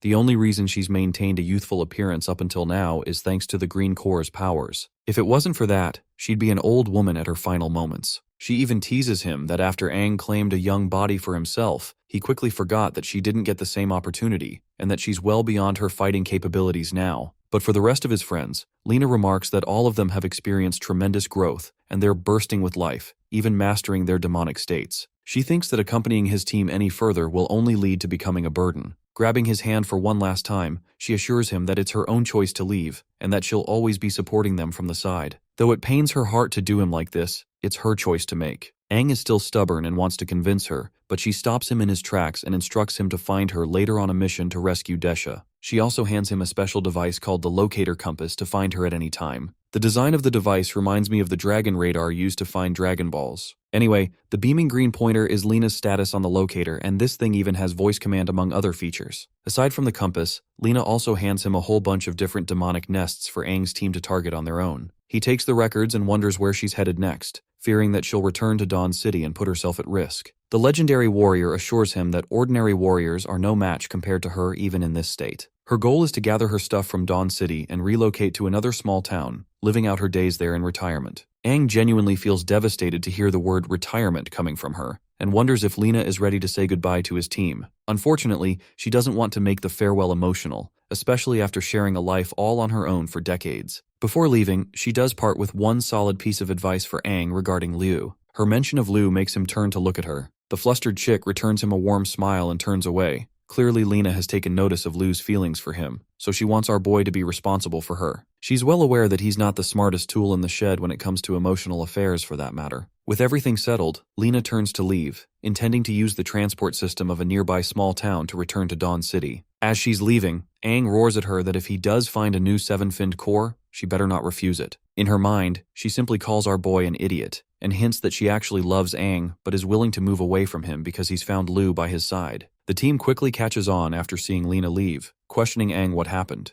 Our boy merely suggests that she's going to tend to some personal affairs, keeping it simple. Liu feels sad that she couldn't thank the legendary warrior for her incredible guidance. Meanwhile, Lan wonders if they're going to head straight to the demon cave she told them about. To that, Aang confirms, highlighting that it's an excellent opportunity for them to test their new power against the demons. Also, he's fired up with a proper goal this time, the goal of securing a new seven-finned core, so he can help Lena. Fired up, all of his friends transform into their demonic states, ready to rumble. The scene cuts to Dawn City, where Lena is carefully making her way. However, because of Lan's awakening from last time, security has gone up, making it difficult for her to navigate undetected. Luckily, she makes her way to her home through the open window and secures getting inside. Time is of the essence for Lena, because she's aiming to rush and leave with her valuables. While she's rummaging around, Lena completely forgets about the fact that someone is spying on her. The man casually remarks at his surprise, shocked to see her return to the city. Lena's worried eyes dart back to stare at Van Dillen's face, the same man who is known as the strongest dual green core warrior. She roars at him for breaking into her place without a notice,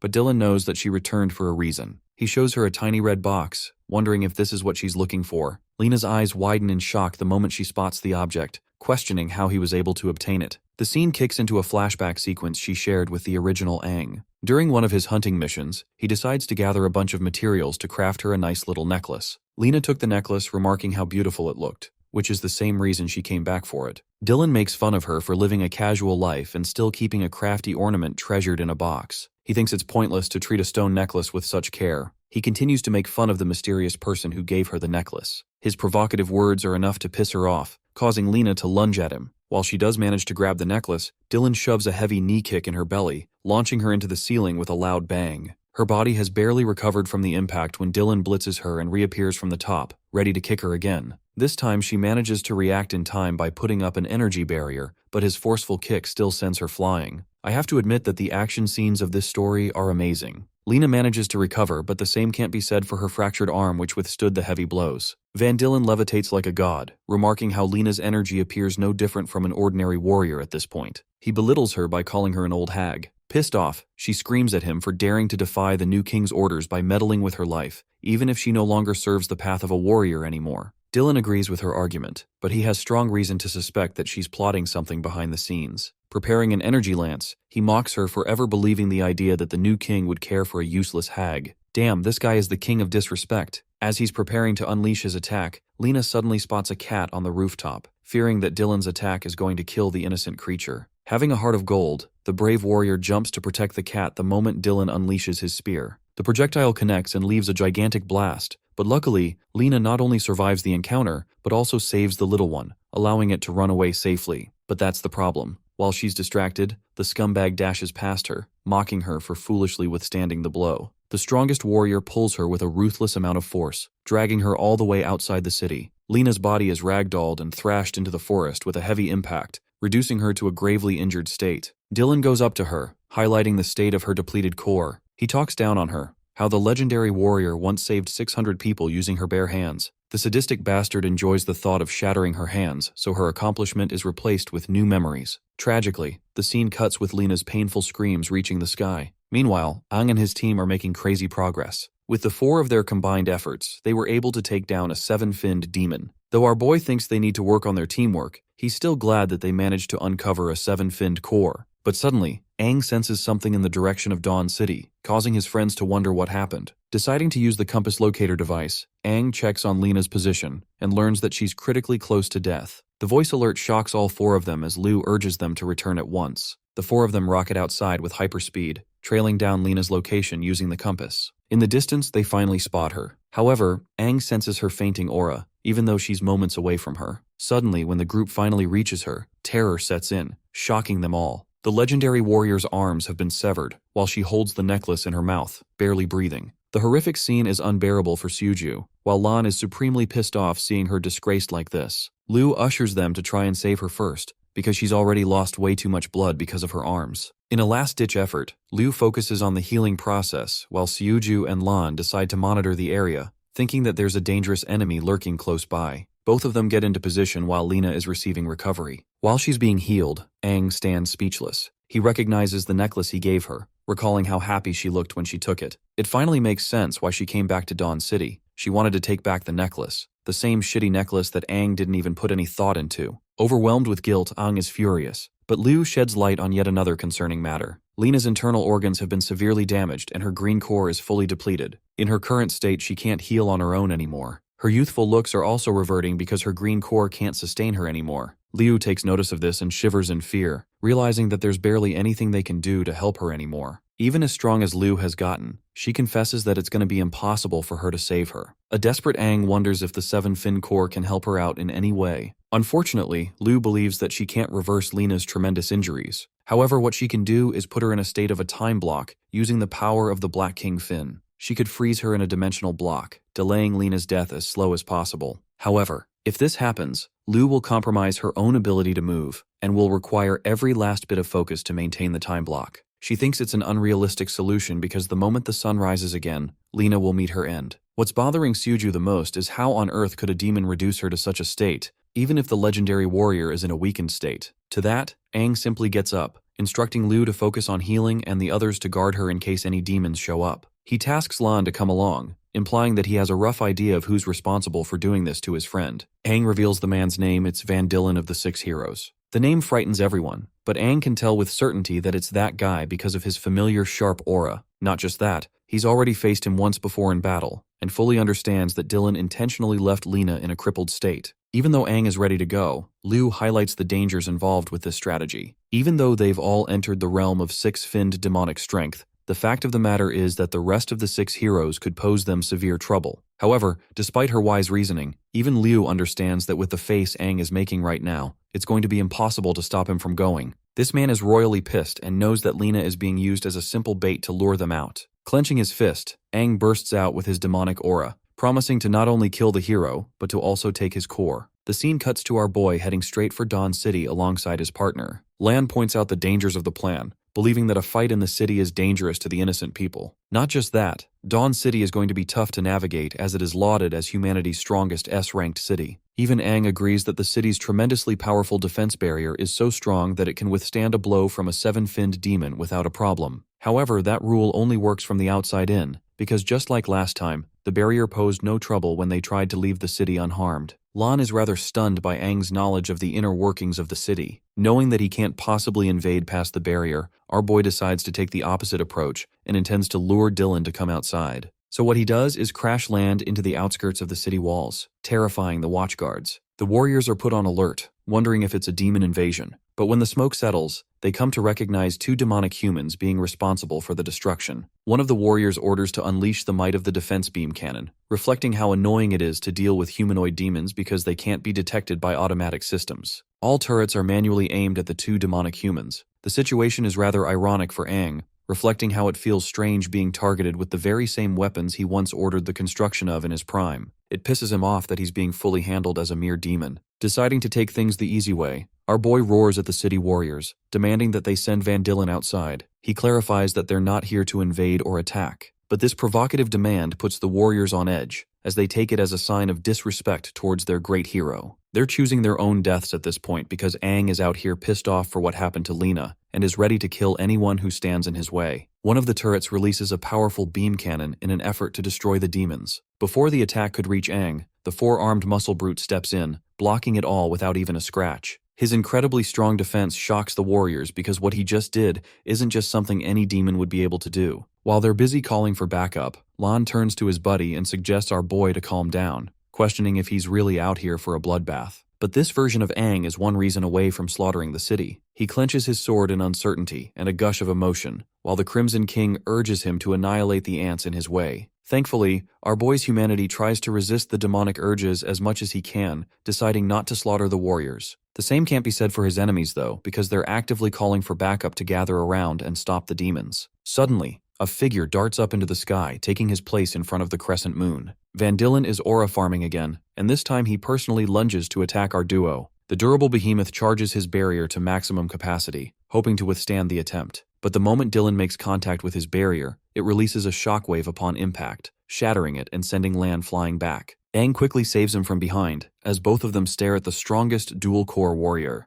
Van Dillen smirks, finding it impressive that Lan managed to withstand that hit. With his official appearance, the warriors think that the city is no longer under any harm. Aiding him in battle, they charge up all of the beam cannons, prepared to help their hero whenever he requires. The scumbag hero finally realizes Lena's affiliation with the humanoid demons, and wonders why the demons are suddenly deciding to pair up with the old six heroes. Disgustingly, Dylan goes as far as to mock Lena for offering services to the demons and disgracing humanity's name. If what he did to Lena wasn't enough, his words certainly did. Aang's temper flares up to the very top as he summons a surge of lighting. Dylan takes notice of this aura and wonders why it's so similar. He still has no idea why Lena is collaborating with these humanoid demons. Meanwhile, our boy gives Lan his one and only instruction for this match. All he cares about is that he takes care of the backup squad of warriors that is planning to support the hero. As for Aang, he calmly declares his next mode of action. He's going to kill Van Dillen with his own hands. Aang lunges forth to attack his target, and as expected of the mighty Dylan, he projects an energy shield and blocks it quickly. Despite his effort to shield himself, the sword still manages to cut through, filling up Dylan with an air of familiarity with Aang's aura. The rageful demon lunges yet again for another strike, causing the hero to deploy another protective barrier. From that same energy sphere, he clashes with his opponent using energy waves. One of those attacks successfully hits Aang, pushing him back. But to this guy, it's nothing but a mere setback. He takes the energy strand and proceeds to tug it with all his might, pulling Dylan towards him. Aang lands his first successful kick with a gut-wrenching kick to the belly, showing this guy what pain really feels like. In an effort to counterattack, he grabs Aang's body, using his manifested arm, and launches away up in the sky. The warrior laughs at the demon, wondering if Aang is fighting so ruthlessly because he shares a grudge against him. After saying that, he slings our boy into the ground with a thunderous smash, causing his sword to spin away and plummet close to Lan's battle with the human warriors. However, this battle is quite one-sided, with the four-armed behemoth casually pushing the warriors away with a strong energy wave. This causes the warriors to become confused,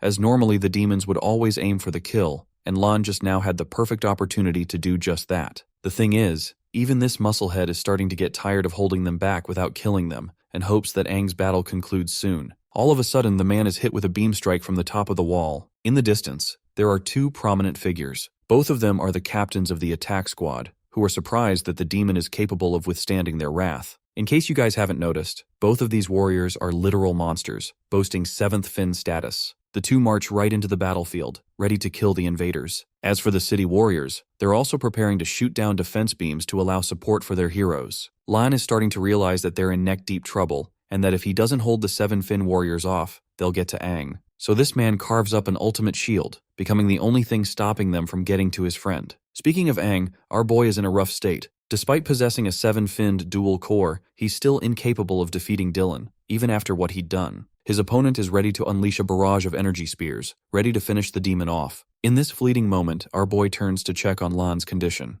Unfortunately, they got him. His barrier has been destroyed and he's down for the count. The sun is almost about to rise while Lena's condition reaches her end. In this pathetic final moment, Aang gives his everything to beg for the Crimson King's help. As for Dylan, he initiates his final attack, laughing at the demon for daring to attack Dawn City and overestimating itself. But that same arrogant attitude gets crazy humbled when out of nowhere, Dylan's ear is blown off, making him terrified about what's going on. That previous attack of his should have been enough to nail the killing blow. Emerging from the smoke isn't Aang, but a being dozens of times stronger. The Crimson King mocks him for keeping up his pride when he shouldn't have given up sooner. As for Dylan, this man is quivering. He doesn't get why the demon has suddenly grown his strength to such a degree. The Crimson King does a badass pose, pointing at his sword and pulling it back to his hand. It's been a while since he's used his majestic sword, the Crimson King Tide, and he plans on showing the kid how to really use it in a fight. Having taken over Aang's body, the Crimson King expresses great joy after being reunited with his beloved Crimson Sword. In his mere presence, the demon cores of the surrounding warriors are shaking from the king's aura, causing them to wonder what the hell is even happening. Realizing that they had absolutely no chances of defeating this guy, the warriors start turning tail and running back to the city. One of them orders her subordinate not to flee from the battlefield, or else she personally executes the ones who did. As for Snow, even he is at a loss for words after bearing witness to Aang's indomitable newfound power. By the way, we will be calling him Snow from this point onward.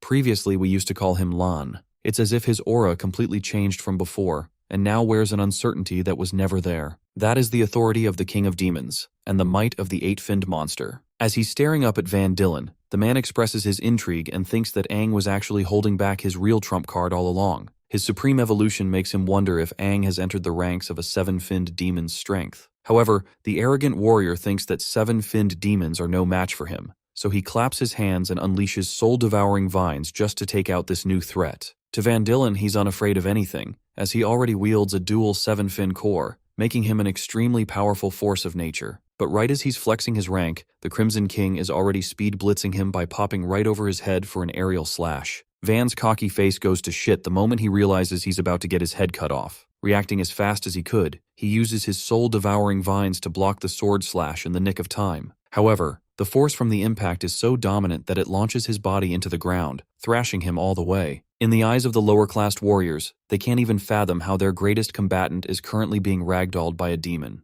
It's an unbelievable sight for them. Meanwhile, the Crimson King starts to notice a few cracks appearing on his vessel's body, implying that even after a short display of strength, this body is far too weak to handle the Crimson King's true power. Even though he's fully taken control of Aang for now, that the Crimson King pities the current version of him, which makes you wonder just how powerful this guy was in his prime. Back to the scene of the fight, the lower-classed warriors are worried for their great lord. Van Dylan managed to survive that last attack thanks to casting another energy shield barrier before impact. In his thoughts, he analyzes that the previous attack was far beyond the caliber of a typical seven-finned demon's strength. He fails to comprehend how a godlike being has emerged from the body of a weakling. Dylan's ego is getting in the way, and he doesn't want to be humiliated in front of his peers again. After all, if he gets embarrassed here, it will reflect on the rest of the city's strength. Then there's the problem that the demon is fighting way too close to the city, which threatens Dylan's reputation even more. Deciding to change the scene of the battlefield, the dual 7-core warrior surges with strength and takes off like a rocket to charge at his opponent. Clasping his fist, this arrogant guy is planning to blow the demon away far from the area. However, the Crimson King remains unimpressed and merely decides to take the attack head-on.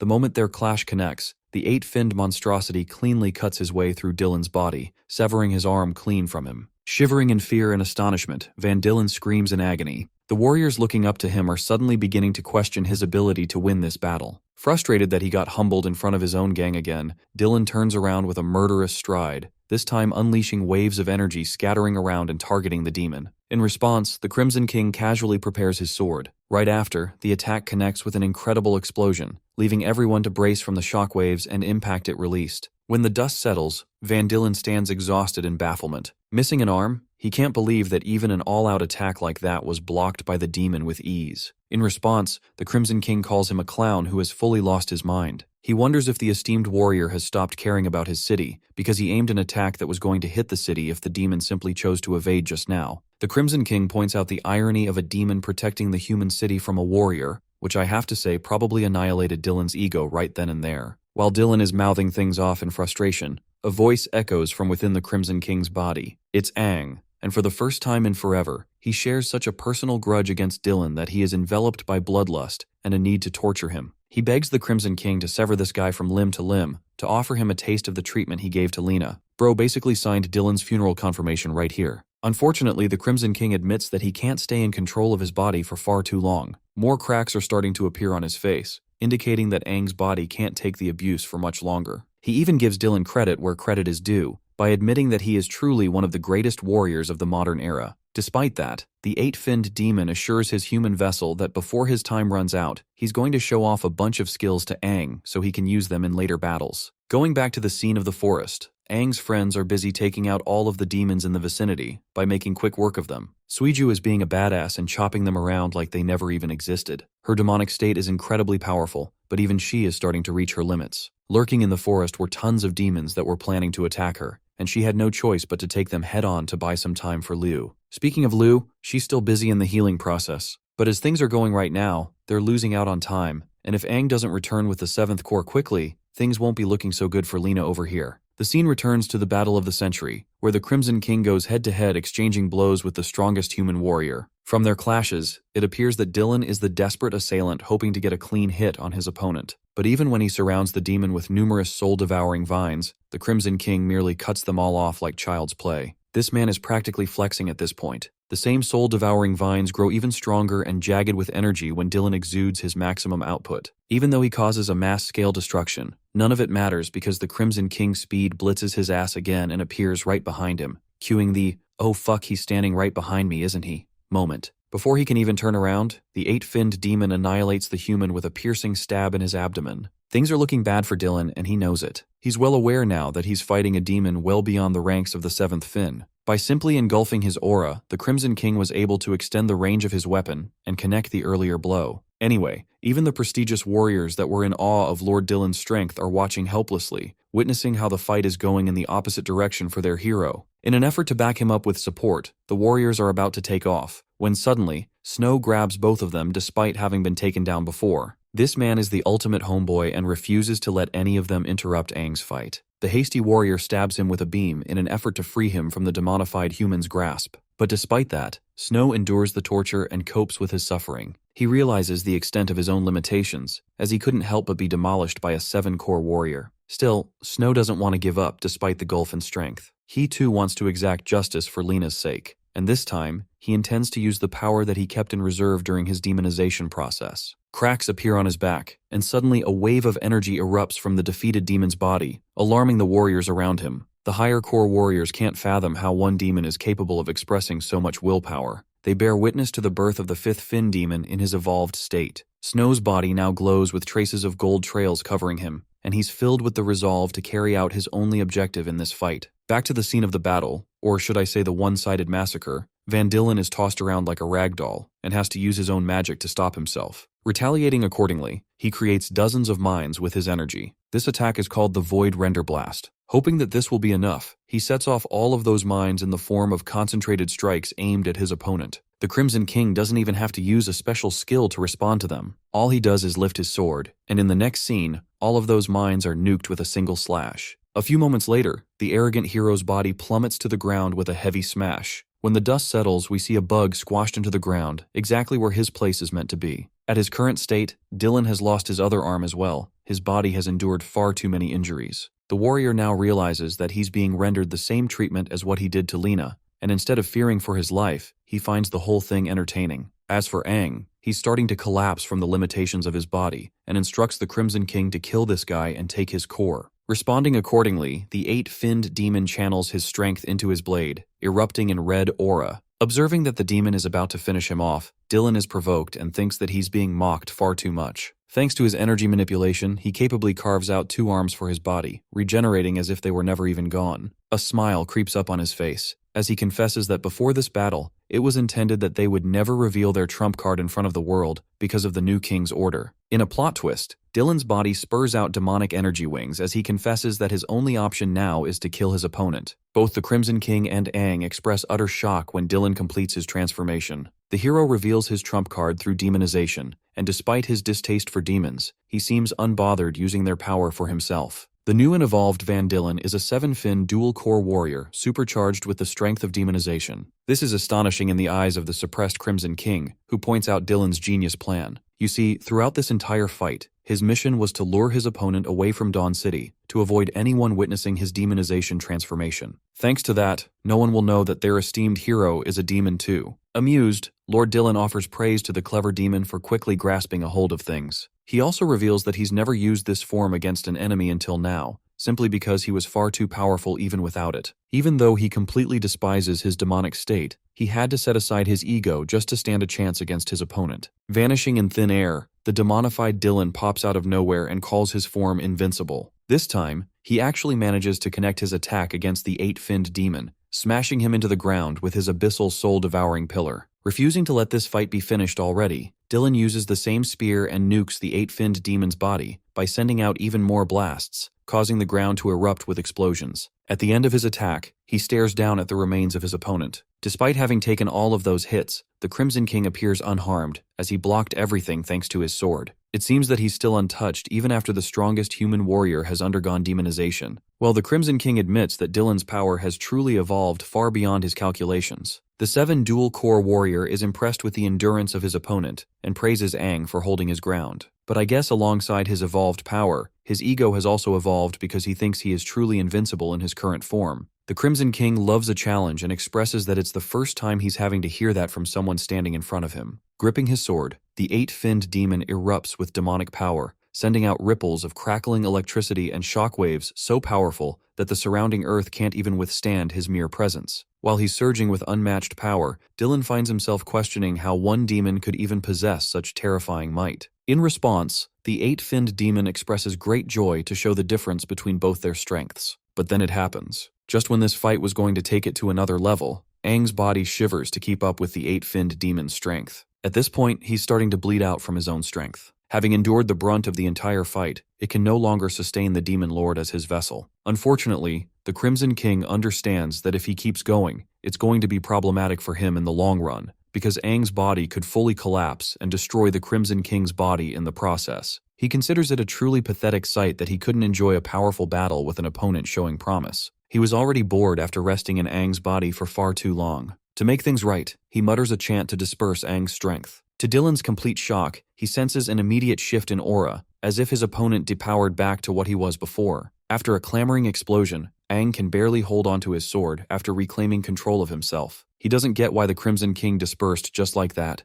just when they were reaching the climax of this battle and could have had the chance to kill Dylan. Despite his frustrations, the Crimson King reminds the rage-filled human that it was the only choice they had. If he hadn't submitted control back to him, it would have resulted in Aang's death, and that goes ultimately against the Crimson King's goals. But I find it hilarious because by returning Aang his body, he basically guaranteed our boy's death anyway, because it's not like he's about to call Goku to fight Dylan for him or some shit. Aang even points out this obvious fact that even at his normal state, he could barely hold a candle against Dylan, and now that he's entered the realm of a godlike being with his demonization state, things will be even worse. Lena is at the verge of death, and his friends are relying on him to finish the job. The Crimson King offers our boy a way out by highlighting that his weapon and sword, the Crimson Tide, is still a gateway to much of his power. That means, if our boy is capable of harnessing its endless strength, he could stand a chance. He even teaches Aang to allow his spirit to become one with the weapon's soul, and it will instruct him exactly what to do. Baffled, Aang questions if he's really about to have a conversation with a damn sword of all things. Despite his ridicule, the Crimson King laughs, and goes on to explain that this sword is the most reliable companion he's ever had. This thing has been through countless battles well beyond the threat of the current one. All Aang has to do is focus his strength into awakening the sword. The Crimson King forwards that if our boy is incapable of defeating human garbage like Dylan, then maybe he's not so special himself after all, which is funny because bro just said no balls, just to make this guy act. Connecting the dots, the demonized Dylan expresses his understanding of the situation. He now knows that the overpowered version of Aang wasn't him just now, but some other powerful force in his body, a force that is well beyond his grasp right now. Realizing that this is his golden chance to end Aang's life, the demonic hero unleashes his soul-devouring vines again. Meanwhile, Aang pays no mind to his words and immerses all of his concentration to connect himself with the sword. He calls out to the Crimson Tide, pleading with the sword to answer his call. In response, the sword exudes demonic energy, implying that it has awakened at last. Let's transition back to the forest and see how Suiju and the others are holding up. Even now, she's working overtime and speed blitzing all of the surrounding demons in the forest to buy Lu as much time as she possibly can. So far in this battle, she's starting to feel the fatigue, and it has quickly become a fight of attrition against the low-level demons. Suddenly, the lurking demons in the forest who were about to pounce on her hear a terrifying shriek. This roaring sensation made them tremble to the point they all started retreating away to give way to the superior demons. Emerging out of the forest, a six-finned demon has brought more of his friends, all boasting a higher rank than the others. The demon is attracted to the scent coming from the human, which lures them all out.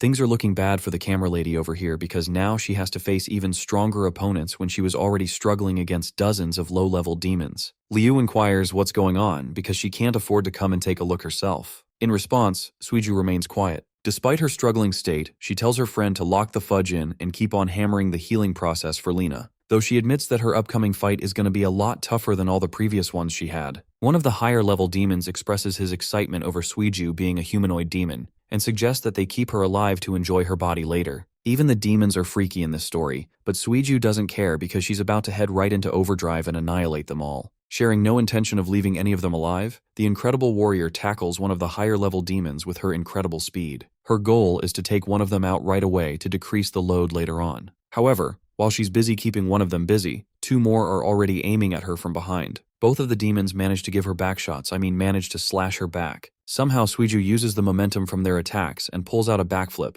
surprising the demons with her quick maneuver. She turns and wrists her body upside down, before unleashing a fury of slashes in the surrounding directions. The attack kills another one of the demons, while the last two six-finned demons escape the Tempest Waltz. Having pushed back to such an extent, the demon even praises her for being tactical and forcing them back despite incurring an injury from their attacks. Having seen her use deadly skills just now, the six-finned demons decide to prepare a skill of his own by wrapping his hand around flame energy. But before he could react, Suiju's already on top of him, and connects a killing blow that destroys the demon in one hit. However, Suiju's body is growing closer and closer to its limits after expending so much energy in short bursts. Then comes another problem. Remember the first demon she took out in her assault? That bastard somehow manages to get back up. His wounds are quickly healing thanks to its healing ability. He mocks her for thinking that he was dead, and promises to show the human what a taste of pain feels like. Saying so, the five-finned demon bursts with incredible speed, but this time, he goes after Liu, who is defenseless and incapable of doing anything. Despite his bait-and-switch strategy, Suiju somehow still catches up with him, and recreates that one scene from Naruto where Minato destroys Obito's back with his Rasengan. Suiju refuses to let this plan fail and succeeds in protecting her friend. Liu is really happy that she was able to make it in time. But unfortunately, because she was distracted and fully focused on protecting Liu, Suiju completely forgot about the other demons, and ended up getting mauled by a powerful attack from behind. Blood shoots out of her body while her friend screams her name in worry. Suiju pants in exhaustion, knowing that her body is incapable of enduring more of this torture. Pissed off, she retaliates accordingly by slaughtering the higher-finned demon with another slicing ability called the Blade Fury. After chopping its head clean off Eren Yeager style, she grips her weapon tightly, knowing that the rest of the lower-level demons are still aiming to attack her. Suiju no longer gives a damn and threatens the demons to come and get a piece of her. But her show of confidence and her ability to slaughter six-finned demons just now has instilled a deep fear into them. Instead of attacking her, the lower-level demons choose to scatter away instead. Filled with happiness, Liu thanks her friend for staying strong until the end and holding her ground. However, even though she's calling out to her, Suiju appears unresponsive. Having endured dozens of wounds and exhausted herself throughout the encounter, Suiju ends up fading to unconsciousness on her feet, which in my opinion is one of the coolest ways for someone to go out. This is the result of her defeating two six-fin demons, one five-fin demon, 6 4-fins, 16 3-fins, 22 fins, and 45 1-fin demons all in one night, while at the same time ensuring Liu's safety. Now let's go back to Aang, who has freshly awakened the Crimson Tide. The sword is offended at his ability to have a conversation with the blade because he isn't supposed to be the Crimson King. Meanwhile, our boy is enjoying the fact that he finally managed to communicate with the sword, but the way he is caressing the sword is giving me sus vibes. While he's marveling at the wonder of his new accomplishment, the demonized Van Dillen refuses to be mocked and ignored openly. He sends out a burst of soul-devouring vines to end Aang's life, claiming that he no longer possesses any chances of beating him, now that he's lost the support of the demonic force inside of him. In retaliation, the once strongest human of humanity urges the demonic blade to help him kill this guy. But hilariously, the sword outright refuses his order, shocking our boy. I just love how it said no, and basically left our boy getting thrashed around by the vines because of it. Aang is fully restrained by the vines tangling around his body and holding him down. They're not just putting him down, but also siphoning the energy in his body, which means the longer he stays trapped, the worse it gets for him. Demonized Dylan, or Double D over here, emphasizes that his poisonous vines devour one's energy until they're nothing more than a pool of blood. Aang struggles as his energy is robbed from his body, and there's nothing he can do to protect himself from it. Pleading to the Crimson King Tide again, he questions why the blade refuses to heed his command and fights alongside him. The sword giggles in amusement, expressing that no one besides the Crimson King himself is capable of fighting alongside him and wielding its strength. It calls out to Aang, questioning who he even is. At this point, our boy is getting tangled up by dozens of vines, and it's slowly becoming a cage covering every inch of his body. Van Dillen is observing the scene, until suddenly, red beams of energy flash out of his vines before the cage explodes with crackling red lightning bursting it away. Aang now stands on his own 2 feet, possessing the might of the sword, declaring that he'll die on his feet if it comes down to it. At this point, Van Dillen fails to comprehend how this guy possesses the lightning element, as it's something that Aang has been using since the very beginning. Knowing that he can't afford to let this guy live any longer, Van Dillen intends to put him down for good with his next attack. The demonic sword, observing all of this, suddenly begins to cackle like a madman. The blade has sensed a unique power coming from Aang as a result of the red lightning he produced, and hence it considers him worthy to be his companion. Now that the two are unified together, Aang raises his demonic sword into the heavens and urges the weapon to comply with him. But to his shock, the blade shatters into 100 pieces. And no, this isn't because of that ugly green clown's attack or anything. It's because the sword is capable of manipulating its form based on the user's strength. In our boy's case, the Crimson King's tide reforms itself and materializes on his right arm, allowing Aang to access its full might. With a newly powered weapon becoming a part of his body, our boy smiles, because finally he stands a chance against Dylan. He praises the Crimson King Tide for being incredibly powerful. While he's busy glazing his weapon out here, Dylan feels left out and fails to comprehend what the fudge is happening. He's seen so much character development out here that he no longer cares anymore. Demonized Dylan manifests his strongest ability yet,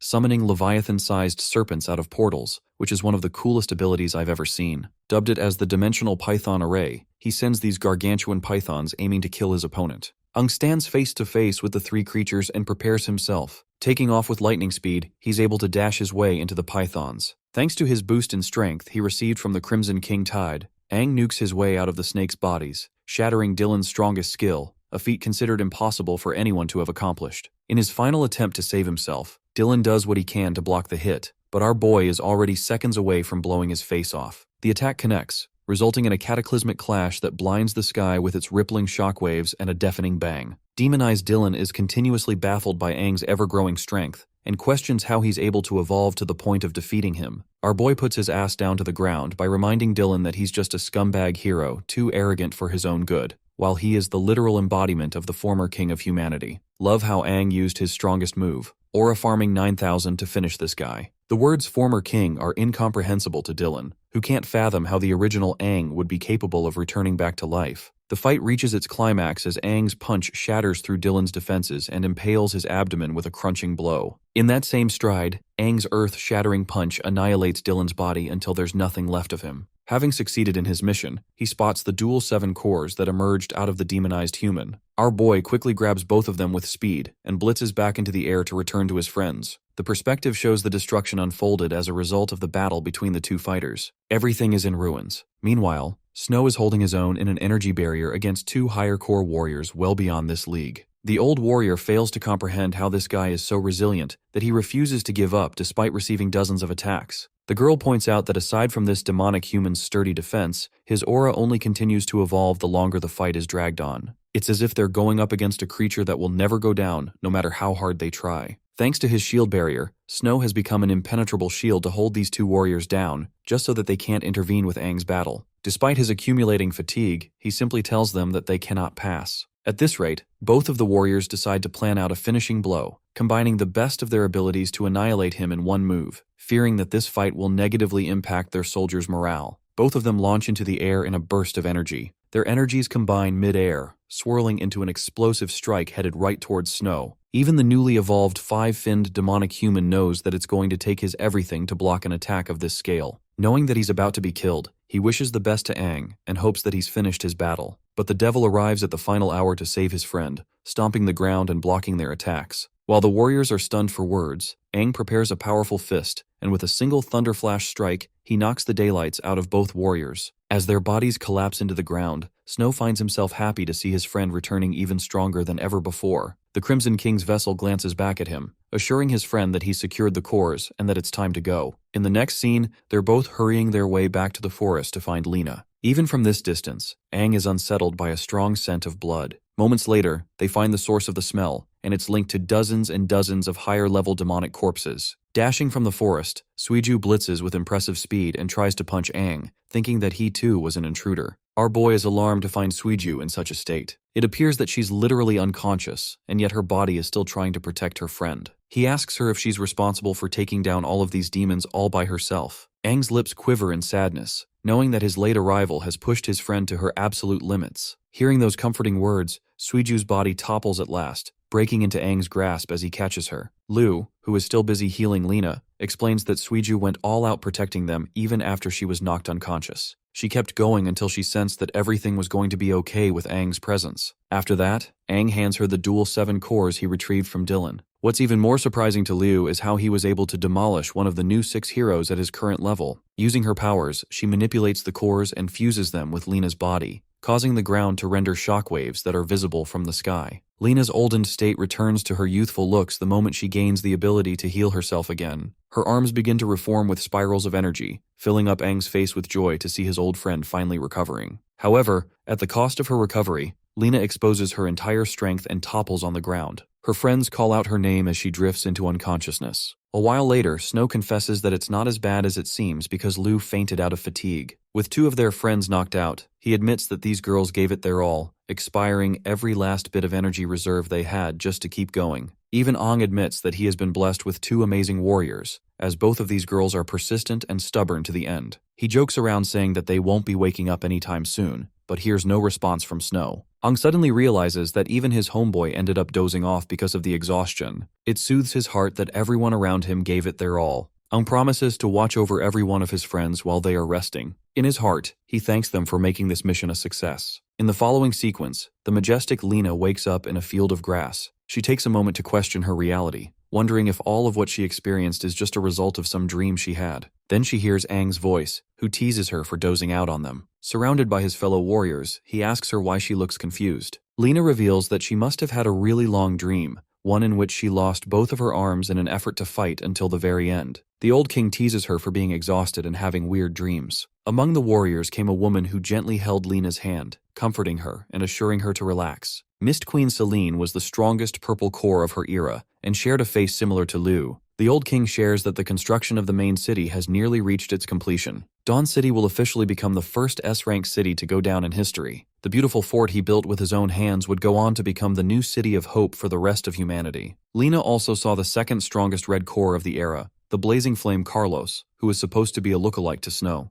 The residents of Dawn City decided to personally carve out a statue of their king, just to show their appreciation, even when Aang refused their offer. The strongest yellow core, Great Earth Ran An, told him that he was the one true king, and the one responsible for giving them hope. So he deserved a statue to reflect that. All of the strongest warriors of humanity collectively agreed that Aang deserved every bit of his fame and appreciation. The old king thought of them as nothing more than a bunch of chatterboxes, and decided to stride towards the city. This is when the strongest black core, Xavier the Void, expressed his suspicions regarding the ancient king. He wondered if it was a wise idea to send an investigation team to look into the matter. However, Aang prioritized building the city firsthand, sharing his intentions of creating underground tunnels for easy access to all resources as well. He also shared his knowledge of a new religious force taking the surge and actively going on a rise. While they're heading to the city, Lena appears to be dazed out and gets told to follow them. She happily agrees and tries to get up, but the moment she tries, the warrior is traumatized with a sudden nightmarish feeling of her arms getting ripped clean off. She begs for her friends to wait for her, begging for Aang to stay. Lena helplessly calls out his name many times until the dream sequence eventually comes to a close. The next shot we see of her is when she has regrown her limbs. Catching a glimpse of Lena's state, Aang is startled and gently puts Liu down on the ground. He rushes to catch up with her, happy to find her awake while she's still processing what happened. The dual 7-core warrior realizes that her body is rejuvenating with incredible energy thanks to the fused core. Trembling, she can't believe how her arms grew back all on their own in perfect condition. Hearing her doing well makes our boy really happy as he goes in for an immediate hug. The forest is silent. The bodies of the demons rest quietly, and Aang's friends are sleeping too. leaving them to experience a moment just between the two of them. Overwhelmed with emotion, Lena is brought to tears when she connects the dots and realizes that Aang went out of his way to endure so much just for her sake. He apologizes endlessly for her mistakes, knowing that she is responsible for Aang putting himself in danger. In response, our boy calmly assures her that everything is okay and that all of them did this because they wanted to. At the end of the day, they were lifelong friends who took liberty in knowing that they would sacrifice their lives for each other's sake. Well, after that, Aang basically explained everything from the very beginning and how he managed to kill Dylan and save Snow in the process. It comes as a shock to her system that he managed to kill one of the new 6 heroes, but an even greater problem arises because now, Dawn City and the new king will be sending out the rest of the heroes to hunt for them. Fearing for the worst, Lena urges them to leave this place immediately, knowing that it's going to get ugly for them. Our boy agrees with her words, expressing that all of them are currently far too weak to take on any more threats. Of the original 6 heroes, 3 died in battle, 1 was imprisoned, but there is the yellow core Ran-An, who managed to survive. After enduring a serious injury, he gave up the life of a warrior and went into hiding in a secret town to lay low. Aang shares that they should track him down and find him, knowing that it will be a safe option and a good way to reunite with an old friend. Lena accepts the suggestion but first decides to heal everyone in one go. Covering them in a large barrier, she uses her exceptional healing ability to help recover their strengths. So far, the legendary warrior is thoroughly impressed with Dylan's dual cores. They're riveting with so much energy that it took no effort restoring her arms. This instance serves as a reminder to Liu, who in the future will require a powerful green core to perform similar skills. An excited Lena is satisfied to envision a future where Aang is standing strong with powerful allies by his side again. Switching topics, he asks her about their incoming journey. Though Lena explains that distance won't be an issue, she thinks their old comrade might not accept their reunion. The thing about Ran-An is that right after Aang's death, the poor guy fell into deep despair. It could be said that he succumbed to hatred, despising the fact that his king abandoned them and left them all alone.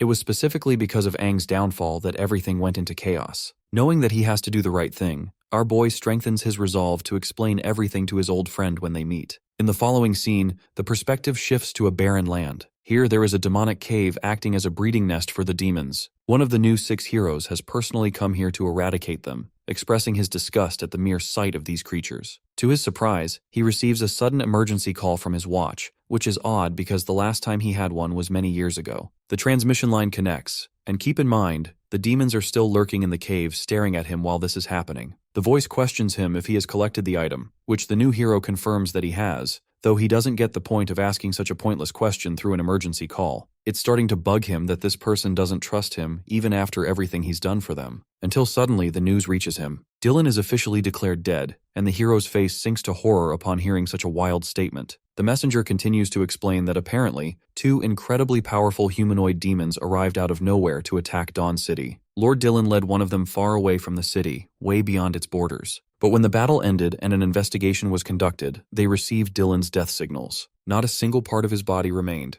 not even his bones. As for his dual 7 cores, they were also stolen by the same party, and they've yet to uncover the party's objective. Well, the messenger reminds him that the 6 elite heroes have shrunk down to the number 5. The current king is unaware of this news, as he's in seclusion. Leo, an incredibly strong dual red 7 core, is given immediate orders to return right away. But this command bothers him, and he refuses to sit around upon his return. He is filled with rage, and he doesn't give a damn if they're gonna stop him because he'll still investigate on his own. Leo begs him to do this, to which the other person decides to agree with, telling him that he's going to inform the other 3 heroes. Leo promises to send the results of his investigation a bit later, which would help the overall search mission. The caller emphasizes that Leo should calm down, understanding completely why he feels this way because Dylan and him shared a childhood. Though they're also grieving the guy's passing, nothing can be done at the moment to help their cause. The call cuts off, and a flash of their childhood passes by in his mind. He remembers the time they were just dumb kids playing around in the grass fields together. Overwhelmed with emotion,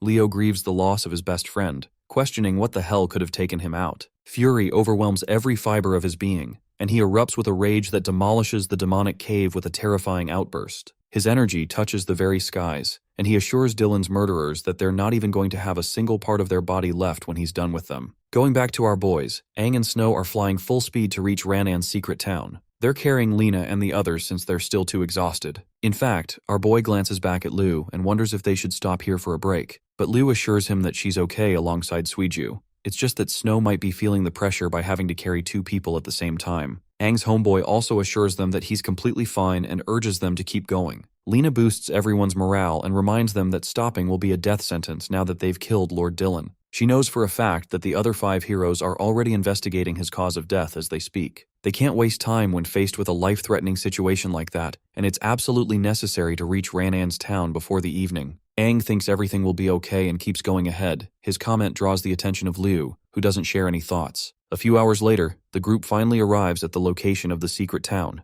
This majestic place is surrounded by a stream of water, earning its name Oasis Town, with a classified level of C rank. Stepping foot in here, Aang celebrates his shock and returns to his normal form. He can't fathom how a C-rank town is in the middle of effing nowhere. The sight of the beautiful flora stuns them. Lena explains that this little town is the place that Ran-an always intended to visit, and he even told her about it before he took off. They pedal forward to find the former hero, while Liu confirms their intentions regarding Ran-an. Aang explains that it was Lena's idea to come here, knowing that they were in grave danger at the time and would be surrounded by the other heroes soon. But that part seems to be obvious to Liu. It appears that she's busy focusing on something else. Smiling at her, he wonders what's keeping her mind busy. Liu stops walking for a moment to face Aang directly, questioning his identity, his actual identity. That direct confrontation just now is something that leaves Lena with a sad look on her face, and she knows what's coming. Concealing his identity like always, Aang responds that it's a stupid question because, well, he's Aang. But Liu's not convinced. She knows that he is indeed Aang, the one they know and love. It's just that she's been wondering about his actual identity. She overviews the start of their journey, and from all of the experiences they went through. His unquestionable evolution and strength is a mystifying factor, and then came his association and connection with the legendary hero Lena, one who stood as a historic figure for humanity. It really boggles her mind, making Liu's brain question the obvious. Her mind has been racing for speculation, and at this point, she really wants to know the answer. Aang finally responds, declaring himself to be Aang.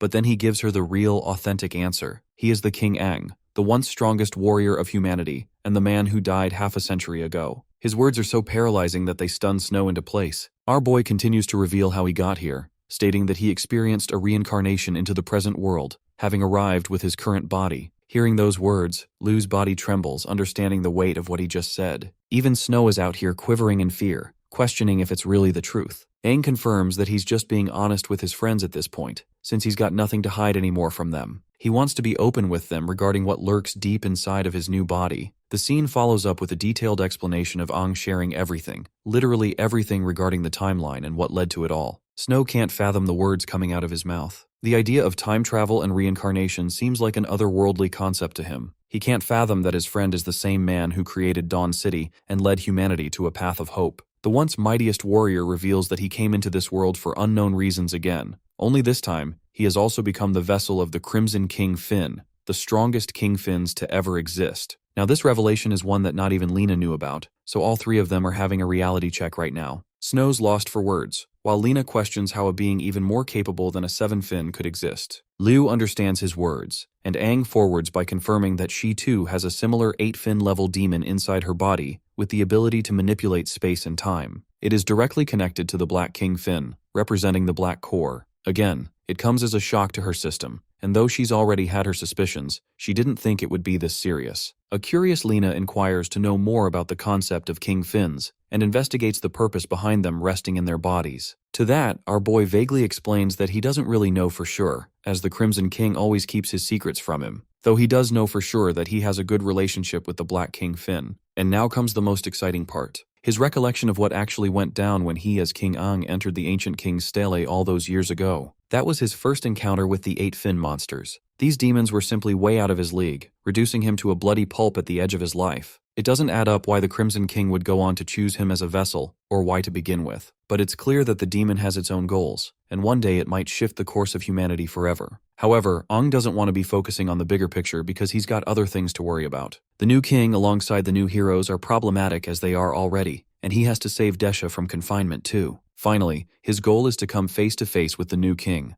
just to question his vision of the future for the concern of humanity. A worried Liu questions the purpose of the Crimson King and the Black King, and wonders if these demons will live inside their bodies forever. Basically, she's asking about the end of the line for Aang as a person. To that, he simply answers with an, "I don't know," because in truth, he really doesn't know at all. Only us viewers know about the goals of the Crimson King using him to take over his body someday. Well, our boy puts it in the light that he's only powerful because of the King Finn's power, but that very same power comes with a drawback. In every moment he can feel the demon glaring into his soul, observing his every last action, waiting for a chance. With all of that cleared, Aang expresses that he no longer has any secrets to hide anymore. He's opened himself to his companions because he thinks it's necessary for them to know these things. Snow finds himself in a questionable stance, and confesses that those secrets he just revealed are simply frightening to accept. He thinks that if Suiju was awake right now, she would crash the heck out because of her personality. At the same time, Snow expresses that even if a king that led humanity in the past, to him, he's his one true brother, and that Snow will always back him.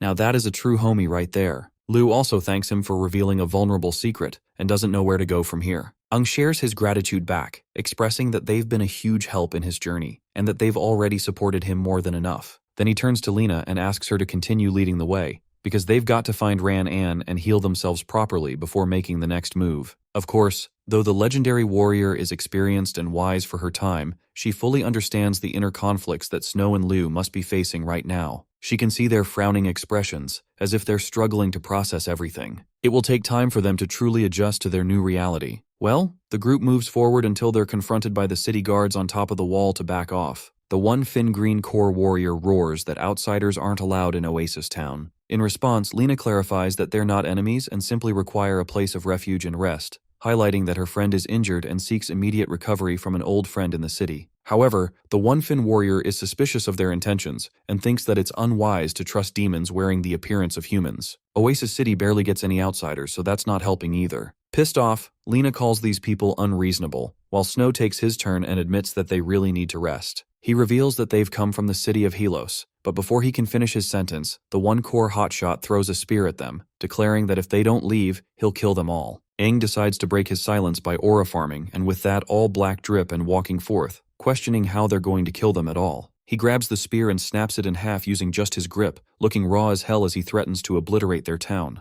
Terrified, the one core warrior sees his demonic eye and freaks out, alarming the other guards that the outsiders are demons. However, Aang's reckless approach just now has threatened their chances. Even his friends think it's a stupid move, but the Crimson King's killing intent is slowly corrupting his mind and forcing him to take an absolute action in every instance. Suddenly, a figure swoops from out of the city, into the air and crash lands right before them with a heavy stomp. Shocked, Aang dispels his transformation and finds himself at a loss for words. It really is the Golden Warrior Ran An, standing right before his eyes. Ran An sensed his godlike killing intent, and couldn't afford to wait but check for himself. He's also curious how any of the outsiders are going to get past him to get to the city gates. Witnessing the sight of their lord in action, the city guard informs him of the group's intentions. They're happy that he's personally taking care of these scumbag outsiders. But despite everything, Aang simply smiles at his old friend. Lena rushes up to him, revealing her identity and taking him by surprise. In response, he grabs his helmet and takes it right off, showing us a battle-hardened veteran with a face full of scars. A gush of emotions fills up his heart at the sight of his beloved old friend,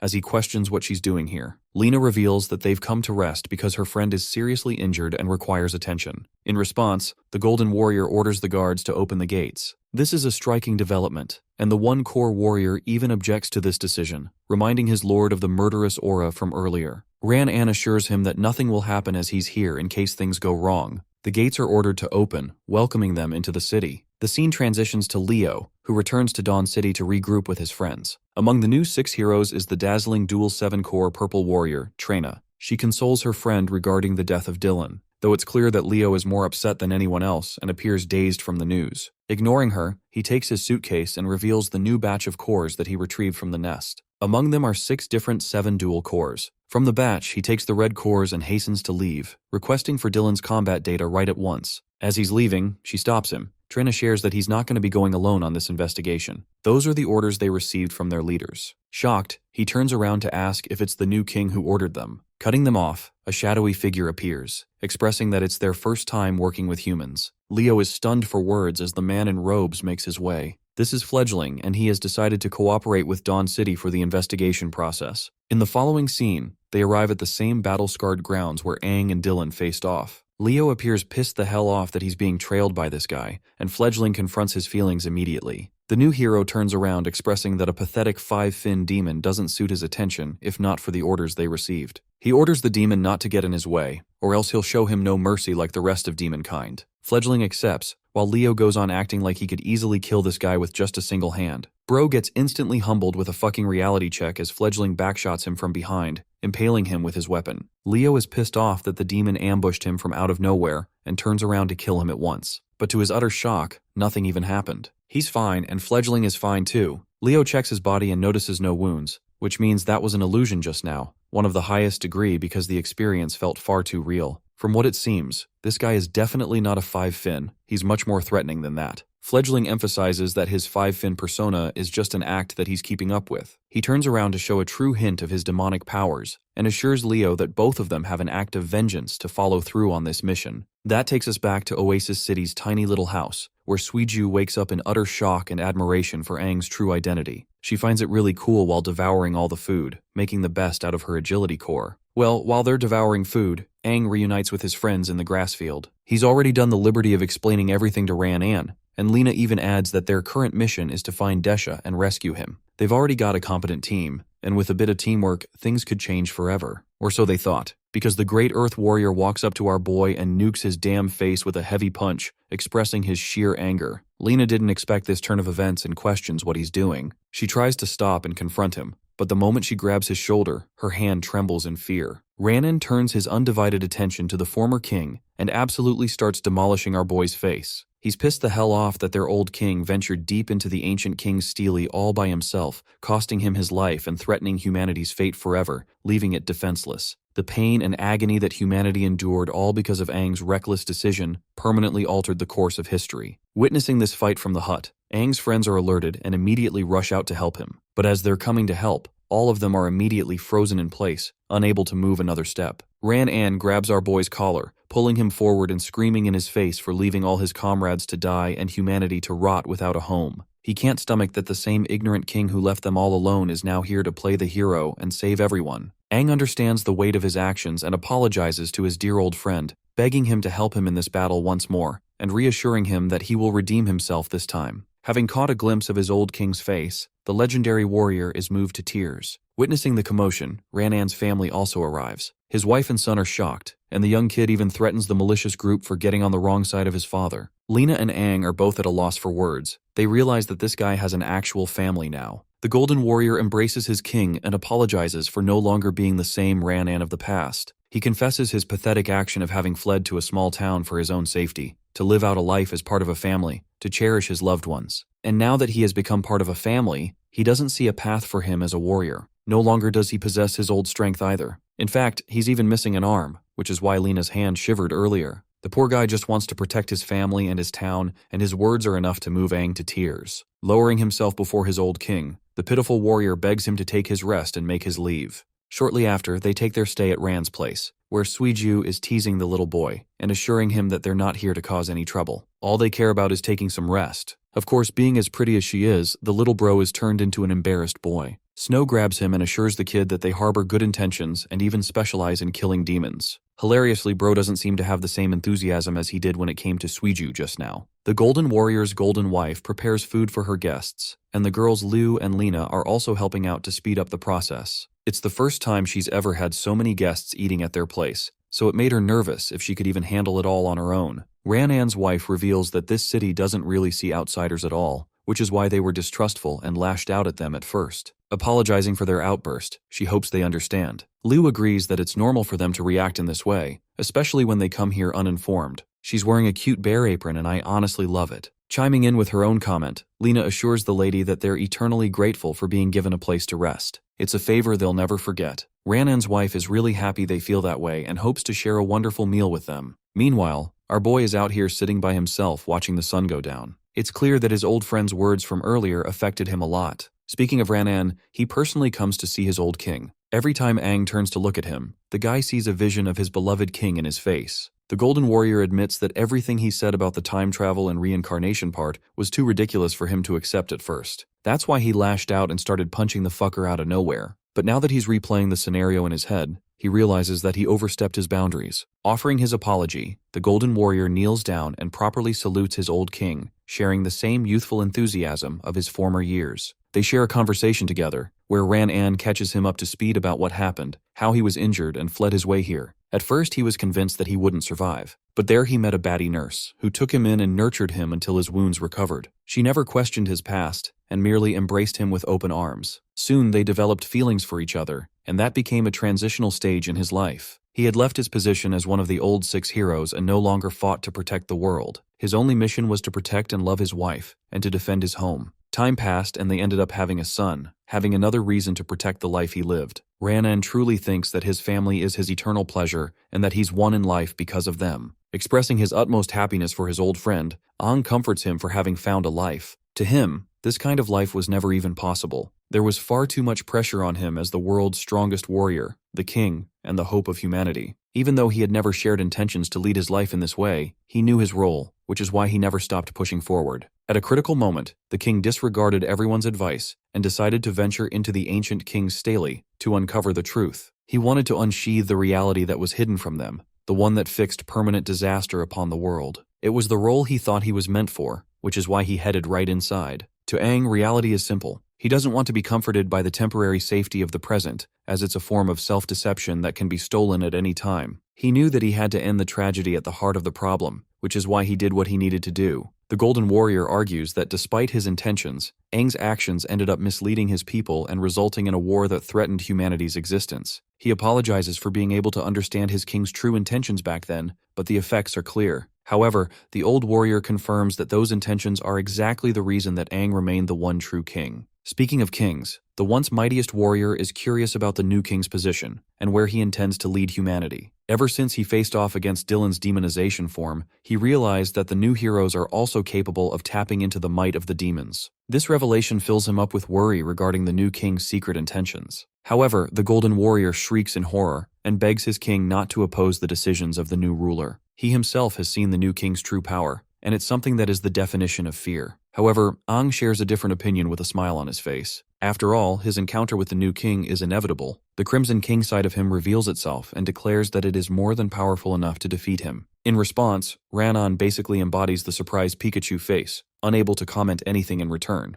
In the next scene, the group sits down for a delicious dinner. Ranan's wife even prepared a bigger table for them to eat comfortably. It's been a while since the Golden Warrior enjoyed such a nice meal. However, the same comforting meal is disrupted when the Crimson King Tide is summoned with electrifying force out of nowhere, stunning our boy in place. The weapon quickly reforms into his arm, as if it senses the arrival of something or someone. The sword alerts his companion of the impending danger. Aang is the only one who understands what's going on, while his friends fail to comprehend his reaction. A falcon appears to be flying towards the house, as 2 sharp forces of destruction annihilate the house in one swing. With the house obliterated, Aang's group manages to escape just in time with everyone intact. Taking a closer peek at the intruders, they come to find Fledgling and Leo, who have located them in Oasis City just like the demon predicted they would. Thanks to Fledgling's search birds, nothing escapes his sight, and he can find anyone through them. Aang stares in confusion, while Leo breaks his silence, harboring intense fury as he questions if he is the one responsible for slaughtering Dylan.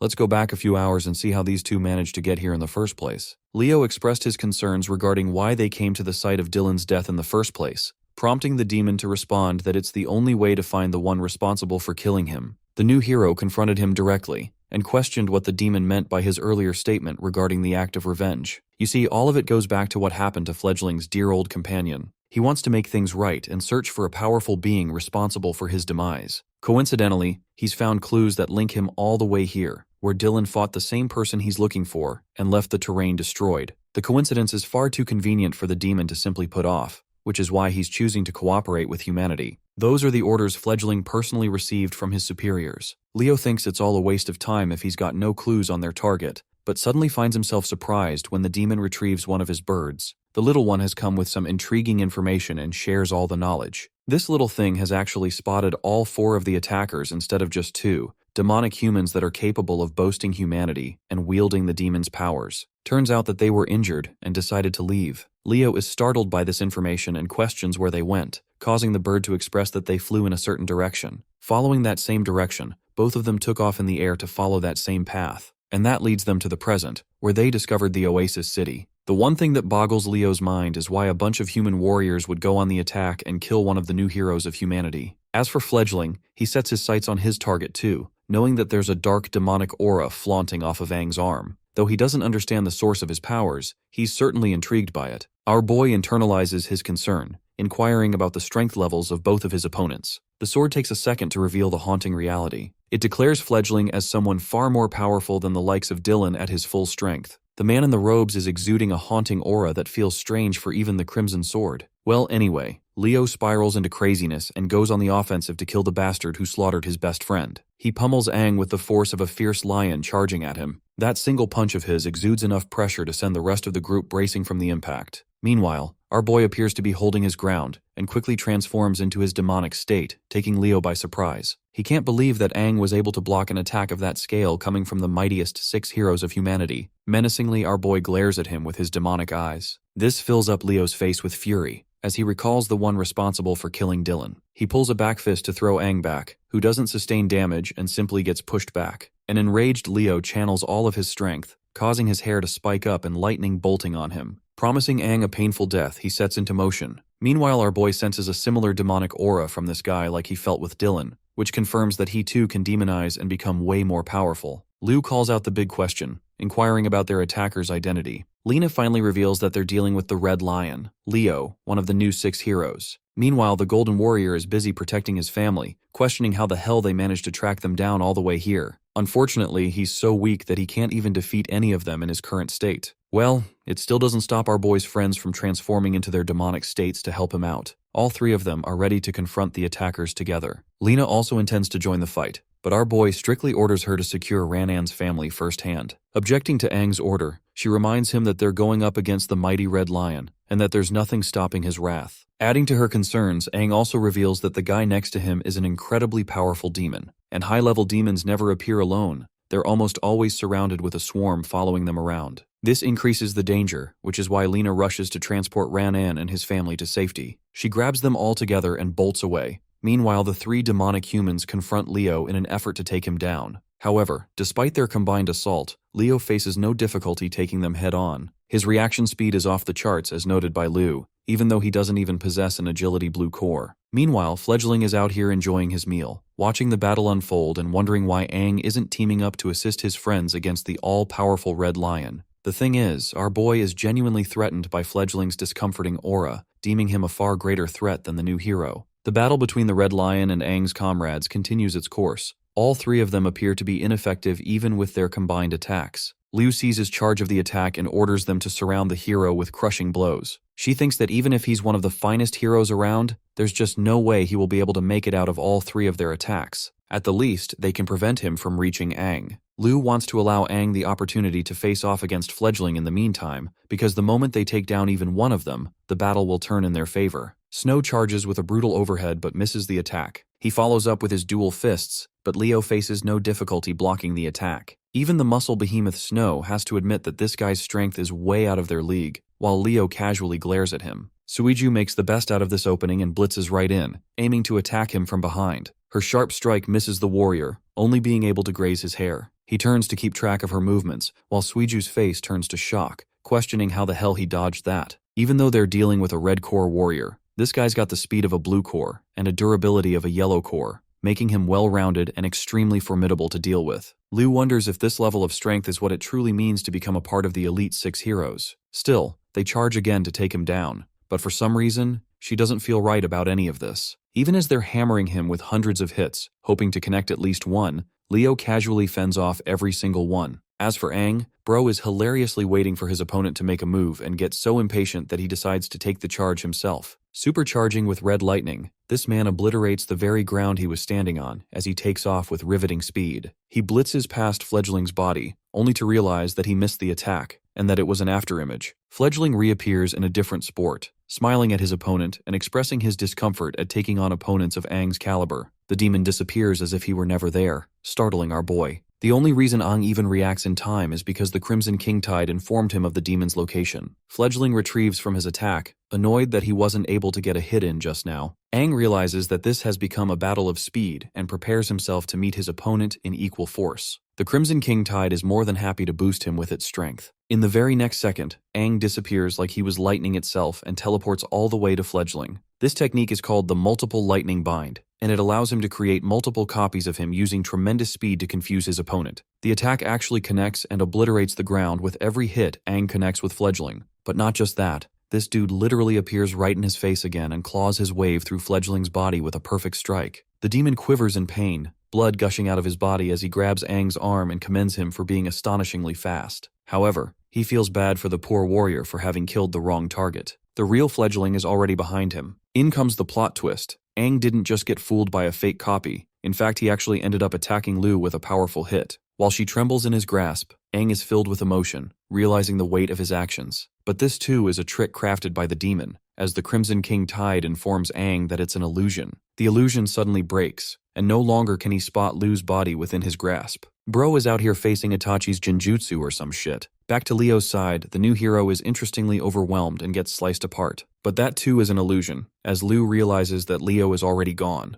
They look around wondering where he went, while Fledgling emerges at the top, showing his dominance. He taunts them for being distracted so easily, which is exactly why Lu felt off when she interacted with Leo's body earlier. But that begs the question, was he never even real in the first place? Snow can't fathom how they were facing an illusion with such realistic scale and strength. Aang fills them in that sometimes, illusions are so powerful that they are difficult to tell apart from the real thing. It now makes sense to him that they're dealing with an extremely powerful illusion demon. Roaring at the demon in frustration, the warrior questions where Leo went. Amusingly, the purple-haired freak looks down at them and reveals that Leo's on his way to enjoy a good time with the family that took off. This revelation changes everything, stunning every single one of them in place. Leo went after Lena and Ranan based on Fledgling's orders, who wanted to leave no witnesses alive. And now that he's personally interacted with the four of them in battle, Fledgling is confident in what he sensed that day. He had sensed the aura exuding from Liu and Aang, but his words don't make sense to her, imploring her to question what he's talking about. The day his precious little one met her death, the ones responsible for slaughtering her were none other than Aang and Liu, even though he personally agreed to cooperate with Leo so they could take revenge together.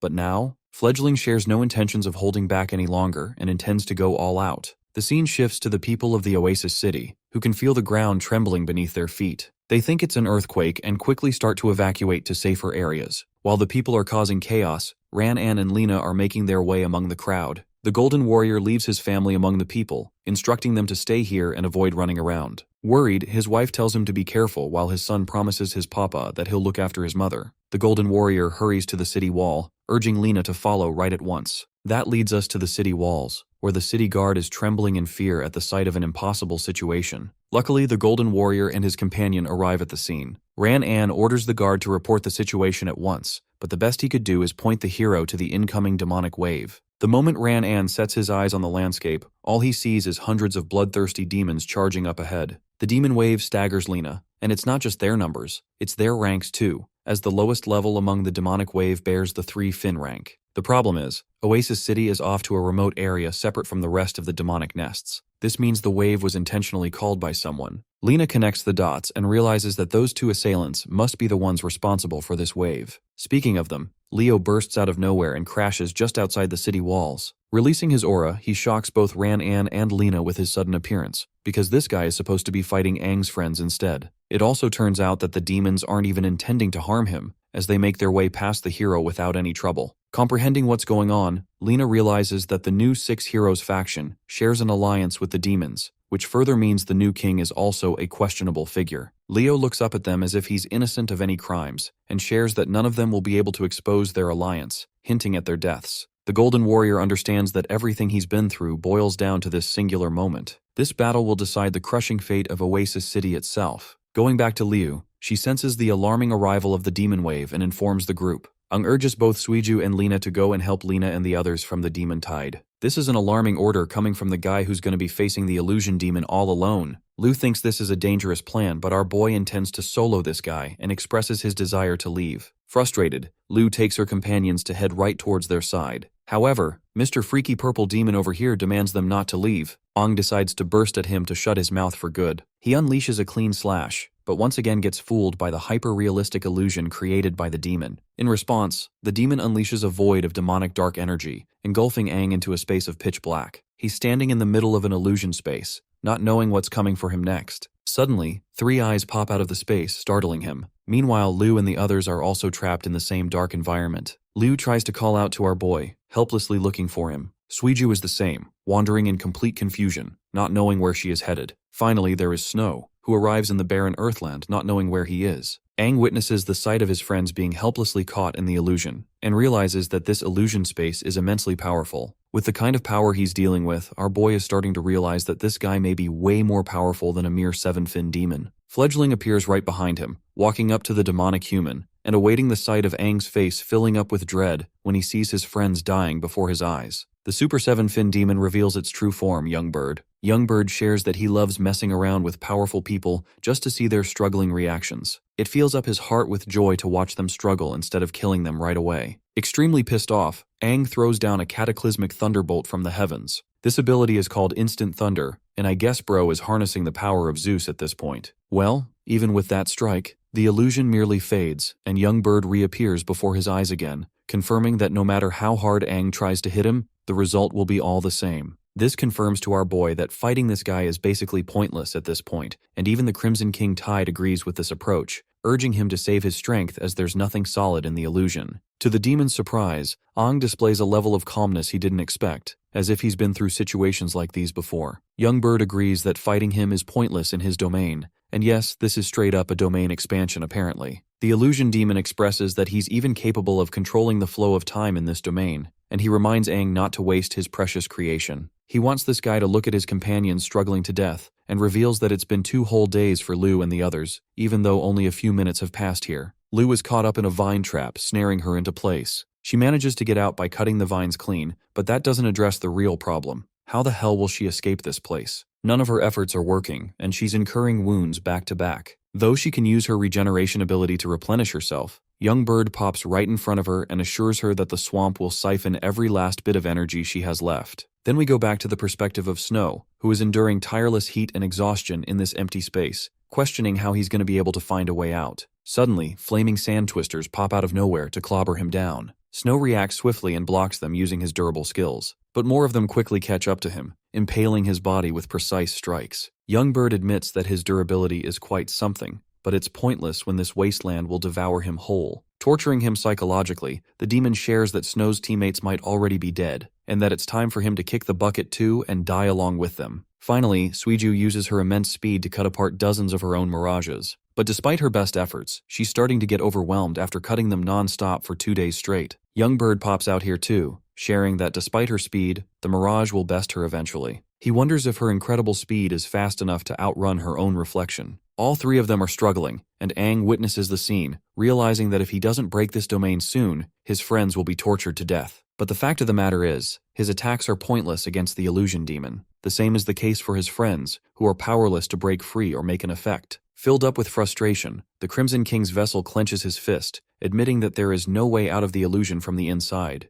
But suddenly an idea comes flying in his head. Though it's true that the illusion can't be broken from the inside, the opposite is the case from the outside. Once again, it's just a domain expansion with a barrier weak to outside attacks. The perspective cuts to the demon tide marching its way. The Golden Warrior urges Lena to prepare herself for combat, even though she's worried about Ranan's missing arm. Even with his lost arm, he fully intends to guard this city with his life. And it's not like they're a bunch of rookies either. They're the original 6 heroes and a force to be reckoned with. Joining forces, both of them burst from the city wall with incredible speed. Their landing alone generates enough of a shockwave that it slaughters the demons in the surrounding area. Lena and Ranan are ready to rumble, which makes Leo gesture to the demons to stop advancing. He addresses both of them as the remnant of the previous 6 heroes, and dubs them as nothing more than a part of ancient history, alongside the old king. Unleashing his true form, Leo goes into demonization and shares an appearance similar to our boy with his white hair and horns. This side of him terrifies Lena, while the demonized Leo orders them to come at him with all their might, because if they lose, the demon wave will quickly sweep in to obliterate the entire city. Youngbird taunts our protagonist by pointing out the suffering of his friends. Ecstatic, the demon manically laughs, beginning the helpless warrior to come and try to attack him, to quell his helpless rage. It brings him great joy that Aang is incapable of protecting his loved ones or even taking down the threat right before his eyes. Instead, he's trapped in an endless illusion that he can't break free from, and the moment his friends are killed, Youngbird intends to kill Aang in the same manner, as it would be the best way to exact his revenge. But the demon miscalculated one thing.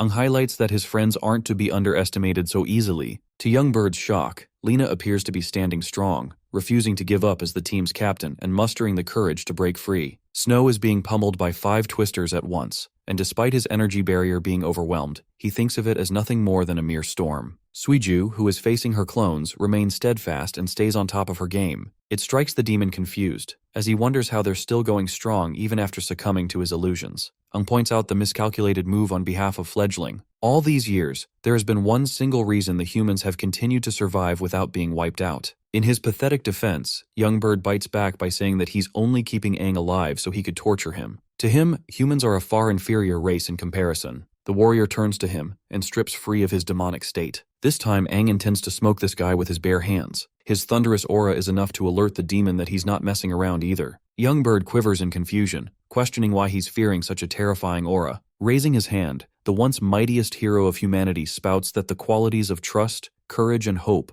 are the 3 values that are responsible for keeping humanity alive. They're the reason it will never be wiped out. While this is happening, Aang summons a massive storm just over the elusive domain. The sky crackles with red lightning while Young Bird realizes this guy's goal. He fully intends to destroy the barrier from the outside. Clasping his fist shut, the old king roars the heavens to break this illusion in his name. A massive bolt of lightning strikes down the domain, cracking it. Those same cracks start to appear in each of the spaces that his friends are trapped in. Liu notices it, followed by Snow, and then finally Suiju. Their faces are lit up with joy, and they know that Aang is responsible for creating this effect. Young Bird fails to comprehend the level of his powers, and does his best to repair the elusive domain. But it matters little now that it's already broken. The massive bolt of lightning is visible from the outside the city walls, where Lena and Ran-An realize that Aang is manipulating such a power. The Golden Warrior remarks that this new power is completely different from the one that Aang used in his demonic state. In fact, this power is something that terrifies the demonic tidal wave, causing them to retreat despite their numbers. Leo observes the scene, and wonders if Fledgling lost the battle, and if his illusion techniques were exploited. Thinking of him as a trash companion, Leo takes matters into his own hands and warps ahead with insane speed to attack the legendary heroes.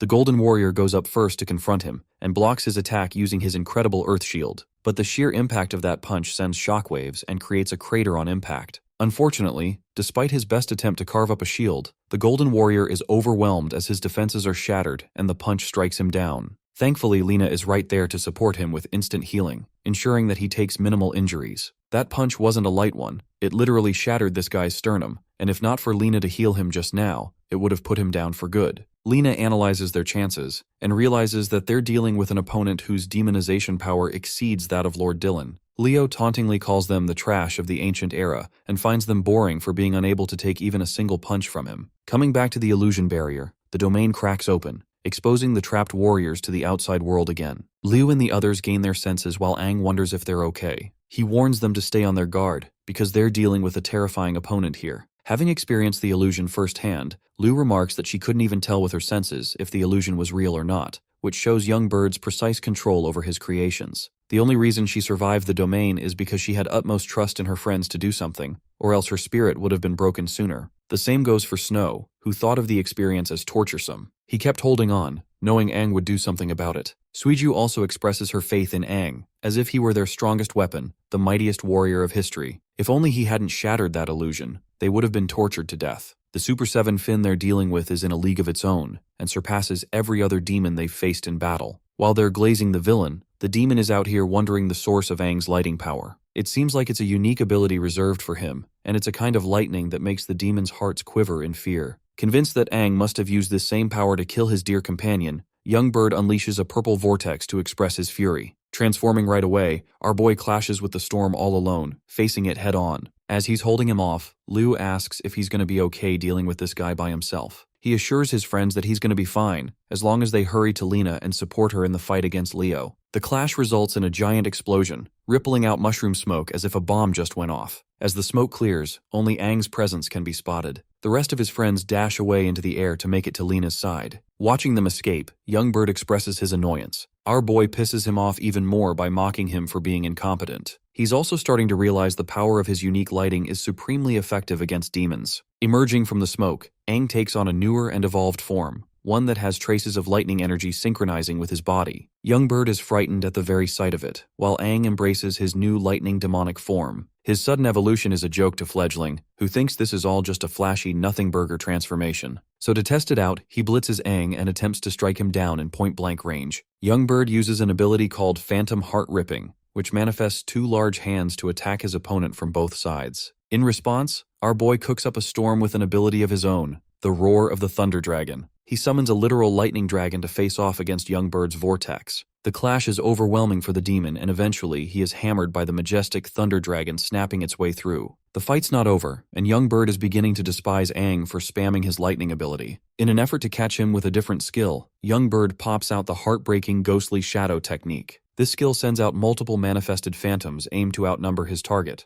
In response, our boy convulses his body to charge his thunderous intensity, and then stretches out to release lightning spears from around him, killing all of the phantoms with a single attack. Once again, Young Bird is astonished, and those same trails of lightning make their way to target him as well. Luckily for him, he evades just in time and zips up a path to target our boy directly this time. Their epic battle ensues as both sides match the other with equal force, rendering explosions with every hit. It's as if two gods were going head-to-head against each other. In the end, Aang seizes the upper hand with his lightning form and bashes Young Bird away, who is covered in numerous wounds by this point. Glaring at his opponent, Aang assures the demon that he is a direct counter to all of his illusions because of his lightning ability, as well as surpassing him in combat. Long story short, it's the end of the line for this guy. But this is a reality that Young Bird simply cannot accept. He is enraged, and though he was planning on saving his energy to kill Aang's friends later, he no longer intends to hold back. Using every last bit of his strength, this guy literally summons a freaking black hole. With an ability of this scale unleashed, the demon declares that Aang will suffer the most painful death of all. Aang suffers being wrapped in the spatial warp. He can't even fathom how a literal black hole grew from inside of his body. The scale of this power is beyond his comprehension. Young Bird explains that his ability carves out a black hole directly from the position of his target, which is freaking overpowered if you ask me. Then, he compresses the portal to maximize the damage caused to the target. It's an unblockable, unavoidable attack that no one can escape from. Even Aang internalizes just how dominating this move truly is, which is nothing short of the brilliance of the illusion demon. Even when Aang tries to conjure his lightning energy, he can't because it affects everything. With a satisfied look on his face, Fledgling takes enjoyment in his suffering and hopes for Aang to experience the horrors of his trump card. The portal begins to shrink into a tiny point, reducing to a fraction of its size. This black hole has now become an embodiment of endless suffering, and inside its dimension, torture is boundless until the victim experiences total death. No living being on Earth is capable of emerging out of this ability alive. That's the same case for Aang, who is currently being tortured by the endless pain, screaming his lungs out just to contain his body. His demonic core is overreacting, while hundreds of demonic illusions swim in space just to devour him alive. These illusions devour his energy, sucking the life out of his core and swallowing him whole. Aang's body convulses and his arm is shattering apart. His entire body is rippling in pain while the ghosts torment his energy. The thing about these ghosts is that they're not even physical entities, but they are the very representation of pain given form. Currently, the hero is experiencing the pain of being sliced open with a knife, the agony of being burned alive, the freezing cold pain of ice swallowing him alive. All of it is connected to his deepest fears and regrets in life, his memories. In this void, the warrior's consciousness is reliving a constant cycle of suffering, and he can physically feel his body age faster than ever. His skin becomes wrinkly, and his bones are weaker than ever. His hair is gray, and all of his might is no longer what it used to be. The moment he reaches the end of this cycle, it flips the board and attacks him from the other side. This time, it tortures him from his childhood, and agonizes him with the traumatic memories of what he just endured. He fastens up to being a young man again, continuously experiencing countless lives, first as an ordinary human, then as someone who watched his loved ones die, followed by experiencing the life of a warrior, one who was demolished on the battlefield and ripped clean by the demons. Finally, he experiences his life as the lonely king who suffered deep regret leading his comrades to death. Every single cycle adds a new layer, an even greater pain as the torture continues. His flesh aches and rips apart. His brain no longer functions. His emotions are tortured. All of that is what's happening inside of this tiny little dot. Young Bird highlights that Aang is going through a countless cycle of suffering, one that is filled with an eternal lifetime of torture. It's an ability so torturesome that not even the current 6 heroes are capable of surviving it once caught inside. Things seem to be playing out well for the demon, until he hears a crack. The black hole manifests into a larger size, while Young Bird relives the memories he shared with the little bird. At last, Young Bird lets go of the illusion, shattering the black hole and releasing Aang, confirming that he has taken his vengeance at last. Drawing his body near his face, the demon amusingly wonders when Aang's spirit decided to break. But suddenly, our boy opens his eyes and instantly transforms into his lightning demon form again. Alarmed, young bird finds it inconceivable that someone managed to survive his black hole. But before he can finish his sentence, our boy spears him with a searing stab from behind, calling him a fool for underestimating him again, as he is none other than the living embodiment of the strongest human warrior. 5 years back, a massacre had occurred in the vicinity of Class C town.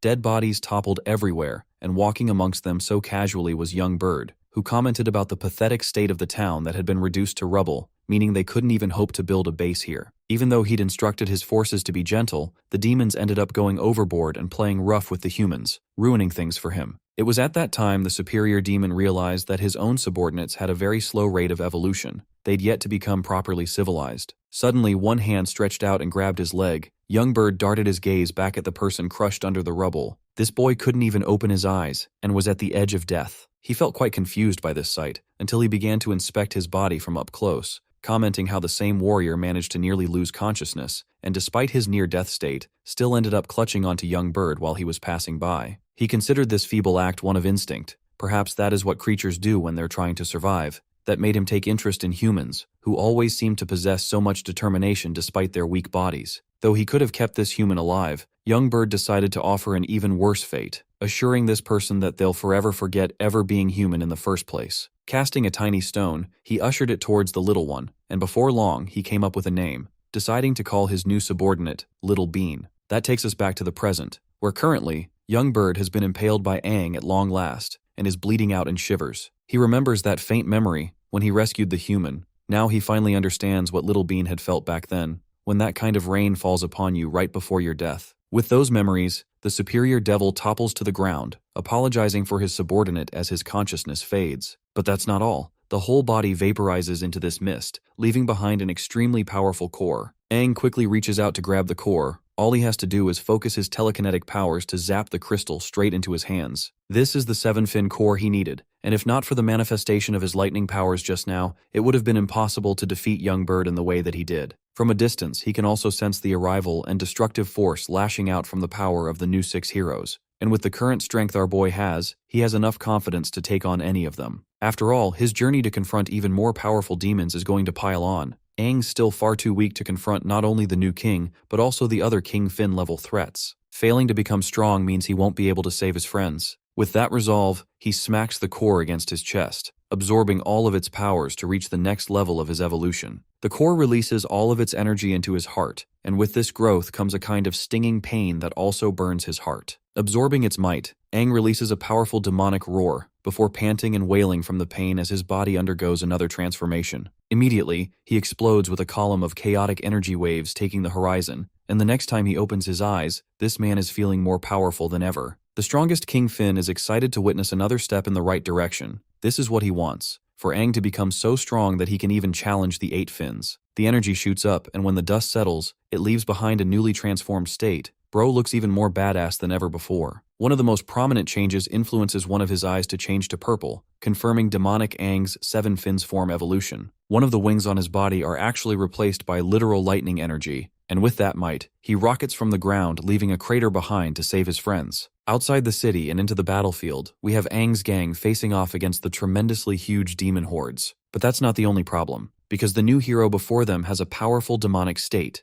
He confidently declares that they won't be able to get past his shields at all. In fact, he humiliates and mocks the old heroes for being weak, senile geezers who should be ashamed. Lena, on the other hand, is providing healing to the best of her ability, annoyed with the kind of indestructible shield they're up against. Golden Warrior Lan An also admits that he can't keep up against the offensive of Leo either, while Liu is the only one optimistic, highlighting that they have to expose some weaknesses, reflecting on the red membrane area around Leo. She blitzes behind him to attack from his flank, but the moment she connects a full strike, the demonically amped Leo literally doesn't even move and tanks the whole hit, absorbing her energy in the process. Completely caught off guard by this sudden maneuver, she is countered by a heavy fist coming her way. The attack nearly devoured her, but luckily she withdrew using her portals to escape the lethal blow. Knowing that they're cornered, Liu finally understands why this fight is becoming an issue for them. It seems that the aura surrounding Leo is actually absorbing all of the attack damage they cast on him, which is why this guy keeps getting stronger and allows him more endurance in the process.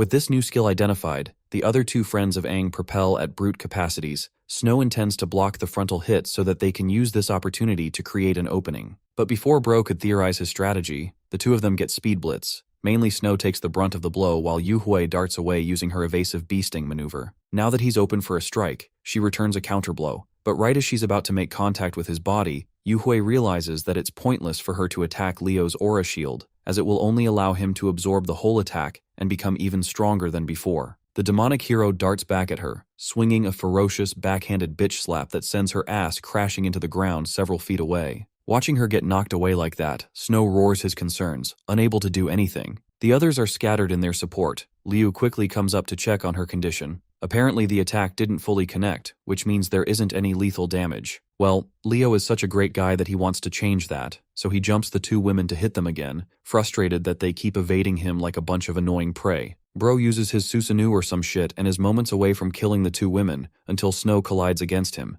tackling his body using one of his own skills. Of course, the force of the impact is automatically absorbed by the membrane yet again, allowing Leo to pummel this guy into the ground with a single hit. Lena shouts in concern, before casting an immediate wide healing barrier that nurtures any of the injured back to health, especially the homeboy who basically knocked the fudge out. Though she's happy that she managed to treat his wounds just in time, the problem is Leo's continuously evolving strength, and because Lena's healing everyone, her own mobility is limited. That means if this fucker targets anyone on the rear, she's cooked. And he literally does because Bro devilishly glares at her that very second, before pouncing on her like the boogeyman. Thanks to the shields, their formation is wrecked, and she can't even move right now despite being the critical support here. To her aid, a mysterious warrior torpedoes ahead, and much to Leo's surprise, this man connects a powerful hit, sending this guy crashing in a plot twist. When the dust settles, demonic Leo is seen amongst his demon waves. His red membrane disperses and withers away. Bro is stunned because this isn't even supposed to happen, but somehow the enemy's attack managed to pierce his unbreakable shield. He gazes up to look towards the man responsible, and when the dust settles, we find Aang in his majestic seven-finned form gracing the battlefield. He talks down on Leo for pretending to have a perfect shield,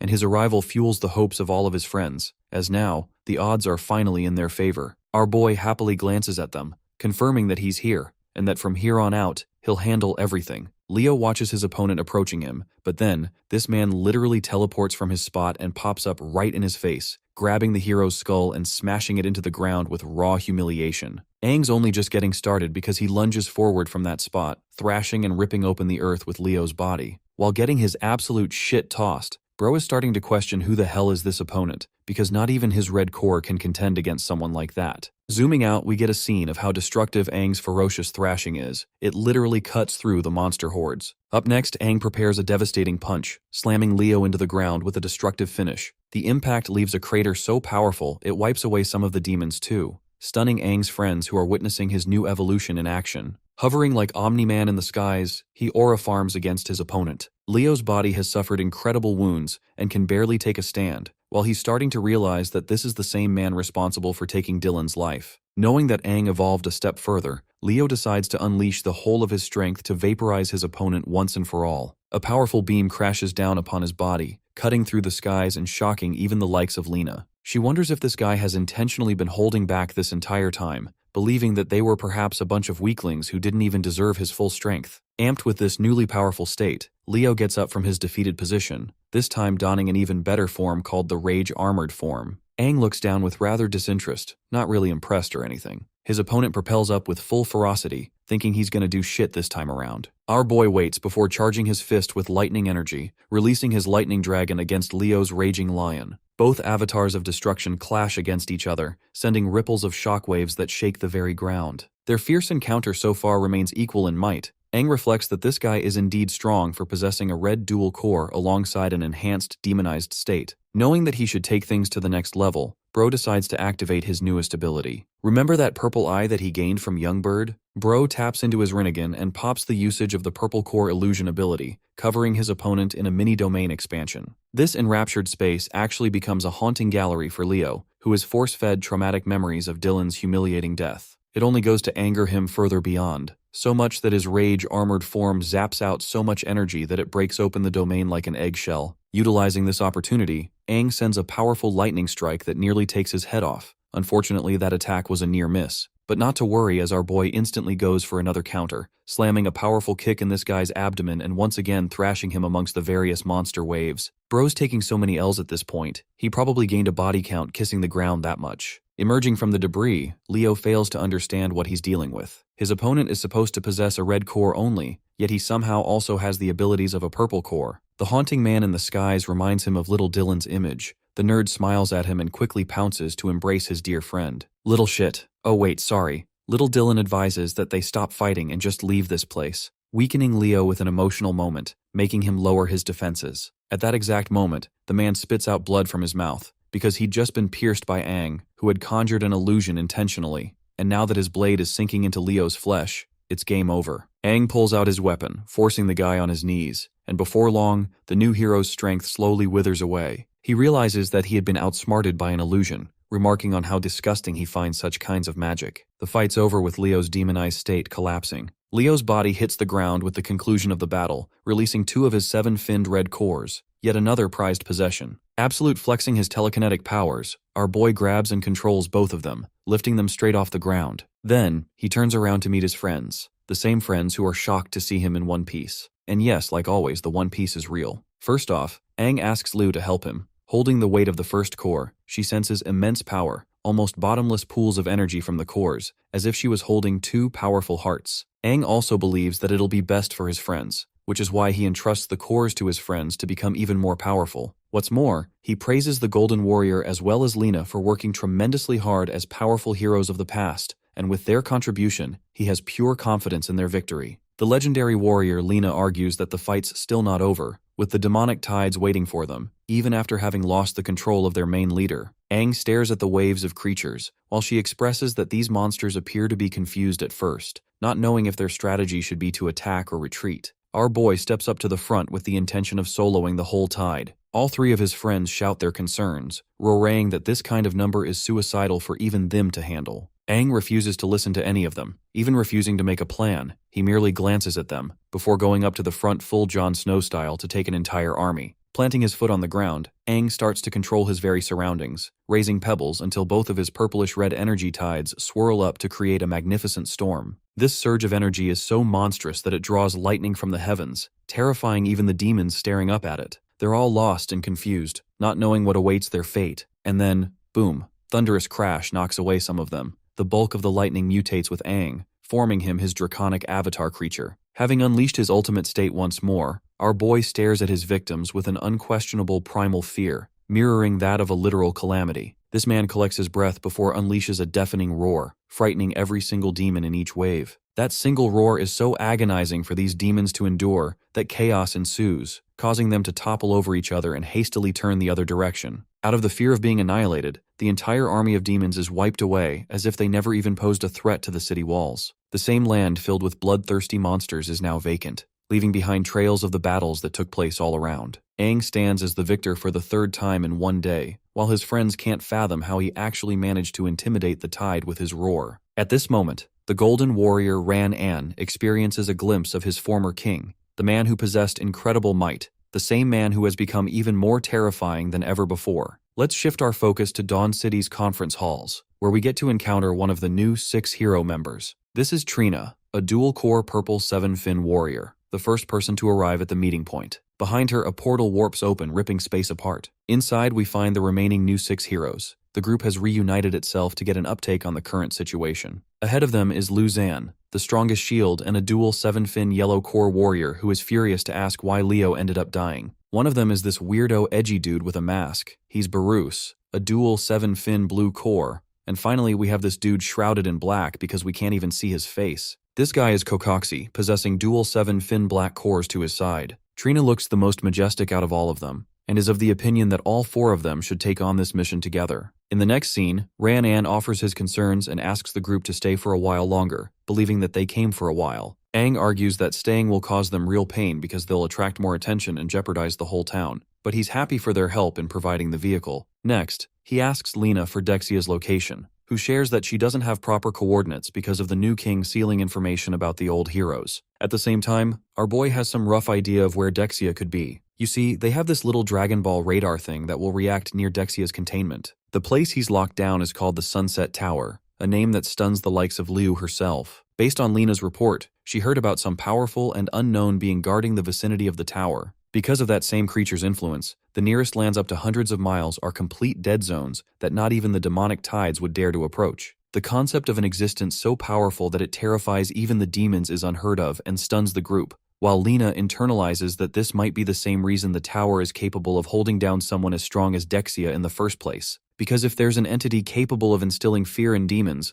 then it's not just for sure, making her question what other entities they'll have to deal with along the way. Aang returns the compass to her. Lena promises to hold on to it for the time being, while also adding that the dual-core new heroes are even more powerful than she suspected with their demonized state. That's why she's going to be extensively looking up the data on Van Dillen and Leo along their journey, which would further help them face off against the other heroes. To her shock, Aang literally tells her to stay behind. It's a chilling order that drags the attention of the whole group. Our boy clarifies that he wants her to be the protector of this town. Ran An will help her defend the city, because with her presence, they'll all be safer. The decision is heavy, and it's clear that it weighs on Lena to not join the front lines, but in the end, despite her feelings, she chooses to obey his order and chalks up a fake smile, assuring that she'll stick to the plan. The whole group falls silent as a consequence, with the legendary healer already suspecting that perhaps she has become a liability to Aang, which is why she can't keep up and is going to be left behind. When it comes to super powerful enemies with demonization involved, she's a burden, or at least that's what she thinks in her head. Aang reaches out to Lena's anxious feelings, comforting the girl like he did back in the old days by showing his gratitude. With that sweet moment aside, the group takes off for their next destination, leaving Ran-An to question if she's alright with the decision, especially when she's the type to follow their king no matter the cause. The Golden Warrior even knows about her pent-up feelings for Aang, but despite those feelings, she sticks to the mission agenda, believing that the weight of worries for their king are so much worse than any of them can imagine. That's why she doesn't intend on becoming a thorn in his path. Instead, she has gained the realization that the modern era is just a thing of the past now. She doesn't want to become a burden, so she's letting the heavy hitters take on the front lines for him. One last glance at the distant vehicle, the healer turns the other direction, believing that they should return back to the city to take care of a few immediate things. As for the main group, they've figured out that the compass shows a long path ahead. Liu shares that they'll be crossing at least 3 towns to rest in between. By the way, they're all A-class towns, sparking Yuhui's excitement. This girl is already happy to take another album's worth of photos for her hobby. Snow, on the other hand, has his stomach grumbling.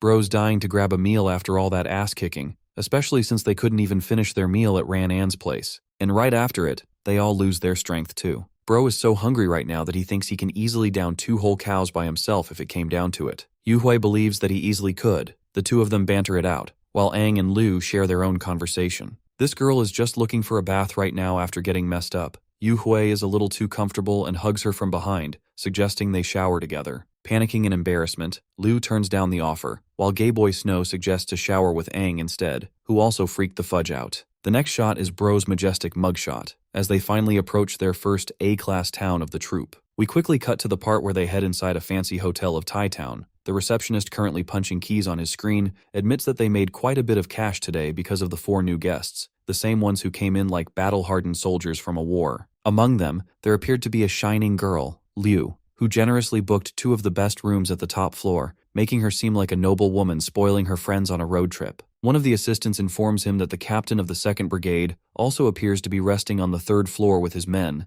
making him feel worried that they'll interact with the top room's guests. The thing about the captain is that he's a famous 5-fin warrior, especially known for being a horn dog, and among the 4 people that just came, 2 of them happen to be gorgeous women. The receptionist casually puts on his eye drops, hoping that their new guests don't run into such bad company because doing so will cause them immediate trouble. Going up to room 308, we find all 4 of our gang members meditating and focusing hard on their task. There's Liu, who has one of the purple 7-fin cores. Thanks to her meditation, she manages to crack open the core and absorb its essence. Our boy exhales and praises them for finally getting done with the process, as they've all managed to complete their task. We get Yuhui also confirming the absorption of the red core. As for Aang, he explains that they managed to acquire 3 7-fin cores from this fight. But not just that, he also boosted the energy levels in all his friends' bodies by guiding their energy in the right direction. Though the current foundation is imperfect, a few changes along the way, and it'll be easy to master. Aang officially declares all 3 of them to be at the level of 7 Fin warriors, just thanks to this strength boost, stunning all his friends' expectations. Snow is the most startled, who can't believe that only so little time has passed that he totally forgot how many levels of strength he jumped over to become a 7 Fin warrior. Aang acknowledges the importance of his teammates and partners, how they mean everything to him, and though this special technique he used allowed them to excel their growth,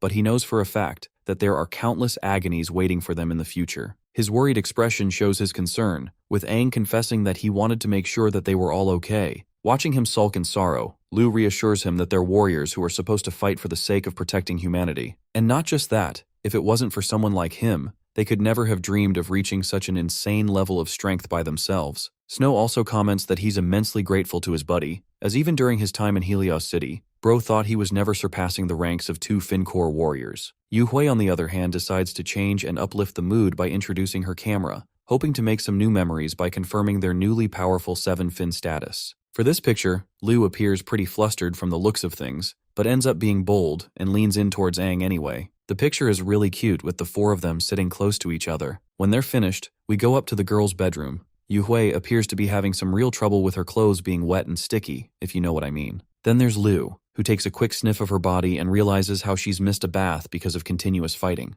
The good thing is that she's heard about an amazing spring bath reserved for warriors at this hotel. But not just that, there are also supposed to be beautiful clothes. The very mention of a hot spring sparks Yu Hui's attention. This girl is ready to go because she'd never even gotten the chance to experience one in Hilo City. Leaving for the bath, they decide to inform Aang about the hot spring bath just in case while passing by their room. Snow hears a knock, so he goes up to open the door, only to find 2 majestic beauties standing in front of him. Watching Liu in that robe, Aang is a little lost, questioning why they're heading out so late at this hour. The girls explain their desire to experience the spring bath, even suggesting that they all take the spring bath together. However, for the boys, they get all flustered with just the mere thought of showering butt naked against each other, so they decline. Yu Hui is left feeling sad because she just wanted to make an innocent suggestion for them to enjoy a nice bath after the fighting. We finally arrive in front of the hot spring section, where 2 portions have been made to separate men and women. Yu Hui doesn't exactly like the fact that they're being separated, and I can't lie, she's a little freaky for that. Liu, on the other hand, flicks her face, teasing her that demonization isn't just for fun,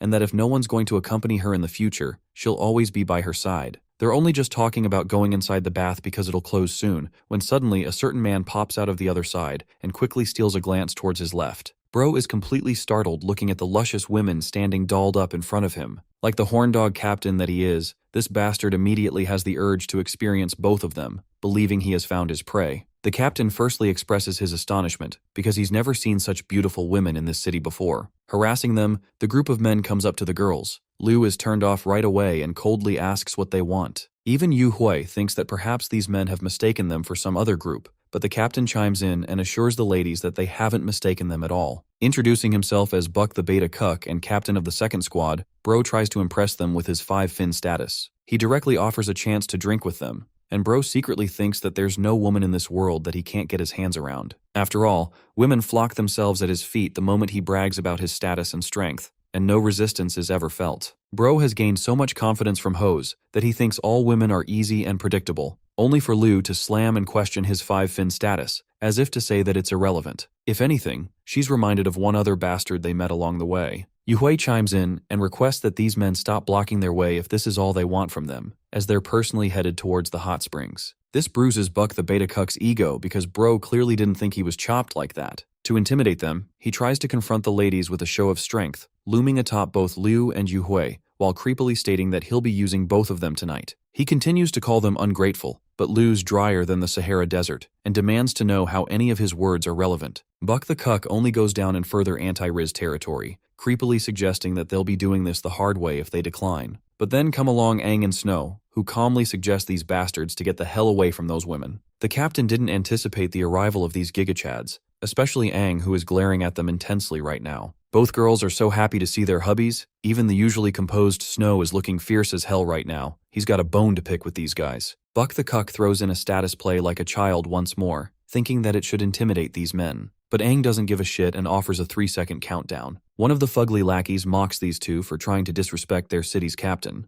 Aang still doesn't care, and stands there menacingly counting down to 2. Captain Cuck over here doesn't want to be afraid of numbers. He thinks this is just some tough guy act that Aang will regret. But before he could even use the first attack, our boy disappears from his very spot, leaving behind a flashy trail. And before this imbecile could even process what the hell happened, a punch greets him on the nose, bulldozing this man into the next continent. The look on our boy's expression is all you need to know about how pissed off this man is. As for the lackeys, they quickly scatter like a bunch of pussies to go and help their sorry-ass captain. Buck just got fucked, spitting out blood with now a face that not even a mother could love. Bro can't believe that he's dealing with a powerful warrior, questioning how Aang was able to do so much despite not wearing a suit. You see, the average warrior is supposed to wear a tactical combat suit at all times. This suit is always armed with a conversion device to help convert energy and channel the power of a demon without it wreaking havoc. The more synchronized this compatibility is, the more power a warrior can extract from the core of the demon. Or at least that's what is the basic knowledge of this era. However, for these four, who are raw-dogging strength levels right now, the game is different. They've evolved to such a degree that external devices like combat suits are practically unneeded to them. Captain Buck peers his eyes open at the incredible waves of energy shooting out from this insanely cracked group, causing him to lose his words and run the other direction, spouting that they'll pay for messing with him. Liu, on the other hand, has something to say, with Aang's robe fully exposing his chiseled abs and ripped physique. When our boy observes her looking at him, Bro's a little surprised why her face is red like a tomato, and being the dense protagonist that he is, Bro thinks it's probably because of the cold. She quickly brushes off the topic and suggests they head into the spring water fast, commencing the start of their trip. In the women's bath section, Liu's enjoying the warm embrace of the bathwater. We also have Yu Hui going a little too comfy with things by loosening her robe and stretching her body for all of us to appreciate. The two ladies confess how amazing the bathwater makes them feel, as if it has wiped away all their worries. The center of the attention happens to be these two as well, as all the other people are dead focused on the pretty women, the ones who are supposedly women warriors. Also, some of them caught them changing with their abs out, to the point even other women are out here swooned by the young gals. Liu and Yu Hui are enjoying themselves when they're approached by a lady, a woman who remarks that they must be from out of town and how their figures are immaculate. She offers them a drink with the intention of chilling together and explains that it's the special flower tea of this city, the best beverage one could expect while enjoying such a bath. Both Liu and Yu Hui are urged to take the tea. All the other women are presenting their own family's tea to swoon the girls in their favor. While they're out here being impressed and dazed, Liu quietly thanks them, as she isn't used to receiving praise from older people. Yu Hui gulps down the tea before enthusiastically praising the delicious taste. She gets a little too comfortable and asks for a second cup, while Liu is out there feeling embarrassed, believing that she should also be as generous as the captain of the group. While the women's situation looks rather chill and fun, we cut to the men's side of the section where dude bros are shocked to see Aang and Snow's beefy physiques. These guys can tell from an instance that they're both incredibly strong warriors, perhaps even sharing a high level. One guy talks about their battle scars, especially Aang, who looks like every Wattpad girl's dream crush. It also earns them praise for fighting powerful demons. I love how the guys are fanboying over these two, even trying to keep their voices down to not annoy the duo. Snow has sat quietly for long enough and addresses Aang for a question, but it seems our boy has the same one. Their big question is why the hell all the other dudes cooped up on the other side of the bath, as if they're afraid to even approach them. The same insecure guys feel they're being judged and glared at,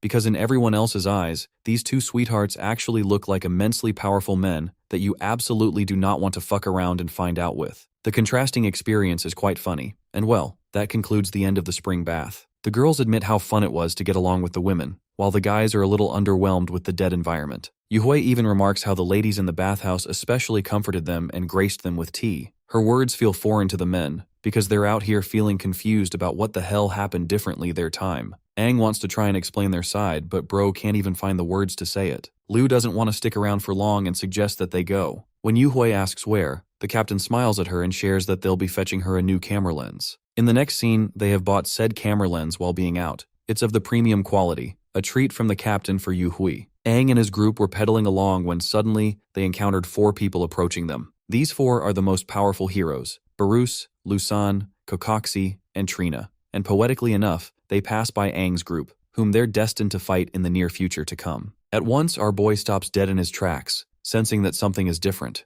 Trina is the same, quickly getting a grasp of the situation. The scene is tense, with Yu Hui questioning why Aang stopped here, and at that point, both of the girls sense the kind of aura these guys are releasing. The 4 heroes turn around to meet their gaze, creating a standoff moment between the 8 of them. The silence is long. Snow matches Lusan's gaze as the yellow core, Yu Hui locks eyes with Barus as the blue core, Liu faces Kokoxi as the black core. These hooded aura farmers are looking crazy with that drip. Just their aura is enough to draw the group's attention. Aang is silently staring at Trina, who also remains silent, before giving him a nice warm smile. Their purple eyes actually seem to match each other, with our boy being confused with her sudden warm smile. Trina tallies her group to focus ahead, continuing onwards, while Liu begins to question if Aang knows these people by any chance. After all, the woman among them seemed to pass a gentle smile. Interestingly, even our boy doesn't share any memory of running into them before, making him question why his left eye suddenly reacted to the woman's glare. Snow only has one thing to say, and it's how powerful these guys are. Each of their auras are in a different league. Just the presence they give off while standing shoulder to shoulder against each other is a cause for concern. Yuhui wonders that perhaps this group is also some kind of elite squad from this city, or maybe even a mercenary group.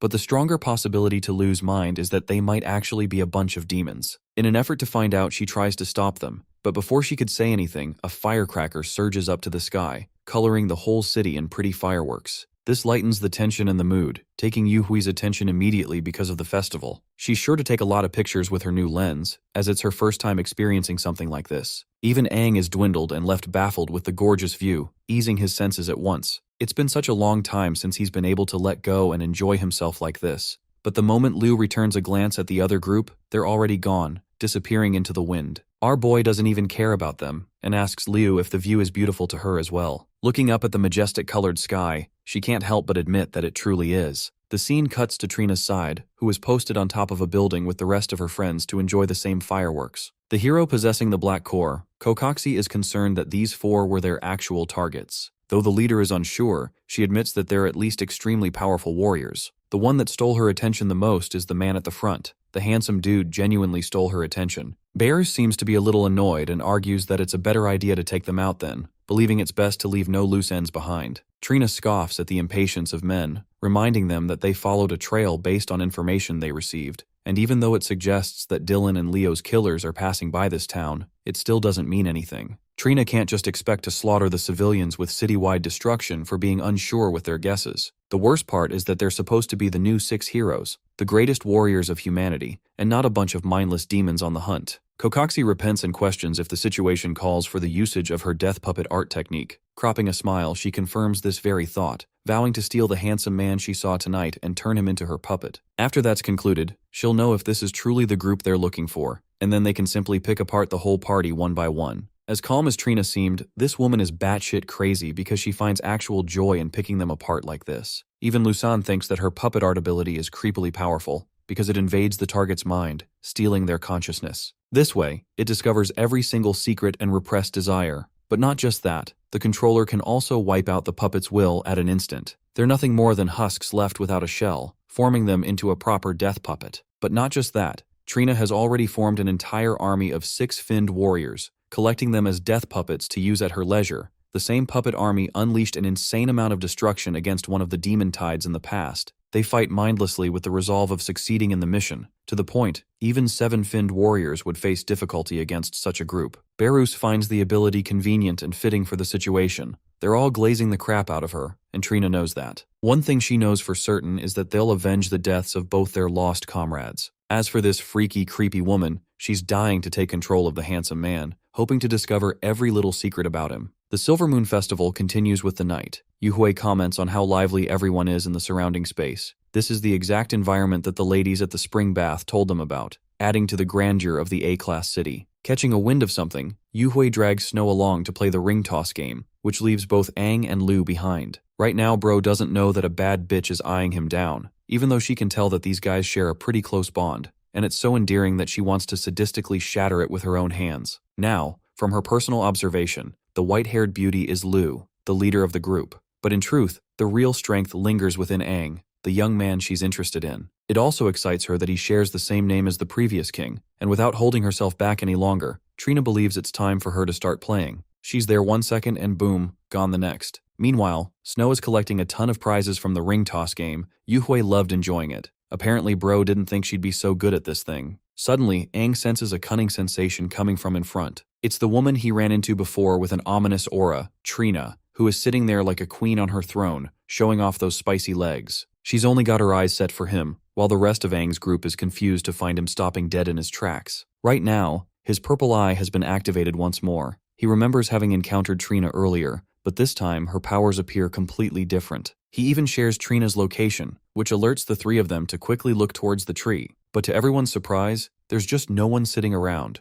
making our boy wonder if he perhaps imagined the whole thing somehow. Just when he lets his guard down, a hand reaches out to him from behind. Trina makes contact with his hand, causing him to instantly zap his gaze behind, while she teasingly shares that she's already got him now. At once, she activates the usage of her death puppet art ritual, forming this sacred circle just underneath the group. The circle isolates Aang and forms shackles all around him, chaining his consciousness down. Trina giggles while assuring him that he'll momentarily feel like he spaced out, but in truth, Bro's already in her control. She's in her dark spiritual world spell, with the two of them all by themselves. At this moment, she assures him that he can't hide any secrets from her, and a part of her is really curious to find the kind of man he truly is. After all, never before in her life has she seen such a massive key for the usage of her ability. Clasping on it, she throws the projectile with full velocity, roaring at him to become her slave. The same technique has never failed Trina before, because she's already concluded the step of locking his senses shut. With this, Trina can occupy the person's heart and mind, having complete psychological control over their body. Her expectations are a little thwarted because right as the key is inches away from the lock, the Crimson King's demonic hand pulses out of our boy's body, catching it just in time.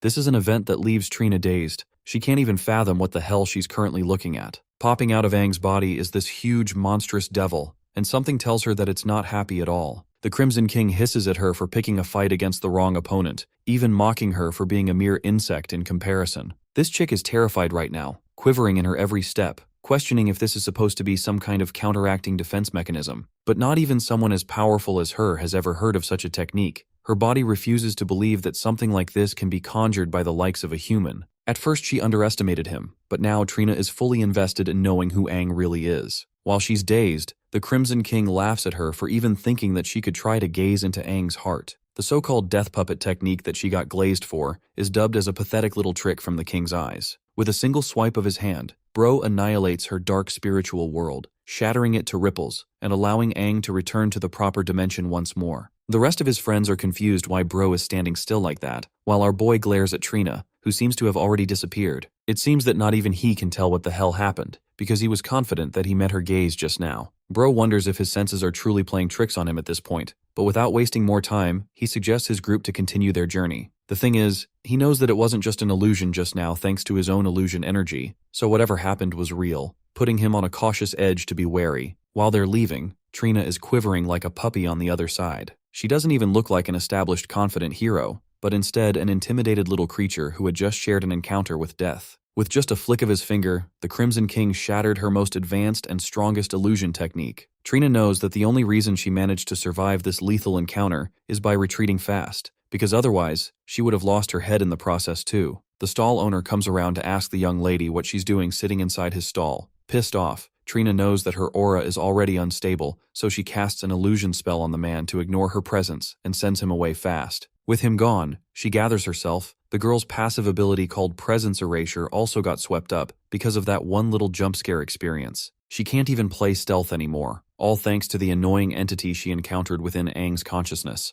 something that nullified her godly death puppet technique like it was nothing. This girl thinks that it was some kind of fluke and intends to go for round 2, declaring her intentions of taking control, this time ripping our boy apart piece by piece. Instead of targeting Aang, she fixates her attention on the white-haired captain. And something tells me this is going to be hilarious because of Lu's own 8-fin connection. Anyway, back to the goofiness of the group. We have Yuhui wearing a clown mask, enjoying the situation like usual. Liu seems to be laughing among the company of the group, while Trina catches sight of her and actually uses one of her abilities, this time playing it safe at a distance. She doesn't dare intend to interact with our boy again, which is why she's sniping Liu's consciousness from a distance, which will come at the cost of consuming a ton of her energy. The spell is cast and immediately, the captain is shackled in the dark spiritual world no differently than Aang. Trina has full confidence that she can still use the captain to know about the rest of the group and rip it to shreds, and though the key on her is much smaller than Aang, it's still unusually big. With the projectile in hand, she slams the key to create a connection with her new puppet, refusing to fail this time. Interestingly, it successfully goes in, matching the lock and interacting with the lock. Trina expresses her joy because her technique finally worked. The girl is already glazing her ranks as one of the 6 heroes who is supposed to be this powerful. Except, her celebration is pretty short-lived, because Lu's body suddenly casts a domain expansion, engulfing the dark spiritual world. Casually making her entrance, the black 8-fin calamity makes her presence known, mocking the young lady for having the gall to use a mental trick against her innocent girl's body. The Black King Finn casually moves up to her gorgeous little possession, the one who is always causing her trouble. Grabbing the key, the Black King Finn shatters it within seconds, ushering the little one to move closer to her. After all, she shared her powers with the young woman, offering her more potential than any average human, just so that she could help protect the vessel of the Crimson King. That's why she doesn't want to be disappointed at this moment, and though she doesn't get what Trina over here, the insect, was doing, she knows for a fact that it wasn't anything good. Pointing her finger towards the measly insect, the Black King Finn openly states that she does not like it not even one bit. Then this gal fires off her freeze death ray beam, literally piercing Trina's mind and leaving a hole in her senses. With this, the Black King Finn has settled the score for Liu. She grabs hold of the precious girl's face and kisses her forehead, instructing her calmly to take care of the vessel of the Crimson King. Grazing her fingers, she knows that her vessel will do well, but devotion won't be enough, especially since Aang is a critical part of their plan. With the matter concluded, the Queen of Black decides to fade away once more, urging Liu not to let her mind drift off so easily next time around. With her fading, the black spiritual world shatters once more, annihilating the spell and freeing Liu from the control of Trina. With her senses returning to her, Aang questions what's up, but all she can say in return is how weird it all feels. Snow counters that they shouldn't just stop now, urging the whole group to hurry up. Even Yuhui asserts that they're missing out on the fun. Aang invites the captain to carry on with him. Liu continues enjoying the night like nothing even happened. While their world seems to be alright, Trina is literally freaking stuck in her spot. It's thanks to her stealth ability that no one seems to notice her. But in truth, the chick's mind is completely shattered. The stealth ability wears off, so the lingering crowd gathers around her, questioning what happened to this woman. They all think that perhaps she's some kind of posing specialist,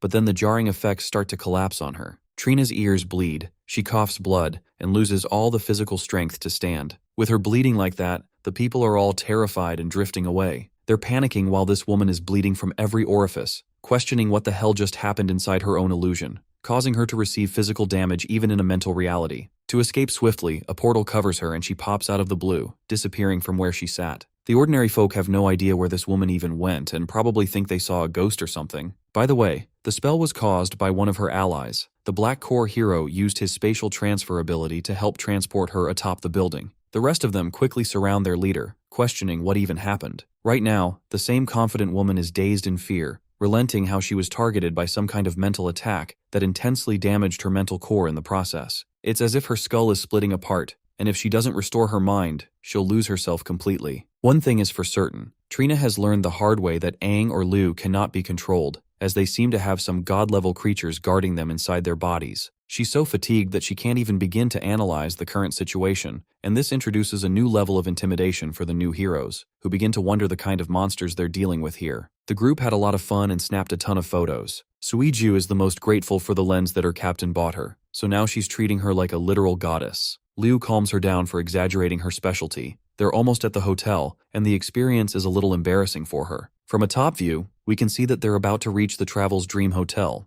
except there's a rowdy group still making trouble here. Captain Buck the Cuck has prepared an entire team of human warriors to deal with the ones who dared to deny his wishes. Bro is coping so hard he thinks that his core malfunctioned in their previous fight, allowing the opponents to get a lucky hit. However, this time is different because now he's all prepared up in his fancy battle armor with a new core to sneak up on the same guys. The people around them are finding it weird that Captain Buck is weirdly pissed off at this late hour, making them wonder what poor girl is going to suffer at his hands this time. One of the receptionists is quick to ask what brings Buck over to him, even questioning what ended up displeasing the man. Buck refuses to entertain any of their useless crap and demands to meet the ones who crossed him, because if they don't, Bro is threatening to annihilate the whole hotel with his powers. The receptionist is terrified and urges the captain to just calm down, revealing that the guests actually went out to watch the fireworks festival. Bull cut from earlier whispers to Buck, sharing that the group is actually returning back. The captain suddenly catches a whiff of the four, all of whom are casually enjoying their return home. Without delaying another moment, he pedals up to them, surrounding the whole group with his men.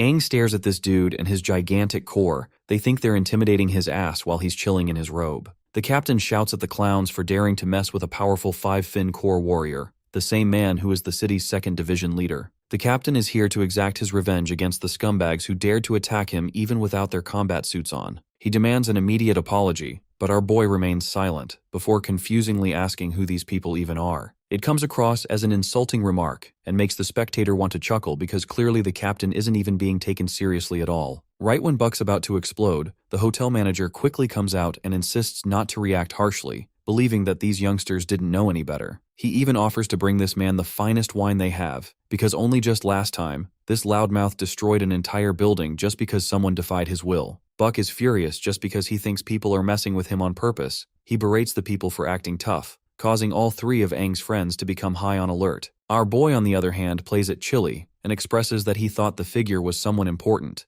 but he's starting to understand that this guy isn't awfully all that important at all. He's just the clown at the pairing entrance area, the same idiot who behaved rudely against his squad. Adopting a more serious tone, Aang calls them a bunch of animals. His words provoke the crap out of this guy's already bruised ego, and he immediately hastens to kill the man in front of him. His hasty maneuver makes the receptionist hold his head in concern. The worst has happened, except Aang doesn't even move from his spot. Instead, a single pointed line blasts from his position to the right of the wall. You see, in that fraction of a second, he sent Buck Boy over here straight into the water. Bro's laid out. His already bruised face is now missing a few more teeth, while Aang admits that this guy's face screams wanting to be punched. Though he apologizes for using too much force, he still pins the blame of the damages on Buck's lackeys. And here's the funny part. Even though they just saw their leader get packed up like that, they still have the confidence to come charging at him. Even with their collective slashes, nothing works in their favor with Aang uppercutting all of them in a badass pose, clocking them all together. The whole group is packed much to the shock of the spectators.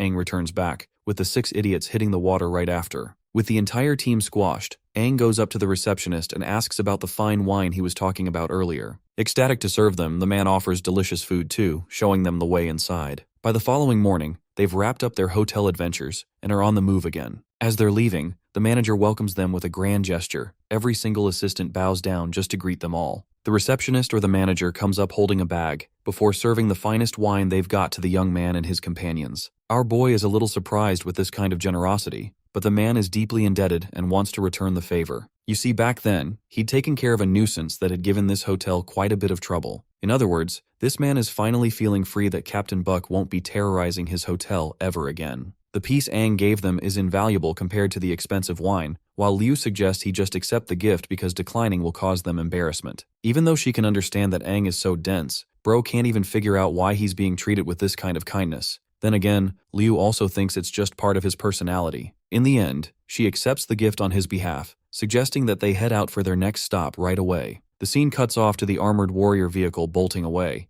Aang uses the compass to navigate the next stop, confirming the coordinates in the northwestern region. From the looks of things, he believes that they'll be there within 2 days if they operate at max capacity. Suiju is excited to rescue the old uncle or whatever they're supposed to help free, while Liu addresses her and shares that the Sunset Tower is supposed to be the new king's crucial stronghold for holding down Dexia. The risks involved are not a joke, which is why from now on, they need to get serious and completely get rid of their playful attitude, as the situation calls for it. Suiju perfectly understands the instruction without any objections, vowing to do her very best to help Aang and his cause. Even Snow is happy with that mindset, while our boy wonders how Dexia must be holding up right now, hoping to free him soon enough. Interestingly, just 30 minutes ago at the Silver Moon City Signal Tower soon after our party left, the 4 new heroes stood observing their vehicle. Trina remarked that this group is indeed headed for the Sunset Tower, and the fact that she herself was wounded twice confirms all of her doubts. These people are the same individuals who are responsible for slaughtering Dylan and Leo, further pissing her off. Having heard that, Kokoxi is alarmed, while Barus recommends that they quickly ambush the group and collectively take them out. After all, Kokoxi can use his instant teleportation to confront the group. However,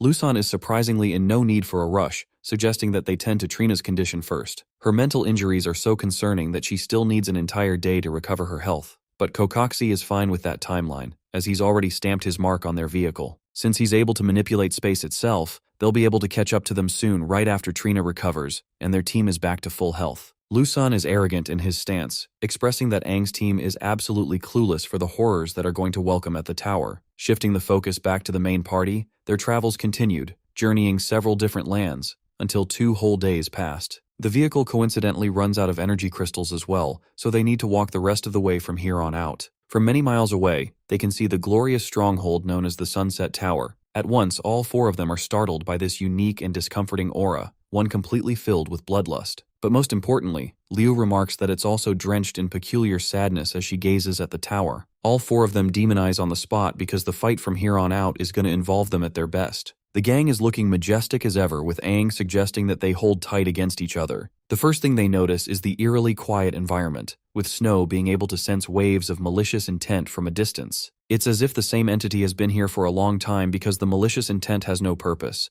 Aang concludes that it's actually madness itself, a will that resides in chaos. And underneath the structure of this madness, there's a creature drenched in suffocating sorrows. The feeling they're experiencing right now is no different than confronting a demon wave full of high-tier monsters among their ranks. Suiju is the first to ask why they're incapable of seeing anything for that matter, because there aren't any signs of demons here at all. Aang shares that it's not about the demons, it's something else. Ever since stepping foot in this area, he questions if his friends have seen even a single creature roam about. There aren't any birds, not even lizards or ants, not even things like plants. In other words, whatever this place is, it's most certainly devoid of life. A literal dead zone. With the group startled, Aang remarks that it's the embodiment of deadly silence. Oh, but then it finally happens. From within that silence shoots out tendrils of violent blood-red energy, surging to come catch them. Aang realizes that the energy is targeting them, which means the environment must have sensed their arrival. Snow is the first person who notices the same tendrils making their way from the ground, urging his group to be careful. Discarding their earlier strategy of staying together, Aang instructs his group to scatter immediately, causing them to focus their attention away from the volcanic outburst of violent aura. Liu and the others are on one side, while Aang is parted on the other. The violent energy refuses to subside, and in fact, an incredibly terrifying roar disperses from within. This kind of insane energy level is so intimidating that Aang compares it to equal or even stronger than Liu's strength, and when it comes to raw quality itself, it's leagues above. The energy pool surging up with crackling electricity refuses to let go, while Suiju takes notice of a strange silhouette emerging from the column of red, questioning what it's supposed to be. The energy slowly disperses, revealing a monster that is never seen before. This creature is revealed to have some kind of demonic human body, barely resembling anything sane. The horrific face is one you'll only see in horror movies, enough to scare the crap out of Snow, Liu, and Suiju because of the monster's godlike strength. Liu urges Aang to move the hell away since the humanoid creature is supremely powerful, and if they don't attack together, they'll be in trouble. But something's keeping our boy paralyzed. It's not fear, but confusion and shock. He's completely speechless while his teammates question what the hell he's dazing out for. This allows the humanoid demon to charge up a powerful roar, sending ripples so massive that they push back even the likes of Liu and the others despite their recent evolution. When she focuses her attention towards Aang, our boy is standing at the front, completely unmoved from his position while withstanding the full might. Instead of turning around,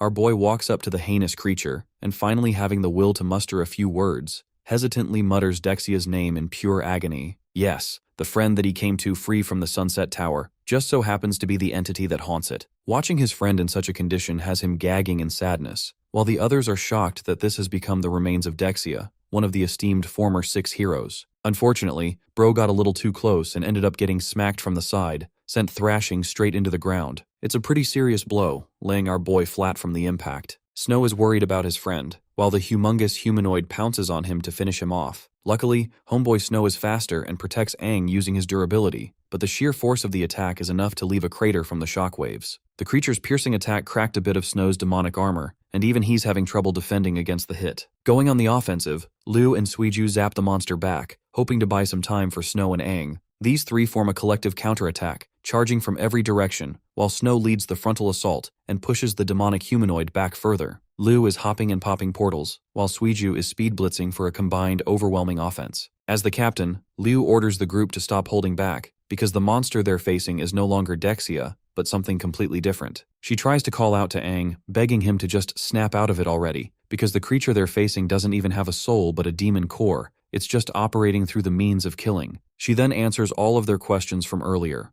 The reason they didn't see or detect a single life form up until this moment is exactly because this monster has killed and devoured everything. The place is filled with dreaded silence, as the creature consumed all life. Aang hears Liu's words while she's so distracted that she nearly gets hit by one of the attacks. The captain dodges the windswing and orders the group to spread out fast, drawing distance from the demonic Dexia. Confronting him now is Aang, all alone, this time no longer dazed by any feelings holding him back. Like a mindless killing machine, the creature lunges towards Aang at full ferocity, while the other three scatter around. Aang's friends are trying to reach him, hoping that he doesn't get hit this time, while Murder Machine Dexia is seconds away from impaling our boy's chest. Liu can't even stand watching the bloodbath that's about to occur, and right as the pincer is about to touch Aang's neck, this man takes the controller and locks the hell in, delivering a nasty gut punch for this ugly bastard to remember. His uppercut launches the demon straight up into the air, only for the creature to topple down and crash seconds after. Aang's friends are worried, while he understands that the moment he locked eyes with the creature, he had no doubts that it was him. Tears filled in his eyes. He refuses to comprehend how he's able to just accept any of this. The same man who once promised him to become the strongest demon hunter ended up in a pathetic state where he'd been forced to become a demon himself. Overwhelmed by his emotions, the conflicted Aang wants to free Dexia from his shackles by refusing to let him continue as a monster. His friends have nothing to offer, while the humanoid demon rises up to sneak attack him once more, thinking this will be it. Liu and the others quickly zoom in to help Aang, who seems to be honoring Dexia's memory, apologizing to his friend before turning around and entering battle mode to contain the threat. With all four of them concentrating, the fight's over fast. Liu questions if they've finally downed the creature, while Suiju understands Aang's condition, who mourns Dexia's death. But it may have been too early to mourn the funeral, because another wave of violent energy explodes from Dexia's body, surprising even our boy. This time, what emerges from the smoke is the creature's evolved form. You see, this time he has 3 more cores embedded in his chest, with armor and spikes covering his body. The surprise is equal to all 4 of them, because the course wasn't there a minute ago. Even though this body is supposed to be a construct, the lengths of which they've taken Dexia's limits are unbelievable. Oh, but here's the craziest part. The combined energy density of the cores embedded in this evolved Dexia has surpassed even the likes of a 7-finned monster, making it their strongest opponent yet. Evolved Demon Dexia roars before unleashing a vapid multi-energy storm targeting the whole group from a distance. This is a unique attack that somehow Snow has the confidence to just take head-on using his durability. Mimicking the Golden Warrior's shield from back in Oasis Town, this guy creates his own version of the Earth Shield, thankfully managing to block the violent outburst. But it's only momentary because even after his new shield, the dude is sent flying with his shield shattered from the impact. Leading the offensive, Suiju throws her phantom slashing shards against the titanic demon, attempting to overwhelm it from every direction. But the creature's newly formed spikes on its back are capable of charging up energy blasts, and from it can laser down enemies by scattering the blasts like a meteor strike. This is a really annoying attack because it puts Liu and the others on the defensive, forcing her to use her spatial abilities, one of which is the spatial cutting blade. The slashing blades are somewhat effective against Dexia, as nearly a dozen portals surround him and shoot out dangerous projectiles. It's kind of like Gilgamesh's Gate of Babylon but less cooler. Unfortunately, even after the usage of her ability, the evolved Dexia reactively forms shields to block each critical hit, all thanks to the yellow core's powers, which means no damage is rendered yet again. Suiju blitzes back at the creature for another strike, thinking that she's gonna do some shit this time. Finding her a nuisance, the evolved Dexia charges a beam in its mouth, the type of shit Broly would do, and is about to eviscerate her from existence. Liu begs her to watch out, while the blast obliterates the very spot she was at, leaving behind a huge explosion. Luckily, Suiju managed to swiftly evade it, but this thing is out here trying to be Homelander, lasering down the entire planet in its wake. By the end of that massacre, clouds of smoke erupt with blazing fury. Liu roars Suiju's name, fearing that she might have been caught in one of the blasts. Luckily for her, she escaped and pounced back, sustaining minimal injuries. What's for certain is that this demon is far stronger than they could ever imagine. Not only are its attacks powerful, they're also fast while leaving behind no weaknesses. Even Snow thinks the enhanced monster must have some kind of constant boost that keeps it from ever exhausting itself. Speaking of which, the boogeyman is about to crush Liu next, who is only narrowly saved with Aang's decisive entrance, thwarting the hit with his sword. Aang leads the charge at last, doing the heavy lifting as he always does and tackling the monster. They share an immense exchange of clashes, with every hit making the warrior realize how his dear friend Dexia suffered a fate even worse than death. Aang can understand that the poor guy must have suffered pure torture to have become this Frankenstein of a monster, until the day arrived where Dexia's consciousness broke and he became a killing machine. That's why, as the old king and his old friend, Aang takes up the responsibility of freeing his friend and saving Dexia from this madness. One command gathers his friends to join together, as the whole squad follows behind Aang taking the lead. First, our boy orders Snow to seize the first move, manifesting shields to block the first strike. With the monster exposed, Liu pops up from her portals alongside Suiju. Both of them use a combination of spatial fault and quick flash abilities to strike the beast's head from both sides. With the monster distracted by the 3 of them, Aang joins along with his Crimson Sword, rendering a decisive final slash attack that specifically targets all 3 demonic cores on the monster's body. This is the killing blow that finally takes out the energy source powering this murder machine, causing the evolved Dexia to meet his end and topple to the ground. Coming to his rescue, our boy gently sets down Dexia, who is slowly dissipating from his dire injuries. In his final moments, Dexia catches a glimpse of his old king, the man who has come to save him at last. The guy in his final moments feels happy that his leader just came to save him and take him back home. But this sweet moment is soon taken away from Aang, as Dexia's body fully disintegrates from his grasp. Aang is visibly shaken from the loss, his body drips out blood, and it's not even because of the injuries he sustained. His friends quickly rush to check on his condition, while he urges them not to come over to his side. Currently, his tears are blood red. Bro's seriously devastated, and just wants to be left alone for once. Watching him in such a broken state, Liu and the others can't help but sulk and stay by his side for a while. They stand helpless before the Sunset Tower, hoping that he recovers soon. Aside from them, some hundreds of kilometers away from this distance, space itself warps around and creates a huge portal of black, indicating that it's Kokoxi's spell. From within the portal, 4 trails of figures shoot out, descending down with roaring speeds, Barus being the fastest of them. Right after reaching below, they take a sharp cut and laser ahead in the direction of the Sunset Tower. Of course, the 4 heroes are flying now, since they've got nothing to lose and are hot on pursuit. Barus asks the Black Core warrior if he's certain about the team's location in this direction, to which he takes major offense to. Kokoxi assures them that they're not too far off, and it appears that their auras are already scattered in a fight against the entity. Trina understands that the fight against the modified 3-core demons couldn't be so easy,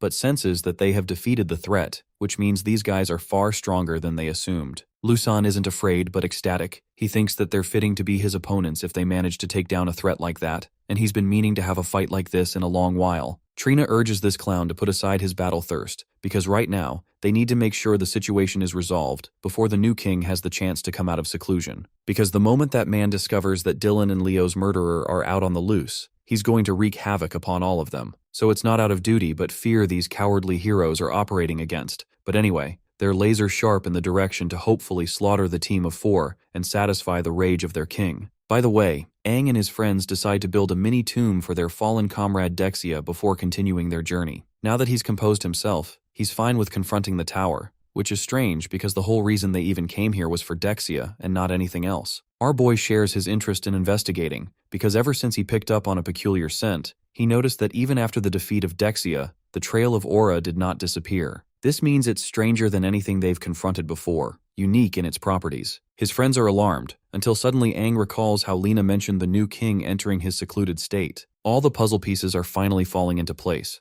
because you see, the trails of violent aura lingering in the air are actually because of the new king's presence, who is likely seated at the top of the tower. Before they could enter, new enemies arrive to challenge them, those being the 4 Power Rangers. Aang senses their crashing descent from behind, and when the dust settles, Trina stands ahead in charge of them. Lusan is the most enraged out of all, pissed off that these intruders are here to disrupt their king's secluded peace. But that's not all. He's also fully intent on avenging his fallen teammates, while Liu and the others take notice of the dual 7-fin yellow core on his suit, therefore confirming that these guys are the 4 heroes. Their immense aura engulfs the entirety of the dead zone, while Aang shares his own frustration. After all, he's been dying to vent his anger on these people. Before he could mindlessly charge in, Liu holds him off, expressing that these guys shouldn't even be Aang's opponents. Suiju seconds this, suggesting that he go and take care of the new king by himself while they deal with these watchdogs. Even Snow is ready to rumble, which means it's actually a 3 against 4 situation. Entering his demonized state, the vessel of the Crimson King shoots his wings out and rockets up ahead to directly attack the top of the tower. Lusan doesn't want his king to be attacked and tries to bring our boy down using a powerful meteor cannon. The attack doesn't even reach Aang as it's dispersed by one of the portals Liu uses to redirect it, an ability called spatial refraction. She's out here on some queen energy, directing their attention towards her and the others as their opponents. Suiju smashes the ground, entering a new transformation. She blitzes with incredible speeds, sending a projectile that's about to pierce her head. Pissed off, Trina uses some kind of magical speech blast to kill Suiju, only for her to evade in seconds and escape from behind. The redirection didn't deal any of them any damage, with Suiju still remaining fast on her feet, which have been replaced by these functional pincers to launch her even faster. One thing is for certain, Trina is starting to realize that these guys didn't just level up, but they also changed their very physical structure. For example, you have Snow out here looking like the Hulk, an evolution that happened after the earlier fight. As their leader, Liu taunts them, assuring the new heroes that the only way for them to get through is to deal with them first. They surround the group of 4, with Lusan getting even more excited to fight these guys head-on, charging up with so much strength because all this time, he didn't even take them seriously at all. Barus and Kokoxi also stop holding back. All of them go for a head-on clash, facing off against the other in a team-against-team format. Next we have Aang, who is methodically trying to smash open a point inside, but even with his strength, he just can't get through because of the special alloys. In other words, the top can't be destroyed from the outside, so his only option left is to charge directly through the main gate, which he does by blasting his way inside for a grand entrance. Except that fails too. Bro's heaviest punch doesn't even dent the thing, a power far beyond his own caliber. The Crimson Sword chats up the human, sharing that this is the power of law, a concept that goes beyond any other power. It governs the state of the tower, and the door is actually reinforced thanks to its influence, closing it shut. Upon the mention of these laws, Aang refuses to acknowledge the existence of anything in this world that is unbreakable. With his godlike resolve to smash anything open, he charges the demon sword, who cackles loudly, entertained by the human's attempts. The blade invites him to split the door open, which Aang is about to do as he unleashes an all-powerful slash, colliding with the heavy door. The impacted aura reaches all the way here. Trina mocks the very idea of breaching the sealed gate, as it's a foolish attempt. The gate has been personally reinforced and sealed by the new king himself after all. Oh, and by the way, when the smoke clears, it actually seems like the door came out unscathed again. But apparently, parts of the Crimson Sword interact strangely against it, spreading its lightning energy all across and over. A kind of demonic determination comes over to Aang, who roars the damn thing to be cut down. And what do you know? This man actually freaking succeeds. Bro is actually built differently, stunning the likes of all four of the new heroes, who can't seem to fathom how this man capably tore apart the door. Liu is feeling proud of her boy and taunts the new king for being nothing special. She directs everyone's attention to focus sharp, because the gate's already open, which means they need to make sure these guys don't disturb Aang. The three of them bolt ahead to fight the four heroes. Barris is frustrated yet understands that they're dangerous, so he wants his friends to kill them first. Trina feels a personal betrayal and declares that she won't allow anyone to disturb her king's peace. With the door put down, our boy sets a foot inside, and the first thing he notices is a bunch of red magic circles all around. Our boy is startled by what he sees, because just up top, there are countless scribes of magic. Judging by the dome's height of a few hundred meters, he quickly deduces that some kind of spatial folding tech must be used to make the interior several times larger than the outside. It's a place so threatening that even the Crimson Sword exclusively warns him to be careful about this place. Even a weapon like him can sense unease, as if a being managed to collide all types of chaotic powers into one. Up ahead in the dark, a few creatures arrive to confront the new guest. Of course, all of them happen to be high-level demons surrounding the threat. Scanning the environment, Aang senses that there are a minimum of 40 demons. Some are 6 fin among them too. But the surprise doesn't catch him at all. Instead, he scoffs at the audacity of the new king, who dares to hide behind high-level demons instead of protecting humanity from them. The same man in his own stronghold hides such a huge number of demons just to guard his secluded state. Furious from this discovery, Aang goes ballistic on these bozos and releases a pillar of aura that terrifies even the higher-level monsters. Taking his stance in his slaughter black armor form, he prepares to face them all. The 6 fins command their trembling army to attack the intruder regardless, causing them to all just swoop in and gain on the threat. Fear doesn't even cross his mind. Aang is supremely ecstatic, because every floor of this tower is going to have a similar welcome ceremony waiting for him, and that means he gets to enjoy all of them by taking every single one down by his own hands. Bro goes 1 versus 100 and the fight is off-screen too. Anyway, we return to the dead zone outside. Snow's on the back foot taking all the damage on behalf of his team. Things are not looking good for the homeboy, and he's pretty badly hurt. But he doesn't want to give up, relenting that even if his opponents are the new heroes, he'll chew flesh right off of them. Talk about a cold line. Trina admits that these three are actually pretty strong to hold their own against the United Party. However, her main focus is still on the pest who slipped past them and got inside the gate. It provokes her, so she orders her group to stop playing around and show their full strength. And remember guys, these guys can transform too. All four enter their demonized states, and if Liu's party couldn't even handle their base forms, just think about what's going to happen to them now. Trina has several spikes jutting out of her head and body, alongside a newly gained Phantom Scythe weapon. This is her dual-core demonic form, whereas Lusan gains a mammoth warhammer for his weapon, looking like some kind of budget ugly Thor. Up third is Barus with his Rending Fang weapon, and I can't like Bro's design is actually pretty scary, probably the best one of them all. Finally, there's Kokoxi, who has gained the Scepter of Space-Time, and I guess a mouth to give him some personality this time. Liu watches in horror because the energy density of the heroes has increased far greater than they imagined. She thinks this is the end of the line for them and their support for Aang. Refusing to go down without a fight, she instructs her team to launch a full and final assault against their enemies. Meanwhile, Aang himself is out here speed blitzing and styling on all the demons on the first floor. 3 of the higher fin demons decide to form a triple overlapping light cannon technique to deal some serious damage, but bro doesn't even wait to let them charge and straight up slices their heads off. This man out has his sword literally covered in demonic heads, and if I saw him approaching me as a demon, I would pray to every god on the planet to save my life. Still, the rate of extermination is far too slow for him. Aang is thrilled to receive their welcome ceremony upon entering the tower, which is why he's so much happier to help exterminate their lives for a more entertaining experience. He zaps from wall to wall, bouncing off of every demon until only a pool of blood remains behind. Plunging his crimson sword into the ground, the vessel of the Crimson King releases crackling electricity in every direction, killing any remaining surrounding demons all at once. By the time he's wiped out the first level horde, Aang is the only predator standing in the arena. Without even feeling a hint of exhaustion, he approaches the next floor. Back outside, we have the fight continuing between Aang's squad and the 4 new heroes. Snow is getting dogpiled on by the opposing yellow core warrior in his demonized state, launching him straight into the crater. While his friends are out here fighting for their lives, Aang is having a much easier time wiping out the second level horde, finishing up the extermination on level 2 as well. Liu worriedly shouts to check on Snow's condition, but forgets the fact that she's got her own enemies to deal with. For example, Kokoxi just opens a portal from behind and nearly catches her off guard, only for her to defend at the last moment. Our boy ravages the 3rd floor demons, vanquishing them by the time Liu is holding her own. As the fight goes on, she can't help but wonder why her body is beginning to feel heavier and even slower than before. Then it clicks.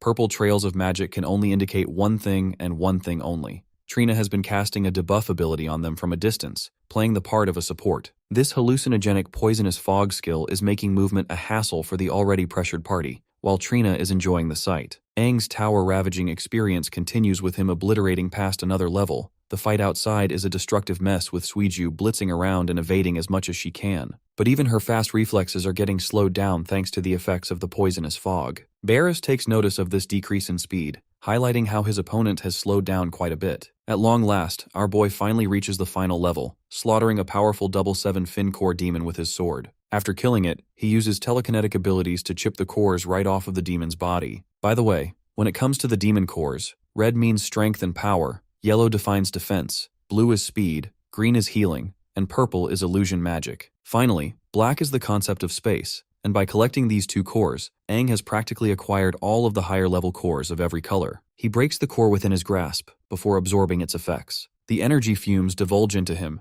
and at long last, this man has now gained the powers to control the concept of space itself. When he opens his eyes, the right one now has this void-like color similar to Lu's powers. Now that he possesses all of the attributes collectively, he experiences the thrill of their powers. First, this man tests the spatial abilities of the black core by slicing open the dimension. With just the dragging of his finger, he's able to glance into a different dimension entirely. The flow of space is no longer foreign to him. As for the Crimson Sword, it instructs him to smash open the door before his eyes, which will lead Aang to the top floor of the new king's solitude. However, his senses quickly drift back to his friends, who are fighting outside on the battlefield. Aang can tell that they're in a pinch. I mean, Snow is out here about to get turned into a sticker with that warhammer. Lucen is enjoying the experience, commenting how his opponent can no longer open his durable shields either. Dealing the critical final blow, he descends his hammer with all his might to turn Snow's head into red paste. The hammer is seconds away from connecting with Snow's head, until suddenly, the world stops. Time itself has ceased to function.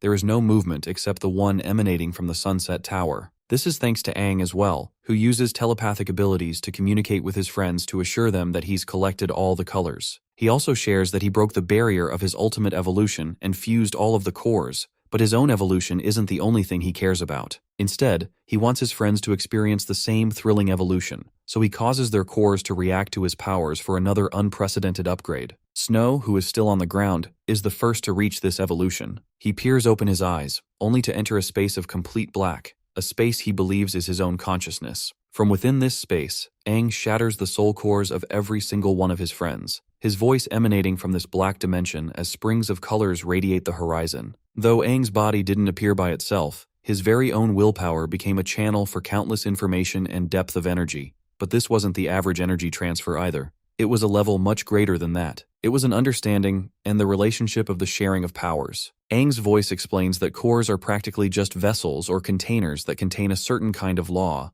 The goal isn't to make the vessel bigger, but to shatter it completely, so that the cores are no longer the binding instrument, but rather they become merged completely with the laws. For example, regeneration and the concept of space control are no longer two different abilities, but instead have become the truth of the cycle of life and death for Liu. For Snow, he's no longer just the mountain that is durable, but has now become completely immovable and impenetrable. Then comes Suiju, who is transformed into literal blue lightning which can travel so fast she can move through time. She has now conjured the speed of the Flash, being instant and incapable of stopping. With this merging, Snow, Liu, and Suiju all have their cores bulging and shattering. The cores are replaced with a spiraling energy called the Origin Vortex. For Liu, it is of the green-black affinity. For Suiju, it is blue. And for Snow, it is yellow. The same Snow who is defeated on the ground heals his wounds out of the blow. His ever-changing vortex pools out a depth of energy that grants him this armored state filled with energy covering him at all times. All three of his friends trigger their final evolution, forming a column of light shooting up the horizon. When time returns to normal, Lusan's warhammer is inches away from Homeboy's face and returns to motion. But even at that distance, Snow gains a reflexive ability so fast that he blocks the weapon, stunning his opponent. Lusan is at a loss for words while Snow gets up without question. The look on this guy's face tells you everything about the shock he's experiencing right now. Snow experiences brimming power from within. His body is marked as if he were a god, a perspective of power given to him by his friend Aang. Holding the mighty warhammer, Snow starts to tighten his grip before shattering it like it's a fragile piece of rock. Having crushed the hammer, Lusan is still processing his shock, while Snow hammers a punch so hard that the earth itself rumbles in terror. Bro's punch sends this dude straight to his funeral 6 feet under, while the remaining hero party is baffled by what the hell just happened. Snow, who is looking like he belongs in Asura's Wrath game, no longer possesses a core that shocks the likes of the heroes. Trina doesn't even get what's up with this guy's aura, which is so different. She knows they have to take the initiative and lead the attack. But what good will that do when a blade is already next to her neck? You see, Suiju has literally become speed itself, mocking Trina's sorry attempt to slow her down. She confidently holds the support of their group down, while Barris can't understand what changed all of a sudden with Aang's party, as it's a completely different kind of energy fluctuation. Kokoxi chimes in and tries to activate his spatial abilities, but to his very own shock, Bro can't even manipulate the nodes of space anymore. It's as if space itself has been sealed shut from him using it. That's because our bad bitch Liu is up in the skies, possessing the administrator's access to it. She now controls the concept of both life and space, which means it can only be opened according to her will. Next, she gently points towards Kokoxi, before eradicating his very body with a spatial warp point around him. The guy screams with his body rupturing apart. Back to the top floor, we finally have Aang's side, who is walking through a domain of black, surprised to see that there's nothing around, unlike all the other floors. Just up ahead, he sees the origin vortexes of all the elements before his eyes. They're exhibiting insane amounts of energy fluctuations from their positions. Our boy is starting to get tired of playing around and suggests that the new king just come out already. From the other side of the vortex cores, a figure remains silent. The vortex cores start to spin around ferociously before colliding into each other. The collision releases an energy shockwave so powerful that Aang has to block it with his sword, as the top floor of the Sunset Tower erupts with incredible waves of pressure. Even while he's being pushed back, our boy can't seem to fathom how even the strongest version of him right now is being pushed back by this kind of energy fluctuation.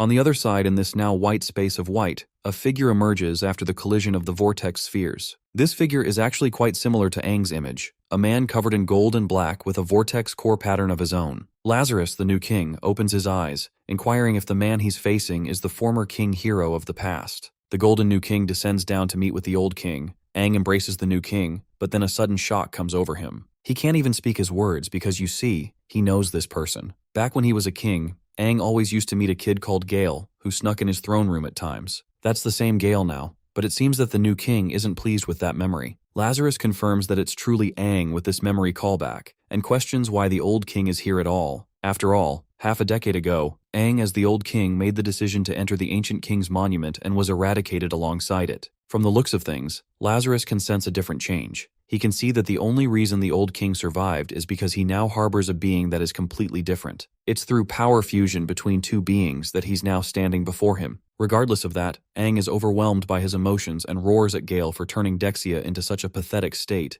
or why he's even siding with the demon race to begin with. It just doesn't make any sense, but Lazarus fires back, questioning if Aang has any right to even judge him in the first place. The name Gale doesn't even hold value to him, as Gale was just a boy who stood behind the old king and always worshipped him like a god. The kid died 50 years ago as well, the same day he saw Aang abandoning the world and dying in the ancient king monument. Overwhelmed with emotion, our boy tries to explain that he never wanted things to end up that way. Power isn't what he desired to begin with, but he can't explain everything as he is. Lazarus refuses to hear an explanation, painting a picture of the horrors that humanity had to fight against soon after Aang perished. The world had ripped itself open. Right after Aang's disappearance and humanity's loss of its hero, church factions rose up from the shadows, seizing control of all the governments, and manipulating the fear of demons to further and upsize their own agendas. After gaining tremendous following, the power of the church willed the world and became an authority. The popes were hypocritical and even had the gall to consider their own power as divine, all just to make it seem like they were eradicating demons. They were interested in eliminating any traitors or non-believers, and for the people who did believe in their path, they were exploited to no end. Humanity edged out its struggle for survival, but demons weren't the only problem anymore. It was the tyrannical methods of the church too. To put it bluntly, that's the kind of horrific reality that Aang left for humanity to deal with. His words stifle our boy's determination, who expresses that he'd been searching for a method to kill the demons once and for all. He desired to strengthen the monument so that he could help the world, so this outcome was just never his intention. But Lazarus is far overwhelmed by his own pain, and roars at Aang for being reckless in his approach. Back then, countless people warned him and begged him not to go. They pleaded the king to not abandon humanity, but Aang, the strongest and unquestionable strongest warrior of the world, still ventured forward without listening to a single voice. The righteousness resulted in his own slaughter. Lazarus declares that it was a fault that ruined everyone else's lives too. Just after his death, the old 6 heroes were either wiped out or slowly scattered apart. Among them were Dexia, who wanted to protect the old king's legacy, but he actually went crazy and became a murderous machine. For any of the followers that respected Aang to such a level, those same followers came to hate the old king for his actions. The final footnote? The same king that defined his era also became the person who ended his own era. Those words of Lazarus are merciless and overwhelming, letting out an exhale. This time Aang speaks with calmness and patience. He agrees with Lazarus for calling him arrogant, for not seeing through the consequences of what would happen in his absence, for believing that he could solve everything. As a result, his choices lead to his own death, and the world plunged into pain because of it. However, that is also the saving grace, because you see Aang declares that he has finally returned, and if he's the one who sowed the seeds of chaos, then he'll be the person to end the harvest as well. Pulsing with energy, Aang declares that he'll rectify his mistakes, that he will rescue humanity for good, that he will annihilate the demons for sure, even save them from pretend god figures like the new King Lazarus himself. Hearing those words, Lazarus finds them a mockery. Sure, memories of the past quickly lighten his senses, how the boy always revered and trained under Aang. Lazarus just doesn't agree with the idea that a king can leave whenever he wants and then return at a later point. His own pain is so overwhelming that he just can't forgive Aang for the suffering he made him endure. In fact, the new king ushers that the current world doesn't even require Aang's help anymore, which means the talking session is over now. An energy beam sprouts from his back, forming a ring of 6 cores. Lazarus summits his position as the new king, the one who will bury the old king dead in the past. Aang frankly says that he doesn't give a damn if there's a new king or the old. All he cares about is how this man is siding with the demons to further his own goals. With that confrontational mindset, he lunges full speed ahead to cut Lazarus down, who doesn't seem to move at all. The sword descends down to his head, and right before making contact, something happens. One of the orbs reacts turning purple and actually redirects the attack, missing Lazarus. The new king calls it a primitive and reckless approach, before using his black sphere to point and release a lethal piercing beam, cutting straight through demonized Aang's shoulder. The attack clearly causes him a hefty bit of damage, but instead of drawing back, our boy uses the same momentum and recalibrates himself for a kick. This kick smashes Lazarus's head or at least makes contact, an ability called the Thunder Slash. But strangely enough, the image of him fades, and there's truly nothing there. Bro is out here placing Aang in a genjutsu at this point, while he himself hovers up top like a literal god. Lazarus looks down at the old king, calling his methods nothing more than savage and primitive means to fight. He degrades him for using such combat methodologies, as Aang charges just as recklessly as he used to. Now, our boy on the other hand is analyzing his opponent's strengths. Lazarus seems to be manipulating the concept of space, while at the same time moving at high speeds to make every hit go unchecked. But even for something like that, Aang believes that he can simply follow the energy trajectory of his opponent's movements. Going all out, this man raises his sword and commands every single attribute to combine into one. The powers collectively seize inside the Crimson Sword, and upon chanting, "Activate," he releases this multicolored infinite pulse ability. If regular combat isn't working, then this man declares that he's just gonna annihilate this whole tower to pieces. Lazarus watches an attack reaching him, and it's alarming enough that he has to dodge it, as tiny explosions of spherical magic obliterate the arena, cracking apart the door, sealing it from outside. By the end of that infinite pulse charge, Aang is left panting with a shit-eating grin on his face. That earlier attack actually managed to work, you see, because Lazarus, the same untouchable new king, is actually wounded from his face and chest. But no matter to him, he just pops the use of a green sphere and recovers all his wounds,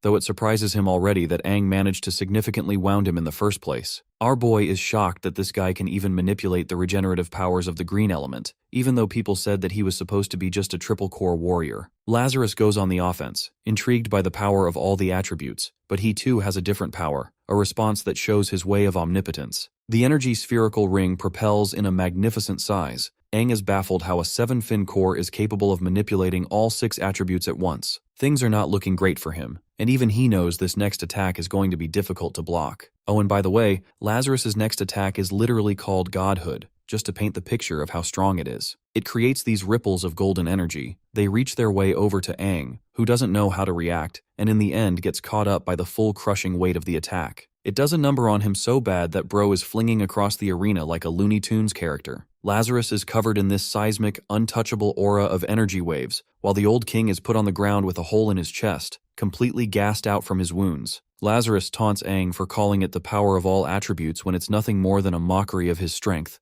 because he is the one who has truly merged with the attributes themselves, a way to signify the gap between the weak era of the old and the new generation. Towering over the old king, Lazarus roars that his powers are far superior than his and is moments away from killing Aang. But then, right as the attack is about to connect, a crimson energy starts to pulse from his body. It's an energy shift so violent and dark that even the new king is terrified of energy to dash away from touching it. Lazarus didn't expect this kind of change, and peers his eyes open on a kind of power he's never seen before, the kind of power that is filling up the arena in its rage. At that point, the Crimson Tide laughs, filled with excitement of the king's aura. He who is the god of all the demons and is the strongest devil of all, seizes control of Aang's body, sealing all of his injuries, and then that same pool of red energy turns into this siphoning sphere of black. The white space of godhood is covered from top to bottom of this new aura, a way to signify the shifting of power. When Lazarus looks back at the creature responsible, he sees the malicious smile of the Crimson King, the being who is curious to know if this new king still believes his powers are above his own. With his own telekinesis, the Crimson King catches his sword in an instant. The sword ecstatically welcomes his king, having missed its original master. Lazarus takes a moment to understand what happened. Now he can finally understand why Aang always had a terrifying power brimming from within the moment he stepped here, as if it wasn't even something of this era. This is the same reason behind the survival of the old king, the creature whose legendary existence harbors his body. The Red King Finn merely savors the moment, confirming Lazarus's assumptions. But the new king isn't worried, believing that this demon is just bound by the vessel, which means he's also incomplete. Lazarus is curious to test the powers of the incomplete Crimson King, so he casts a spell called the Purple God to match him blow for blow. This spell grants him a sword, a way to challenge him one-on-one. Despite the Red King Finn's thirst for battle, he's intrigued with this fluctuating aura. You see, the weapon Lazarus has right now carries a similar power to the Purple King Finn's might. Now it makes things easier to understand. The Crimson King teleports from his very position before popping up in front of Lazarus's face, taunting him for receiving help from the Purple King Finn. The Crimson King is so close up in his face that even Lazarus is terrified that he won't be able to block this upcoming strike. It rears such incredible speed that the only way to survive is to block. Lazarus blocks with the special sword, forming an explosive collision of red and purple energy. By the way, since we haven't explored the conclusion outside, Trina, Kokoxi, and Barris are severely wounded. They want to run the hell back or else they won't survive against these monsters. Suiju, Liu, and Snow are like literal gods compared to them right now, with Liu even looking like the spitting image of the Black King Finn. Terrified for his life, Kokoxi finally manages to rip open a small strand of space at a great cost. He wants his friends to just retreat already, but Trina is stupidly loyal to her cause and refuses to retreat from the battle as guardians of the king. She summons that the moment the new king arrives, he'll slaughter these guys with a single move. But Liu's not banking on that at all, assuring them that this sunset tower will also become the final resting place for that wannabe king they worship. But of course she's happy to bury them alongside him if they're so loyal to his cause. Suddenly, the top of the tower explodes with such an incredible shockwave that all 4 of Aang's friends as well as the hero party find themselves in shock. The sunset tower begins to disintegrate from top to bottom. Every floor is vanquished and sliced open, causing Aang's friends to escape from the demolition. By the time the impact reaches the ground, the tower is fully leveled and annihilated, leaving behind clouds of smoke. No one knows what became of the battle. Aang's friends are worried, questioning if the figure emerging from the smoke is Aang or someone else. When the smoke settles aside, a crater the size of a meteor is left behind with a red energy pulsing from the smoke. The aftermath of the fight is a convincing curb stomp. The Crimson King still isn't at full strength, only using 5% of his powers, but even at his current level, it's easy for him to toy with Lazarus. Bro's got him laid out and spitting blood from every direction. Lazarus is starting to realize that he can't fuck with the big leagues at all. Humans of even his level can't contest against beings that are literal gods. Ever since he formed a contract with the Purple King Finn, he gained immense power, but that's nothing to a godlike being like the Crimson King. From this current position, the Crimson King spots this guy's chest,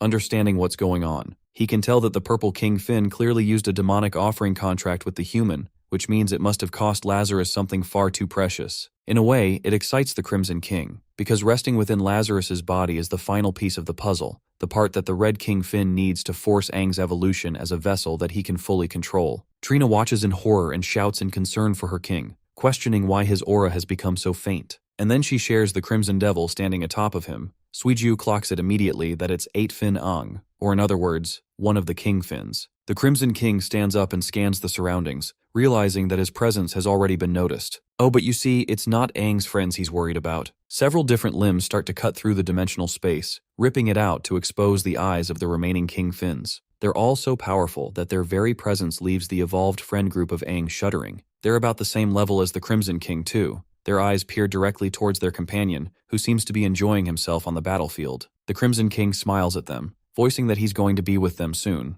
It's only going to take a while. As for Lazarus, who is laid out T-posing on the ground, Bro just wants an easy death at this point and wants to be killed. But for some strange reason, the Crimson King conveniently states that he won't be offering the insect any further attention. Suddenly, white lightning exposes out from the inside, surprising the King Finn, because this energy source implies that Aang is actually fighting for his life to take back control. The Crimson King is okay with that, and decides to return the boy to his body firsthand. In mere moments, the armored demonic transformation fades as if it were blood, spilling away from Aang. He is now de-transformed, while Lazarus is shocked that Aang has only just taken control, berating him as a coward for hiding in the shadows from their fight. He doesn't want this guy anywhere near him and orders Aang to go, but our boy is out here mogging straight up with that majestic hair and jawline. Lazarus tries to use the same Frieza Death Ray beam technique that he likes to spam so much. The beam doesn't even reach our boy and instead gets deflected from his base form, annihilating the ground nearby. Our boy's hand appears to maintain some kind of demonic claws mixed with white lightning. Charging it, Aang fully slams the arm directly into Lazarus's chest, causing him to scream in agony. The pillar of energy spills out, torturing the compromised new king and symbolizing his fall from might. Aang's friends are worried, while Trina is crashing the fudge out and tries to go and rescue her king. The rest of the King Fins watch this conclusion with peak interest, as white lightning crackles everywhere around. Now that he has defeated Lazarus, he intends to seize the power of the cores that surpasses even the might of the 7 Fins. Lazarus continues to suffer in agony as the core is ripped from his body, until eventually Aang shatters it and rips his very heart out.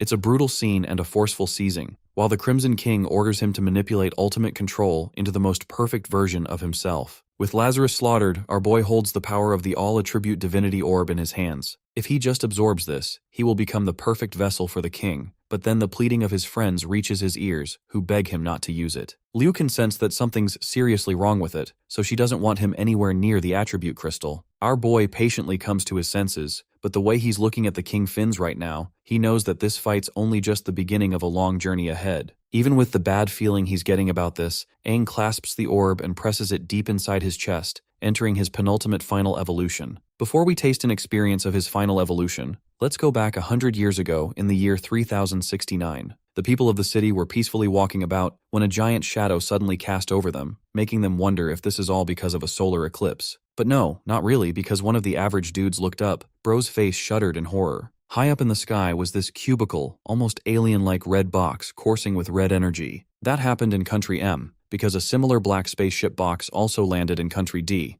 A green one landed in Country B, a blue one in Country R, yellow one hovered over Country N, until finally, the purple one hovered over Country Z. That same day, humanity was exposed to a world-ending disaster. The creatures that they would later formally call as the demons, but those same demons already gushed out from each tube in unending numbers. Just look at the size of them flooding out like a waterfall. Humans were not ready for this descent, and that day is still mourned as the day of the destruction of humanity, as the demons slaughtered and massacred the cities. The same peaceful and calm cities now only knew havoc, explosions wreaking out at every moment. Hovering on top of his red core ship stood the Crimson King watching it all. He didn't seem to have any interest in partaking, and merely glanced at the destruction of the country with visible non-interest. His ever-so-ecstatic lover, the Black King Finn, reached for him and stuck out her arms, explaining how 4 of them already had made an alliance before the attack. The Black King Finn also expressed that it appears the other King Finns have no idea about her special relationship with him. This girl is a simp pro max for this gigachad demon. She told him how they wanted to string her over to their side,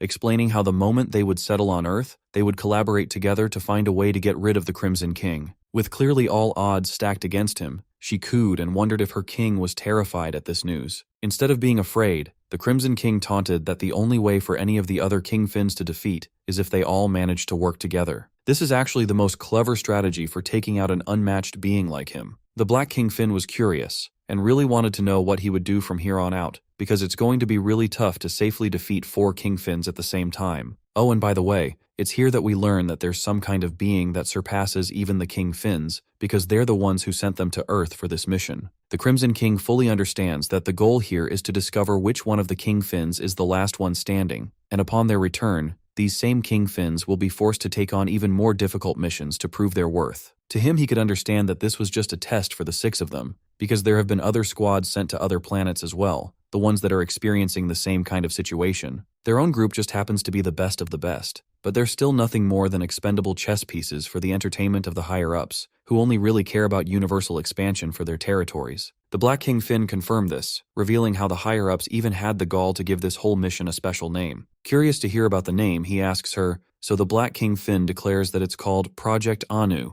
and we get this metaphorical representation of the ships heading towards a black hole to face utter destruction. We cut back to our boy Aang, who is descending deeper into the abyss of strength. He has been doused in the Blood-Red King's memories, and though he sinks deeper into the abyss, he questions why he can see all of them. The explanation of Project Anu, the coincidence of the demons coming to this planet, everything that seems like it's going to end Earth, is nothing more than just a plan for expansion spanning across the universe. It truly makes our boy wonder what kind of extraterrestrial godlike beings they're dealing with, and this revelation only makes the future of humanity even more uncertain and grim. For him personally, he wonders if the path he chose to undertake was correct in the end, because now there's no telling. Aang's body withers and descends into an enormous mouth of what is supposed to signify the Crimson King's soul. The mouth snaps shut, devouring him, while he's left internalizing that this may be the only chance humanity has left. We get a top-down view of this creepy but also badass demonic skeleton too. In the outside world, Aang enters his 7-fin demonic form, with spikes jutting out of his body, before his armor is stripped away, exposing marks underneath and crackling energy. In the center of his chest is the 8-finned red core, Aang's most powerful transformation yet,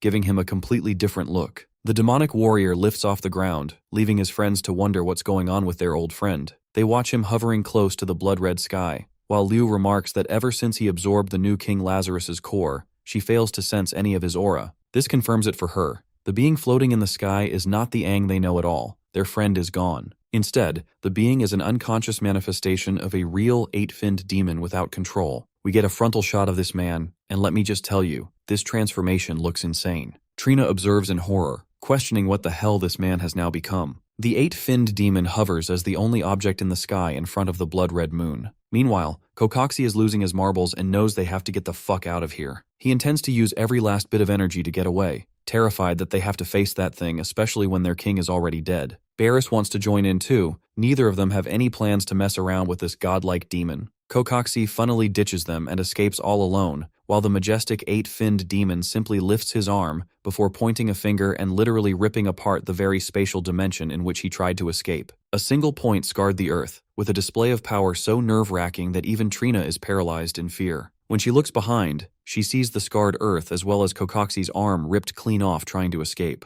Exhaling, the unconscious 8-finned demon suddenly roars a command to kill all demons. The scene takes us to Lusan, who got nuked like Omni-Man got hit by Thrag in their first fit. Anyway, that punch sent him pretty far, and the only reason Lusan managed to duke it out is because the Yellow Corps specifically specializes in defense. At the time, Lusan is under the impression that the immense aura in the surrounding is actually thanks to the awakening of his king, which means he is not interested in running away anymore. Bro wants to prove himself as a loyal servant and rejoin the battle, but then his whole body shudders, because when he looks up at the sky, all he sees is the image of death staring down at him. It's the 8-finned demon Aang, with a terrorizing aura to the point even a new hero like Lusan is sat on his knees out of fear. Questions boggle his mind, making him wonder if this is some kind of experimental hybrid, because clearly not even the new king couldn't possess a level of strength comparable to what he's feeling right now. One of his teammates quickly calls out to him, questioning why Lusan foolishly decided to return, especially since they're dealing with an entity far above the ranks of a human or a demon. But also, Lazarus has been slaughtered, completely disrespected in the only fight we've seen this guy in. Trina's got that loyalty charge going on because she rushes over to tend to the condition of her king. She climbs all the way down to the crater, finding the corpse of her king, grieving his death. Lazarus is completely gone. She mourns him, showing true loyalty, while eight-finned Aang simply observes. Kokoxi thinks it's foolish to try and rescue the new king, while Barris suggests that they quickly split up and run. So three of the new heroes dash away at insane speeds to try and escape the dead zone. Oh, but here's the catch. Eight-finned Aang teleports directly in front of Luzan's face, causing him to helplessly call out to his friends so that they can break out of this barricade. However, here's the twist. This version of Aang has become so goddamn powerful that he's literally appearing in front of all three of them at the same time right now. But not only that, his main body hovers in the sky, which means he's now capable of creating clones that bear immense pressure and strength. The three heroes figure that it must be some kind of illusion energy at play, and banking on that possibility, they try to lunge forth for an attack. Obviously, the stupidest of the bunch is Lusan with a punch. Except,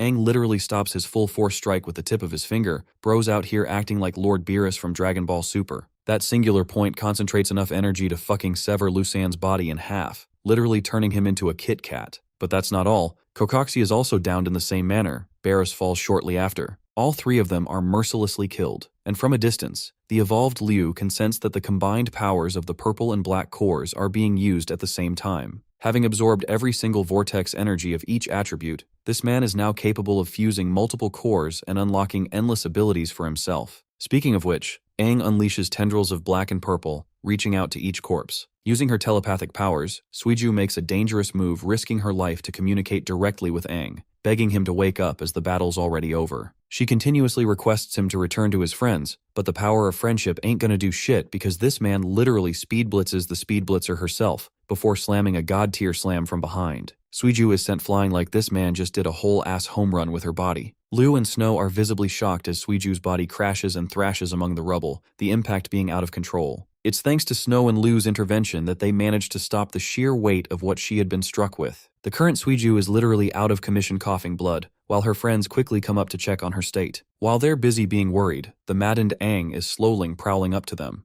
It seems that his only objective is to kill every single demon. Snow realizes that this must be some kind of subconscious and deep obsession lingering in his heart. They shared so many memories together from the very moment they formed a party, but now, Liu is regretting it all, questioning if today's going to be the day they go out. Refusing to acknowledge this monster before her as Aang, Liu no longer gives a damn and directly confronts the eight-finned demon for hurting her friends. Evolved Snow is the first one to rally up his defenses, believing that he'll do the best at protecting. He utilizes one of his special techniques called the Earth Origin Unmoving Mountain, creating this interesting terrain shift that sends ripples in the ground. In response, the murderous Aang merely lifts his hand, before eviscerating the very mountain that Snow helped manifest using his best defenses. Yes, a single swing chopped all of it off and even had enough scale of damage to leave Snow bleeding. But that's not all. Aang teleports from his position, speed blitzing Liu and the others with time-stopping speed. Even the controller of spacetime, Liu, can't figure out what kind of insane movement technique this guy is using.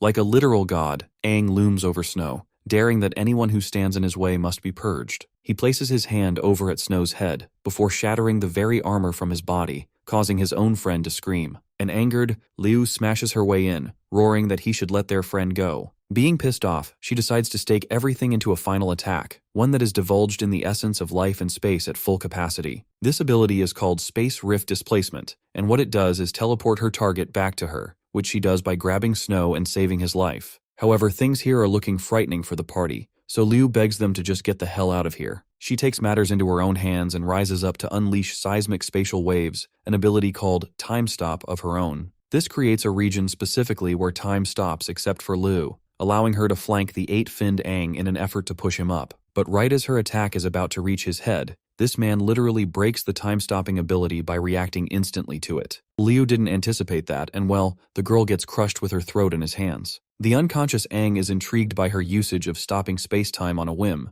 but the voice coming from his body is actually the voice of the Crimson King. Snow begs her to stop, reminding him that it's Lu that he's about to kill. Refusing to hear those words, Aang prepares a deadly strike and aims at full speed against her body. His friends are screaming for him to stop, and shockingly enough, right before his nails reach her throat, he actually does stop. His friends are at a loss for words, while the unconscious Aang takes a second to glance at the woman he is about to kill. Liu looks at him with tears in her eyes, and that little look of hers alone is enough to paint a waterfall of memories coursing down in his head. The special moments they shared, and the times they spent being in each other's comfort. Aang pops into his consciousness at last, and rockets away from Liu out of fear of hurting his friends. His body spirals out of control, two spirits fighting for dominance, as he convulses into a mess. The Crimson King is out here with that Sukuna energy, annoyed that the existence of one special woman has caused such a strange shift. He'd already taken over Aang's body for the most part, but the faintest moment made him lose control again. Instead of getting frustrated, the Crimson King is actually fascinated with the nature of humans. Our boy finally maintains full control. His appearance doesn't change apart from his golden eyes, except Bro literally loses it the next second. He erupts with immense energy and shoots away like a missile, probably to distance himself from his friends.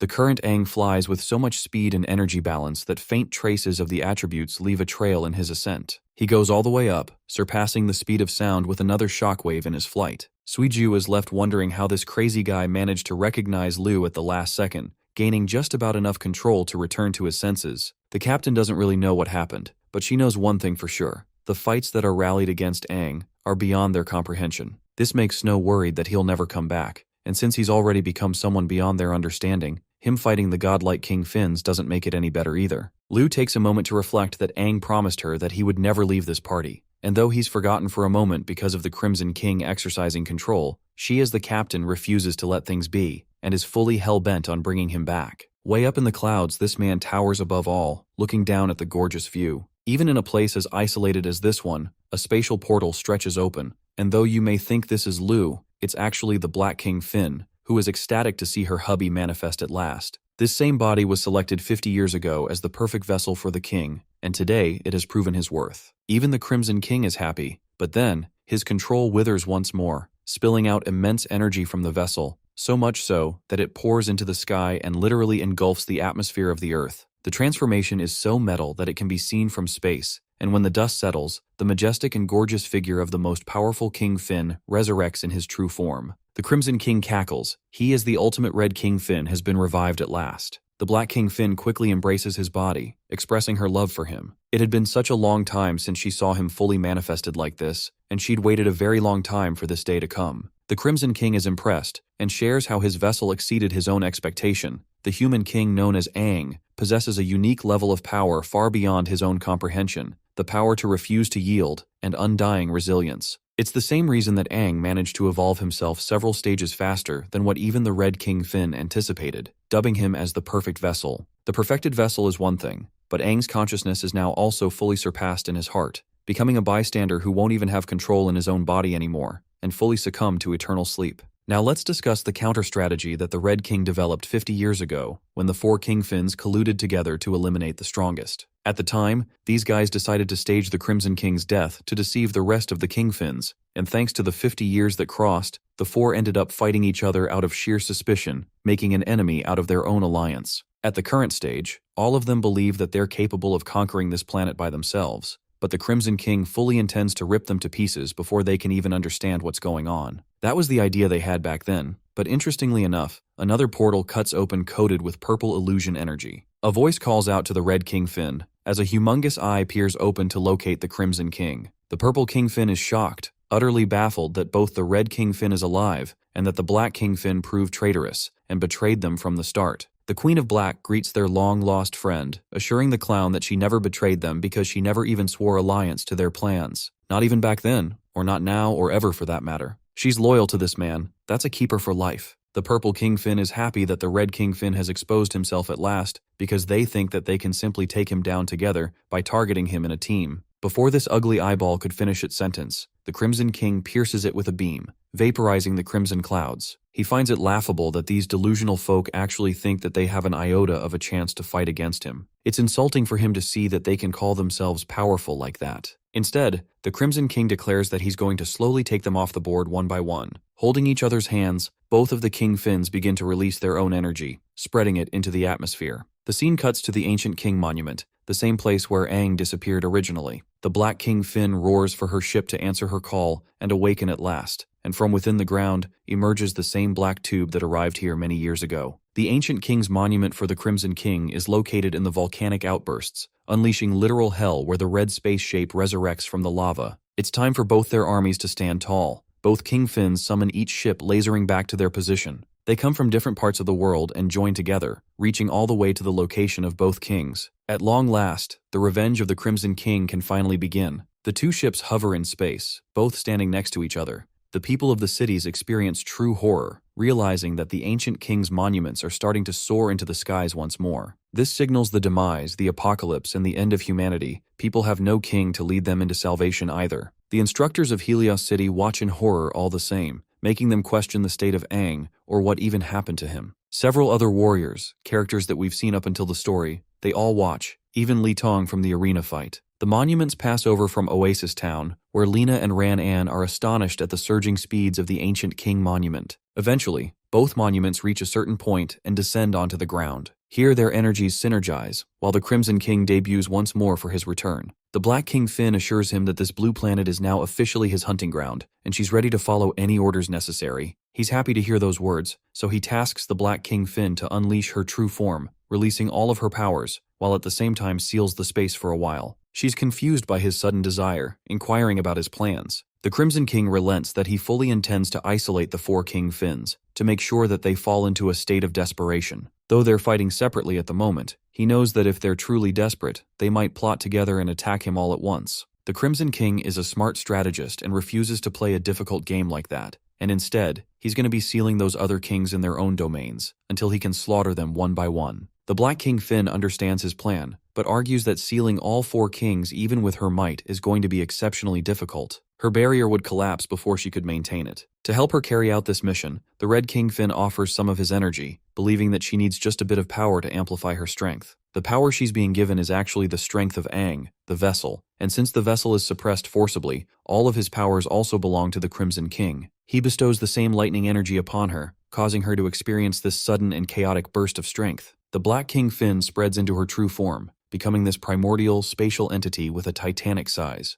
Her whole body is covered in black, with white streaks of lightning coursing around. To say the least, even the Black King Finn is impressed with Aang's might, and immediately forces a domain expansion hand sign to seal the space. This ability is called Divine Cage, an attack that covers the entirety of the Earth by sealing it in different sections. All light in the world dissipates. Each demon touching it is immediately vaporized upon contact. The barrier is officially completed. The planet has been divided into 4 regions, and without her permission, not a single ounce of energy or being could pass through each one. The Black King Finn intends to hold this domain for him here, until he can go out and wreak havoc, slaughtering them one by one. Now is the chance for the Red King Finn to act, so he teleports using one of his spells, directly popping into one of the regions. It's a severed town, a place belonging to the Yellow Core King Finn. The monster opposing him expresses his shock, arguing how he underestimated the Red King Finn's might. He can't believe that they were all deceived thanks to his grand strategy, and thanks to the cooperation with the Black King Finn, they're all separately sealed now too. However, as injured as the Yellow King Finn is, he is arrogant, and thinks that this is a suicidal mission for the Crimson King. The Red Demon assures him that he'll take his time slaughtering each and every single one, then he'll absorb their cores and further enhance his evolution into divine ranks. The first to fall is the Colossal being the size of a mountain,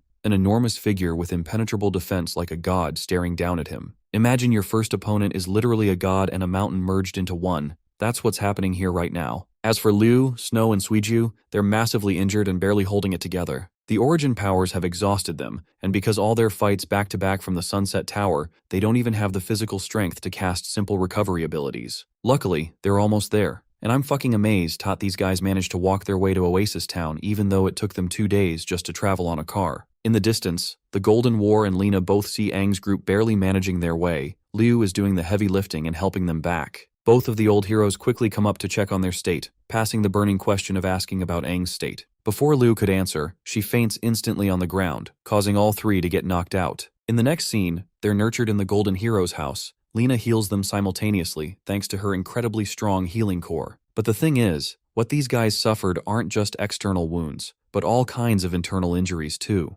making her shed tears wondering the kind of traumatic opponents they had to go up against. Outside, people are causing a huge commotion. Ranan's protecting them from practically breaking into the place. But the citizens are not happy. They feel threatened that the existence of Aang's party nearly destroyed their town last time too. However, the Golden Warrior shouts at them in return, expressing that these are the heroes who fought tooth and nail to protect them. Except some of these idiots genuinely don't care about the contributions Aang's group gave to them. They just think that they're the reasons all the bad things happened to Oasis Town. A collective chant demands the heroes to toss these people straight out of the city, putting the Golden Hero under pressure and at a loss for words. Understanding the needs of the people, Ranan agrees, expressing that they need to heal first. And soon after they're up, he'll politely ask them to leave the town immediately. Overhearing that little speech, Lena weeps in agony. She's like a little girl worried about the things that might have happened to Aang. Above all, Lena shrinks with the fear that nothing happens to Aang. Back to the scene of the battle between two King Finns. The Yellow King Finn applauds his enemy for being a smart strategist. The Crimson King, on the other hand, is confused by his words. But you see,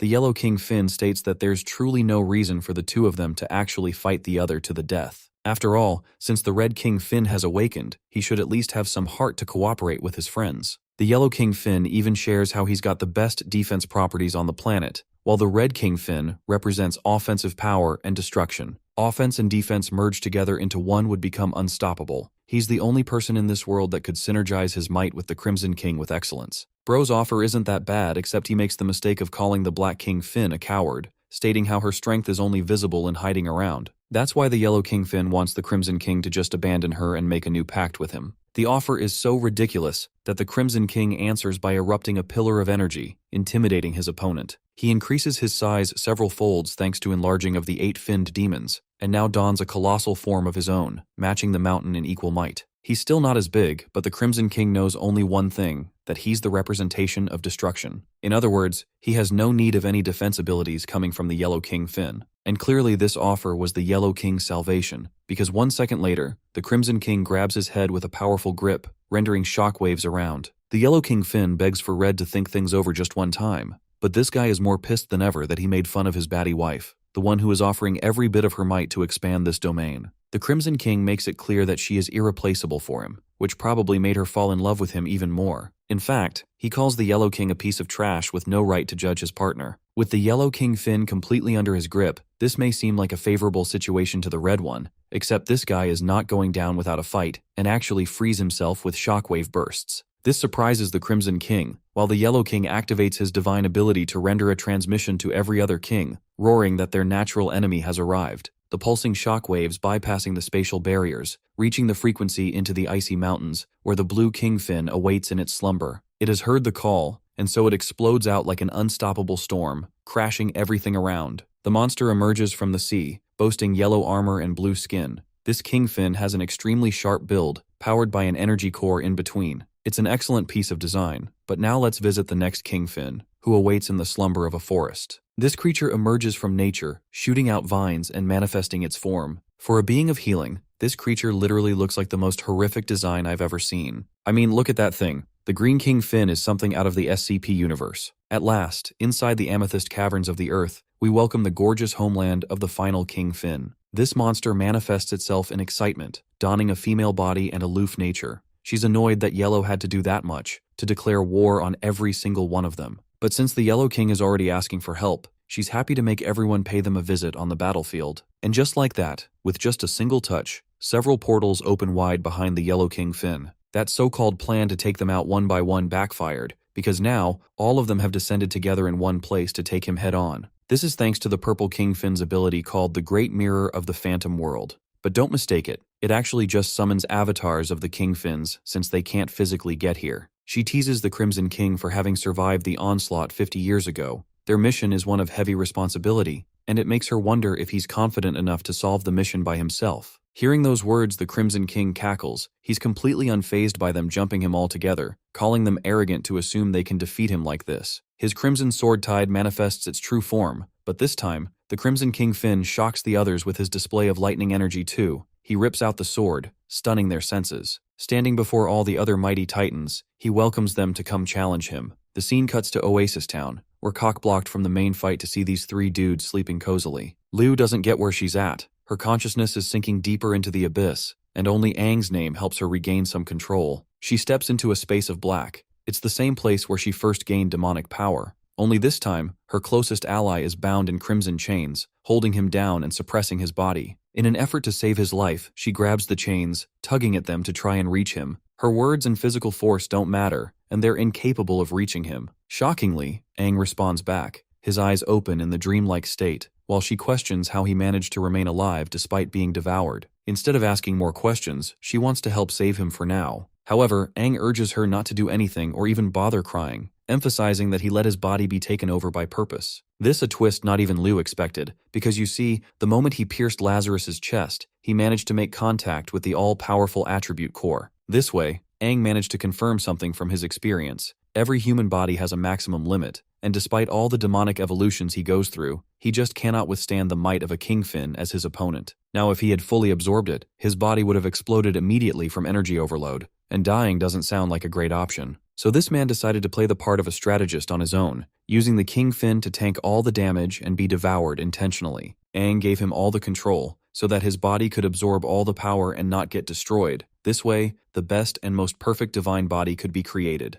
The moment our boy tapped into the 8-finned level, it felt like a completely different realm, and he knew then that only gods can stand against gods. Even the Crimson King saw him as nothing more than a tool by sealing his consciousness. At the same time, Liu has her own complaints, arguing that he pulled a dangerous move because the Crimson King could swallow him whole. But this man is actually confident that it won't happen. After all, he remembers what happened back when the Crimson King tried to kill Liu in their brief encounter. Right when he was about to drive his claw in her neck, Aang explains that he didn't struggle holding him back at all. He was just transferring. Because you see, even though the Crimson King took total control of his body, he forgot about one thing. It's that humans have a heart, and Aang's heart is filled with his own will. He utilized that heart to stop the movement, and he passed that will inside Liu's body. Long story short, to make things simpler, this girl literally has his heart inside her body right now. The resilience of the Great King is beating in her chest. Aang explains that she's the only anchor he has left tying him down to this world, and that she should take his heart and go to the battlefield to help reawaken him. Aang concludes by saying that he entrusts the whole of his heart to her, which could also be taken as a way for him to confess his love. The beam of light blinds her as the dream sequence destructs on itself.